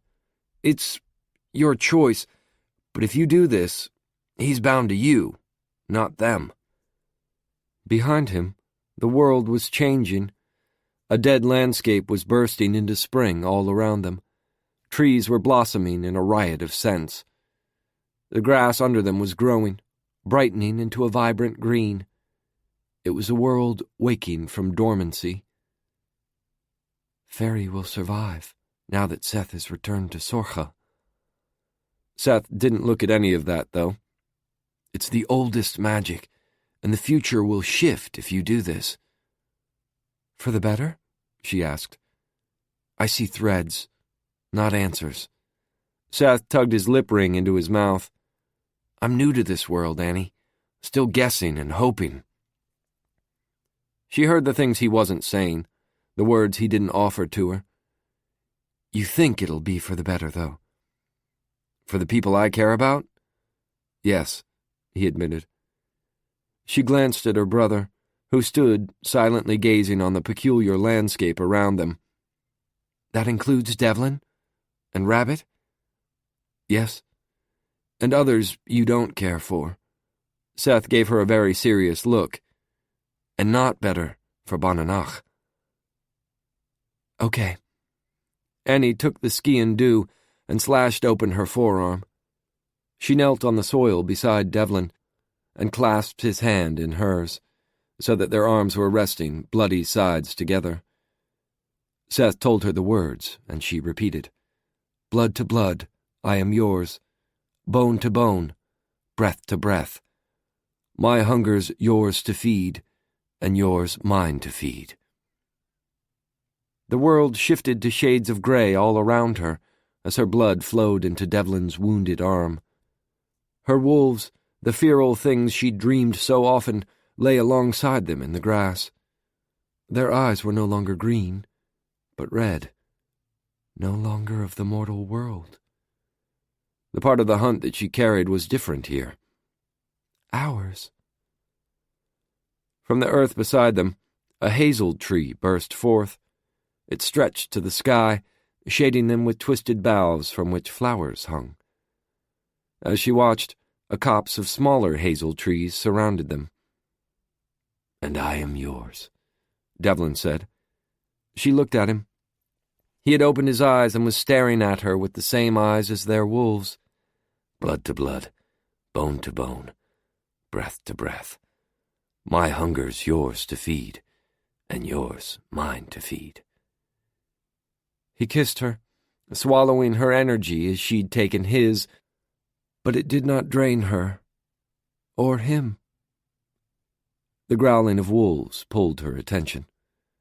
The creatures she dreamt of weren't merely dream now. They were alive, and snarling at the silver-eyed faerie who approached. Sorcha. Her dress was that of some long-ago era. Everything about her bespoke a more formal time. She was corseted and coiffed, and as she walked, veiled attendants accompanied her. This is the faerie I feared? She was utterly unlike the mad raven faerie. Seth stood, placing himself between them and the High Queen. "Mother." For a moment, it felt that the world held its breath. Sorcha extended her hand to Seth. He quirked a brow at her, before taking her hand and pulling her in for a hug. "I missed you." She pursed her lips as if she was debating chastising him.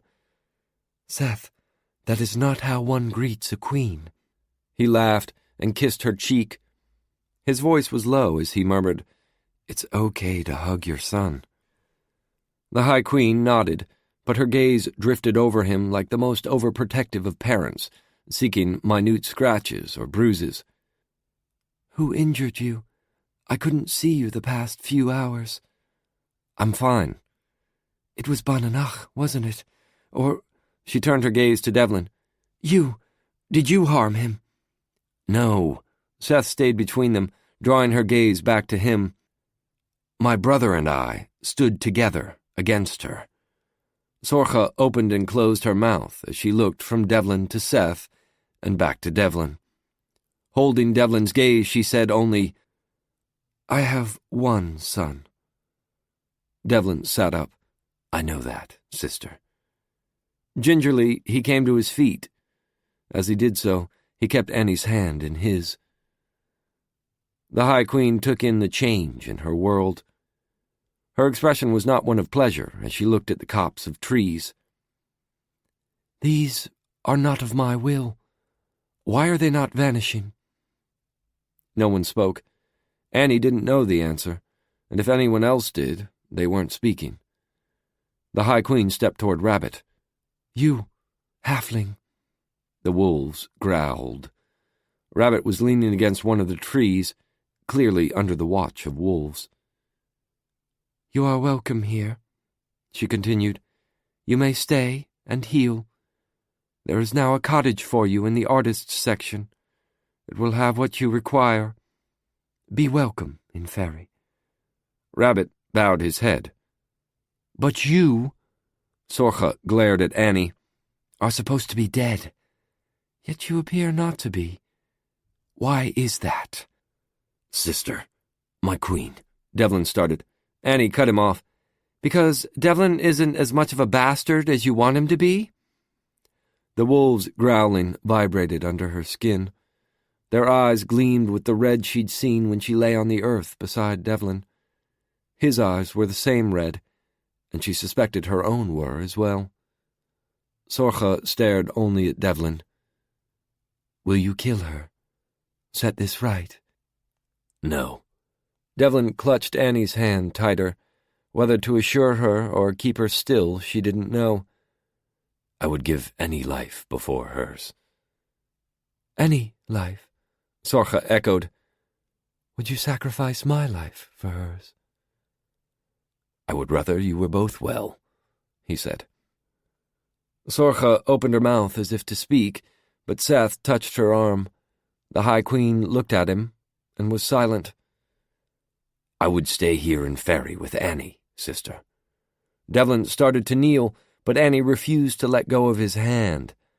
He rose back up and looked at Sorcha.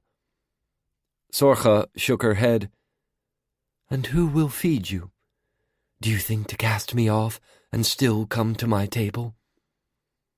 The look Seth gave Annie was intense enough that she felt like he was trying to will words into her head.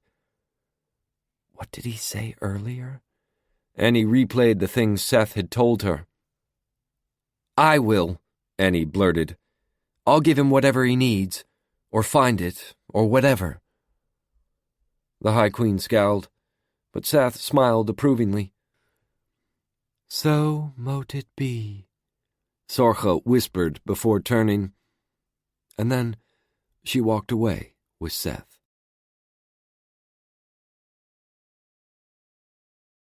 Chapter 33. Devlin watched his sister, his queen, leave. There were so many questions he needed to ask, so many answers he required, but before that, he had to make sense of what Annie had done. Not only had she shared her blood with him, she'd also offered to nourish him. She had stood at his side against the High Queen. They were bound in ways he had never fathomed possible. Perhaps we always were. The Hound, his partner unto eternity now, held his hand in her own. All around them, wolves waited. "We made those trees." Annie looked up at him. Her words were a question, a demand for verification. "Together." "And wolves," he added. "They are flesh now." "Sort of." She looked at the wolves and said, "Come." In a chaotic blur, the wolves began to leap into her body, vanishing inside her skin one after another. Muzzles and tails, blood and bone, fur and muscles, all and each vanished into the skin of the Hound holding his hand. "It feels different than in dreams," was all she said when the last one of them had entered her. "It looks different, too." Devlin could see red-eyed wolves shifting under her skin. "Oh," Annie whispered. She looked down at her arms in awe. "They're here." Rabbit pushed away from the tree and came over to stand in front of his sister. "Look at you, all painted up without my help." Annie reached out to him. "They left room for your art, too, Rab. When you're ready." "Someday." Rabbit brushed her hair away from her face and gave her a look of pure adoration. Then he glanced at Devlin. "Sorcha says I'm welcome, but the shop," his words faded away. "The shop's gone, too. Our home." Devlin gestured for Rabbit to walk. "There are other artists here. Many artists. Halflings and mortals." "There's nothing left for me over there." Rabbit still sounded weary, but not as much as he had when Devlin first saw him at the studio. "Stay here," Annie urged, "at least until we figure out what to do. Please, Rab?" Rabbit nodded. Without any further discussion, Devlin took Rabbit to the artists' cottages. After they had delivered Rabbit to a pristine cottage filled with various art supplies and tattoo equipment, Devlin led Annie to his own home. When they reached his quarters within the Queen's palace, he found Ray in his previously unused sitting room. A smile played on his lips at the sight of her. No longer hidden away in a cave, she was dressed for court and awaiting him. "She's awake," he told her. Ray smiled. "And Faerie is intact once more. Such a simple thing, isn't it? You bring Sorcha's son home, and the world wakes." Indeed. Devlin wished he could embrace her. He couldn't, but he could tell her what he felt. "You saved Faerie. Without you, I wouldn't have known." "Without me, she wouldn't have been lost in her dreams," Ray corrected. "Do not forget how she was able to see Seth in the first place." "You can do all sorts of things in dreams, can't you?" Annie's voice was soft, but there was a fear in it. "I didn't create any illusions, Annie." Ray stayed as still as any prey. She didn't straighten her arms or legs. "I simply stitched your dreams together." "Why?" Ray shrugged. "You needed each other." And in that instant, Devlin understood something he'd not admitted. "You knew." The world stilled for Ray. "Knew what?" Devlin, the center of her world, crossed the room to her. His voice was soft. "All these years, you knew Annie was meant to be in my life. Did you know that when you asked me not to kill her?" "Oh, Devlin, don't ask me too many more questions." She lifted her hand as if she would touch his shoulder. "I knew things I shouldn't have, or maybe things I was supposed to. Who can predict what threads are the ones that were meant to be?" "Threads?" He frowned as he tried to piece together some clarity from the clues she'd given him. "What all did you know?" "I cannot answer that," Ray whispered. "I wish I could." Annie sat on a high-backed chair with one foot tucked under her. The wolves in her skin shifted restlessly, but Ray couldn't tell if that was in response to Annie's worry or Devlin's discomfort. The wolves were a part of the new hunt, the one that belonged in Faerie, and they'd respond to both Devlin and Annie. "Will this hunt protect me as well?" Ray waited as Devlin puzzled out the things he was learning. If Ray had her way, she'd tell him that he and Annie were meant to be in Faerie, that the whole order of Faerie was awaiting his understanding of what he could make real. If she had her way, she'd have told him everything years ago, but the Olus injunctions were binding. "Please, Devlin," she said, "think on what you know, but don't ask me questions I am forbidden to answer." A knock at the door of the outer chamber made them pause. "Stay here." Devlin walked away to answer it. Once he was gone, Annie looked at her. "You love him a lot." Ray sighed. "Your bluntness is not always charming, Annie." The hound grinned. "I believe you've mentioned that before." As Devlin returned, the look on his face was dire. "She's summoned me to the hall." Devlin entered Sorcha's main hall. The insult of being summoned in front of all and any who cared to watch pricked his temper. He tried to suppress it, as he had done for eternity, but he was failing. He'd been advisor, assassin, family to her for eternity, yet she beckoned him into her hall in front of the masses.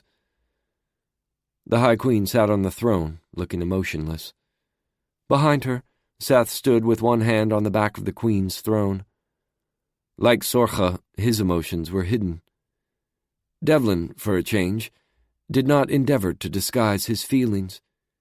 He was furious. Sorcha had come near to unmaking Faerie, but she acted as if she were unfazed by her folly. Devlin crossed the crowded room to the dais.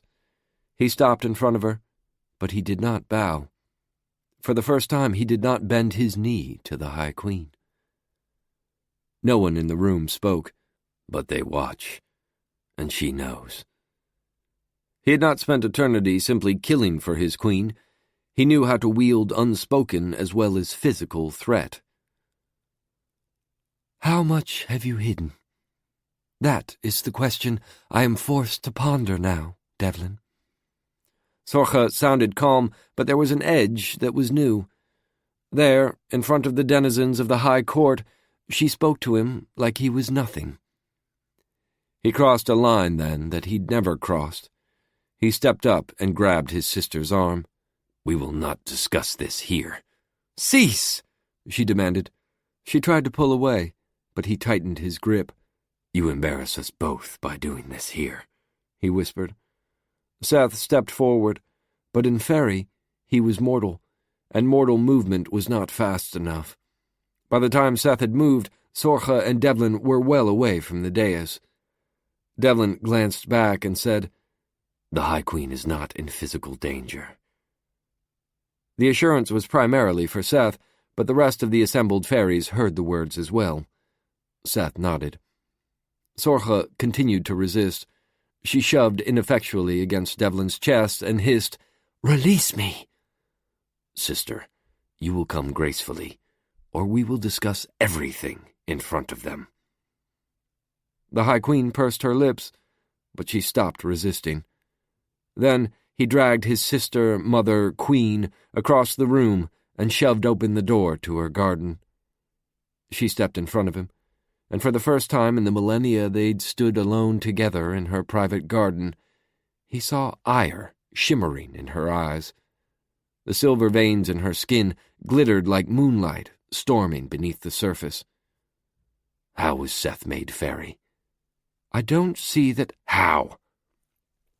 "You know the answer, or you wouldn't be acting like this. I gave him of my own essence to remake him. I did not expect the consequences or emotion, but I don't regret it." She crossed her arms over her chest. "I wanted a child of my own. I wanted a son, and he needed a You had a son, if you weren't too cruel to admit it." He pulled his gaze away from her. "No, I have a brother. You are my brother, made by order and violence. I wanted someone who was just mine." She grew agitated, not orderly, not in control of her emotions as the High Queen should be. After an eternity of balance with her twin, she was unsettled, because she had made herself so. The High Queen, the unchanging queen, had changed. "It was the right choice," she insisted. "I needed him. He needed me." "Could we sit?" Shakily, Devlin gestured to the space between them. Sorcha made a table and 2 chairs appear. He sat and stared at her. After more millennia than either of them likely could recall, Sorcha had changed everything. Devlin wasn't sure what that would mean for Faerie or the mortal world, but the consequences thus far, Sorcha's mourning and Faerie's almost ending, weren't particularly encouraging. Carefully, Devlin touched her hand. "What have you done, sister?" "Freed myself from her. We're different from one another now. I have taken a mortal's taint into myself, given him part of me. Don't you see? Bananach and I are no longer perfectly opposite." Sorcha smiled, and the moon glowed brighter overhead. The air tasted purer as her happiness grew. "It was not my intention, but it has given me so much more than I realized I could have. I have a son, a child of my own, emotions I didn't understand, and I can see my twin no more without feeling unwell. I may even be able to kill—" "You cannot." Devlin gripped his sister queen's hands. "Think, if you're wrong, if you're still bound like that, would you kill us all?" "If she hurts Seth, I would." Sorcha yanked free of his grasp. "Maybe it's time that she's not the only one to go back and forth to the mortal world. Maybe things need to change." "You're the unchanging queen." Devlin forced his voice to even, despite the growing panic he felt. "You cannot go over there for more than a few moments. Reality will adjust. Yes, but is that so awful?" She had the look of a zealot. "Faerie bends to my will, and look how good it is here." Devlin felt alarmed by the sensation of a sudden unraveling around him. He closed his eyes, and he saw them, threads tangling and weaving together, lives altered and possibilities ended, deaths they couldn't overcome. As long as the veil between worlds was open to the twins, but their balance was missing, Sorcha was in danger, and all of Faerie was in danger. He went to his knees in the garden. "I'm sorry I failed you." "I wanted you to be my son," she whispered, "but I couldn't have her child as my child. You're still my brother. Family." "I know." He kept his worries hidden from her. If she learned that Bananach was trying to find a way to kill her son, if she learned that her twin no more had asked Annie to kill Seth, the Queen of Faerie would be enraged, and an omnipotent, angry queen pursuing war in the mortal world was not in the best interests of either realm. Separating from Bananach meant that Sorcha was feeling emotions she'd never known. It meant that the one Faerie who held perfect clarity had lost her balance. Until balance was returned, there was little chance of stability. So how do I rebalance her? He was the only other strong Faerie in Faerie, and he didn't have an answer. The answers he needed weren't going to be found by waiting in Faerie either. He needed to return to the world of mortals.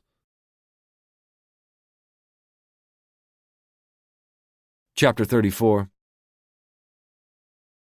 Devlin stood in his rooms with Annie and Ray. After he explained what he'd learned, he added, "I don't plan to be gone long, but I need to talk to Neil." "No." Annie gestured with the blade of the knife she'd been cleaning. "Did you forget the fight we left over there? It's not safe for you, and you aren't going anywhere without me, Devlin. Just no. Bananach came here when the Queen slept, Devlin. Here is not safe either." Ray sat stiffly in one of the uncomfortable chairs, as if she had physical form. She didn't shudder, but there was horror in her expression. "War was awful. The bodies. She will come here."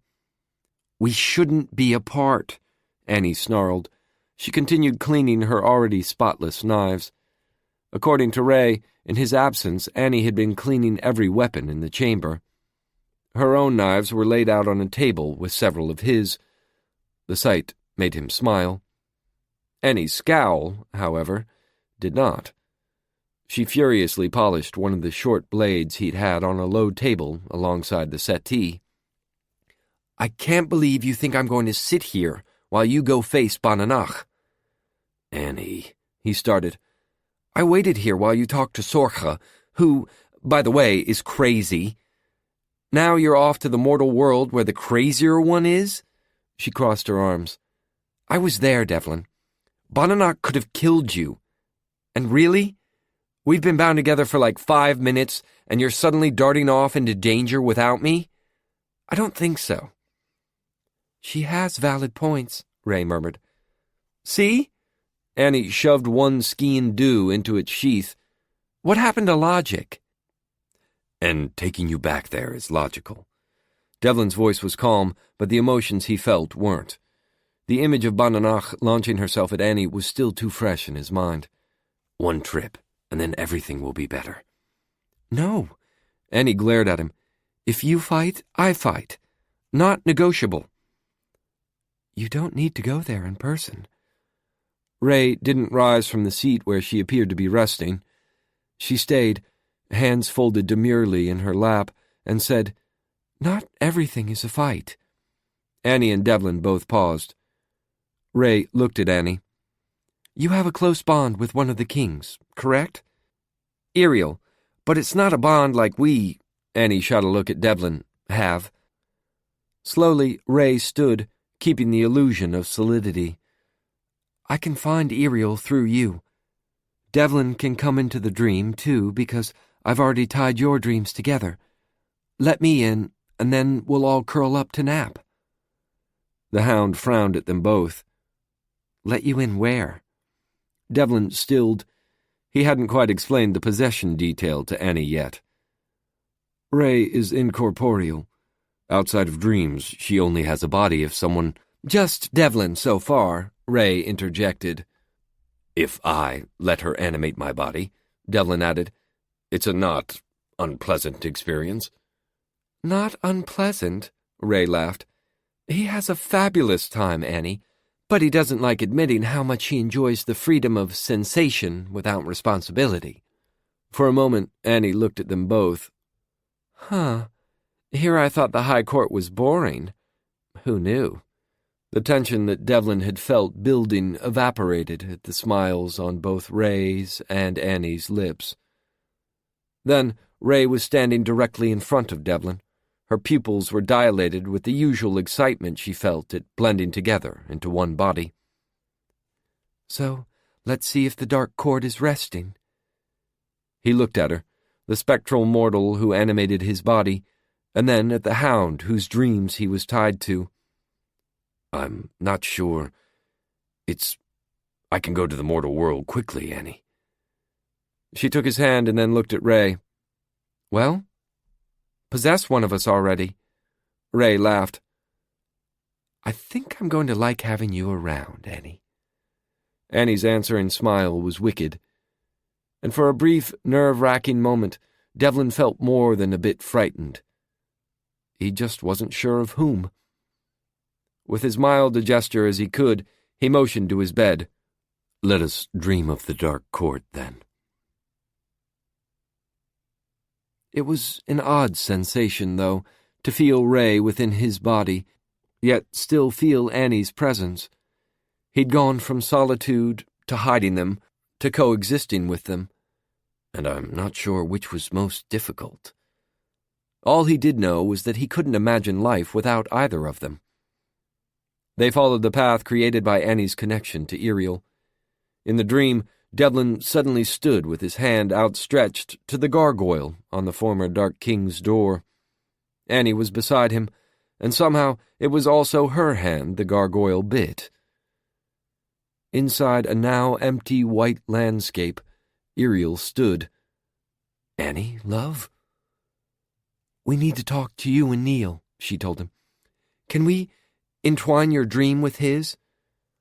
The look on Ariel's face was one Devlin would prefer not to see near Annie, but it wasn't directed at Annie. You have someone I don't know with you, Ariel said, looking around as if he would find Ray. Not Faerie.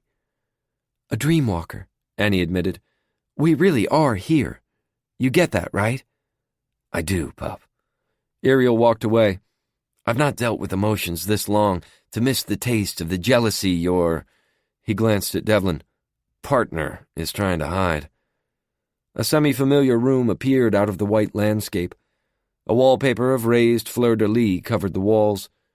Flickering candles crowded the room in freestanding candelabras and in wall sconces.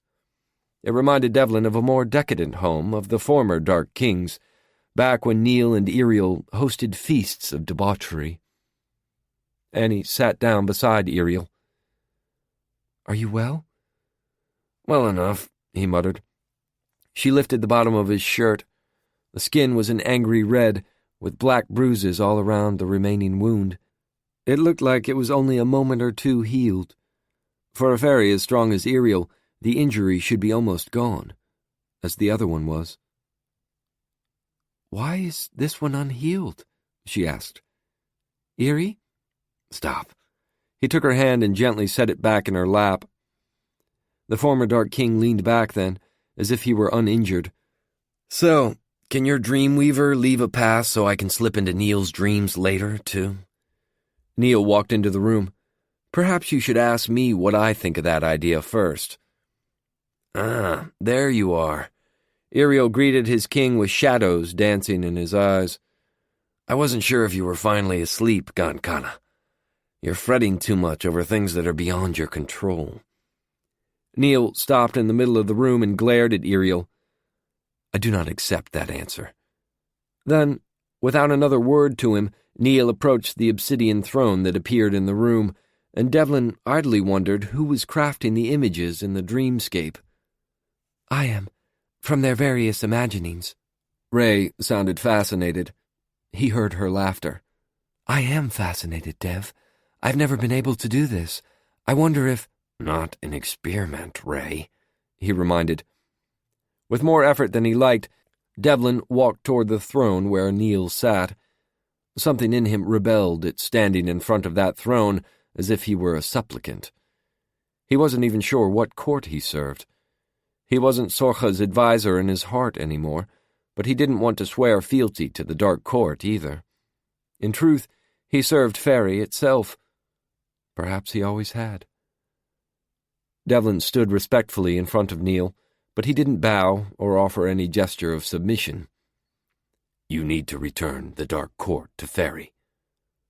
No. Devlin pushed back his emotion as he'd done for most of eternity and added, Sorcha is unbalanced. She wants to come here. Do you have any idea of what that would do to the mortal world? Neil, once an almost friend to Devlin, once an almost favorite of the High Queen, cherished of several courts, stilled. Are you telling me what to do with my court, Devlin? Across the room, Iriel tensed. He didn't move, didn't respond in any way that would draw attention, but Devlin saw the change. He knew the hope that led to such a movement. Neil had been a reluctant monarch. Centuries after Iriel had first offered the court to him, Neil was finally the Dark King. I do not take direction from anyone, nor am I seeking your advice. I still have an advisor. Neil's attention flickered to Iriel briefly. Sorcha's recent ailment is not my priority. Would you sacrifice this world? Devlin asked. The look Neil gave him was disdainful. Sorcha took my friend, made him her subject, her heir. Seth is far more than a subject. Devlin still didn't let his own anger into the words, but it was there all the same. Despite his eternity of loyalty, his mother, sister, queen, had chosen a virtual stranger to be her heir. I've been heir to a court. It's not writ in stone. Neil gestured at Iriel. He kept his court for more than 9 centuries after declaring me his heir. You refused, Iriel reminded. He came to his feet and took a position of support behind Neil. If you recall, Neil, you refused being my heir. Yet look at where I sit. Neil didn't deign to glance back at Iriel as he spoke. Seth is her heir. He is the consort of the Summer Queen, friend of the Winter Queen, and brother to the Dark King. He's not in danger because of Sorcha's action. She saved him from mortality, gave him the strength of a king, and other gifts that are not mine to reveal. In the moment, Devlin wasn't sure who he resented more. She claimed him as a pawn, Neil said. Devlin didn't argue. Couldn't argue. Sorcha undoubtedly had considered the ramifications of her choice when she made the mortal a Faerie. What she hadn't considered was the way it would change her. The High Queen had made an error in judgment, and the cost was one to be paid on both sides of the veil. Come to Faerie, he repeated. No. She needs a court to balance hers. She must be kept in Faerie. Devlin's anger was no longer hidden. His voice was filled with it. The Dark Court belongs in this world. I know my court, Devlin. I know what's best for them. Each and every one of them is connected to me. I feel them, but— Neil glanced back at Iriel. A king's duty is to consider the well-being of his court first. Personal desires come second. Old friendships and worry for others are not how the Dark King governs. You'd sacrifice mortals and fairies. If she comes to your world, that's what'll happen. If she comes here, the discord will not injure my court. Taking them to Faerie would. Neil lifted his gaze to Devlin's face. The Dark Court will remain here. Neil's words made all of the shadows in the room shiver. Faerie needs the Dark Court. Devlin's anger slipped further out. Sorha needs a court to balance her. Devlin? Annie approached. With a strange expression, Annie looked first at him and then at Neil and Iriel. It does need that, doesn't it? Yes, that's why we're here. But your king, Devlin looked at Neil, isn't cooperating. Annie stepped between Devlin and Neil. She reached out to Iriel and squeezed his hand. He smiled at her, but didn't speak. Once upon a time, she began, Faerie had 2 courts. The Dark Court left Faerie, and as the centuries passed, new courts were born of the strongest solitaries to fill the needs of the faeries who lived in the mortal world. If the Dark Court won't return, there is need for a new court in Faerie. Someone who is strong enough to stand up to the High Queen needs to form that court, and such a court would need a Gabriel or Gabrielle. It's not that easy, Devlin objected. There already is a Dark King. Neil shook his head. I'm not going to Faerie. That leaves you. Or Iriel, Devlin said. You don't seriously think I'm up for the job, Iriel drawled. He lowered a hand onto Neil's shoulder. I'm where I belong. Order needs discord, Devlin. Annie spoke softly. I know you. Tell me it's not the solution we need. Save your sister. Remake Faerie so it's our world, too, not just hers. I can't be he started, but the words weren't ones he could speak. They were a lie. You ask me to stand in opposition to my sister? No, she said. I ask that we do. The wolves that were Annie's hunt came into the room, crouching and pacing throughout the spaces between the elegant furnishings. They watched her eagerly. Red eyes reflected the glow of the smoldering embers in the fireplace. I'm already bound to you. Blood to blood, Devlin. We're in this together. Annie stared up at him. Trust me. Trust us. Their wolves pressed against them both like they would urge them to movement. I do. Devlin looked at Neil. The veil to Faerie will be sealed. One sister will be locked on either side. Annie squeezed his hand and added, Call out to us, and we will answer if we are able. And Rabbit? Iriel asked. Annie looked up at Devlin, and he nodded. He's safe with us.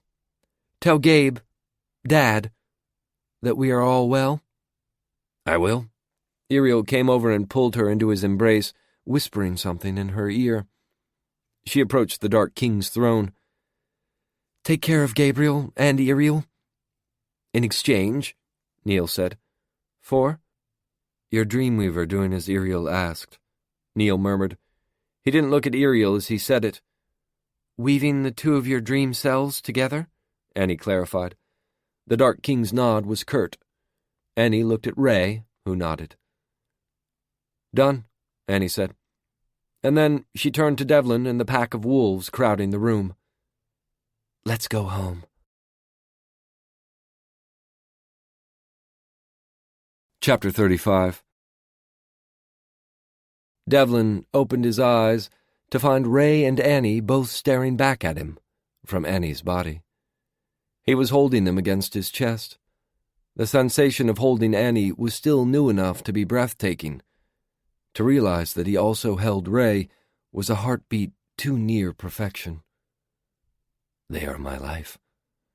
With them, he would rebalance Faerie and become enemy to both my sister mothers. Gently, he cupped Annie Ray's face in his hand. You were right. About? Ray asked. Saving Annie. Pushing me. And? Annie prompted. That I am king. He didn't kiss them as he'd kissed Annie before. In truth, he didn't know if Ray would mind his kissing them, so he was careful as he pressed his lips to theirs. Either Annie or Ray, he wasn't sure which, had no such hesitation. The gentle kiss he'd offered became something as fierce as the kisses he'd shared with Annie, when she was draining his energy from him. Then Ray pulled back and grinned. "I've been waiting for that kiss for decades," Ray whispered. "Welcome to the new dark court," Annie said. The wicked laughter that spilled from Annie's, or Ray's, lips made Devlin shake his head. "Shadows. The Court of Shadows," he corrected. "We're not a replica, but something new. We don't use an old name." Ray and Annie separated. They exchanged a look. "I like it," they both said. In a breath, he removed the wall between them and the outside. The wolves leaped from Annie's skin. Darkness fell in front of the shadow court, allowing Ray to walk alongside them. With Ray on his right and Annie on his left, Devlin stepped out of the High Queen's palace, and together they walked to the Moonlight Vale, the first but not the only gate in and out of Faerie. Just inside the gate, Barry stood. The steed was currently in the form of an actual horse. He was shadows made solid. "Leaving without me was bad form." The steed spoke in Devlin's mind, but before he could answer, he realized that it was speaking to Annie. "I'm sorry," she answered. Her words to the steed were inside Devlin's mind as well. Other steeds waited in the shelter of the hazel trees. "I have called the unclaimed for our new hunt," Barry said. "We are here, Annie and Annie's partner." The steeds watched their approach, but none advanced. Devlin answered aloud, "Welcome, Annie's steed and all." Barry laughed. "I may grow to tolerate you. Get on with it, Devlin. They need to claim their riders." Fairies had begun to gather, as if they had responded to a summons. Curiously, they watched the steeds, Devlin, Annie. "You will make a wonderful queen," Barry assured Annie. "Worthy of being my rider, worthy of beginning the hunt that was lacking." Annie's words, to Barry and to Devlin, were confident. "I just needed to find my pack." "And we needed to find you," Ray added with a smile, and Devlin realized that they all three could hear the mental conversation with the steed. "Let's do this." Annie held out the ski-and-do she had used to cut her arm earlier. "Blood and breath." Devlin took the black-handled blade from Annie's hand. "With the hands that they made." He cut a diagonal stripe in his right palm, "and the blood of Faerie." A chiming noise began to echo through Faerie. Ray slipped into Annie's body, so the breath they shed was hers as well. "With the breath," Ray and Annie took the blade, "of mortal and fairy." "We close the veils between the worlds," they all said. "Closing this veil is as all veils," Devlin whispered into the air. "So mote it be." For a moment, the world was still. Behind them, more fairies had gathered. The cries and murmurings swirled together in an emotional cocktail of fear and hope and wonder. He could feel them, not all of them, but those fairies that were meant to be a part of his court, the new court. This is right. He felt a calm that he'd never known before.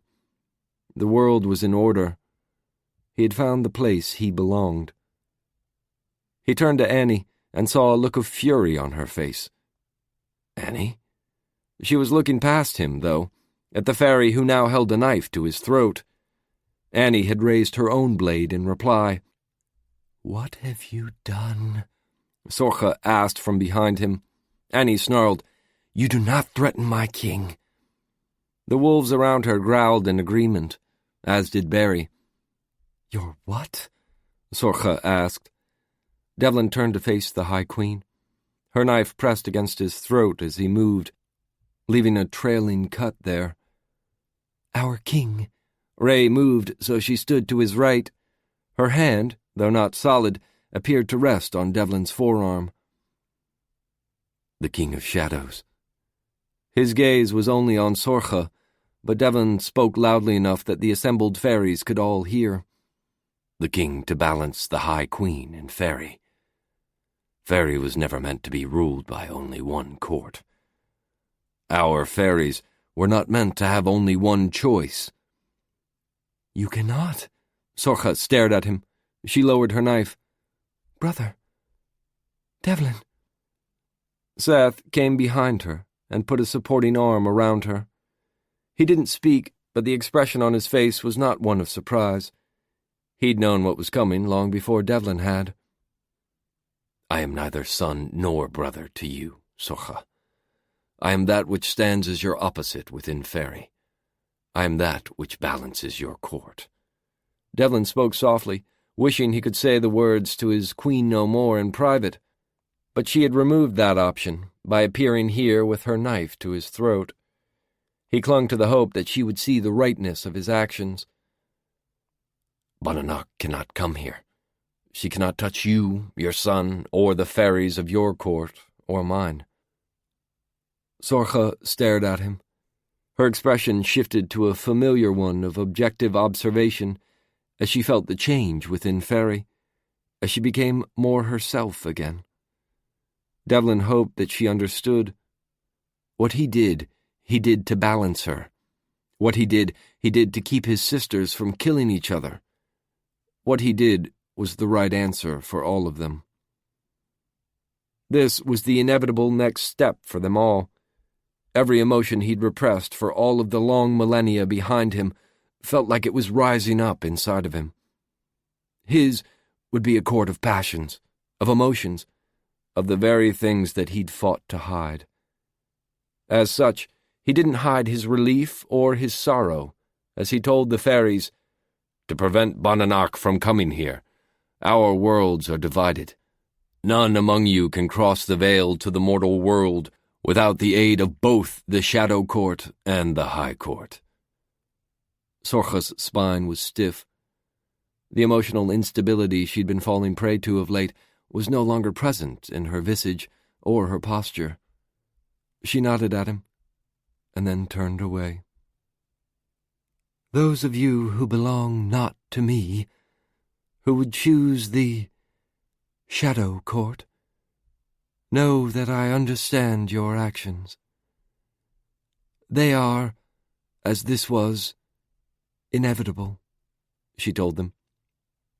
Then, with a regal air that had been missing since the day Seth had left Sorcha to return to the mortal world, the High Queen turned her gaze to her son. My adviser and heir, my son, your prince, will be liaison to the Shadow Court. With not another word, Sorcha left, attendants and many faeries in tow. But not all. In front of Devlin, Annie, and Ray were faeries, several score, who looked to them expectantly. This is ours. Our world. A twinge of grief washed over him that he'd lost both of his mother's sisters. To keep them safe from one another, to keep everyone safe from the conflict between the twins, he'd betrayed both of his mother's sisters. This has always been the next step, Ray whispered. It's the right choice, Annie agreed. You know that. Devlin nodded, and together they crossed the expanse of Faerie. As they walked, new vistas sprang into existence, filling in voids that were meant to be something more, but hadn't had the chance. Until now.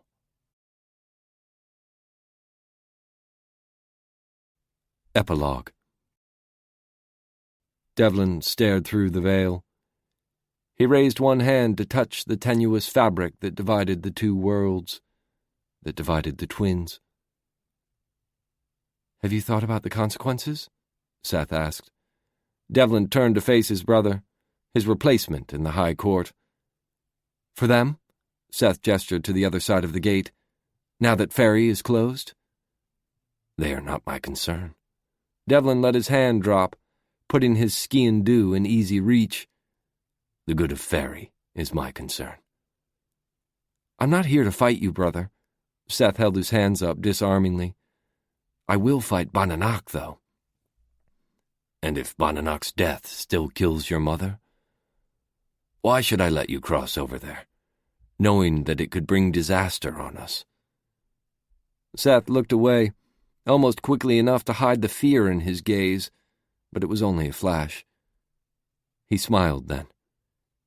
You cannot keep me here. The terms of her remaking me were that I can return to the mortal world. Even you cannot negate her vow. If they came home, if the other courts returned here. Devlin had thought of it. All of Faerie returned home once more, away from the mortal world, no longer divided into factions and seasonal courts. Seth laughed. Do you think that Keenan would give up the summer court? That Donia would give up her court? That Neil would become a subject to you or to our mother? Pipe dreams, man. They would be safe here now that Bananak cannot enter. Seth shrugged. Some things are worth more than safety. I cannot speak of what would happen to your queen if you died. Devlin stared through the veil, wishing that he had the ability to see the future in the mortal world. I would come with you, but protecting Faerie comes first. I cannot risk Faerie for the mortal world. And I can't abandon Ash or Neil. Devlin paused. Tell me what you see. Nothing. Over here, I'm mortal. I see nothing until I go back. Seth bit his lip ring, rolling the ball of it into his mouth as he weighed his thoughts. I don't see anything, but I'm worried. Ash is dealing with her court alone. Sorcha was to balance Neil, but now you balance her. What will that mean for him? Iriel was stabbed. Gabe was outnumbered. Bananak is murderous and only getting stronger. Nothing there makes me think everything is going to be all right. They stood silently staring through the veil. When you are ready. Seth stared at him for a moment. If, I die, she'll need you. She doesn't like admitting it, but she will. Devlin put his hand on the veil. Seth did the same. Together, they pushed their fingers through the fabric and parted it. Devlin put a hand on Seth's forearm. It will not open for you to return unless you call to me to be here also. I know. Seth stepped into the mortal world, leaving Faerie. Devlin thought about their recent re-entry to Faerie, about fleeing while he was injured, about the danger of Faerie being locked to the other regions and to Seth. He looked through the veil at Seth's departing figure and said, Try not to die, brother.